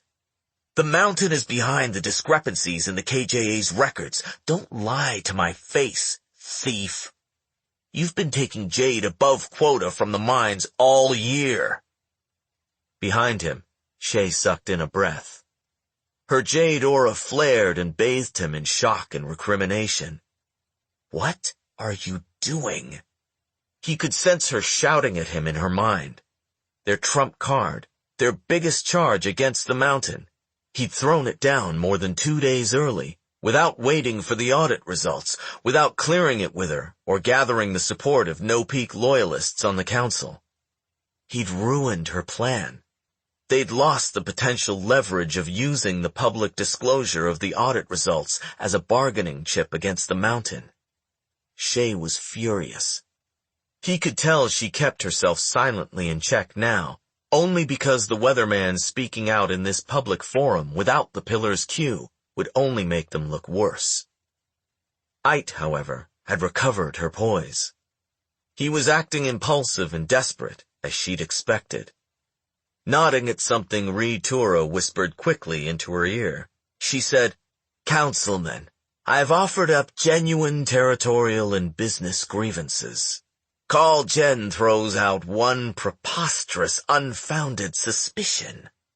Whatever the reason for the purported accounting discrepancies in the KJA, I'm sure the audit will reveal them to be due to unintended negligence rather than malice. This accusation is a distraction." Hilo threw his hands up to gesture at the entire room. "This is a distraction! There's no mediation that can happen here." He pointed at Councilwoman Onde, who shrank back slightly. "You want peace? All of you want peace? There's only one kind of peace the mountain will accept. One clan in power. In complete control of both Jade and Shine. Gold and Jade together. Tell me if that's the peace you want." The people around the table were shifting uncomfortably. Among the no-peak councilmen, Mrs. Nur sat open-mouthed.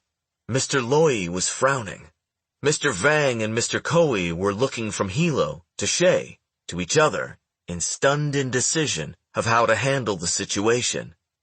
They had not been consulted on any of this.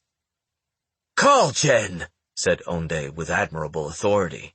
"I must ask you to—" Ite interrupted, her voice like steel. "The mountain is the largest clan in the country. We have a reliable and adequate supply of jade, and we hold nearly half the votes on the board of the KJA. Why would we need to steal what we openly control?" "What a good question." Hilo tilted his head, scratching his jaw as if genuinely perplexed. "Maybe you aren't stealing it for yourselves. Maybe you're finding some other use for that jade you don't want other green bones to know about." Shadows darkened his face. "Smuggling it on the black market through people like Tem Ben the Carver. Putting it in the hands of water-blooded crooks, like your informer, Moot Jindonan, who runs crime rings in no-peak territory with the mountain's blessing. And with Jade." The word came out as a snarl. Hilo rose slowly from his seat. "How many untrained, jade-fevered, shine-addicted gangsters are running around in this city, spying, thieving, wreaking havoc in the territory of other clans on the mountain's orders, in exchange for jade they have no right to wear? How big are the mountain's ranks when you include them in the count?" Ite's body remained motionless, but her head drew up in slow malevolence, neck lengthening like a rearing viper. Her aura burned with murderous intent. When she spoke, it was entirely without the practiced professionalism she'd shown earlier. It was like a sharp blade being drawn delicately across flesh.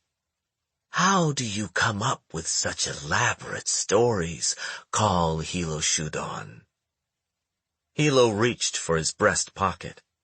Everyone flinched except for Ite, who made no move as Hilo pulled out a black cassette tape. "The Stone-Eye Tem Ben told it to me. He and Moot are feeding worms at the bottom of the harbor now." He tossed the tape on the table. It skidded to the center and lay there like an explosive device no one would touch. Hilo leaned his hands on the table and spoke in a whisper. "I found 2 of the weeds you planted in my yard, thief, and I'm gonna find the others. The next time we meet, it won't be in this room, and there won't be any mediation." Hilo turned and walked out the door. For a second, Shay remained seated, then he heard her stand up and follow him silently out. Neither of them spoke. The phone call came 2 days later. "Ait Jen wishes to meet with you alone," said Ri Tura from the other end of the line. "Somewhere neutral and private." "What assurances do I have?" Shay asked. Ri's slightly nasal voice lowered, as if he were leaning forward. "I'm speaking as one weatherman to another, Kaul Jen. We aren't thugs. Choose the time and place." After a moment of thought, Shay said, "The Temple of Divine Return. In the back of the sanctum. Tomorrow night." She hung up. Chapter 47. Heaven is Listening. Shay arrived early at the temple the next evening. She walked silently into the sanctum and knelt on a cushion in the back corner. The Deitist house of worship held a different quality for her now than it had when she'd come here a few months ago. Jade made it different. That other time felt like a distant, half-waking dream for so many reasons. Now it was clear to her that what felt like stillness and silence to the ordinary person was in reality a constant, crooning, musical hum of energy, filling the sanctum, radiating into the marrow of one's bones. The 6 cross-legged penitents, in perfect stillness, radiated powerful auras that filled her perception as completely as if she were staring into a floodlight that blotted out the center of her vision, leaving only the dim periphery untouched. As blinding as they were, the auras of the penitents were calm, as if they were harmonized in the same deep, dream-filled sleep, their breathing as gentle as the wind rustling the prayer cards and the leaves of the devotional trees in the courtyard. The last time Shay had knelt in doubt and indecision and prayed in the temple, she had not truly believed that she would be unequivocally answered by forces beyond her control. Bathed in the energetic resonance surrounding her now, Shay shivered inwardly, for she no longer doubted that this was a holy place, a place where the gods might be paying attention. That did not mean it was a kind place. Indeed, it was more dangerous than any other. Anything said or even contemplated in here would be heard by the penitents, might reach the ears of heaven. Shay touched her head to the ground 3 times. She whispered, "Yato, Father of all, I beg you to recognize my brother, Kaul Lanshinwan, gone from this earth to await the return. He was a follower of Jenshu, whom we call Old Uncle, and though he might not have come to this temple much, he had humility, compassion, courage, and goodness, more of the divine virtues than any Green Bone I know." Shay closed her eyes and fell silent. She would have said more.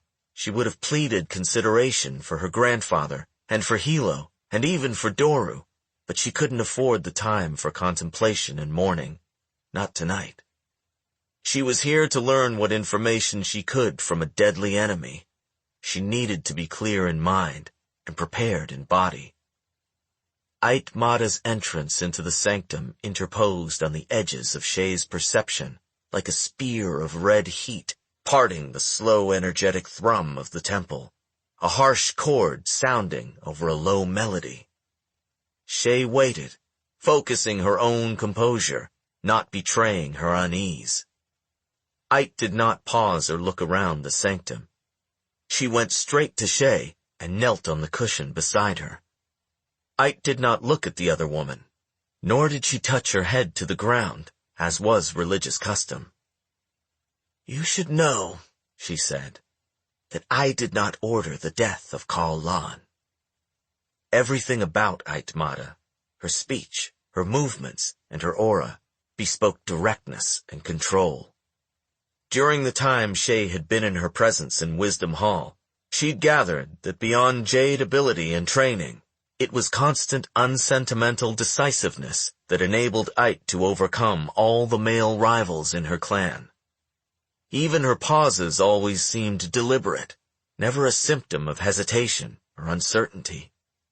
She let one of them rest between herself and Shay before speaking again. I had no reason to want your eldest brother dead. He was a reasonable man, overshadowed by his grandfather, perhaps, but nevertheless an intelligent and respected leader. Sooner or later, he would come to the proper conclusion. I was confident of that. We would have negotiated an agreement between our clans and avoided all this unpleasantness. Shay found it hard to speak from fury that made her vision waver. My brother lies cold in the ground. You expect me to believe you didn't put him there? Any green bone in the mountain would have been proud to win Kaul Lan's jade. No one has claimed that accomplishment. Doesn't that strike you as odd? The taxi driver that picked him up from the Lilac Divine said they were followed by men in a black car. Someone knew his habits and was waiting for him that night. Several people on the street heard gunfire down by the pier, and there were countless bullet holes near the place his body was found. 2 unregistered, damaged Fullerton machine guns were found on the dock. Hardly the sort of weapon carried by common criminals in No Peak territory. The men who killed him were working for the mountain. You lie if you deny it. She was grateful and mildly amazed that she was able to state all of this with the matter-of-fact self-possession of a true weatherman. The pillar is the master of the clan, the spine of the body, without which nothing moves. Unless you mean to convince me that those men were acting against your orders, how can you sit here and say you didn't kill him? You're correct, Kaul Jen, Ait said, surprising Shay with formal address. I'm responsible for his death, but I didn't whisper his name. I wanted to send a message deep into No Peak, to impress upon Kaul Lanshinwan the realization that going to war with the mountain would be unwise and ultimately futile. In doing so, I hope to avoid the war, or at least shorten it. Things didn't go as I intended. Because it was Hilo you always meant to kill. Yes. For a second, Shay allowed herself to contemplate with morbid curiosity the idea of an entirely different unfolding of tragedy. Had the initial assassination attempt succeeded, Hilo's death would have been a terrible blow to Lan, but Ait was not unreasonable in suspecting that the pillar's sense of pragmatism and responsibility would have ultimately won out over the desire for vengeance. Without a strong horn to rely on, Lan most likely would have acceded to terms of peace, rather than risk the entire clan in a disadvantaged war. Shay brought her attention back to the moment at hand. Possibilities that lay in the past were illusions, closed doors, as meaningless as unfulfilled intentions. You asked to meet with me, she reminded Ait. It wasn't merely to try and convince me that you had only wanted to kill one of my brothers instead of both. Ait said sharply, This war is pointless and destructive to both our clans. The audit of the KJA was childish and unnecessary. It invited the Royal Council and the press to come snooping into Green Bone matters. Is that something we really need when we can solve these issues quietly between us? The politicians have gotten it into their heads to try and pass some bureaucratic legislation or form some oversight body. For what ultimate benefit? We may even attract international attention, and the last thing the country needs is more self-serving foreigners meddling in our affairs. You brought it on yourself, Shay replied.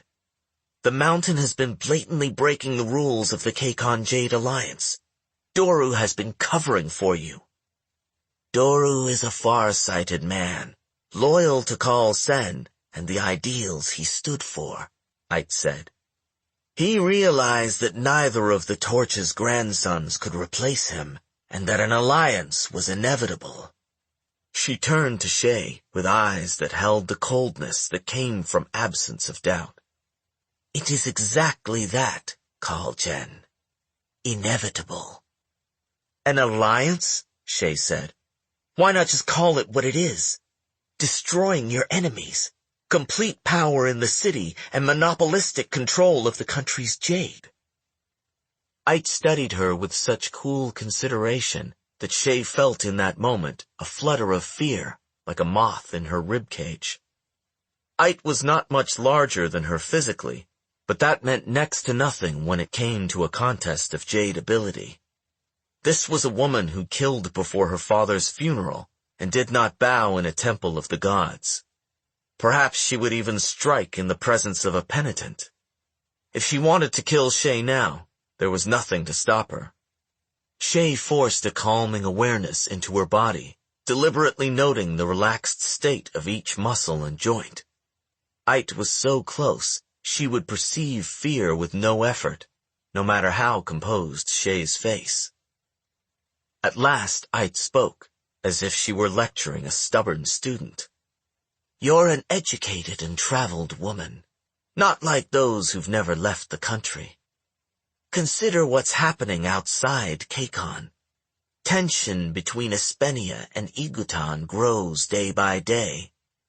The world is dividing into camps, and both sides covet the jade found only on this island. What kind of fortune did the Espenians spend to create SN1 so they could equip their elite soldiers with jade? The Igutanians are playing catch-up, but they certainly want no less. I'm told they've been researching how to make their soldiers more naturally resistant, more like us. The Shatarians did the same thing years ago, brought Kekanese and Aboke women to secret facilities to be raped and impregnated in an attempt to create a Shatarian army with natural jade resistance. We're a small country with a precious resource. If we don't take the right actions, we'll find ourselves at the mercy of imperial powers again.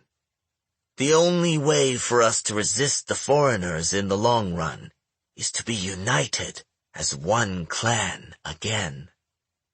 United by conquest, you mean? First you had to weaken No Peak.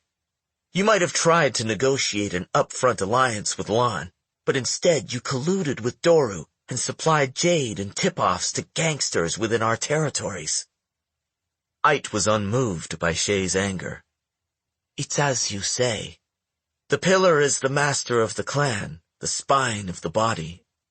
There can only be one spine. Kaul Lan was a proud man. He wouldn't have willingly relinquished control of his clan, certainly not while he had the strength of his horn behind him.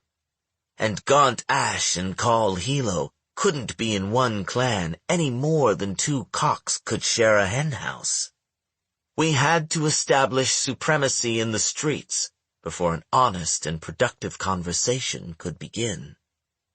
Where's the additional jade you've been taking from the mines? Ite astonished Shay by answering at once. We're selling it to the Igutanians. The contract is entirely secret, of course, because of Kakon's public alliance with Espenia. But we know the Igutanians are already acquiring jade through the black market. No matter what we do, how strictly we crack down, smuggling remains a problem. The potential profit for smugglers is so high they cannot be dissuaded, even with death penalties. If we offer the Igutanians a reliable supply, we'll destroy the underground trade. There will be less crime on Kakon and far more profit to the clan. We'll be supplier to both sides of the mounting conflict. We'll ensure our security and protect our income no matter which foreigners prevail. That's why you're also starting to produce shine. Shay could not help but admire the simplicity of it now. You can't sell that quantity of jade to the Igutanians without also promising them the shine to go with it. Factories on the mainland, manufacturing SN1 quickly and cheaply. Not the sort of stuff we'd ever want here on the island, but good enough for the foreigners. The Igutanians do not know the difference, and they have so many people, they treat them as expendable anyway. How much money was the mountain already bringing in from its secret contracts, Shay wondered. Siphoning jade from the national coffers, selling it to foreigners, trafficking in shine. It must be millions of dien, hundreds of millions. Ait's voice took on an edge of excitement. Shay sensed in the heavy texture of her aura a driven and deadly tenaciousness, like that of some purebred hunting animal that, once set to quarry, would rather run until it falls dead than give up the chase. She angled to face Shay directly now and said, "If we introduce a reliable supply of cheap SN1 into the market, sales of jade go up and we profit. If we shut off the spigot, foreign governments will have to contend with jaded people going mad, unable to control their powers, dying of the itches. With that kind of market power, we greenbones will retain rightful control over jade and will have the wealth and means to protect the country, as we've always done." Shay was silent for a moment before answering. "It really is, Ait-jen, a visionary and cunning strategy." She meant it. Ait was truly a higher-level pillar, not satisfied with merely continuing her father's legacy, but intent on altering the path of the clan and the country as a whole. A formidable successor to the spear of Kakon. Under Ait's leadership, the Mountain Clan would build an international empire of jade and drugs. It would eliminate or subsume its rivals until one clan ruled Kakon. The country would foment global tensions and profit by spreading the availability of jade and shine to millions of people beyond its borders, with Greenbones sitting at the apex of a burgeoning jade pyramid they controlled. "I share with you all my plans in complete honesty," Ait said, "because I can see you're an intelligent and ambitious woman. There are few enough of us in the world of Greenbones, the world of men. I know that you were top graduate at the academy and the favorite of Kaul Sennington, and yet you were obscured by your brothers. You discovered the clan was an insular, constricting place. That's how you came to work for the Espenian military, and afterward, why you left Kakon." Heat climbed up Shay's chest and neck at Ait's presumptuous but essentially accurate description. How had Ait learned these things?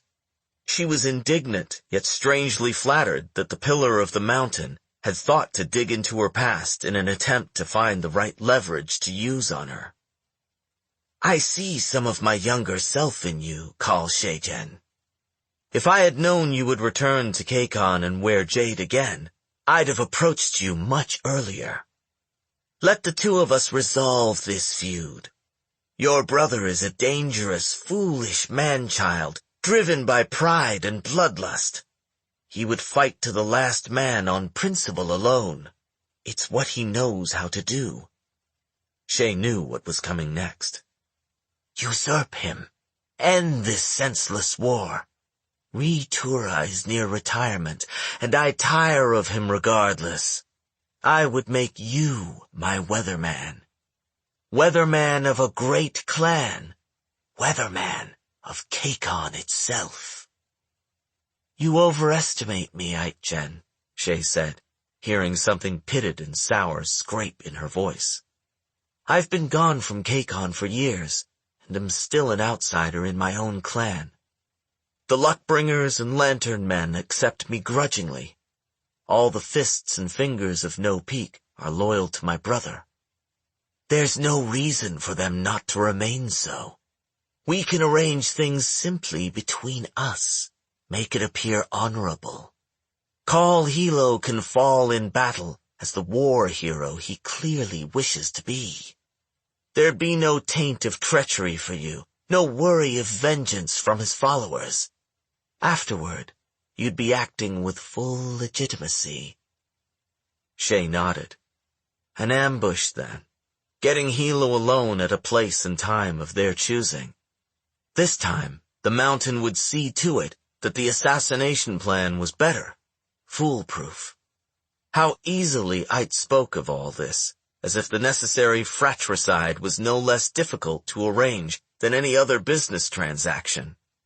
Truly, she doesn't fear the judgment of either men or gods. Shay's stir of unbidden admiration tasted acidic in her throat. Ait was a stronger woman than she. Shay glanced in the direction of the penitents, who still sat unmoving, their auras unperturbed by the content of the conversation they might be exposing to heaven itself. Is anyone listening? Perhaps, Shay thought with sudden heaviness, the penitents meditated in vain. Jade-enhanced senses and the power of perception endowed Greenbones with so much more nuance and clarity about the world around them, but it didn't, in the end, offer up any great truth, any proof of the gods, or hope that the people could ever be anything more than what they were. Was old Uncle Genshu paying attention now? Did he grieve what had become of the legacy of honorable warriors? The return couldn't be further away than Greenbones plotting murder in the sanctum of the temple. Ait had seen clearly Shay's ambition and resentment, had seized upon her rivalry with Hilo as an opening. Shay understood what that said about her. If the way to redemption was through the divine virtues, she was no closer to heaven than the woman next to her. She turned to Ait now. "You say you see your younger self in me," she said. "I see in you the kind of Greenbone I don't want to become. Jade meant something once. I'm not an oath-breaker. I won't betray the memory of a slain brother and sell the life of another for power." She stood up, wondering as she did so if she'd just sealed her own death. "I want no part of the Keikon you envision." Ait remained sitting for a few seconds. Then she rose to her feet and faced the younger woman. Her expression was unchanged, but her aura swelled with unmistakably ominous intent, and despite herself, Shay took an involuntary step back. "I despise it when my hand is forced," the pillar said, adjusting one of the coils of jade on her arm. "Ait Ugantin brought me, a girl that should have died, out of a war orphanage, and trained me to be the strongest Greenbone in the mountain clan. Yet when he grew old, he couldn't bring himself to name me his heir. He feared a backlash from the inner circle of men in the clan who would fault him for naming a woman his successor.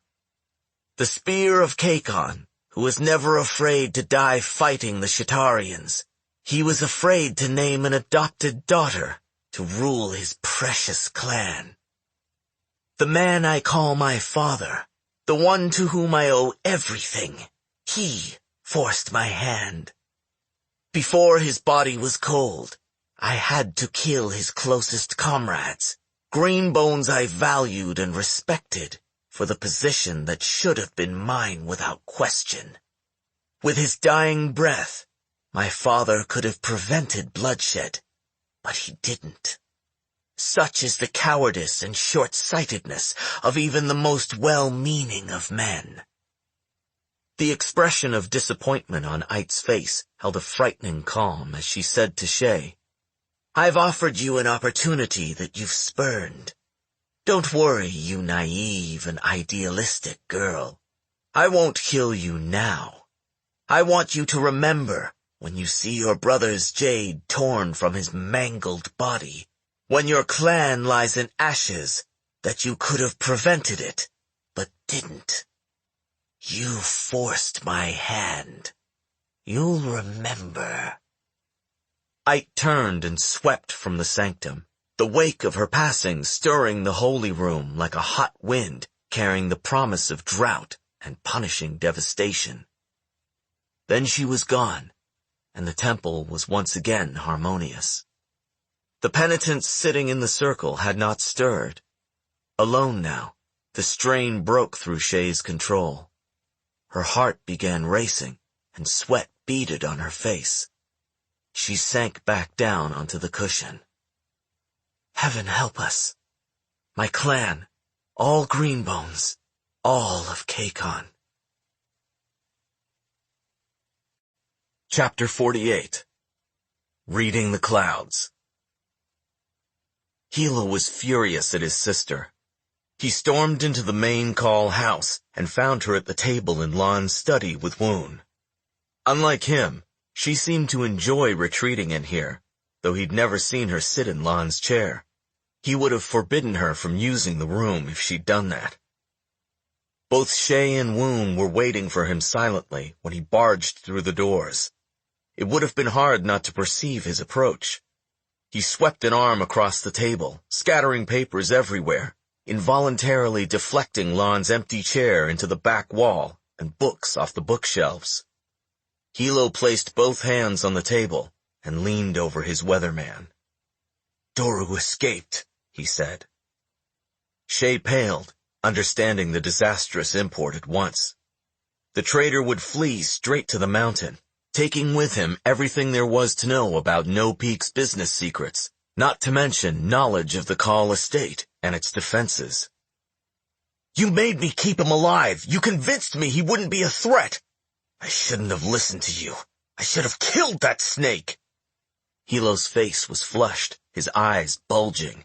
His hands clenched and unclenched, as if desperate to wrap themselves around Doru's absent throat. Woon pushed his chair back from the pillar nervously, but Shay merely stared at her angry brother in astonishment. "How did he do it?" she asked. "Ohm's knocked out with a broken jaw, and Nune is dead. The old bastard snapped his neck. They were just kids, those fingers. Knew enough to Jade that they could go without it. How that withered scarecrow Doru could have—" Sudden realization swept across Hilo's features. A muscle in his cheek twitched. "Granda!" He whirled and strode back out of the study, nearly dizzy with fury.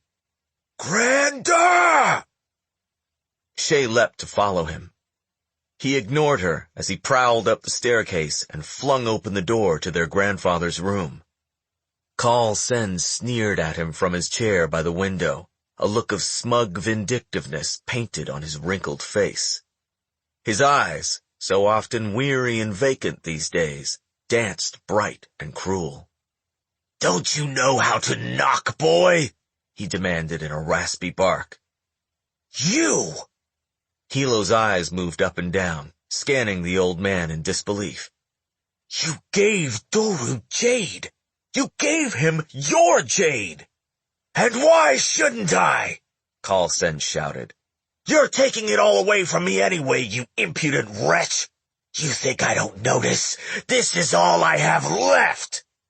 The patriarch pushed his blanket to the floor and flung open his robe to reveal the sagging pale flesh of his torso over a belt now liberated of most of its stones. It looked like an antique item, the belt, weathered and empty, something that belonged in a thrift shop. "It's my Jade. I'll give it away if I want, to whomever I want." Hilo was at a loss for words. He'd made sure there was no Jade in Doru's house, and that neither of the guards had any on them that might be stolen. The former weatherman might have betrayed the younger Kauls, but he wouldn't take Jade from the torch any more than he would slit his only friend's throat. The idea that Kaul Sen would give away his Jade had never even crossed Hilo's mind. "You've lost your senses," he said. "You've no idea what you've done." "I set Doru free," said his grandfather with a vicious smile. "He doesn't have to stay trapped here, putting up with such humiliation. The way you treated him, the best weatherman there ever was, a hero of the country. And you stripped him of his Jade and locked him up like an animal, just like you're doing to me. Disgusting." Hilo took several trembling steps toward the old man in the chair, too enraged to even give voice to all his patricidal thoughts. Shay went defensively to Kaul Sen's side, her aura churning with agitation. She shot her brother a warning look. "Hilo!" Hilo stopped a few feet away, the knuckles of his fists white. His voice, when he spoke, was a whisper of loathing. No one in this family could be pillar after you, could they, Granda? Not Lon, certainly not me. No one but the great torch of Kakon. You dragged at and questioned Lon's every step, and you'd laugh to see Aityu's daughter claim the jade off my body. Stay in this room, then, until you die. He spun and left, slamming the door behind him. He came across Woon standing at the bottom of the stairs, and forgetting, in his aggravation, that Woon was no longer Pillarman, he said, "Call Dr. True. I want that man sedated and the rest of his jade locked up. When Ohm's awake, tell him he's to guard Granda's room from now on. No phone calls or messages. If Doru tries to contact him, I want to know." On the steps in front of the house, Hilo sat down and lit one of his remaining Aspenian brand cigarettes. They were getting hard to find. The upsurge in crime and violence was disrupting the flow of imported goods. Business was bad overall. Why had he been so stupid, so soft-hearted? And Shay, always standing up for the old fiend. Dr. True had told them that Kaul Sen was sliding into dementia as his jade tolerance waned, that he was no longer cognizant of all his actions, but Hilo thought his grandfather's spiteful personality was simply more transparent now. He draped his arms over his knees and felt weariness slowly crawl over the lingering anger. It had been a bad couple of weeks since he'd made his stand in Wisdom Hall, since No Peak had declared peace to be impossible and committed the city to war. There had been some visible victories. The release of the KJA audit results had reflected badly on Ait, and with Chancellor Sohn leading the charge in publicly condemning the mountain and wielding his influence, No Peak's most important lantern men were maintaining their allegiance, waiting to see what happened next. What was happening was that Gaunt was winning the street war. The mountain had apparently decided that there was no point holding back now. It didn't matter if No Peak held political or public sympathy if all its soldiers were dead. Even with his own network of spies, Hilo had underestimated both Gaunt's genius for urban warfare and the extent to which the mountain had dug into No Peak territory by cultivating street gangs and mercenary agents that rose up to attack the clan within its own districts. Shay came out of the house and stood behind him. "I'll find Doru." Her words were stiff. "You're right. It was my mistake. I spared his life, and it'll be my responsibility to correct that." "He's long gone," said Hilo, "and he won't be easy to get again." "I'll get to him," she promised. Let her try. He would set Tar to the task, and he wagered his man would get it done first. "It'll be too late in any case," he said without turning. He couldn't muster the energy to maintain his anger at her.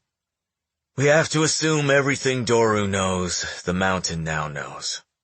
They'll know which of our businesses are most valuable, which ones are weak, how much money and jade we have, how long we can hold out in the war." He ground out his cigarette. "Then they'll soon know it's not long." He looked over his shoulder at her, then turned back around. "So it's bad." Shay said, "Tourism is down over 50%, and that's hurting us far more than it's hurting the mountain. Some of their strongest sectors, like retail, are actually doing better in the war. People are stocking up on supplies, and they're motivated to buy things now instead of waiting, in case a business isn't there tomorrow." Woon, who'd joined Shay by the door, added, "With the KJA suspended, mining and jade exports have stopped, so we have no income coming in there." The mountain would be feeling the loss as well, but they'd been hoarding jade and would have greater reserves. Shay said, "We're trading jade in the street war, but if they keep taking more from us than we're taking from them, we'll deplete our supply. We still need to make fingers out of the Academy's graduating class in 2 months." "What about the minor clans?" Hilo asked. "Can we get anything from them?" Shay said, "The Short Tent Clan and Six Hands Unity have lined up behind the mountain, No surprises there. Stone Cup has sided with us. They hardly have a choice, given their dependence on the construction trade. The Joseon clan and Blacktail clan have made noises of support, for all the good that'll do us. Lip service is appreciated, but you can't wring much juice from a grape. There were roughly a dozen smaller clans on Keikon. Some held sway in certain towns elsewhere on the island, or were entrenched in specific industries. Some were independent, and some were tributaries of the major clans, but none were even a sixth the size of either the mountain or no peak. The rest are acting like Hado's shield and staying clear, no doubt waiting to send bouquets of dancing star lilies to whoever prevails, she added. Hilo stood up reluctantly and said, "Talk in the house." They went inside, and though it still wasn't his favorite room, he went into Lan's study because it was private. Shay and Woon came in after him. The books and papers he'd scattered were still strewn all over the floor. Hilo stepped over them and fell into one of the armchairs, motioning for Woon to shut the door behind him. "Tell me how long we can last." Shay said, "At this rate, we'll be in the red in 6 months. That's even if our lantern men stay with us, which they've done so far. It could be a lot less than that. It doesn't matter what Son tomorrow says, and it doesn't matter if people think Ait is a crook. Once they sense we're bound to lose, they'll blame No Peak for dragging out the suffering of the city. They'll start reneging on tributes and looking to the victors. And the mountain? How long can they stay at war?" "We don't know, but longer than us," Woon said. "If they're producing shine in Igutan like they say, that's an entirely separate and lucrative income stream." "It's worse than that," Shay said. "They're smuggling jade to the Igutanian government through secret contracts. That's how they're using some of the supply they've spirited away from the mines, to get in bed with foreigners on the other side. Between that and the shine factories, my guess is their coffers are just fine." Hilo raised a puzzled expression to Shay. "How do you know the mountain has secret contracts to sell jade to Igutan? Is this for sure?" Shay sat down in the chair opposite him and crossed her legs, lacing her fingers over one knee. "The weatherman reads the clouds," she said. It was an old saying, meaning it was the weatherman's job to know things, to cultivate secret sources of information in order to stay one step ahead of everyone else. A smile crept to Hilo's face upon hearing his younger sister cite such hidebound clan adage, reminding him that a good pillar did not question his weatherman's methods or sources too closely. Like a duck to water, as he'd always suspected. Shay did not return his smile. "We need 2 things, and we need them soon, Hilo. We need money, and we need to turn around the street war. If I can get us the first, and you and Ken can get us the second, we might survive the year." Her gaze dropped for a second, then rose again. "We also need to plan for what happens if we don't."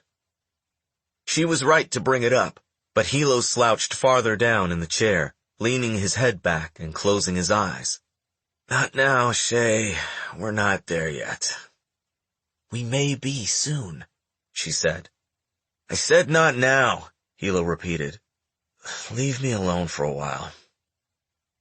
After a long moment, he heard his sister rise. She and Woon collected the spilled papers from around the room, then exited wordlessly. The door clicked shut behind them.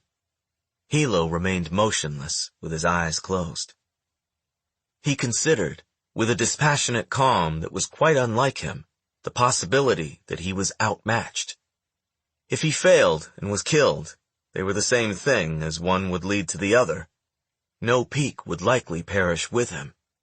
He would be the last pillar of his clan. If there had been a more fitting leader upon Lan's death, he would have stepped aside, kept the position of Horn, for which he was better suited, and done his best to win the war in that way. But there had never been any choice. Shay could not be the pillar. Certainly she was smart and carried her jade well, but the clan would not accept it. She was the youngest, a woman, and she was no Aitmata, who had been the eldest and still came to power only by slaughtering all potential rivals. Shay would not do that, nor did she have the necessary common touch, a force of character or charisma that would compel other Greenbones, the powerful fists in particular, to gladly offer their lives to continue fighting the war under her command if Hilo were dead. No, Hilo thought despondently. His sister was a study in aloof and self-sufficient competence, an able business leader, but not a Greenbone pillar. She would want the position even less than he did. There were no other heirs to the clan leadership. Andon was a Kaul by adoption, but he was too young, not even jaded yet, and of mixed blood. Ait would probably have him executed nevertheless, to be on the safe side. The Make brothers were the sons of a disgraced mountain fist. They'd never be accepted as the head family of No Peak, if there was a No Peak clan to be head of by that point. Kaul Sen had an older sister, and Hilo's mother had 2 younger siblings of little note, so there were some second and third removed family cousins scattered throughout the clan, none of them with the name or upbringing of a Kaul, none prominent or accomplished enough to lead. Hilo was accustomed to the idea of death, but contemplating the extinction of his family, of his entire bloodline, and the clan it had built, shook him deeply. He thought about how he might join Lon in death, knowing he'd left unfulfilled the vengeance he'd sworn, and despaired he hadn't had enough time to marry Wen and give her any children. He thought about these things, wallowed deeply in the pain of them for a short spell, then slowly turned his mind back to the present. He wasn't dead yet. A man could be shot or stabbed. He could be fatally wounded, spurting his life out upon the ground, and still have a few precious minutes to bring down his enemy. Hilo had seen it before. Adversarial, opportunistic cunning was a Horn's strength, and Hilo was a natural Horn. Anything could happen in a battle. The right person with the right opening and the right weapon, that meant everything. Now, he thought after some time, I can plan for death. Chapter 49. Overture to Adamant Capita. The ferry crossing was located in a part of the docks now under mountain control. Gaunt's fists and fingers patrolled the area, on the lookout not only for any counterattack by No Peak, but for thieves and smugglers who might take advantage of the change in territorial oversight to step up their activities. When Make Wen walked up to the gangplank of the ferry, one of Gaunt's fingers stopped her and asked to see her ticket. "You're going to Yuman, miss?" "Yes, Jen," Wen said. "My grandmother was born in Shosone." A small fishing village on the western coast of Yuman Island, now a tourist town, catering to both Kekanese vacationers and Espenian servicemen. She wanted to be returned and laid to rest there. Wen dropped her eyes sadly to the blue funeral urn cradled in her arms. She was dressed in a simple white sweater and a long white woolen skirt, and her face was brushed with white powder. Her heart was beating slightly faster than usual, but surely it was normal for anyone stopped by an unfamiliar Greenbone from a recently conquering clan to be a little nervous, even if they had nothing to hide. This young man with the jade studs in his ears wouldn't perceive anything out of the ordinary. "Let the gods recognize her." Looking deeply embarrassed, he handed her ticket back and said, "I'm afraid I must ask you to open the top of the urn." Wen sucked in a breath of indignation. "Chen," she protested. "There are many criminals these days," the finger said apologetically. "We have to check everyone's possessions as they board, for weapons and contraband." And jade. Yuman had many long stretches of unguarded coastline, and most intelligent smugglers would rather risk being caught by the Espenians than by Greenbones.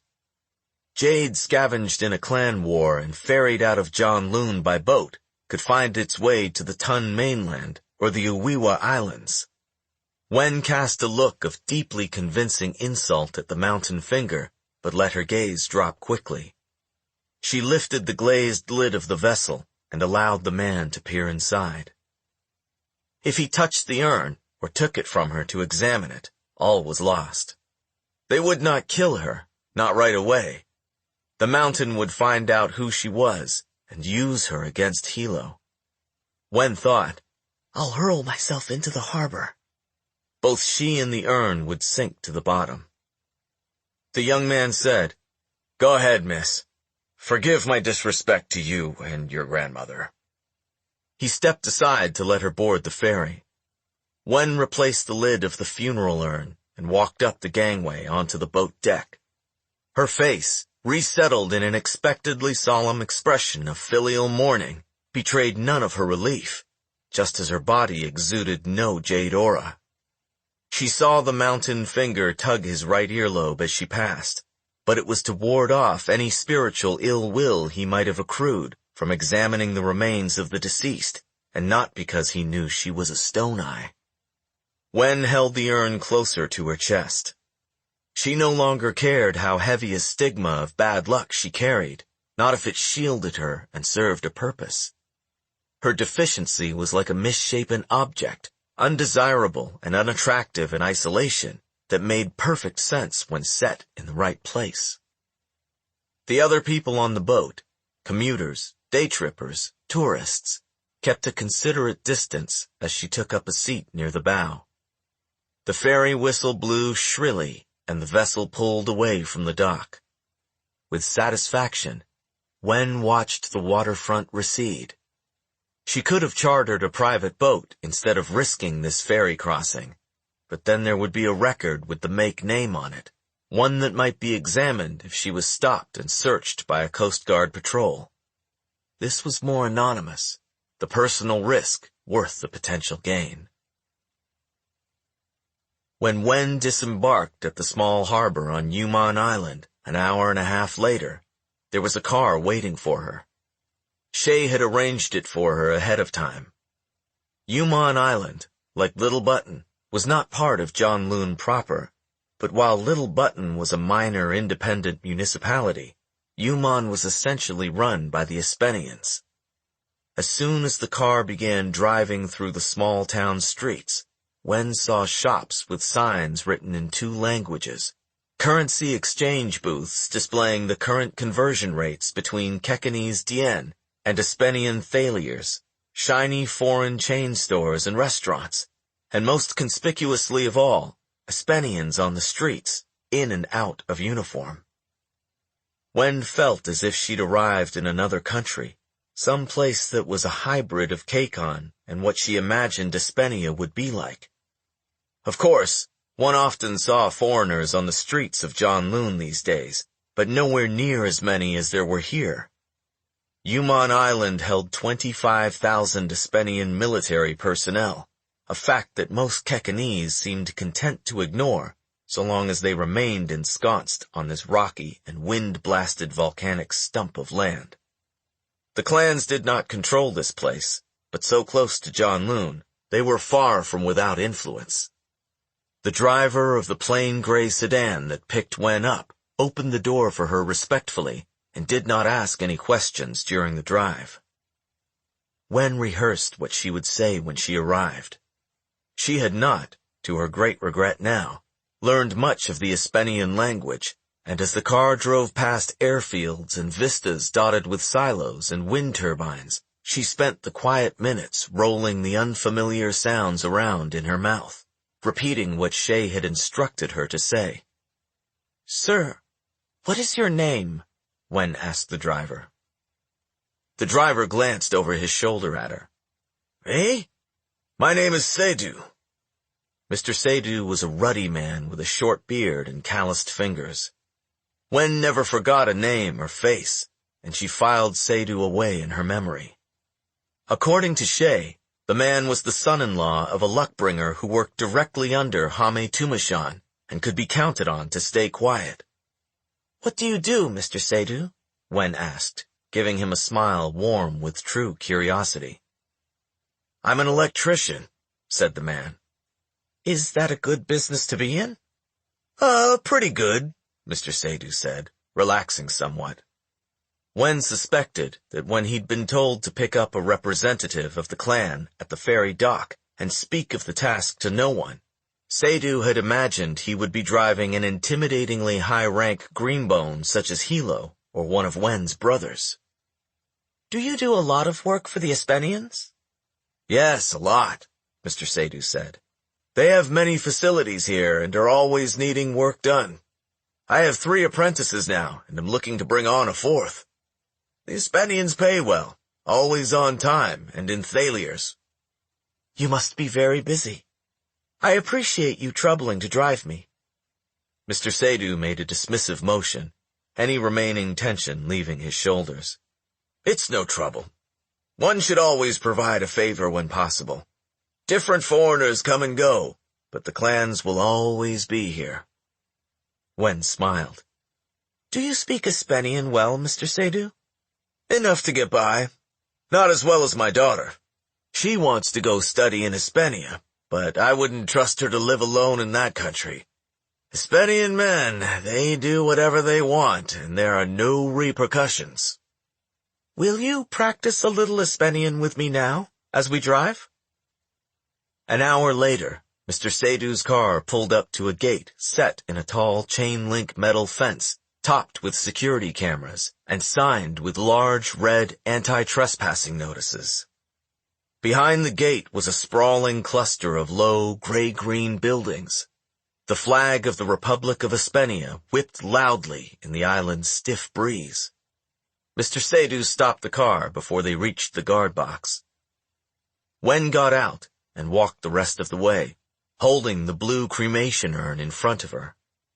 Yumon's relentless wind tugged at her clothes and at the stern knot in which she'd imprisoned her hair. She breathed slowly to keep calm, more fearful now than when she'd faced the finger back at the ferry dock. From here on in, her success depended entirely on the accurate judgment of Kaul Shay. And while she did not doubt the weatherman's intelligence, Wen did not fully trust the weatherman herself. Hilo's sister had turned her back on the family and left Kaikon before. What was to stop her from doing so again? Wen had come too far now, and had no choice but to put her faith in the other woman. She would have been even more apprehensive if the weatherman had not, at least, been honest about her misgivings. Lan's ghost will spit on me for this, Shay had said, with such gloom that Wen had been a little surprised. She had always thought of Kaul Shay as remote, even unfriendly. She suspected Hilo's sister must be feeling desperate indeed to confide in her so. Lan would do anything to save the family. He would be grateful to you for doing the same, Wen assured her. The ongoing clan war was already courting the risk of Espenian involvement. This was No Peak's chance to make a move before the mountain did. Shay nodded, resigned. The Espenians aren't afraid to fight, she said. But if there's one thing I know about them, it's that they believe anything they want can be purchased. A guard with a pistol holstered at his waist came out of the box as Wen approached. He began to ask her a question, but Wen interrupted, raising her voice so the Espenian words could be clearly heard over the wind. Colonel Dealer, please, I speak with Colonel Dealer. I come from Kaul Shaylin-san of the No Peak clan with a message for Colonel Dealer of Espenia. Colonel Leland Dealer, the commanding officer of the Republic of Espenia Seaborne Infantry at Yumon Naval Base, was enjoying a rare moment of quiet at his desk after a morning spent on the phone. In the nearly 4 years he'd been in this post, he'd never before seen so much attention trained on the island of Kaikon. His superiors in Adamant Capita were focused on containing and deterring the growing threat from Igutan. So long as Kekanese jade regularly made its way over the ocean, the top brass was satisfied. That was no longer the case, and Dealer was suddenly getting concerned calls from top generals, and even the secretary of the War Department. There was a knock at his door. His executive officer, Lieutenant Colonel Yancey, thrust his angular face into the office. "Sir, I think you need to come see this." Yancey filled him in as they walked. "A woman showed up an hour ago. She asked for you by name, claims she's an emissary of Kaul Shalinsan." That was a name Dealer had not heard for some time. Kaul as in the Janloon clan family, he said. This woman was sent by the granddaughter? "That's what she says." I thought Kaul Shalinsan left the country and emigrated to Espenia. "Apparently she's returned." Yancey stopped outside the door of a small meeting room. "You want me to pull everything we have on her?" "Do that," said Dealer. They entered. The woman sitting in the chair was dressed in Kekanese mourning attire and held a stone cremation urn on her lap. The colonel glanced at his XO questioningly, then back at the unexpected visitor. "I'm Colonel Dealer, the commanding officer here." "My name, Make Wenrushan," said the woman, in broken but understandable Espenian. "Kaul Shalinsan of the No Peak clan sends regards." Dealer said to Yancey, "Can we get a translator in here?" He turned back to the woman. She would have been checked for any weapons and gone through the metal detector to get in here, but nevertheless, his eyes fell suspiciously on the urn she was carrying. "And what exactly do you mean by that, Miss Make?" The woman stood up and removed the lid of the ceramic vessel. To the colonel's utmost surprise, she tipped the contents onto the table. A stream of gray and white ash poured from the mouth of the container. "What in the—" Dealer exclaimed, and then he stared as chunks of green rock tumbled from the urn. They clinked together, landing in a dusty pile on the mound of powder that had concealed them. The woman emptied out the last stones, then set down the urn and gave a small, smug smile at their flabbergasted expressions. "Jade," she said. Yancey whistled. "Must be worth a goddamn fortune." "Call Gavison in here," said Dealer. "Tell me if those rocks are real Kekanese jade." The translator, Mr. Ute, arrived. His eyes nearly bugged out of his head at the sight of the jade on the table. Dealer said to the woman, "Explain why you have so much jade and how you got it here." Mr. Ute translated his question. "As the Kekon Jade Alliance is under investigation for financial irregularities, all mining and export operations have been suspended, including official jade sales to the Republic of Espenia. We appreciate that this is inconvenient." The woman paused to let the translator catch up, then gestured toward the gemstones spilled on the table. "The No Peak clan has its own stores of jade, and the weatherman would like to discuss establishing a confidential arrangement that would ease this sudden disruption to the supply." Dealer's eyebrows rose. Disruption was right. Ever since clan warfare had erupted in Kekon's largest city, the military analysts in Adamant Capita had become increasingly concerned that whichever clan prevailed might assume near absolute political power. That could mean existing contracts with the Republic of Espenia being reneged upon or unfavorably renegotiated. Kekon was vital to the ROE's military and political strength in the region. It hosted several Espenian military bases, was a rapidly growing and modernizing economy with historical hatred of Shatar and Tun, and most importantly, it possessed the only supply of bioenergetic jade on Earth. Dealer had already been on several calls with his superiors to discuss the potential for military action to secure the mines on Kekon if things went further south. "Can you prove you're a representative of the clan?" Dealer asked. The woman's watchful gaze and the white powder on her face made her seem even more coy and aloof than the usual Kekanese female. She inclined her head and said, "Kaul Shay asked me to tell you that the cormorant can still fish." At that moment, Dr. Gavison came in the room. He pulled on lead-lined gloves and used metal tongs to pick up one of the green rocks and examine it under a small loupe. He did this with several stones. "Bioenergetic mineral structure, all right," he declared. "Raw Kekanese jade." "Miss Make," said Colonel Dealer, "if you'll please wait here." The woman nodded and sat back down. "I wait." Seated in his office behind closed doors, Dealer asked, "How did she transport that much unsecured jade? She's not one of the aborigines." "She must be non-reactive," Dr. Gavison said. "It's a naturally occurring but uncommon genetic trait. The Kekanese call them stone eyes." Yancey handed a file folder to the colonel. "I pulled what we have on Kaul Shaylin-san. She graduated from Belfort Business School in Winton last spring.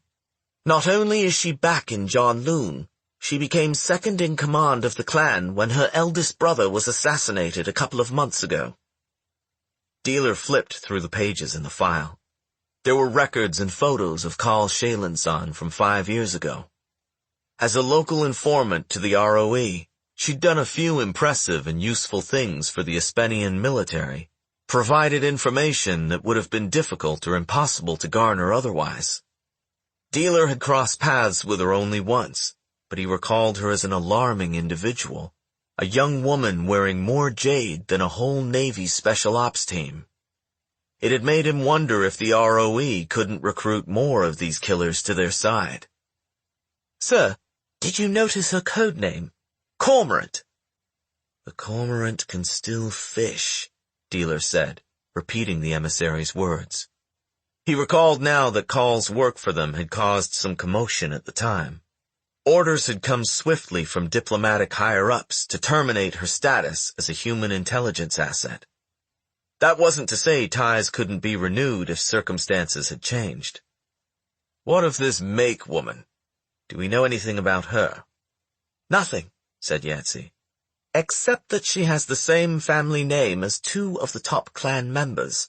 The Make brothers are considered the closest advisors and strongmen of the second Kaul son, who's now the leader of the clan. If she's telling the truth, she's probably a sister or cousin." "She's got to be high up in a Janloon clan to have access to that kind of jade," said Gavison. "That's not stuff that gets smuggled by criminals. That's high-quality, near-flawless bioenergetic Kekanese jade, one of the most valuable substances in the world. The amount she poured out of that urn is probably worth a couple 100 million dien, 20 or 30 million thalias. How much jade are we losing out on every month with this government suspension?" Yancey wondered. "What's the long-term risk to the supply?" Dealer frowned and turned to his executive officer. "Make sure Miss Make is comfortable and that jade is secured. I don't want this getting out, so have a talk with Mr. Ute as well. I need to make a call to General Saker in AC." Chapter 50. The Green Brotherhood.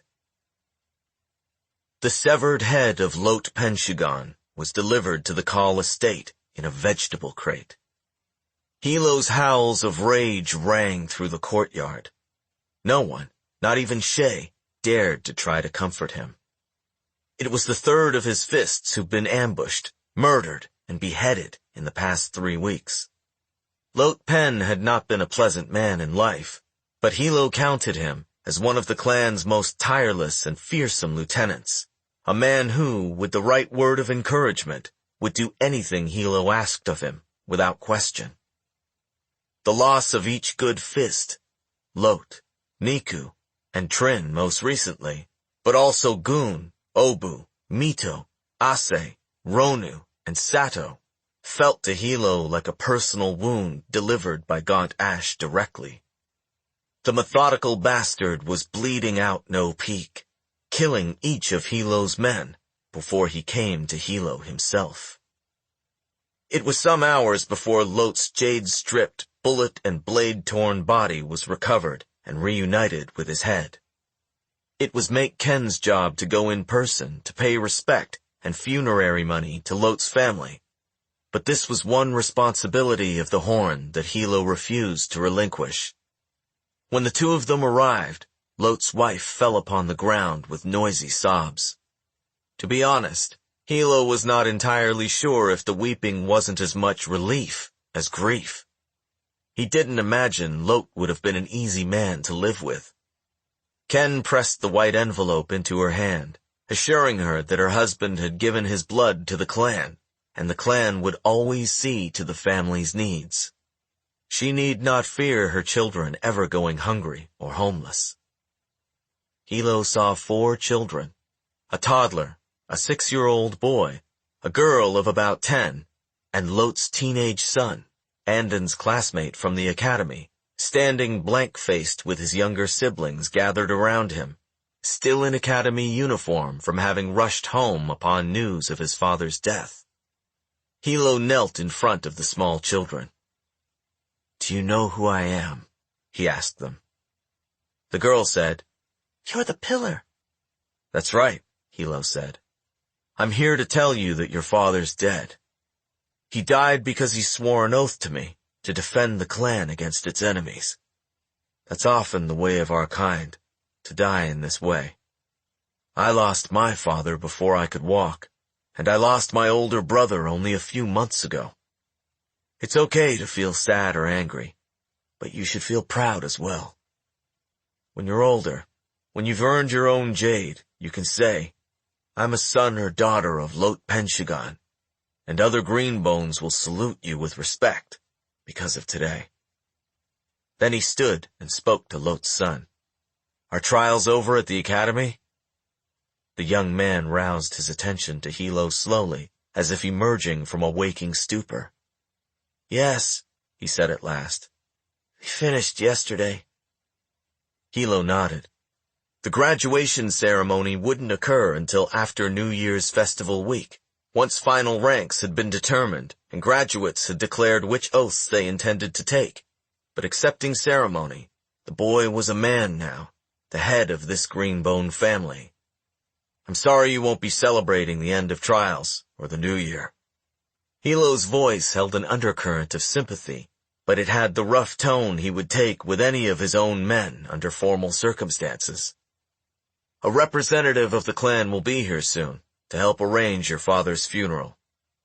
If there's anything you need from us, Lot-jen, anything at all, you call the horn directly, and if you can't reach him, you call the house and leave a message for me." The young man's face moved in a brief contortion. He hadn't missed the way Hilo had addressed him as a fellow Greenbone and a member of the clan. He glanced over at his collapsed mother and down at the small siblings huddled around him. Hilo watched the youth's eyes, which had been full of scorn and resentment during their first encounter, slowly clear of their stunned confusion and resolve into dark acceptance, into blackness of purpose. "Thank you for your generosity, Kaul-jen," he said, speaking like a man, and he raised clasped hands to his head, bending deeply in salute. As they left the house, Hilo said to Ken, "That young man is our brother now. We have to take care of him and bring him up right in the clan, like his father would have wanted. Start thinking about how best to do it. Maybe put him under Voe. He's a good mentor." Hilo's specific beliefs about what was required in a leader of Greenbones could be traced to a day some 13 years ago, when the Make brothers had been ambushed and set upon by a pack of 6 academy boys, and Ken had had his cheek badly broken. Hilo had not taken any special notice of the Makes before then. Even though he and Tar were Year 4 classmates, they were not friends. The Make brothers had few, if any, friends. They stuck together a great deal, as everyone was aware that they came from a shameful family. One day, a snide remark caused Tar to attack and beat another boy, and even though he was punished by the instructors, the boy's friends, Hilo included, took it upon themselves to wait until they had a chance to catch the Makes off academy grounds. The brothers put up a ferocious defense. Hilo hung back. The boy being avenged, Uto, would later become one of his fists, but was not at the time a close friend of his, so Hilo felt it was rightfully the place of others to take the greater share of the feud. After a while, though, he felt the makes had been through enough. The fight continued only because Tar had not suffered much. Ken, 2 years older and larger, had taken the brunt of the attack and delivered impressive damage in return. Ken's refusal to yield cost him. He was finally struck so hard he fell moaning to his knees with his hands over his damaged face. Tar's eyes clouded over with rage, and he pulled a talon knife from seemingly nowhere. This caused all the boys to stop. Up until now, unspoken rules had been followed. Only fists and feet were involved, and there'd been no pinning or beating on the ground. The appearance of a knife signaled that the fight had turned potentially deadly, and it put all of them at risk for expulsion from the academy. A ripple of uncertain menace went through the group. Hilo did not like how things were going, so he called out, "We're done!" At that time, he held sway with the group, but not so much that they obeyed him in the heat of a moment like this. "We're not done," Ase retorted. "We have to teach these two a lesson. They can't be trusted." "Why do you say that?" Hilo asked curiously, for he admired the Make brothers now after seeing how well they fought and how fiercely they defended each other. He envied the bond they had, and with a pang felt that it was something he lacked, not having a brother of a similar age. Lon had graduated from the academy the year after Hilo entered. "Everyone knows it about them," Ase insisted. "I'm not done either," Tar snarled. Behind the upraised talon knife, his eyes were as wild as an animal's. Hilo suspected he did not care if he was expelled for murder. "If we're here on account of Uto, then we're done," Hilo said, still speaking to Ase. "If you've got some other grief with the Makes, you should have said so earlier. I don't know of any myself. Does anyone else?" "That's easy for you to say," retorted another boy, who was cupping a hand to his bleeding nose. "I didn't see you doing much of the fighting, Kaul. The rest of us did it for you, and we've still got grief all right." A moment passed before anyone seemed to realize that the boy, you, had said something wrong. A dangerous light had come into Hilo's eyes. "All right," he said at last, and though his voice had gone quiet, he was easily heard in the alleyway's sudden silence. "I can't argue with you. I shouldn't suggest what we ought to do if I haven't suffered as much as the rest of you. And it's also not fair that Ken and Tar should have to keep fighting 2 against 6 when they've already been punished and can't help that their family is hated by everyone. I'll fight the Makes. If the 2 of them can beat me, that'll settle the matter for both Tar and you here." Hilo shrugged out of his jacket and handed it to you. "No one else jumps in, or I'll have words with you myself another day." Everyone looked skeptical, though also undisguisedly eager. This was a good matchup. The Makes were fearsome, and Ken was large, but they were both tired and injured. Hilo was fresh, and he was a Kaul. No one who wanted to stay in the good graces of that family would dare to really hurt him, but the Makes had no reputation to lose. Hilo looked at Ken's battered face and Tar's maddened one. "Put away the talon knife," he said, as simply as if he were asking Tar to close a window. "I'll give you 3 blows to even things up. I won't answer the first 3. After that, I will." The Makes did not argue. The first 3 blows, 2 of Ken's huge fists to the stomach and a third to the face, nearly knocked Hilo unconscious. He climbed to his feet, wheezing through tears of pain, and began to fight back. At first, the circle of onlookers cheered and jeered, but they quickly fell silent. The trio of fighters were having a difficult time. All 3 were soon staggering exhausted, as if drunk, and none of them bore real hatred for the other side. Yet they kept battling on through a bull-headed, adolescent sense of perceived honor. In a matchup of Jade powers, Hilo would have prevailed, but in a blunt physical contest, he could not hope to win. The Make brothers had fought together too many times, and Ken was too strong. In the end, seeing Tar gasping and barely able to stand, but readying to hit him in the mouth again. Hilo broke into a bloody grin. He bent over, coughing with laughter that rattled his bruised ribs, and Tar, after staring at him nonplussed for a second, began to laugh himself until he fell back against the brick wall. Ken scowled. As half his face was frozen from his injury, he looked like a ghoul as he went, not first to his younger brother, but to Hilo, and offered him a hand to help him upright. The three of them left holding each other up, the other 5 boys shuffling bewildered a respectful distance behind them, and returned to the academy, where Hilo and the Makes were assigned to clean the academy's toilets together every day for the next 3 months. Looking back now, Hilo shook his head at the stupidity of 15-year-old boys. But after that, no one spoke badly of the Makes to their faces, not unless they wished to challenge Kaul Hilo, which they did not. With the death of Lot Sr., Hilo was not optimistic about No Peak's chances of holding Sogan.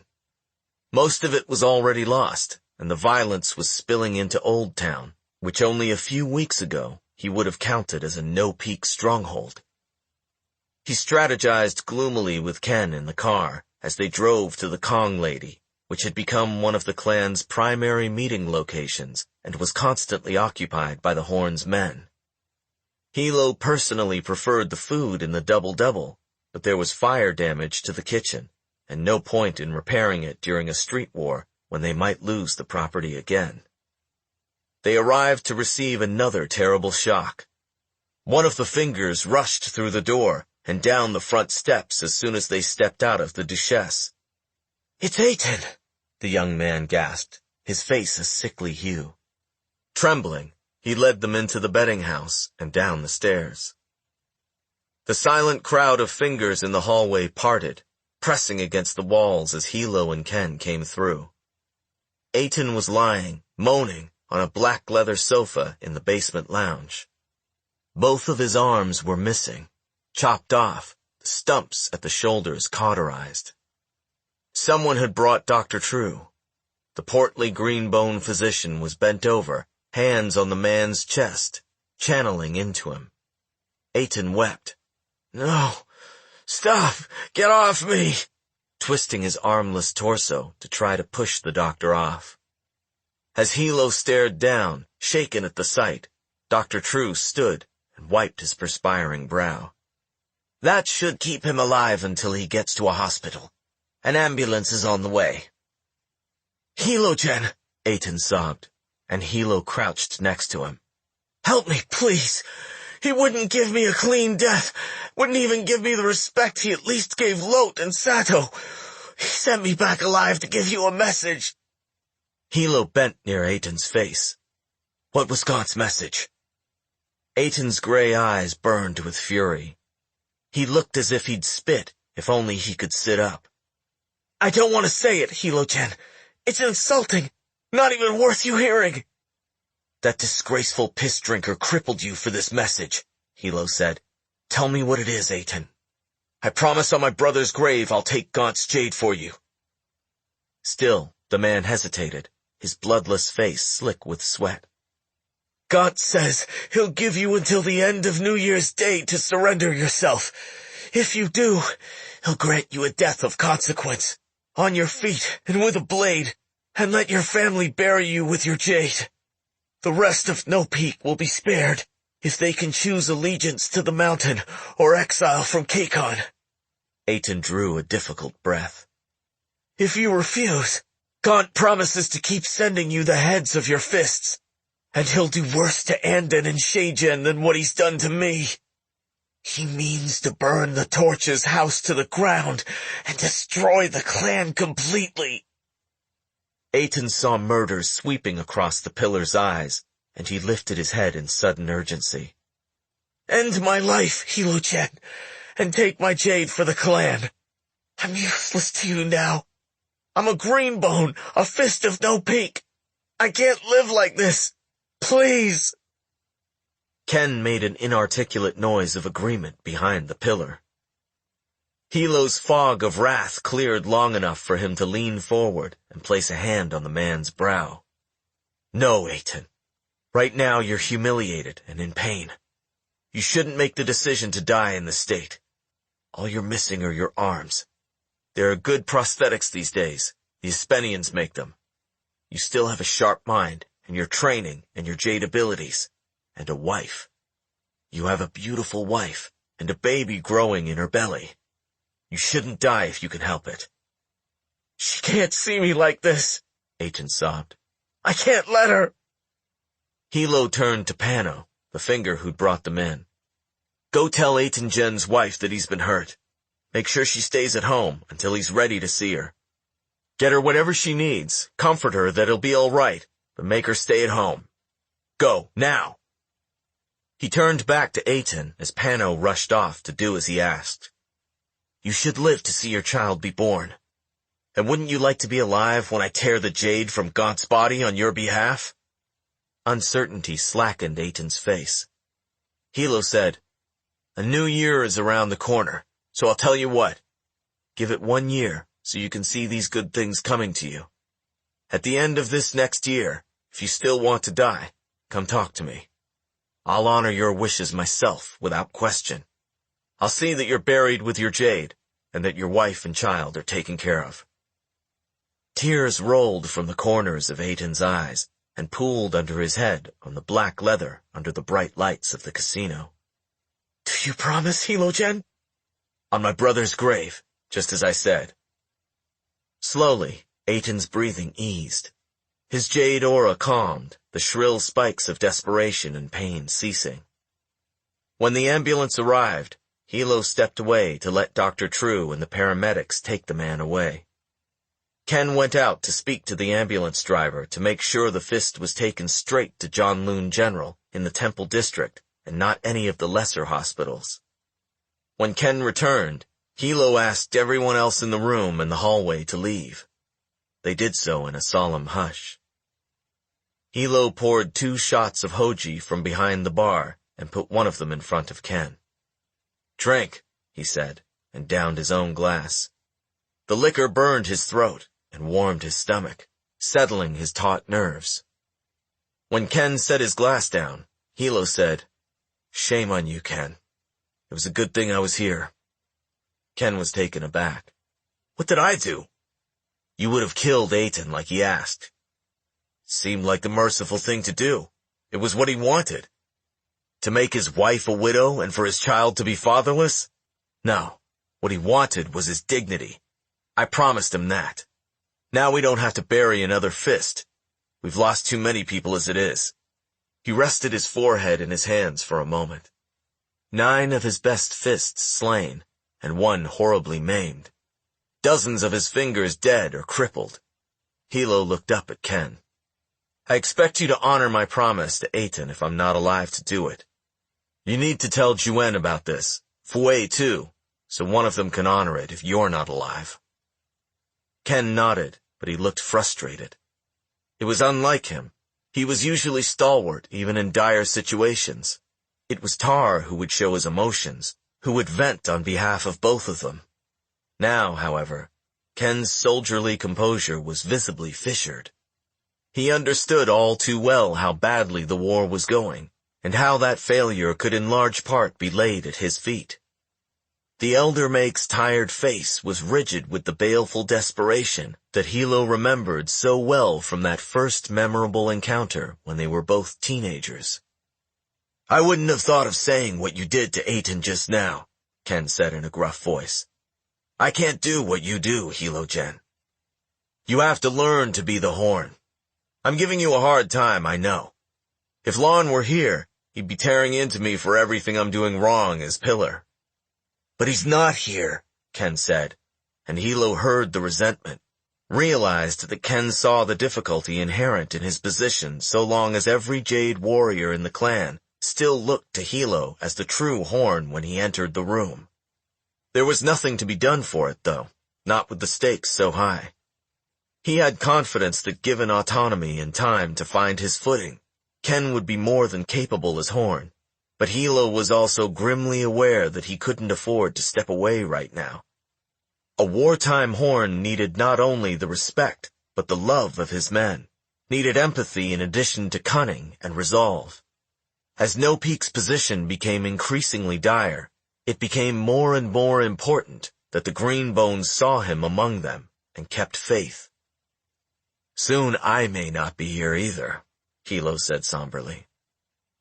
Ken's head jerked up, the frown on his face sharp. "You're not thinking of giving in to Gaunt's threats?" When Hilo didn't answer, alarm began forming on the horn's face. "Like Aten said, it's an insult not worth listening to. Does Gaunt actually think you'd hand yourself over like a sheep to the butcher? We've killed many of theirs, and he's trying to scare our fingers with what he did to Aten."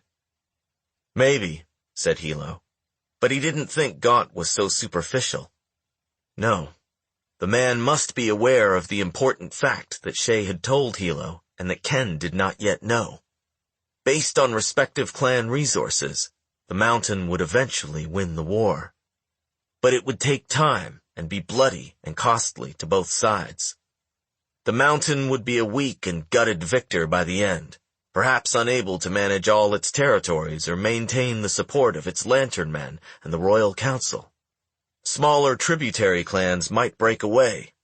The jade smuggling and SN1 manufacturing businesses Ait had built would be at risk from takeover by criminals and foreigners. "He's trying to force an end to this," Hilo muttered. Even if the mountain was better financially girded for prolonged war, it had to be worried about losing the support of the people in its districts.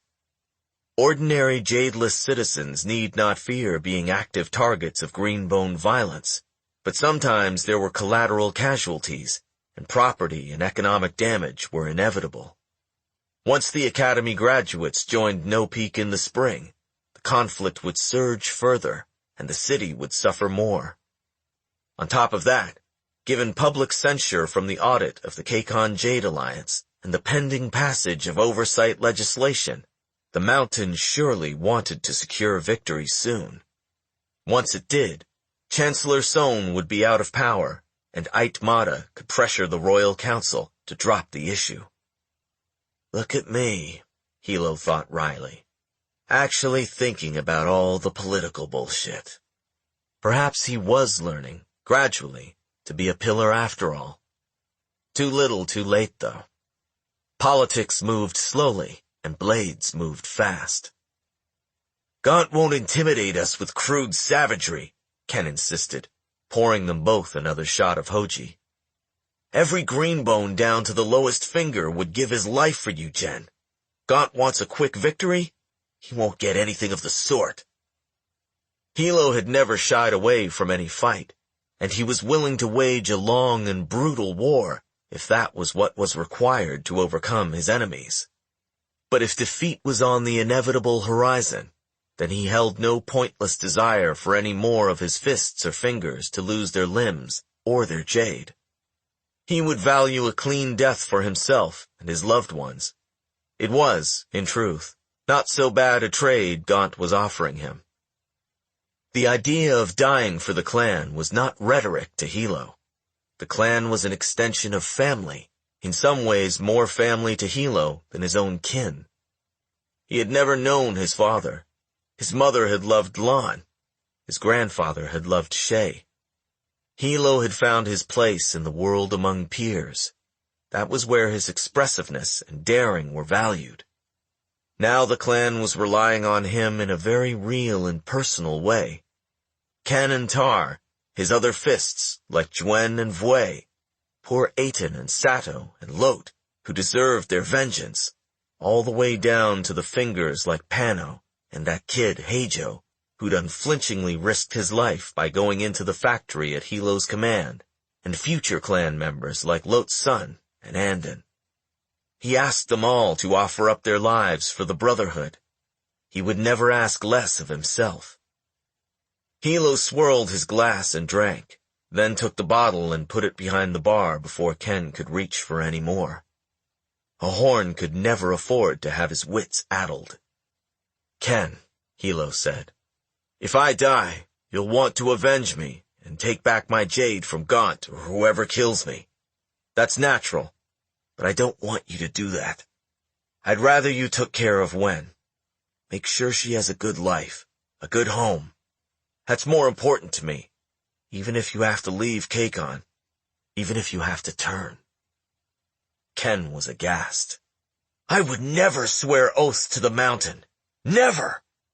And Hilo remembered it wasn't just loyalty to him that drove the horn's vehemence, but the fact that the mountain had executed Ken and Tar's father and cast his family into disgrace.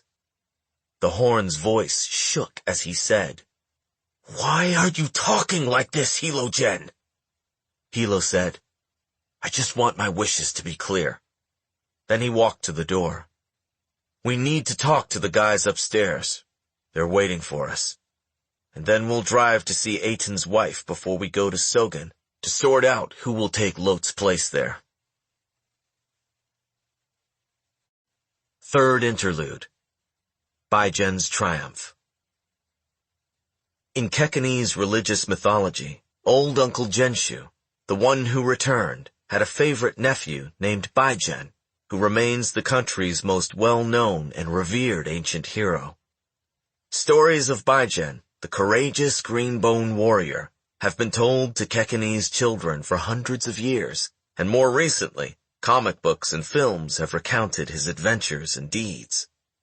Unlike his divine Uncle Jenshu, however, Baijen remains a mortal champion and is not worshipped as a god. According to legend, when Baijen was finally slain in furious battle against his greatest foe, the invading Tuni general Shak, he was recognized by the gods for his valor and accorded a place in heaven. From his vantage point in the divine realm, Baijen looked down upon the earth. He witnessed his remaining men fighting and dying in his name, and saw that his people were on the verge of being conquered. He watched, helpless, as his beloved, grief-stricken wife prepared to throw herself from the cliff before the oncoming army could reach their mountainside home.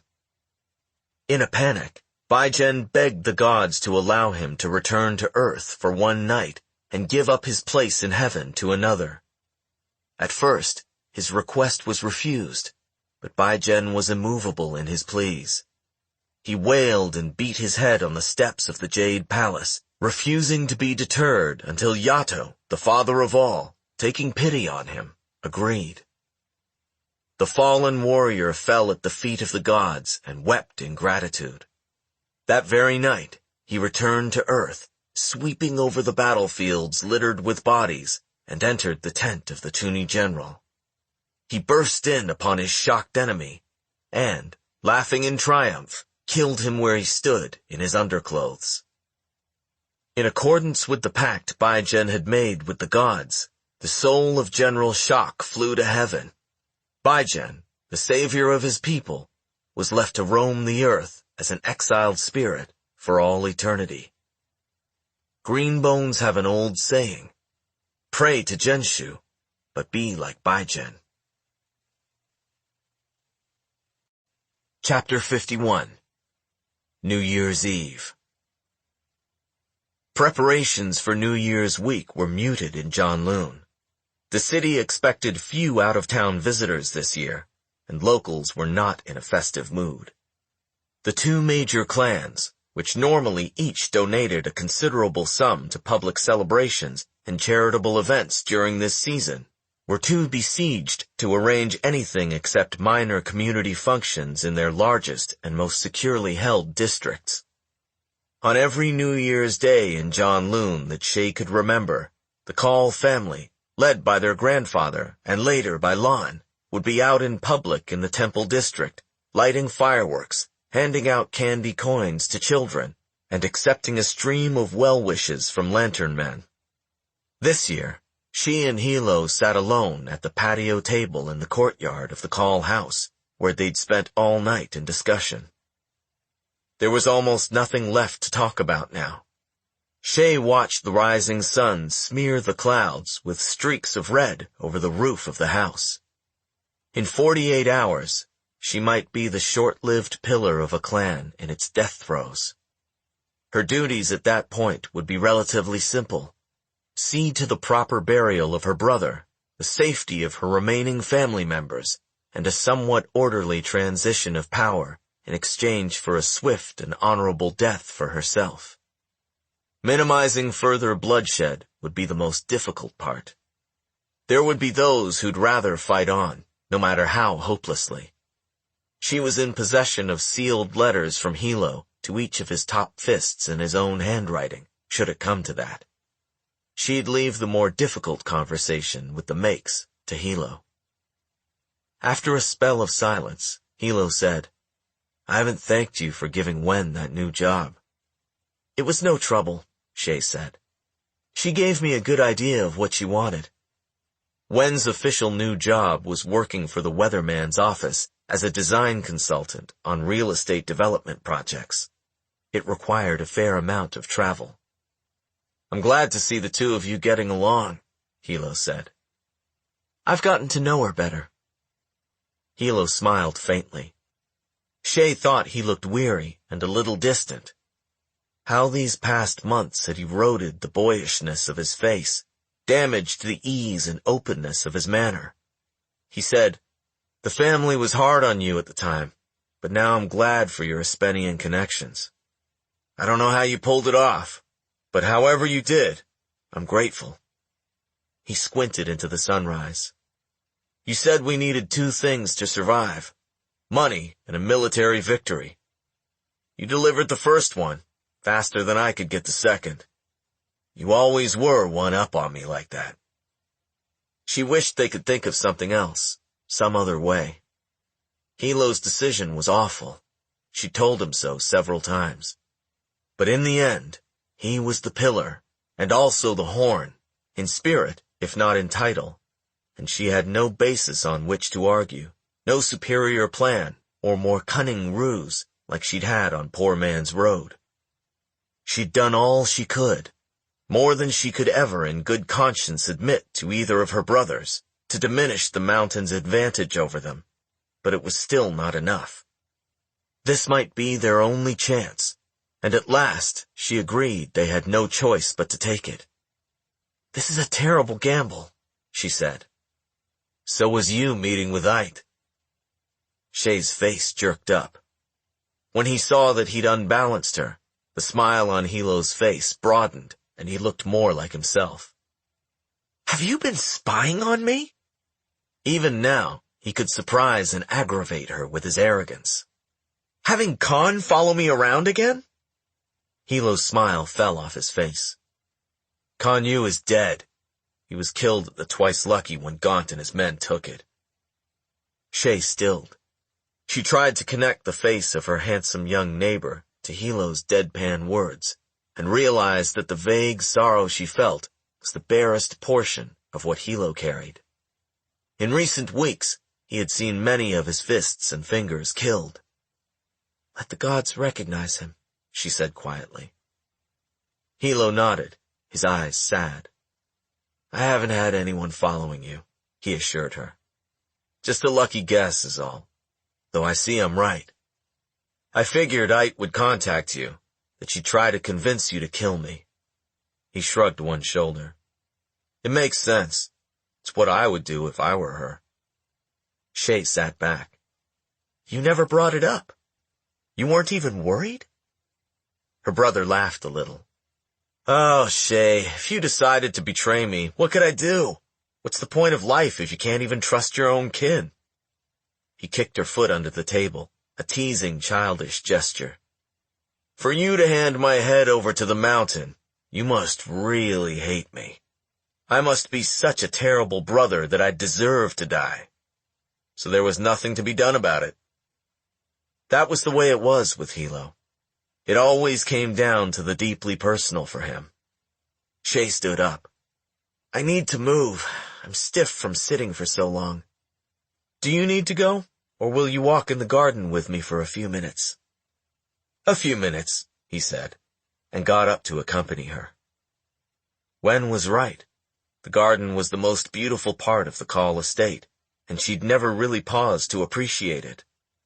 The morning light was still foggy, illuminating the still pond and the late winter blooms.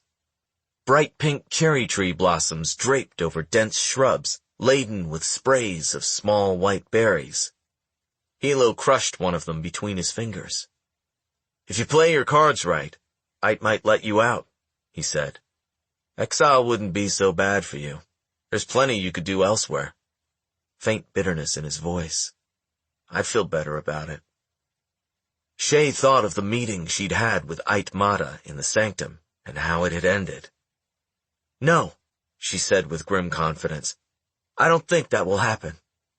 By dramatic and inexorable steps, she'd given up her chance at that other destiny. She'd hovered, gazing through that open door, and then she'd turned away.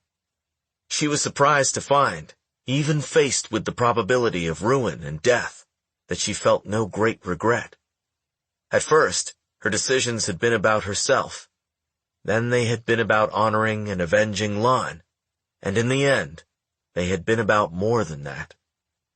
She could say to the gods on the day of the return that she had finally been the green bone she'd wanted to be, seeking, if never achieving, the divine virtues, but true to family and country and Aisho.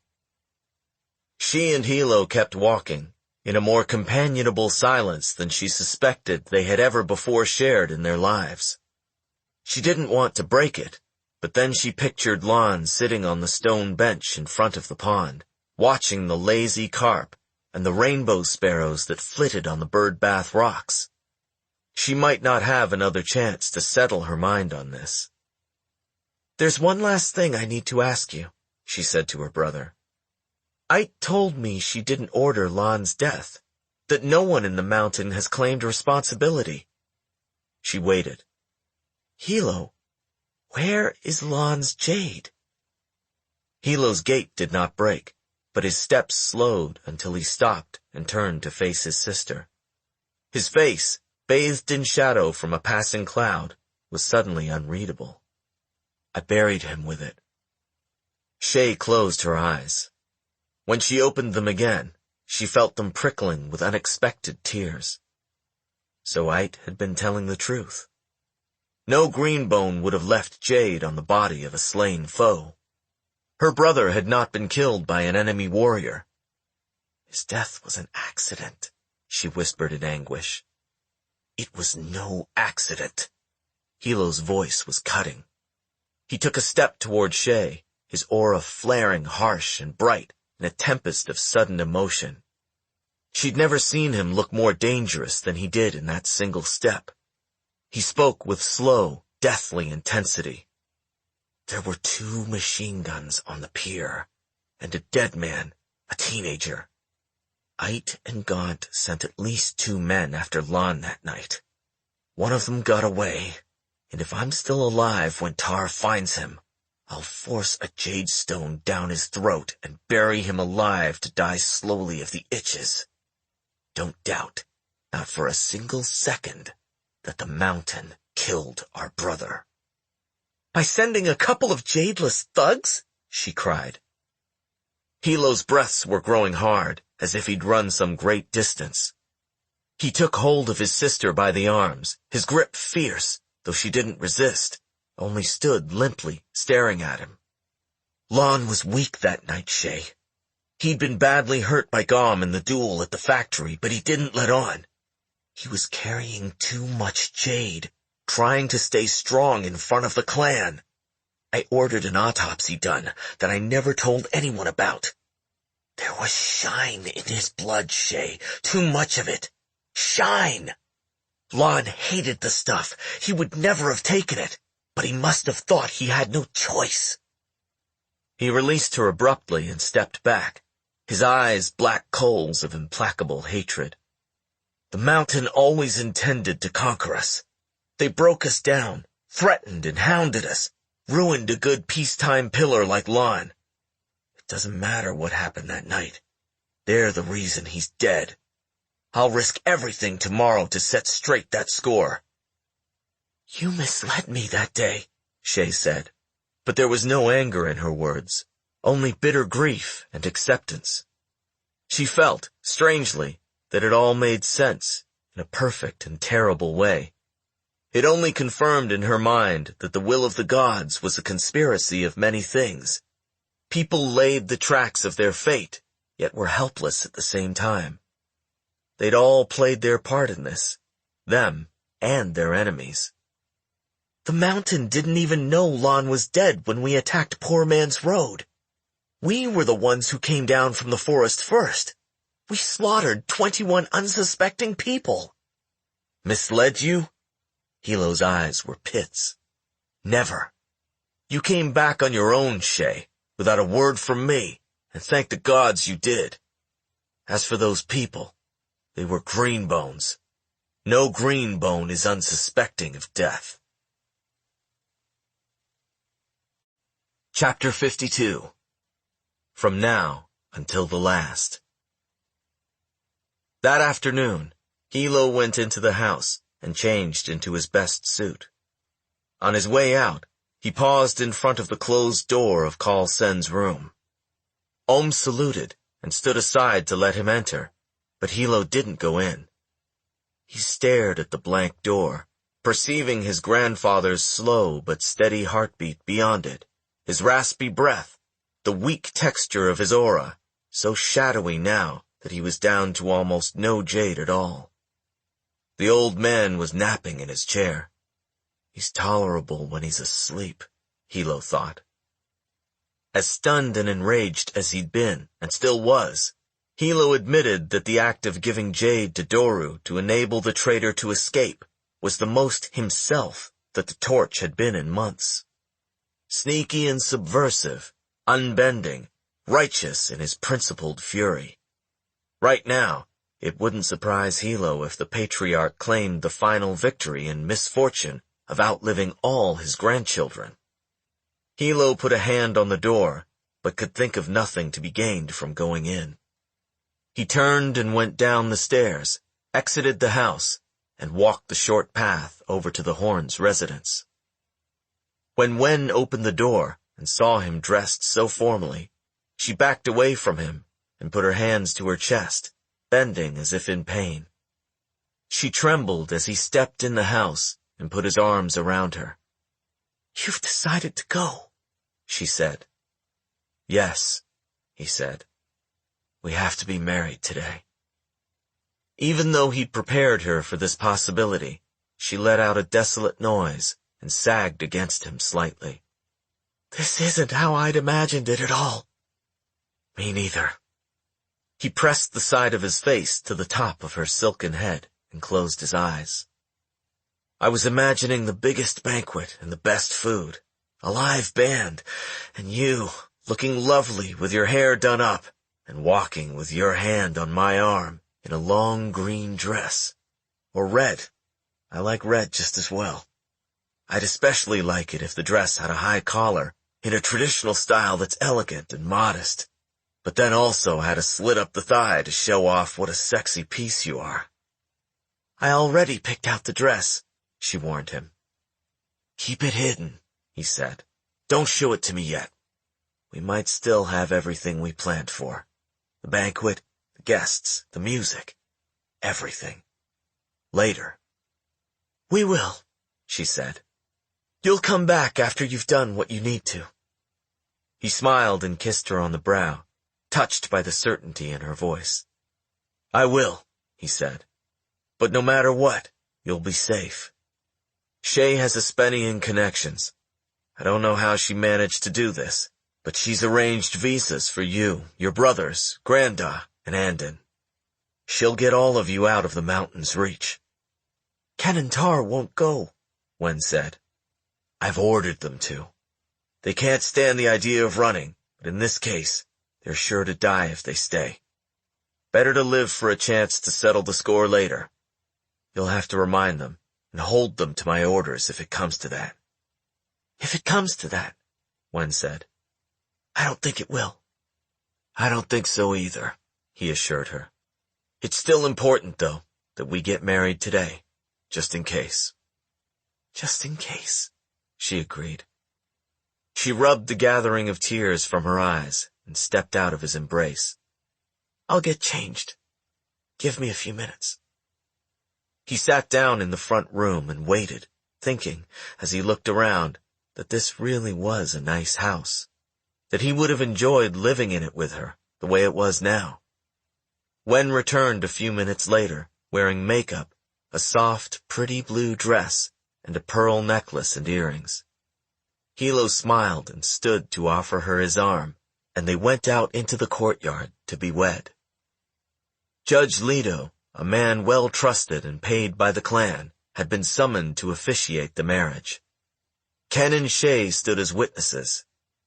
The civil ceremony took only a few minutes, not the hour or more of chanting that would have been involved under deitist tradition, but the legal marriage vows still hearkened to the divine virtues. I will practice humility, putting my beloved before myself, expecting no praise or reward, for now we are joined in all things. I will practice compassion, giving gratitude for my beloved, suffering when they suffer, for now we are joined in all things. I will practice courage, protecting my beloved from harm, facing all fears from within or without, for now we are joined in all things. I will practice goodness, offering freely of myself to my beloved, honoring and caring for each other in body and soul, for now we are joined in all things. I make this pledge to you, and you alone, under the eyes of the gods in heaven, from this moment until the last one of my life. Wen's expression weakened, fighting tears, as Hilo repeated after Judge Leto, reciting the final words. From this moment until the last one of my life. How long would that be? Hilo felt the vows settle into him, binding him with a different power than the clan oaths that had directed his entire adult life. Already he felt a curious compulsion to try to reconcile the two sets of pledges, sensing the impossibilities he'd encounter in the attempt. Gazing at Wen's lovely, trusting face, he was struck with remorse that he couldn't, even with the consuming love he felt for her, promise not to break her heart. Because there were times a man couldn't be loyal to a brother and compassionate to his wife at the same time.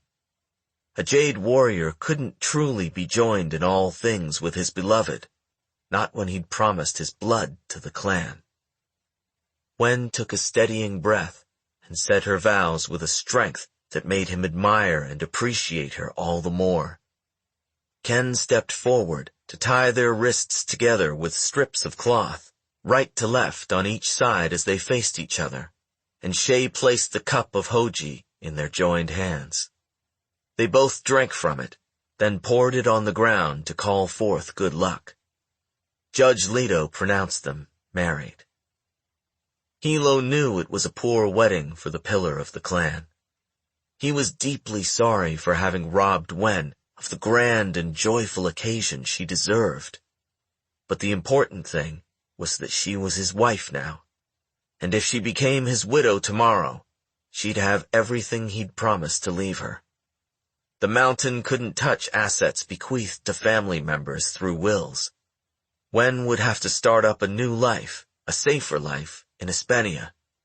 And for now, at least, he was her husband, and that made him happy, happier than he'd been in a long time. He took Wen to the main house and up to his room, where he shut the door and undressed her and made love to her. They kept the soft lamplight on and took turns guiding each other, not speaking in words, but with silent brushing of skin across skin, the contact of fingertips and mouths, the merging of breaths. Hilo ached to stretch this oasis of time to its breaking point. Whenever he crested toward climax, he denied himself and turned his attention to Wen instead, until she was spent with pleasure and whispering sweetly for him to give in. At last, with fierce desperation and quivering reluctance, he found release, and afterward tried to stay awake long enough to burn the merciful moment so indelibly into his mind that he could be certain it would be the last thing he would remember. Chapter 53. Brothers in Arms.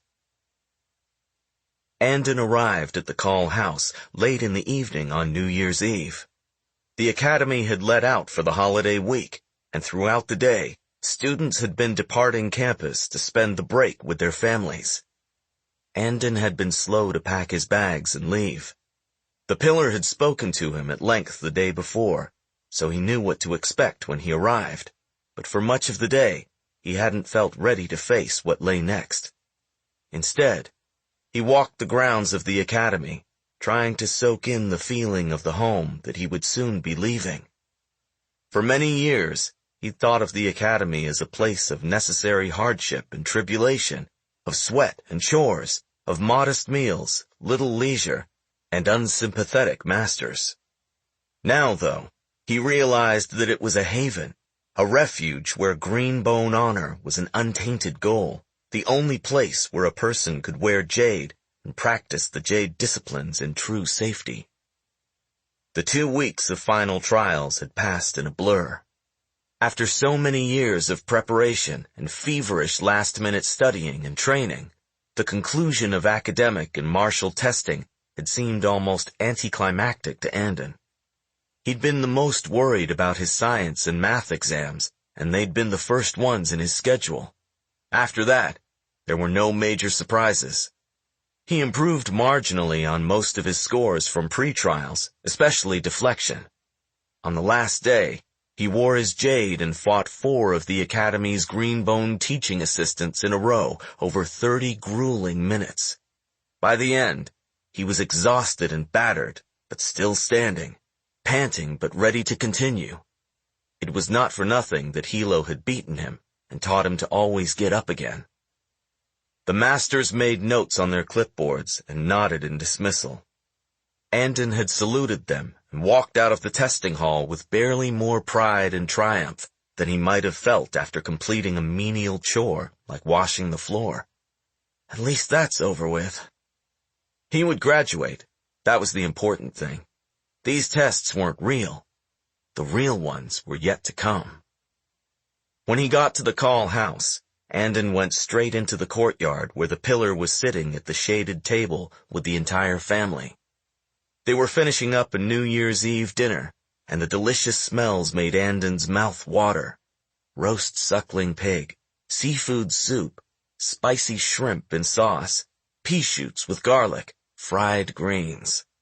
Andon only got food that good once or twice a year, but it was a modest holiday meal for a family like the Kauls, who in the past had posted expansive public New Year's feasts. Andon stopped to take in the scene. His cousin Hilo was sitting at one end of the table in a black suit, his back to Andon. Wen leaned close directly on his left, her hand on his leg as if to hold him in place in his seat. Shay sat at the other end. Between them on one side were the Make brothers, and on the other sat Kaul Sen in a wheelchair, with Kianla poised nearby. There was an empty seat and a place setting saved for Andon. For a second, Andon stood, the poignancy of the moment burrowing into him with a pain that made it hard to take another step. The picture was incomplete. Lan was missing from it, and so too was any sense of joviality. The voices were muted, the postures tense. Even from a distance, the gathering had the feeling of a funeral vigil rather than a New Year's family feast. Only Hilo seemed remotely relaxed or happy. He brushed aside Wen's reach for the teapot and personally refilled the cups around the table. He helped himself to another serving of roast pork, said something light-hearted to Tar, who nodded but didn't smile, and he wrapped an arm lazily around Wen's waist. Hilo looked over his shoulder at Andon. He smiled and rose from his seat to walk toward him. "Andy, you're late. There's barely any food left." He embraced his cousin warmly, then led him to his place at the table, next to their grandfather. "Sorry, Hilo-gen," Andon said as he sat down. "It took me longer than I thought it would to get out of the academy, and the traffic was bad. New Year's week, after all." "You should have called me to send a car." Hilo shoved Andon's head in mock admonishment and doled food onto his plate. Contrary to what Hilo had said, there was still plenty of it sitting on the table. The trials are over. You're not a student anymore. You don't need to be riding around on a bike or taking the bus. Congratulations on the end of trials, Andon, Shay said. Thanks, Shay-Jen, Andon said, not quite meeting her eyes. Their grandfather seemed to rouse from picking at the small morsels of food on his plate. He turned his wizened head toward Andon, his eyes suddenly narrowed and piercing in their intensity. So you're one of us now. Mad witch's boy. Andon froze with a spoonful of soup poised in midair. He set it back down in his bowl, sickly warmth climbing into his throat and face. Kaul Sen said, I hope you carry Jade better than your ma. She was green, all right. A green lady monster. But she went out worse than even her father and brothers. He leveled a bony finger and shook it at Andon. I said to Lan when he brought you here, that mixed-blood boy is like a cross between a goat and a tiger. Who knows what he'll be? Hilo stared at his grandfather and spoke in a voice so lethal, Andon cringed at the sound. Kianla, I think it's past Granda's bedtime, don't you? Kianla sprang up. Come, Kaul-jen, she fussed, hurrying to pull his wheelchair from the table and take him back into the house. Time to rest. Mind your jade, mad witch's boy, Kaul Sen said in parting. The table had fallen silent. Hilo let out a long sigh and threw his napkin onto the table. He's not well, he explained to Andon apologetically. Losing jade tolerance does things to old people. Up here. He tapped the side of his head. Andon nodded mutely. Kaul Sen had never been cruel to him. When Andon had been 7 years old, the man had seemed like a god, and as recently as a year ago, he'd been strong and hale. He'd said to Andon, You belong in this family, boy. You'll be as powerful a green bone as my own grandsons. Ignore him, Hilo said now. Go on, Andy. Eat. The rest of you stop looking so damn gloomy. This is a happy night. Andy's finished the trials. I'm a married man. It's warm. Spring is on the way. It's New Year's Eve. You know what they say about the first day setting your luck for the rest of the year. Don't start it in bad spirits.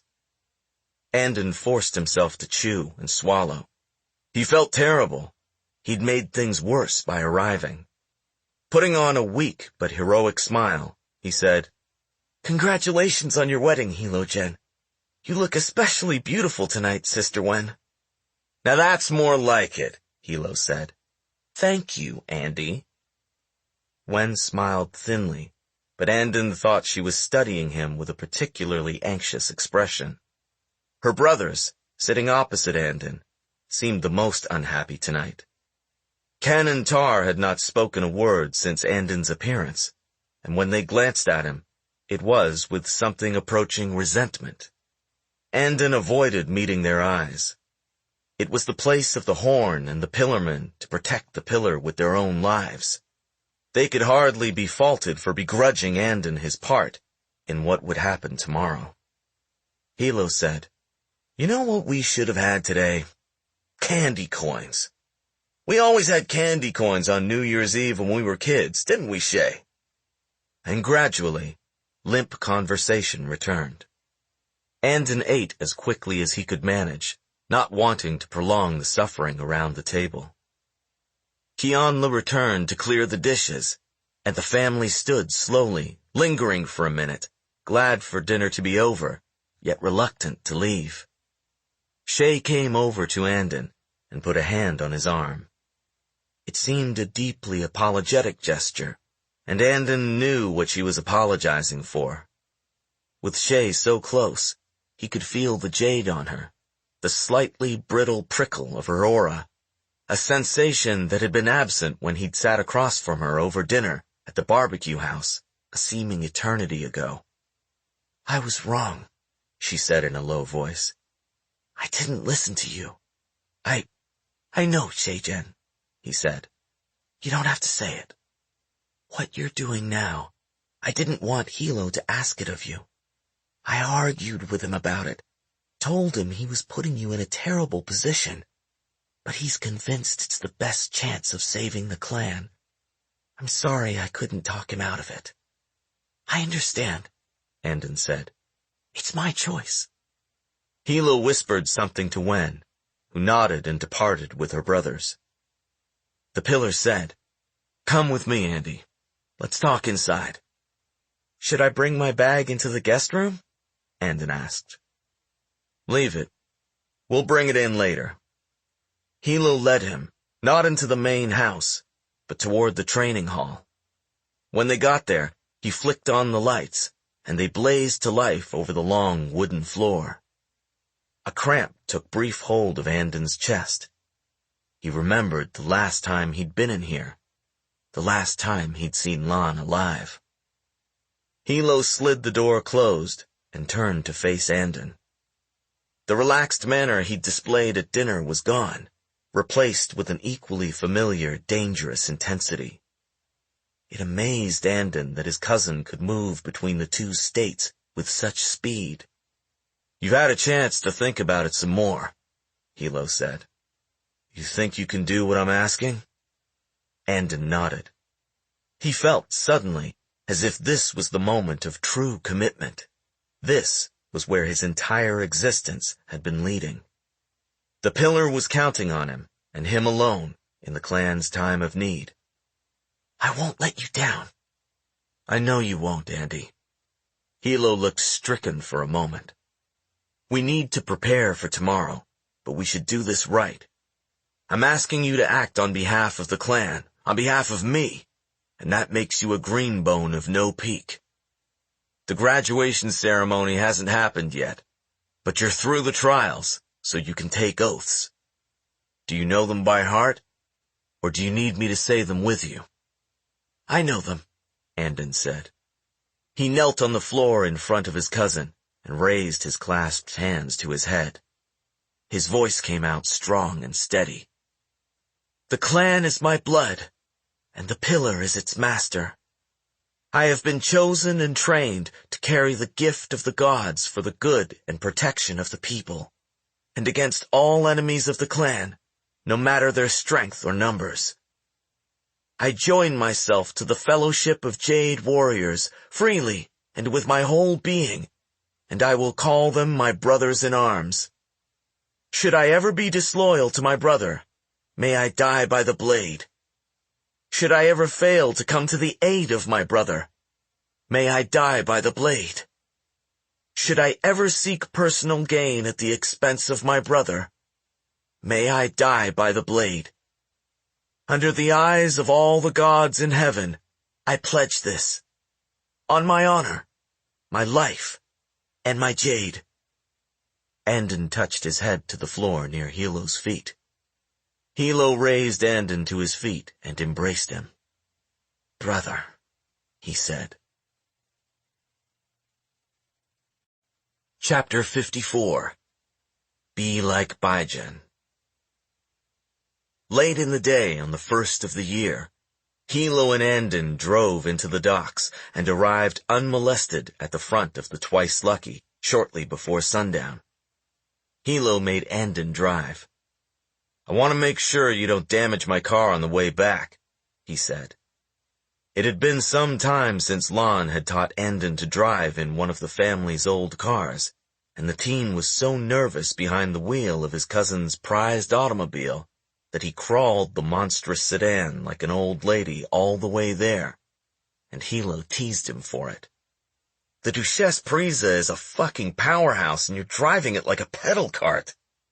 "You could have had Ken or Tar drive," Andon protested. "I couldn't," Hilo said. "You saw how upset they were last night." Their arrival was anticipated. The Duchesse's slow approach had been seen and reported long before they got anywhere near the docks, so when they pulled up in front of the Twice Lucky, and Andon turned off the engine, the first thing Hilo saw was that the parking lot appeared to be clear of any real customers. Only a few large black cars like Gaunt's ZT Valor were parked in the side lot, and there was a small crowd of mountain greenbones gathered in front of the entrance to the restaurant. Hilo waited in the car for a minute.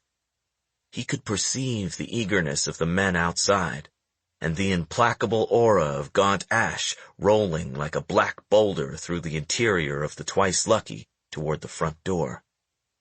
And most clearly of all, he perceived his cousin's dread behind him, the rapid beating of Andon's heart, and he was impressed that the young man's face betrayed so little of his fear. Hilo put a hand on Andon's shoulder, rested it there for a few seconds, then got out of the car. He took off his jacket and laid it on the passenger side seat. Then he shut the door and strode toward the gathered enemy. After a moment, he sensed and heard Andon get out and follow 20 paces behind him, his heartbeat still loud in Hilo's perception. Gaunt Ash stood before him now, in a leather vest with moonblade at the waist, flanked by a dozen of his warriors. Hilo stopped a short distance away. For all their mutual enmity, the two men rarely faced each other in person, and for the span of several unhurried breaths, they stood regarding the other. No one else spoke or moved. They watched the unfolding exchange. At last, Hilo said, "You know, this is my favorite restaurant." "I can see why," rumbled Gaunt. "Have you tried the crispy squid balls?" "I eat them nearly every day," said the Horn of the Mountain. Hilo's left eye squinted, and his lips pulled back in a tight grin. "I'm envious." He glanced up and down the line of seasoned mountain fighters, certain some of them were wearing the jade of his slain fists. "All right," he said. "I'm here. It was a low thing you did to Aten, you fuckers." He spat to the side. "Any man who challenges me with a clean blade, I'd give him respect. But you stole a warrior's dignity to get my attention. Well, you have it now." Gaunt paced forward slowly, like an advancing lion. His voice was a cautious growl. "If this were a dispute of personal honor, the two of us would have matched clean blades long ago, Kaul Jen. But this is clan war. We are horns who must do what we do, for our clans to prevail. Is that not so?" He circled Hilo, measuring him with deep-set eyes. "I must admit, I did not expect you to come. I assumed I'd have to cut my way through every last greenbone in No Peak to get to you." "You still want a duel? I'll give you one right here and now," Hilo said, following the enemy horn around with his eyes and perception. Gaunt gave a low, snorting chuckle. "That wasn't the offer. I'm not so selfish as to risk the outcome of a war on a single duel." He stopped in front of Hilo, his broad frame casting a large shadow across the space between them. "We both know the mountain will defeat No Peak in the end. Why let your loyal followers throw their lives away for you? Why drag out the suffering of this city we both care for? If I were in your position, I would think to the selfless example of Baijen." Hilo was silent. An invisible spasm coursed through him. He did not want to die. He was certainly prepared to, but he didn't want to. He knew Gaunt could perceive the burst of conflicted emotions, but he didn't try to hide them. "You gave me certain assurances," he said. He nodded back to where Andon stood, some distance behind him. "My cousin is here to make sure they're fulfilled." Gaunt shifted his gaze to the teenager and motioned him over. "Come here, Andon Emery." Andon approached, calmly but visibly reluctant. Gaunt gestured him closer, and closer, until the young man was near enough for the horn to place a large, meaty hand on his shoulder as they both faced Hilo. "Do you know what part you're to play in this agreement between your cousin and myself?" "He knows," Hilo said, his jaw stiffening at the sight of Gaunt's grip on Andon's shoulder. "I trust him to stay out of it once it starts. He's to bring me back to the family. I want to be in one piece and with every stone of jade still on my body. If Andon returns safely and reports that everything happened as you promised, my weatherman will surrender control of the clan. I've spoken to my horn and written letters to all of my fists ordering them to lay down their blades and accept your terms. If you honor your bargain, she'll give these letters to them. If you don't, all my fists and fingers will fight to the last man to bring the mountain to its knees.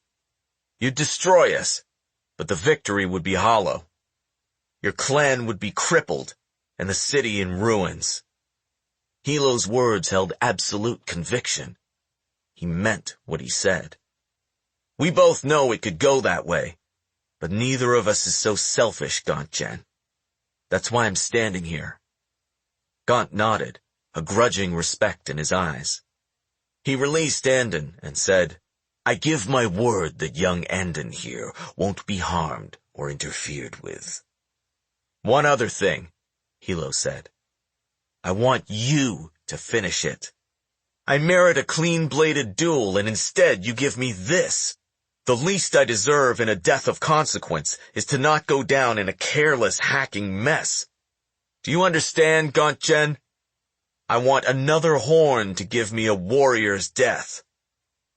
After a moment, Gaunt inclined his head, a touch of dark humor in the movement of his lips. "I assure you it would be my pleasure, Kaul-Jen." Hilo ran his eyes through Gaunt's men. They had followed their horn, inching closer in anticipation, but now they halted and shifted back, sensing the change in the set of Hilo's body, the settling of his shoulders, the readiness in his knees.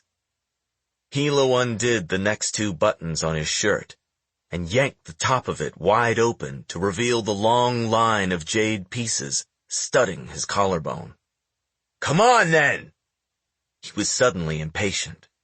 He drew his talon knife, spun it around his index finger by the hilt ring before gripping it and dropping into the coiled stance of an experienced fighter. "Gaunt-Jen, show me which of your men is greenest with the knife." Andon stood off to the side, Gaunt's weighty presence hovering near him. He stifled a gasp as the three mountain men circling Hilo closed in together. The scene became a blur of movement and slashing that Andon could barely follow. They were good fighters, these men who had stepped forward with their horn's permission. They wore jade through their eyebrows and ears, around their fingers and wrists and necks. They moved with supple ferocity. Yet they must have known right from the start that in volunteering for this worthy task, they were likely to die. Kaul Hiloshudan was a feared talon knife fighter, and now Andon understood why. The Kekanese talon knife is a hooked, double-edged 4-inch blade used for slashing, puncturing, hooking, and controlling the joints. Andon had seen Hilo's weapon. It had 3 jade stones set flush in the handle and was made of the same Da Tenori steel as the best moon blades. But unlike the moon blade, which has always been the quintessential green bone weapon, the talon knife is the tool of the street fighter. Simple, jadeless versions abound in Kakon, and youngsters in green bone families learn to handle it long before they ever touch any other weapon. Hilo fought as if he didn't even have a knife. He never looked at his hands or his blade, didn't rely on leading only with the right side, never seemed tense in the arm or overly conscious of his weapon the way anyone less comfortable would behave. He weaved and sidestepped and circled, deflecting his opponent's attacks and entering their space with his own, except that each contact he made was punctuated with flashes of steel. One fighter came at Hilo with a high cut. Hilo hooked the man's wrist, slashed across the inside of the elbow, slipped the blade over the other arm, and drove up, slicing into and around the man's neck like paring a piece of fruit. It happened in a second. The man was not fast enough with his steel to follow the flurry. The knife cut into his jugular. He fell with a bloody gurgle. Hilo was already moving on, his eyes blazing motes of fire. So it was with the next man as well. Hilo returned one slash with 3 or 4 of his own in fluid succession.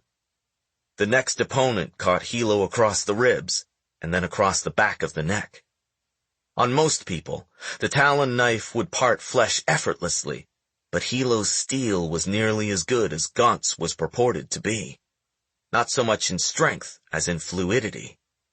A master of steel could direct his jade energy in a nimble dance of tension and release, avoiding hampering his own movements, flexing a shifting shield of near invulnerability at an instant. Andon stopped breathing for a second as he saw the blade part Hilo's clothes, yet only a trickle of blood stained them. Hilo grunted as he repositioned and threw strength into a left-handed strike to the throat. As expected, his opponent slipped and reacted, meeting the blow by stealing into his upper body. With a quick step, Hilo went low and slashed the man across the femoral artery before stabbing into the back of the knee. The green bone buckled with a cry, and Hilo matched it with a triumphant snarl as he drove the knife tip between the vertebrae of the man's neck. "You're wasting my time!" he shouted, dancing away from the body. Sweat stood out on his brow and neck. "At this rate, Gauntjen, you'll run out of green bones! If I'd known fighting mountain fists would be this easy, I'd have come around here earlier." He's goading them on, Andon thought, despairing. The mountain fighters who came forward now were not hesitant. They were infuriated by the deaths of their comrades and spurred on by the knowledge that even the best fighter is doomed to tire rapidly against multiple opponents. Andon forced himself to stand unmoving, to watch and not look away as the fight became a true melee. Hilo scrambled to stay out of the center of the storm. He slammed 2 men back with a deflection as he took on a third. He leapt light to avoid a simultaneous attack from 2 sides, but was dragged back down. He channeled into an attacker, but before he could finish the kill, he was knocked to his knees by another man's strength. Andon's breath grew shallow and panicked. His nails dug into his palms as glimpses of his cousin disappeared behind the blur of dark-clad bodies and flashing knives. Hilo's talon knife skittered across the pavement out of the circle of fighters, and Gaunt Ash bellowed, "Enough!" A few of his men, maddened with the fight, didn't obey at once, and Gaunt bellowed again, flinging his arm out in a wide, shallow deflection that sent his own green bones staggering. When they parted, Andon saw that the pillar of no peak was on his hands and knees, blood flowing freely down his face and across the back of his shirt. There was a rattle in his breath, and his shoulders heaved up and down. Suddenly, Andon thought of the time Hilo had come to the academy and handed him a beating just for the fun of it, to test what kind of man he was, whether he was the sort to keep fighting no matter how outmatched. Hilo had beaten him so easily that day, toyed with him the way a large dog pins and nips a small one.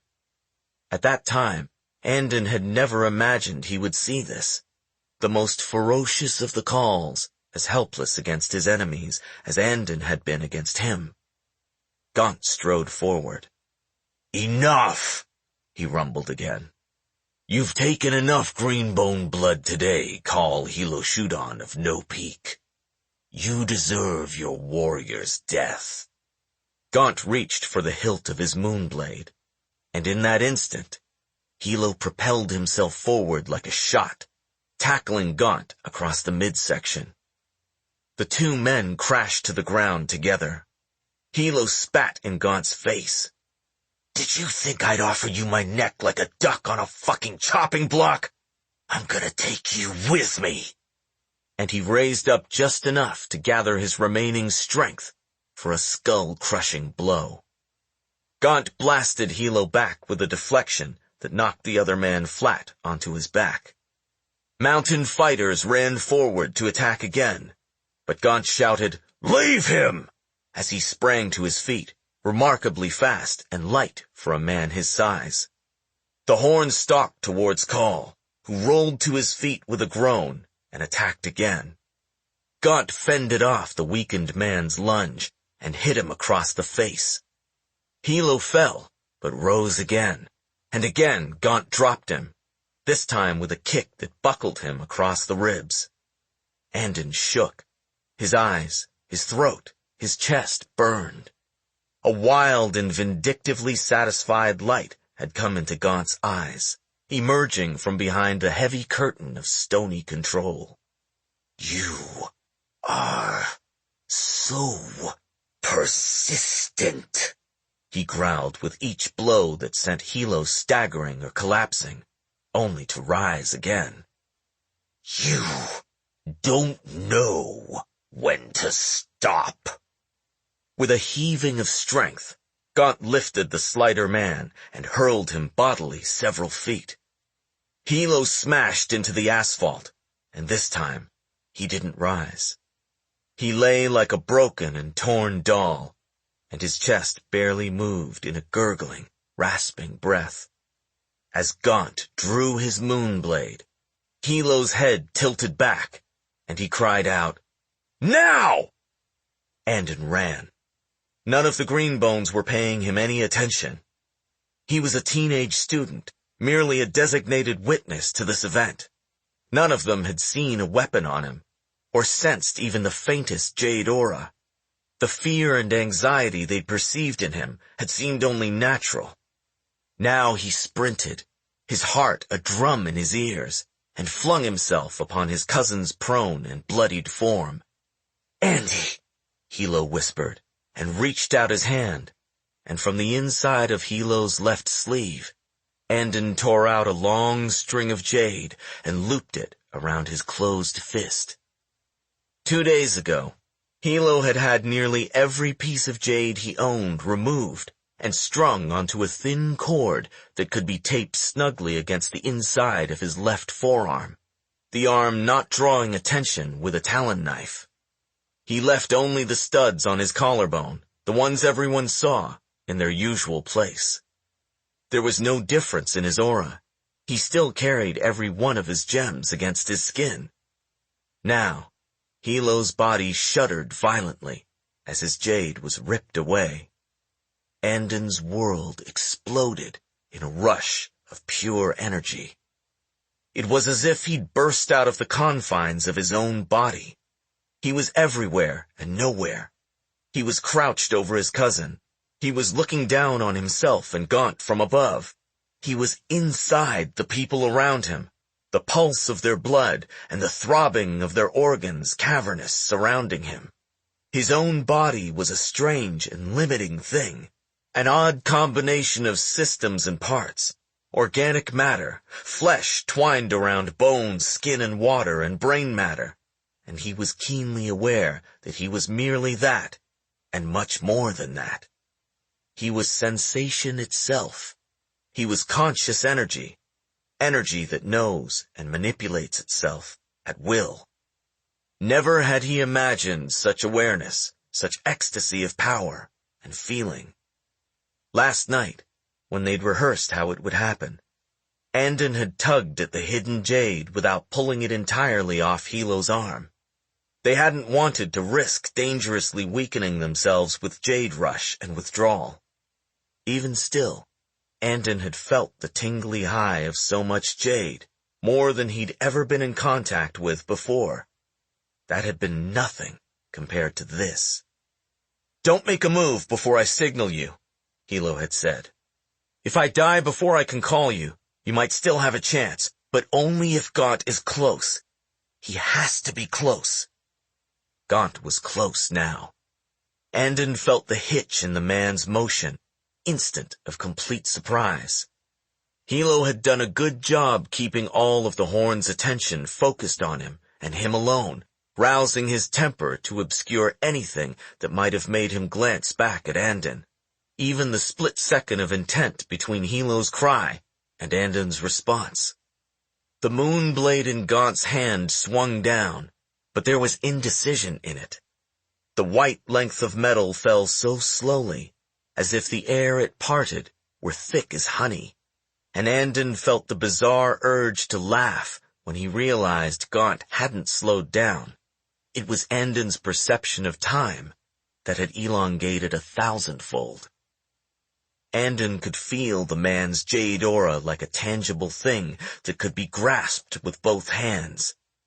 Almost experimentally, he brought a palm up and felt his greater-than-self clutch the flow of energy, envelop it, burrow into the heart of it. Gaunt froze, and then, understanding an alarm, washed into his eyes. His legendary steel poured up and around him. Andon felt his questing force being pushed back, sensed Gaunt's powerful aura battening itself in defense.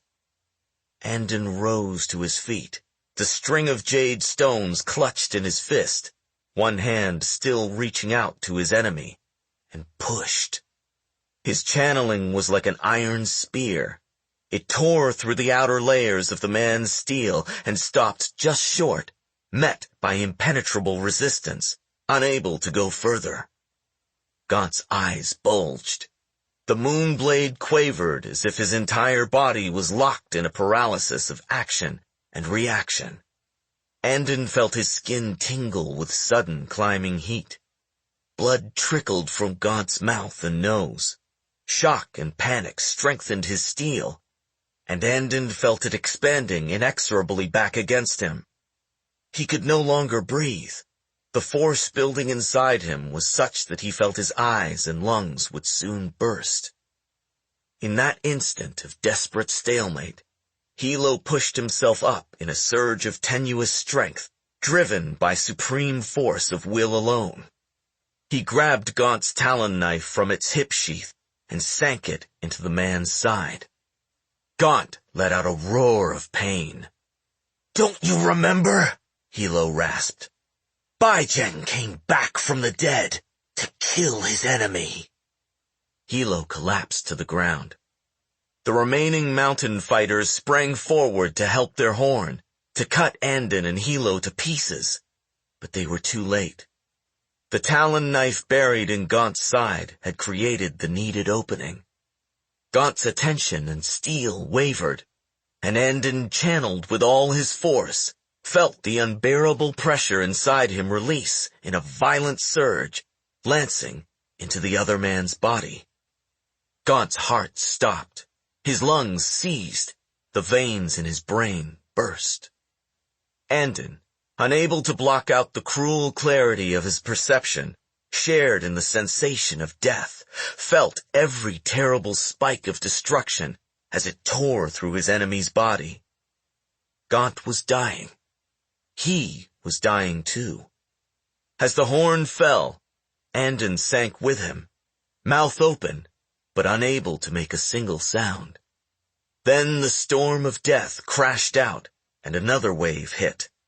The blowback of jade energy rushing into Andon, like a wind sucked up by the angry god Yofo and shot out as an earth-scouring typhoon. The return energy rush from destroying a man as powerful as Gaunt Ash was indescribable. The light and heat of 1,000 stars erupted in Andon's skull.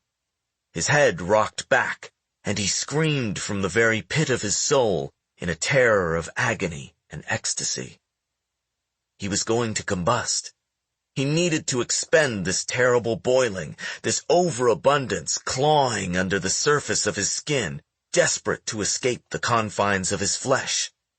The mountain fighters rushing at him with upraised blades were like vessels into which to channel the overflow. An outlet, a precious outlet. He didn't even need to touch them. It was as easy as snuffing the life from mice in a cage. He caught up two men in mid-step. They clutched their chests, eyes and mouths wide with shock, blades clattering to the ground. He watched with curious detachment and greedy joy as they died. The green bones that remained backed away. Andon registered their fear of him and heard himself give an odd giggle. He was a demon, a pale teenage monster drunk on jade energy and killing. What happens when you cross a goat and a tiger? Kaul Sen had wondered. Something strange and terrifying. With a shudder, Andon's spine rippled. He flung his hands out sharply, fingers splayed, unleashing a deflection that tore through the air and lifted three men off their feet, throwing them into the air before they tumbled and rolled to the ground. They scrambled up, staggering and limping, and staring back with wild alarm. They ran from him, the others following on their heels. Their footfalls thundered. The barest sense of reality floated back to Andon's conscious mind, which felt as if it were curled in terror in a dark corner of himself. Hilo's unmoving form lay on the ground, the blood and life draining from his wounds. Andon had to. He had to get help. Phone someone. He stared at the coils of jade in his right hand, and with a wrenching force of will, as strong as if he were plucking out his own eyeball, he opened his fingers and let the string of gems fall.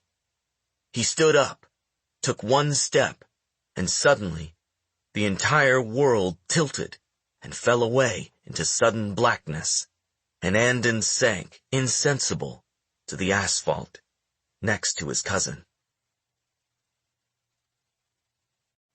Chapter 55. Not finished. Andon awoke in the hospital, hooked up to an intravenous tube and machines that beeped quietly. His head felt heavy and swollen, his eyes crusty. His throat was raw, and his skin was tender, as if the entire surface of his body was a single bruise, and it hurt to even shift his weight on the soft mattress of the hospital bed. For a moment, he couldn't understand why he was here, and then it came back to him all at once. His heart gave a panicked lurch, and he was quickly bathed in sweat. The remembered terror and euphoria of the jade he'd harnessed, so much jade, filled his mind completely. Nothing else seemed of any importance at all. Wonder and craving gripped him as he looked down at his pale, bare arms lying on top of the white bedsheet. He'd killed Gaunt Ash, Horn of the Mountain, one of the most powerful green bones in Janloon. He'd felt the man's death as if it had been his own, and when the agony of it had passed through him, he'd reveled in the release of the man's life energy recoiling into his own. Such exhilaration. He'd killed those other two men, too. Their deaths had been satisfying, though not quite as memorable. Perhaps only the first kill was so intense. Or was it the strength and jade ability of the man he killed that made the difference? Ah, jade. It was just as the penitent said. Jade was divine.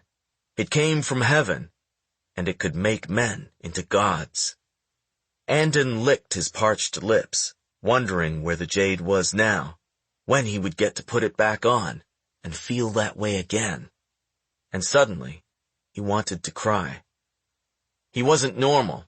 He knew that. He'd always suspected such would be the case. The powerful but unstable online mixed with foreign blood and jade sensitivity. Yet he'd been told, and he'd believed, that the rigors of training of the academy would overcome his deficiencies. Discipline and jade acclimation created green bones who were powerful but controlled, not monsters that laughed with pure sensate joy of reaching out and stopping hearts. Hilo had killed many times, but he was still sane. Hilo! Andon's head pounded as he pushed himself up. A nurse came in, a stout, unsmiling woman who checked some readouts on Andon's monitor. "Where's Kaul, Andon croaked. The woman didn't answer at first, merely released some medication into his IV tube. "Is he alive?" Andon asked. "He's alive," the nurse said. Andon heard it as if through a gathering fog. Whatever was in the IV tube, it was powerfully sedating. In a minute, he was unconscious. When he woke again, Hilo was sitting by his bedside. Andon gasped at the sight of him. It was as if the famous youthfulness of his cousin's face had been siphoned out from under his skin, leaving a scarecrow version of himself. Hilo's eyes were bruised, his cheeks split and stitched, and one wrist was splinted. Despite this, upon seeing Andon awake, he smiled broadly at once, his sunken eyes dancing with warmth. "You did it, Andy." In a rush of affection, he bent over Andon, seized the top of his hair, and kissed him on the brow. "You sent the mountain running. You saved the clan, cousin. And my life, I'll never forget about that." "How did we—" Andon swallowed, trying to moisten his mouth. He saw his eyeglasses on the table next to him, and put them on shakily. "How were we alive? What happened after—" It was difficult to form complete sentences. Hilo laughed. He got up and filled a paper cup with water from the sink. They were in a private hospital room, Andon realized. Hilo moved gingerly, with little of his usual languid grace, as if he'd been taken apart and put back together and wasn't sure if all the pieces were accounted for yet. He sat back down and placed the water in Andon's hand, closing his cousin's fingers around the cup as if guiding an uncoordinated child. Unsteadily, Andon raised it to his lips and drank, grateful and embarrassed to have the pillar of the clan sitting here and treating him so gently. Mr. Une, the owner of the Twice Lucky, saw what happened and phoned the house. Shay called Ken and Tar. They were waiting in a building just across the freeway in Junko, less than 5 minutes away. Hilo paused to draw a breath, wincing at some unseen injury, but still smiling. "It's all good news, Andy. After the mountain lost its horn and half a dozen of its other top greenbones, Ken and our fists swept in like a fire. They took back the rest of the docks in a day." Hilo's face was bright with pride. "After he and Shay saw us to the hospital, Tar won us the rest of Sogan. Chuen and his men pushed into Spear Point and killed so many of the mountain fingers there that we don't have to worry any more about losing Poor Man's Road. We turned the war. You did." Andon tried to absorb this. "Does this mean Ait's been defeated?" Hilo cocked his head. "Andy, a greenbone's not defeated until they're dead. Didn't the two of us just prove that?" He pressed his lips together. "The mountain's an old clan, a big clan. We've hit them bad and forced Ait to pull back. She'll have to name a new horn, probably Gaunt's first fist. I'm told he's still alive. It'll be some time before they can come back at us again. But Ait's not finished." There was grimness in Hilo's voice, but a dancing optimism in his eyes, something Andon hadn't seen since before Lon's death. "But neither are we, Andy," he said, leaning in as if to share a secret. "You and me, we got Gaunt. We'll get her next." Andon was confused. Why was it so hard for him to feel happy right now? He was alive. Hilo was alive. Gaunt was dead, and no peak had prevailed. He ought to be relieved. He ought to be in good spirits, just as his cousin was. Instead, he felt hollow and lacking, hungry not for victory or vengeance, but only for the awareness and power that had been so fleeting and transformative. Brief exposure to a large quantity of jade had carved his mind with an indelible knowledge of what it was capable of. Everything else, family and clan included, paled in comparison. "How long have I been in here?" he asked. 5 days, Hilo said. At Andon's look of alarm, he said, "Don't worry, you'll be fine. I was dancing closer to the grave than you, and you're younger and stronger than I am. Dr. True's been in here constantly for both of us. We should make him our personal family doctor." Andon wasn't sure he could put his thoughts into words, but he had to try. "Hilo, I don't feel right. I feel strange, empty, like I don't care about important things anymore. Killing Gaunt, I felt it all. It was the worst thing I've ever had to go through, but I want to do it again." Andon's voice cracked in distress. "There's something wrong with me, isn't there? Am I sick?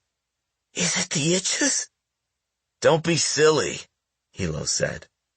He laid a compassionate hand on Andon's shoulder and sighed. "Handling that much jade for the first time, under that kind of stress, it knocked you flat. You're especially sensitive, no question of that. We've been giving you regular doses of SN1 to bring the fever down, reset your system. The doctor says your brain scans are normal now, so give it a few more days and you'll feel like yourself again." He gave Andon a pat. "Don't worry, graduation is still a week away. You'll be out of here by then for sure. Neither of us is missing that." Andon looked over at the IV stand, followed the clear tube to where it was taped to the inside of his arm. "I'm being doped with shine?" The poison that had killed Lon, dripping into his veins. "Don't look so worried," Hilo said quickly. He flicked the hanging tube with a finger. "It's entirely controlled. There's no risk. Dr. True's been monitoring you the whole time. You'll be weaned to a low dose by the time you're out of here, and the doctor says we can talk about whether to keep you on it or try taking you off. He doesn't suggest going off it yet, since you'll be getting your graduation jade soon. Better for your body to have that safety cushion for now. It'll help you." Andon felt overcome with exhaustion. He leaned his head back and closed his eyes, his chest tight, the non-specific desire to weep still building inside him, yet unable to find release, mixing instead with the confused craving and the drug crawling through his veins.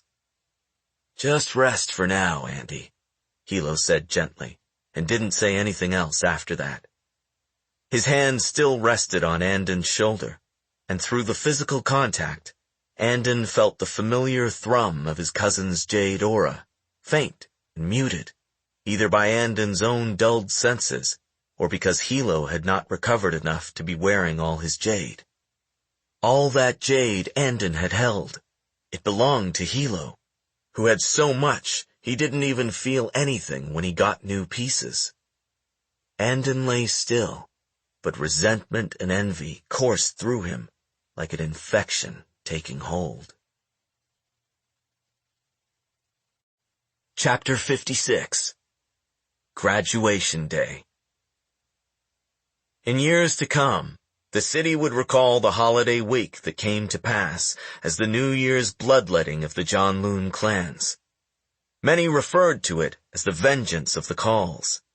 In some parts of the city, it was nodded at approvingly. In others, it elicited the nervous tugging of earlobes. What was apparent by the time the districts settled into a new stalemate was that neither clan would be enjoying a swift victory. Despite all doubts to the contrary, the youngest grandchildren of the Torch had fended off annexation, and in so doing, solidified unquestioned clan leadership. It was tradition for the graduating Year 8s of Kaul Dusharan Academy, who finished their trials before the holidays, but had to wait until the auspicious start of the year for final results and graduation, to spend the first week after the break performing back-breaking service on the campus grounds. a final lesson in the divine virtue of humility, before being allowed to take their oaths and receive their jade. Andon was still recovering in the hospital and not able to join his classmates in scrubbing paving stones, repairing fences, pruning trees, and guiding clueless year ones from place to place. True to Hilo's prediction, however, he was out of Janloon General Hospital 2 days before graduation, and well enough to attend convocation on an overcast spring day, gray with the threat of rain. Word had spread that Andon had been the only one with the pillar at the battle that had killed Gaunt Ash. When he arrived in formal academy robes to line up in the gathering hall before the ceremonies, a deep hush preceded him wherever he walked. At the check-in table, Master Sane inclined his head with more respect than Andon had ever received from an instructor. "Emery, stand at the end of the line. You'll be the last to enter."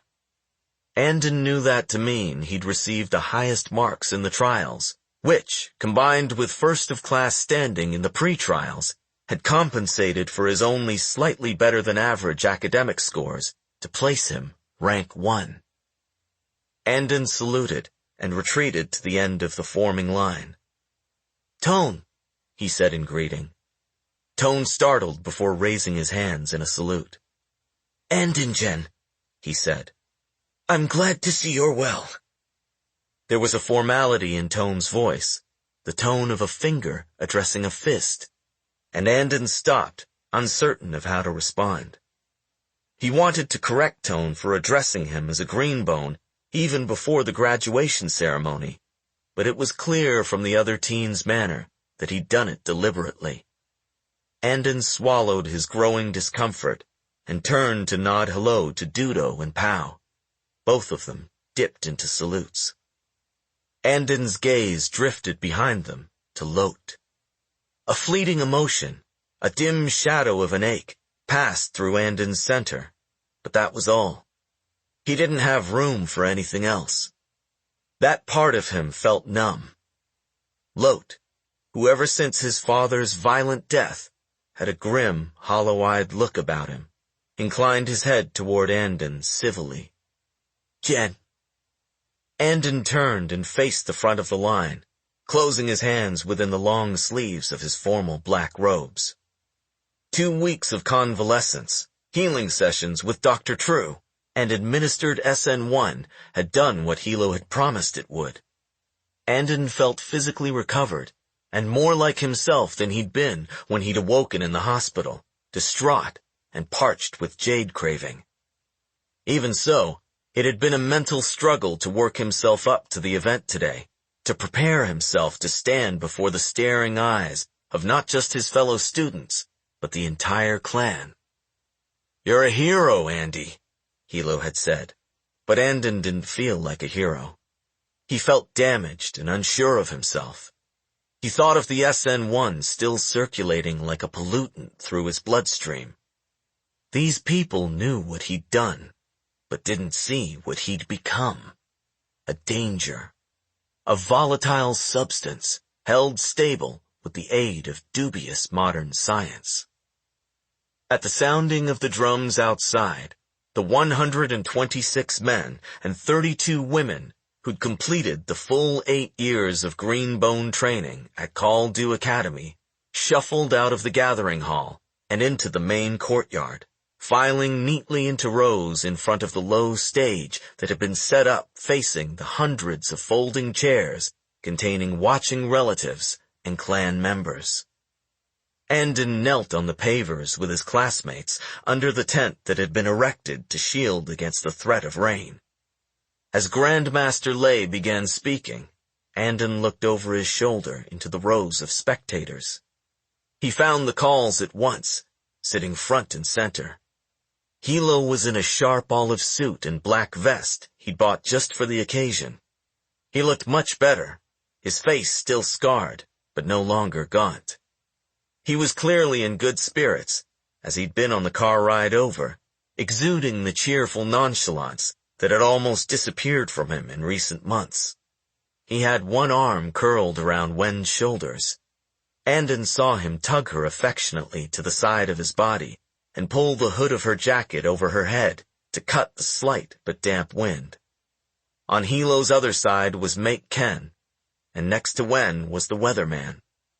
Shay sat erect, in a dark skirt and blouse, her gaze serious and slightly preoccupied. But when she noticed Andon watching, she gave him a small smile. He brought his attention back to the front as Grandmaster Lei called forward the first group of students. All Year 8s were required to declare their intended allegiances prior to final trials, and these 11 graduates had elected to take penitence oaths.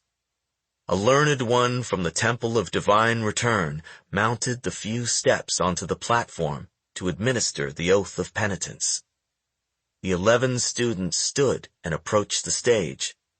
They knelt at the front of the assembly and recited the lines binding them to a life of religious service, then touched their heads to the ground before rising and walking behind their classmates. The next 25 students had committed their jade abilities to the healing arts. They were called forward to take oaths before a master physician of the College of Bioenergetic Medicine, where they would continue their training. Andon shifted, his legs numb, as a third group of 18 graduates was called up before Grandmaster Lei himself to pledge themselves to the honorable profession of teaching the Jade disciplines. They would return to the academy as assistant teachers the following week, with the hope of one day becoming masters. At last, the remainder of the class, the large group who declared service and loyalty to the No Peak clan, came forward en masse to take their oaths. A ripple went through the spectators and graduates alike as the pillar of the clan strode down the center aisle and mounted the stage with quick steps. Hilo turned and looked out across the crowd. Andon thought he looked pleased. Roughly 100 new green bones for the clan, nearly 2/3 of the graduating class. Some would become luck-bringers, but a majority would start as fingers for Ken and his fists to command. Everyone waited for Hilo to begin speaking the Jade Warrior's oaths line by line, so the gathered graduates could repeat after him. Instead, for a long time he said nothing, while an uncomfortable pause lengthened. People began glancing at one another in confusion. Grandmaster Lei cleared his throat impatiently, but Hilo shook his head. "Grandmaster," he said, smiling and speaking loudly enough that the crowd could hear him. "I didn't appreciate this place enough when I was standing down there in those black robes, so let me take in this beautiful sight for a minute. I'm not a student anymore, so you can't even wallop me for holding you up." The crowd chuckled at this. He's truly the pillar now, and everyone knows it, Andon thought. And still himself, mostly. "Brothers and sisters," Hilo shouted. "The pillar is the master of the clan, but pillars change, and still the brotherhood survives and continues. You're taking this oath as much to one another as you are to me. So who knows the Green Bone Warrior's oaths by heart and can lead his classmates in taking them first?" This was not how the ceremony was supposed to go, but even Grandmaster Lei didn't try to intercede when Lot stepped forward from the line. "I will, Kaul Jen." Hilo nodded and motioned the teen onto the stage. Andon watched, his heart beating in his throat, as Lot walked calmly up the 3 steps and knelt before Hilo, who leaned in to whisper something briefly into his ear before stepping back. Andon caught a glimpse of Lot's bleak and determined expression as he raised his clasped hands to his forehead. "The clan is my blood, and the pillar is its master," he began in a strong voice that carried clearly across the courtyard. And the voices of 100 of his classmates rose up and echoed him. "The clan is my blood, and the pillar is its master." As his lips moved, reciting the oath he'd already taken 2 weeks ago. Andon couldn't tear his eyes from the sight of Lot kneeling up there in front of everyone, hands raised and eyes lowered before Hilo's warm but penetrating gaze. A bewildered grief rose in Andon. He was certain this was never what Lot had wanted. He'd never wanted to follow in his father's bloody footsteps. It ought to be him, Andon, up there instead. The Kauls were his family. He'd already proven himself worthy of Jade, and everyone was acknowledging him as Hilo's protege and a fearsome new force in the clan. And yet, he was stricken for Lot, and horribly, incomprehensibly grateful not to be the one on the stage, because it seemed for a long, surreal moment that Lot was him, that he'd taken Andon's place as he'd appeared when kneeling on the wooden floor of the training hall of the Kaul estate after New Year's dinner, and now Andon was looking at himself through someone else's eyes, seeing blood and Jade and tragedy. "On my honor, my life, and my Jade," Lot finished, and touched his head to the ground. The other new green bones of No Peak repeated his words, closing the oath. As he had with Andon, Hilo drew Lot to his feet, embracing him, and with one hand on his shoulder, said something to him in a low voice that Andon couldn't hear. Lot gave a short, tight nod, then stepped off the stage to take his place back in the line. Hilo clasped his hands in sharp salute and raised his voice, addressing the new members of the clan. "I accept your oaths and call you my brothers in arms." "Our blood for the pillar!" someone shouted. A few other voices rose up as Hilo descended the stage. "No Peak! No Peak!" Andon began to turn to the crowd to see who'd started the chant, but Grandmaster Lei, glaring disapprovingly, brought up his hands to demand silence. All the graduates, and many members of the audience, had grown up under the Grand Master's strict rule, and instinctively fell quiet. "Now," said Grandmaster Lei, with more than a touch of reproof at both the overly dramatic oath-taking performance and the crowd's reaction, "we must award these graduates the Jade they've earned for their years of hard work, discipline, and training."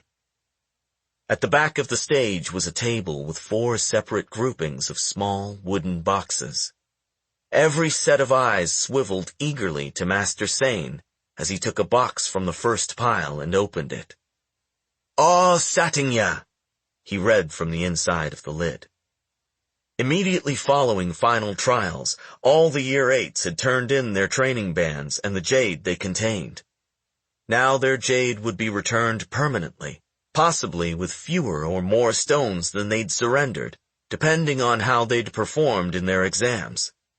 Each pile on the table represented a level of accomplishment in the Jade disciplines. Ao Sati, who'd stepped onto the stage to polite applause, had earned 1 Jade stone, strung onto a metal chain.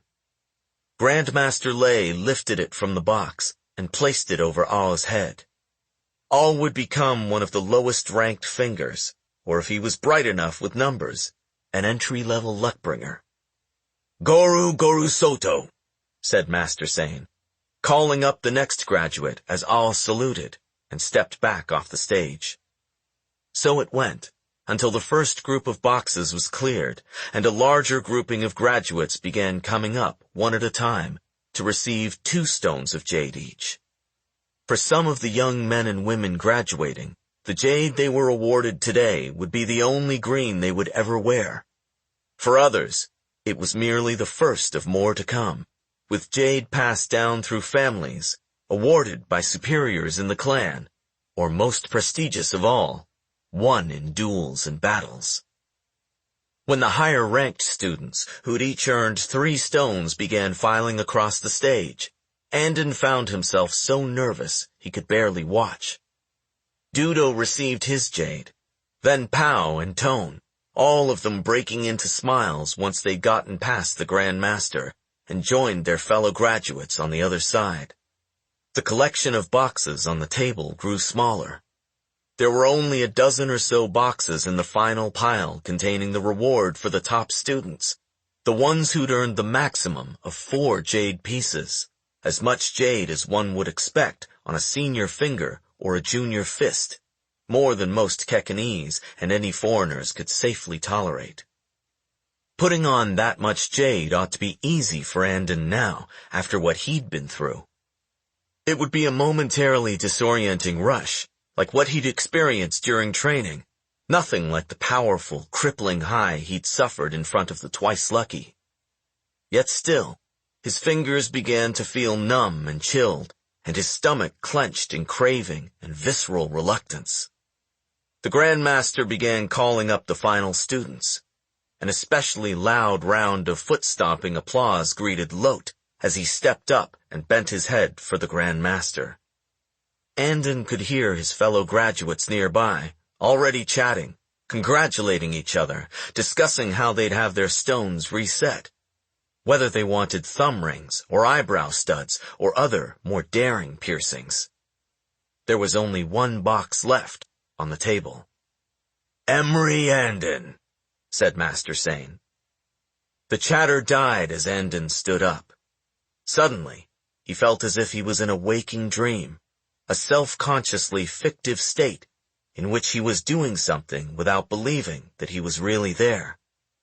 His legs moved him forward, his shoes hit the steps, and when he reached the stage, he heard someone shout, "Kaul Jen!" Applause broke out, and other voices echoed the first. "Kaul Jen!" Andon paused, thinking the crowd was shouting for Hilo. When he realized they were cheering for him, heat flowed into his face. "They're saying I'm a Kaul, a mixed-blood orphan like him, and they were placing him alongside Lon and Hilo and Shay. It was the greatest flattery he could imagine, and he was mortified. Because it wasn't true. He wasn't like them. As Grandmaster Lei lifted out the 4 jade stones on a silver chain, Andon stumbled back as if the box contained a venomous spider.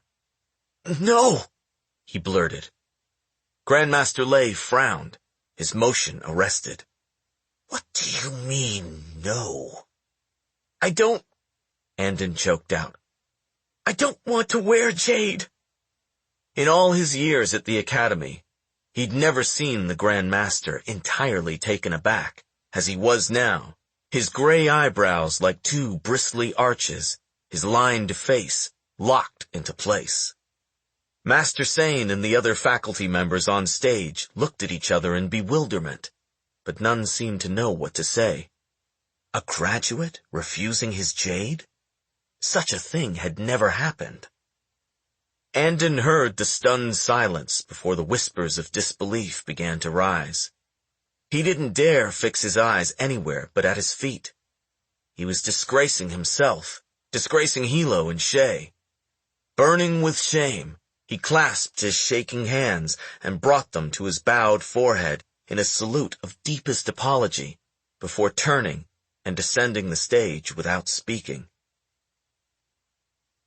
He had never seen Hilo so livid with confusion and rage. The pillar came straight for him as soon as Grandmaster Lei brought the graduation ceremony to a quick and awkward conclusion. The crowd of watching clan members parted before Hilo in fearful haste. Hilo's fingers locked around Andon's bicep like talons. He dragged his unresisting cousin away from his fellow graduates, around the back of the stage, putting several feet of distance between them and the silent stares of so many others. Hilo spun Andon to face him. "What do you think you're doing?" Andon tried to speak, but when he opened his mouth, he didn't know what to say. There seemed to be no way to explain what he'd done. Hilo's hand was still clamped around his arm, and through it, Andon could feel his cousin's jade aura shrilling like a swarm of infuriated hornets. "I'm sorry," he managed at last. "You're sorry?" Hilo seemed unable to find words of his own for a moment. What's this about, Andy? What's come over you? You made a fool of yourself in front of the clan, in front of all your Green Bone brothers. You made a fool of me. I'm not like you, Hilo, Andon burst out, anguished. Everything he'd feared about himself, every doubt he'd tamed with strict training and faith in the clan, every nightmare involving bloody bathtub water and his mother's screams seemed in one instant to rise out of that small box on the stage, overwhelming even the horrible knowledge that he was ruining all that he'd ever wanted. I'm not someone who should have Jade, who was ever meant to have Jade. I start wearing it today. I'll only want more and more, as much as I had when I killed Gaunt. I'll become worse than my ma, the crazy mad witch. I know I will. I can feel it in my blood now, no matter what you say. He could barely breathe enough to speak. You could dope me up on Shine, on that poisonous Aspenian stuff that killed Lon, but that's not how I want to live. I don't want to be what you're making me, a what? Hilo demanded angrily. A green bone? A part of this family? A weapon, Andon finished in a whisper. Hilo released him with a jerk and stepped back.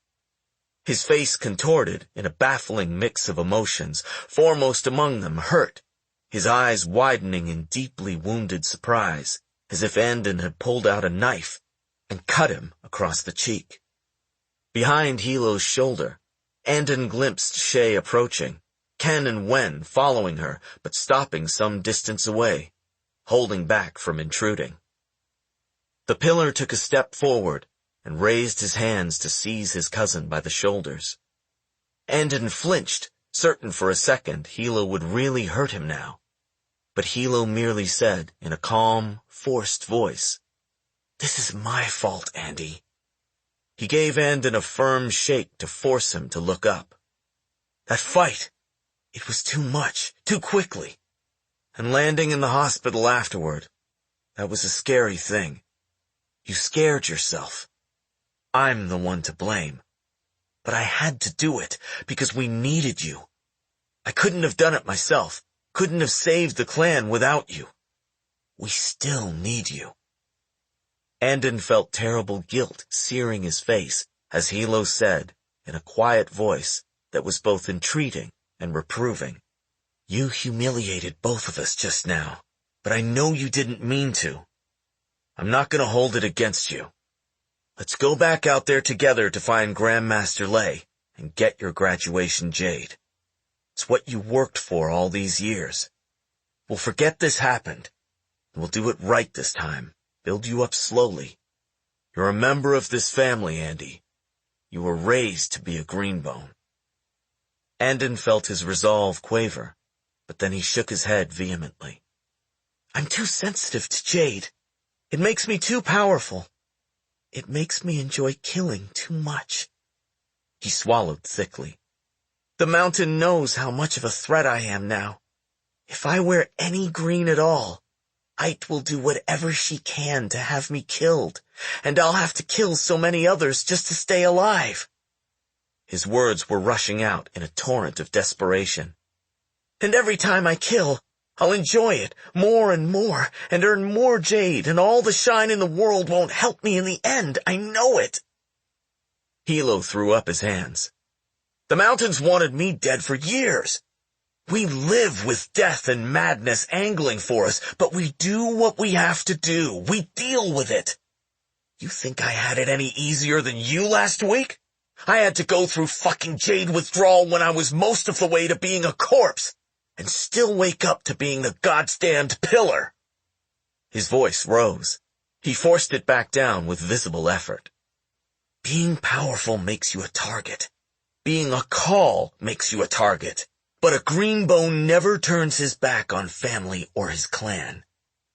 The light in Hilo's dilated pupils was dangerous. "Think about what you're doing, Andy." Shay appeared next to them suddenly. She spoke in a voice that was low and resolute, and carried a current of cold reproach that she turned on her brother. "This is Andon's decision, Hilo.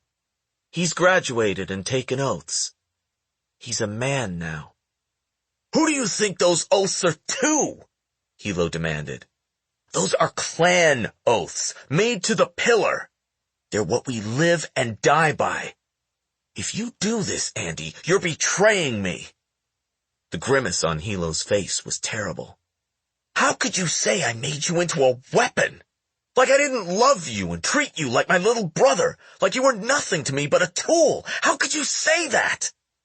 He took a step backward, shoulders trembling as if it were physically painful to hold himself back from murdering his miserable cousin where he stood. His face and voice turned suddenly cold and remote with scorn. You do this, and you're out of the family. Hilo, Shay hissed, looking as if she would strike him. Stop this. Hilo-chan, Andon pleaded, his body turning cold.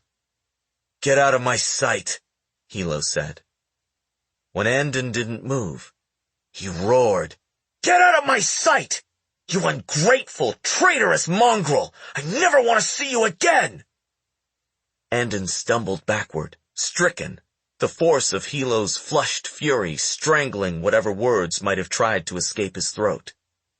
He turned and ran. He ran until he left the grounds of the academy. He tore off his graduation robes and threw them into the dirt, and kept running in his dress pants and thin shirt, muddying them as he scrambled through the forest of Widow's Park without regard for direction. He ran until tears blurred his vision and exertion scalded his lungs and legs. When he stopped running, he kept stumbling and pushing through the trees, as if he could escape what had happened, as if he could lose his shame in the woods. When he emerged onto a main road, he saw where he was, and he began running again. The cemetery gates were open for visiting hours, and he panted his way up the gravesite-cluttered hillside, half sobbing, until he collapsed in a heap in front of Lon's headstone at the foot of the Kaul family memorial. I'm sorry, he gasped, trembling, the wind chilling the sweat-soaked shirt to his skin. Fat raindrops had begun to fall, streaking the lenses of his glasses and plastering the hair to his head. Rain splattered the marble slab, darkening it from a whitish green to a color almost like dirty jade. I'm sorry, Lon. Andon sat and wept. When Shay showed up minutes or hours later, she was carrying a black umbrella, which she held over him, letting the rain fall on her uncovered head as she stood next to him, gazing at the family's final resting place. He would have been proud of you, Andon, she said matter-of-factly. He was always proud of you. Chapter 57. Forgiveness. The letter that was delivered to the weatherman's office on Ship Street 2 weeks later held no return address, but Shay knew who it was from as soon as she picked it up, and saw the tight, upright handwriting scratched across the outside in blue fountain pen ink. She sat down at her desk, fingering the corners of the stiff envelope, then tore it open and read. Dearest Shaysa, I can't tell you how much I regret having to betray your trust. I've always done as Kaul-Jen commanded in all things, and I can still say that is true. I assume that you and Hilo are searching for me, and I expect no sympathy or mercy should we meet again. Take care what you do now. Hilo may believe he has won, but a mountain is not easily pushed into the sea. There's nothing I can do to change the fate of your brother, poor Andon, but my heart aches to think of anything bad happening to you. So consider this a sincere warning from your caring uncle. Have a plan to escape Keikon quickly and on your own. Store away some money and use your Espenian connections so no one in the clan knows. A good weatherman is always reading the clouds. With fond regrets, Yoon Dorupan. Shay swiveled her chair around slowly to look out upon the city below. Springtime warmth hung in the thin smog over the steady hum of the freeway and the bustle of the harbor. The air conditioning in Shay's office came on with a noisy, chugging sound. She felt, suddenly, very aware of herself, of the flesh and blood, breath and aura that comprised her physical being. Sitting here in this office that had for so long belonged to the man who had written the letter in her hands. She and her family were alive on a day she had thought, a few weeks ago, they would not be. No Peak had suffered, and was suffering still, but it hung on, tenacious, as green bones in their ways had for hundreds of years. She read the letter through once again, then held the corner of it to a cigarette lighter and watched it burn down in the ashtray. I won't run, Doru. Not this time. And I'm coming for you. Seventh-day brunch service at the Twice Lucky was not as brisk as it had been in the past, but with the docks back in no-peak control and violence on the streets having settled down, business was returning to the popular old waterfront establishment. Shay and Hilo sat across from each other in a booth situated away from the rest of the diners. Kaul Sen's wheelchair was pulled up to the end of the table. Kianla, sitting next to him, adjusted the napkin in the old man's lap. Wen was not able to join them this morning. She was taking Espenian language classes several times a week at Janloon City College when she wasn't traveling as part of her new job. Shay placed some sausage and pickled vegetables on her grandfather's plate next to hers. He mumbled something that sounded like appreciation and patted her hand. These were the moments she looked for now. Small things. Reminders of the family patriarch she'd admired and loved. The man who'd insisted she'd be no less a greenbone than her brothers. Kaul Sen's remaining fragments of lucidity might be illusory and brief, as the appearance of peace in the city of Janloon, but she appreciated both all the more for their fragility. The mountain had retrenched, shoring up defenses in Summer Park, Spear Point, and the other southern districts that comprised its core territories. Rumor had it that Ait Mada had appointed a new horn. Not Wan Baloo, Gaunt's first fist, as Hilo and almost everyone else had expected. Instead, Ait had traveled to Wylon Temple School outside of Janloon and recruited one of her father's former warriors, Na Suen. Na had spent the last 2 years living an undemanding life as a senior instructor at Wylon. A clan reward, it was generally suspected, for giving Ait Mada's ascension as pillar his full and vigorous support, including slitting the throat of Ait Iodo with commendable alacrity. He was said to be a master of perception. Shay tried again to enjoy the meal and put the war out of her mind for a brief spell. Across the table from her, Hilo plucked at the plate of crispy squid balls. "These make it all worth it," he said, a smile curving his lips but not reaching his eyes. He was trying to be cheerful, but Shay was not fooled. He had been beaten to within spitting distance of death by Gaunt and his men, and many weeks later, he still saw Dr. True regularly and tired easily from the injuries he'd sustained. But that was not what ailed him. Her brother carried a cloak of hurt over him, a sullen resentment that often flared into anger or self-doubt. He'd saved the clan, but lost another brother. "You should forgive him," Shay said, "even if he can't forgive you yet." She considered the irony of these words coming from her mouth. There had once been a time when she'd been certain she never wanted to see or speak to Hilo again. And here they were, pillar and weatherman of the clan.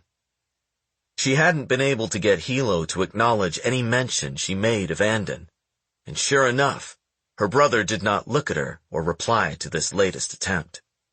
Shay kept trying. It was early yet. Lon had told her that after she left for Espenia, Hilo hadn't spoken about her for 6 months. Don't you want to know where he is? Whether he's somewhere safe? She'd at least made arrangements for that. No, said Hilo. Any answer was progress. Shay didn't press further. After leaving her cousin broken-spirited but calm on the beach behind her mother's cottage, she'd spoken to Wen, who had spoken to Ken, who had quietly sent 2 reliable guards to Morenia. Mr. Une came up to their table, half-bowed in a mincing shuffle. The left side of his head was bandaged with a thick wad of gauze. He carried a small black wooden box, and his face was tight with a forced smile that did little to mask his extreme nervousness. "Kaul, Jens," he asked. "Is everything to your satisfaction?" Hilo set aside his downcast manner and offered the restaurateur an expectant smile. "Mr. Une, you know how happy I am to be back in one of my favorite spots." The owner of the Twice Lucky flushed and bent at the waist as he set the small black box on the table in front of Hilo, as if humbly presenting him with a special dish from the kitchen, except that the unopened box contained Mr. Une's left ear. A plea for the pillar's mercy for having turned to the mountain. "I hope to continue serving you, Kaul Jen," he said, his voice trembling a little. He dabbed his brow as he bent to Shay and Kaul Sen as well, including them in his appeal. Hilo put his hand on the box and gently set it aside. Mr. Une sagged visibly in relief. Touching the box was a sign of the pillar's acceptance. Hilo said, soberly, "All's forgiven, my friend. Sometimes even the most loyal and devoted men make mistakes when they're forced to make decisions under terrible circumstances." "Yes, Kaul Jen," Mr. Une agreed wholeheartedly, clasping his hands to his head and touching his forehead repeatedly as he backed away. "Very true, indeed." Shay noticed her grandfather's head beginning to droop. "Kianla," she said, "take grandfather home. Hilo and I will be along later." Kianla dabbed Kaul Sen's mouth with a napkin and moved him back from the table. People fell silent for a moment as the wheelchair passed through the dining room. Some raised their clasped hands in respectful salute to the old torch. When Kaul Sen and his nurse had gone, several people rose at one time from their seats and came to where Hilo and Shay sat. "Kaul Jens, we live near the Twice Lucky, and it's our favorite place to eat. But we never came here while those dogs held it," said Mr. Ake, father of 2 fingers. "We're so relieved there's peace in the neighborhood again." A couple, Mr. and Mrs. Kino, whom Shay recognized as luck-bringers in her office, slipped an envelope under her plate. "To assist Mr. Une with his tribute this month," they explained. "We know the clan will help him with the damages to the windows and the carpet." A palpable current of relief was growing in the dining room, where the ceiling fans spun through the muggy air blown in over the harbor where Ken and his men patrolled. The patrons of the Twice Lucky had seen the restaurant owner's bandaged head, and they saw now the box sitting next to Hilo on the table, and were comforted that the pillar was merciful and had renewed his endorsement. With the solidified confidence of the clan's lantern men and the jade income from the Espenians, Shay allowed herself a stir of grim optimism.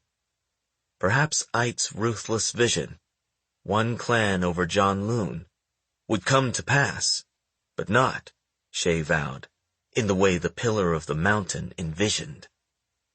Hilo accepted all the respect-paying with something approaching his usual relaxed good humor. "Presently," he said, "please go enjoy your food. My sister and I have business to discuss." And the impromptu line of clan loyalists dispersed and returned to their tables. The Pillar and his weatherman were left alone to finish their meals and to speak on clan matters. Epilogue. Always opportunity. There'd been a man at the gravesite when Barrow first went, a young man who stayed there a long time. But the second time Barrow snuck into the cemetery with Moot, it was at night, and the eerie hillside was empty. He found the right place easily enough. Due to space considerations, most Kekanese were cremated and their ashes entombed. Not many families were afforded full burial plots and large marble monuments. Kaul Lanshinwan had been laid to rest near his war hero father. Bouquets of spring flowers, bowls of bright waxed fruit, and sticks of burnt-down incense in small cups of sand had been left at the foot of the headstone by the clan faithful. Below the name and dates carved into the marble, there were only two simple lines. Beloved son and brother, pillar of his clan. With a violent motion, Moot spat on the grave and made to kick over the items on the ground. Barrow yanked him back and hissed, "Don't be an idiot! You want them to start guarding this place?" The boy pulled away from Barrow's grasp, but stopped trying to do damage. He stuffed his hands into his pockets and glanced around the moonlit cemetery with sullen unease. Grave robbing was, after all, punishable by death. Barrow crouched down and ran his hands along the base of the monument. He pressed his palms to the grassy earth and brought his cheeks so close to the ground he could smell the pungent odor of the moist dirt beneath the growing turf. Several feet below him lay the body of the man he'd killed, and Barrow was certain that buried with him was Jade. Jade that belonged by right to Barrow. Now that he had the entire stash of shine safely stored away, and the clan war had ebbed so Janloon was almost, it seemed for now, back to normal, he could think on how to make his luck again. There was always opportunity in this city.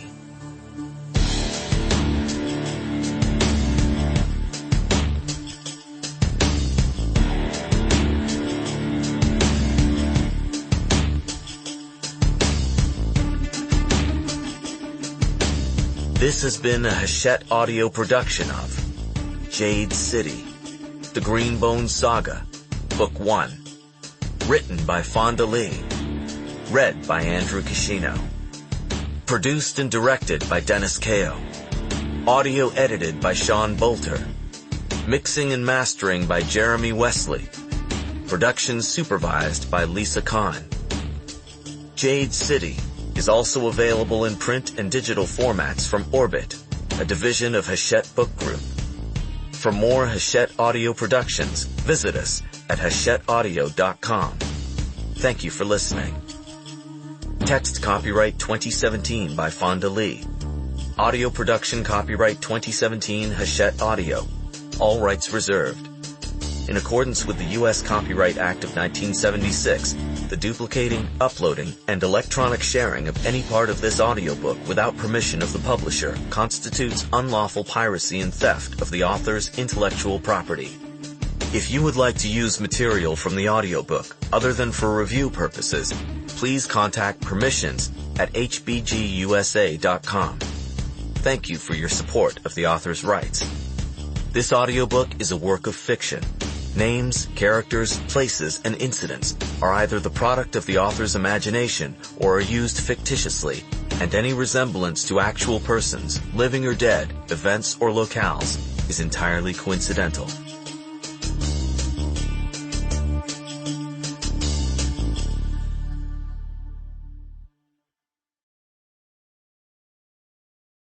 Audible hopes you have enjoyed this program.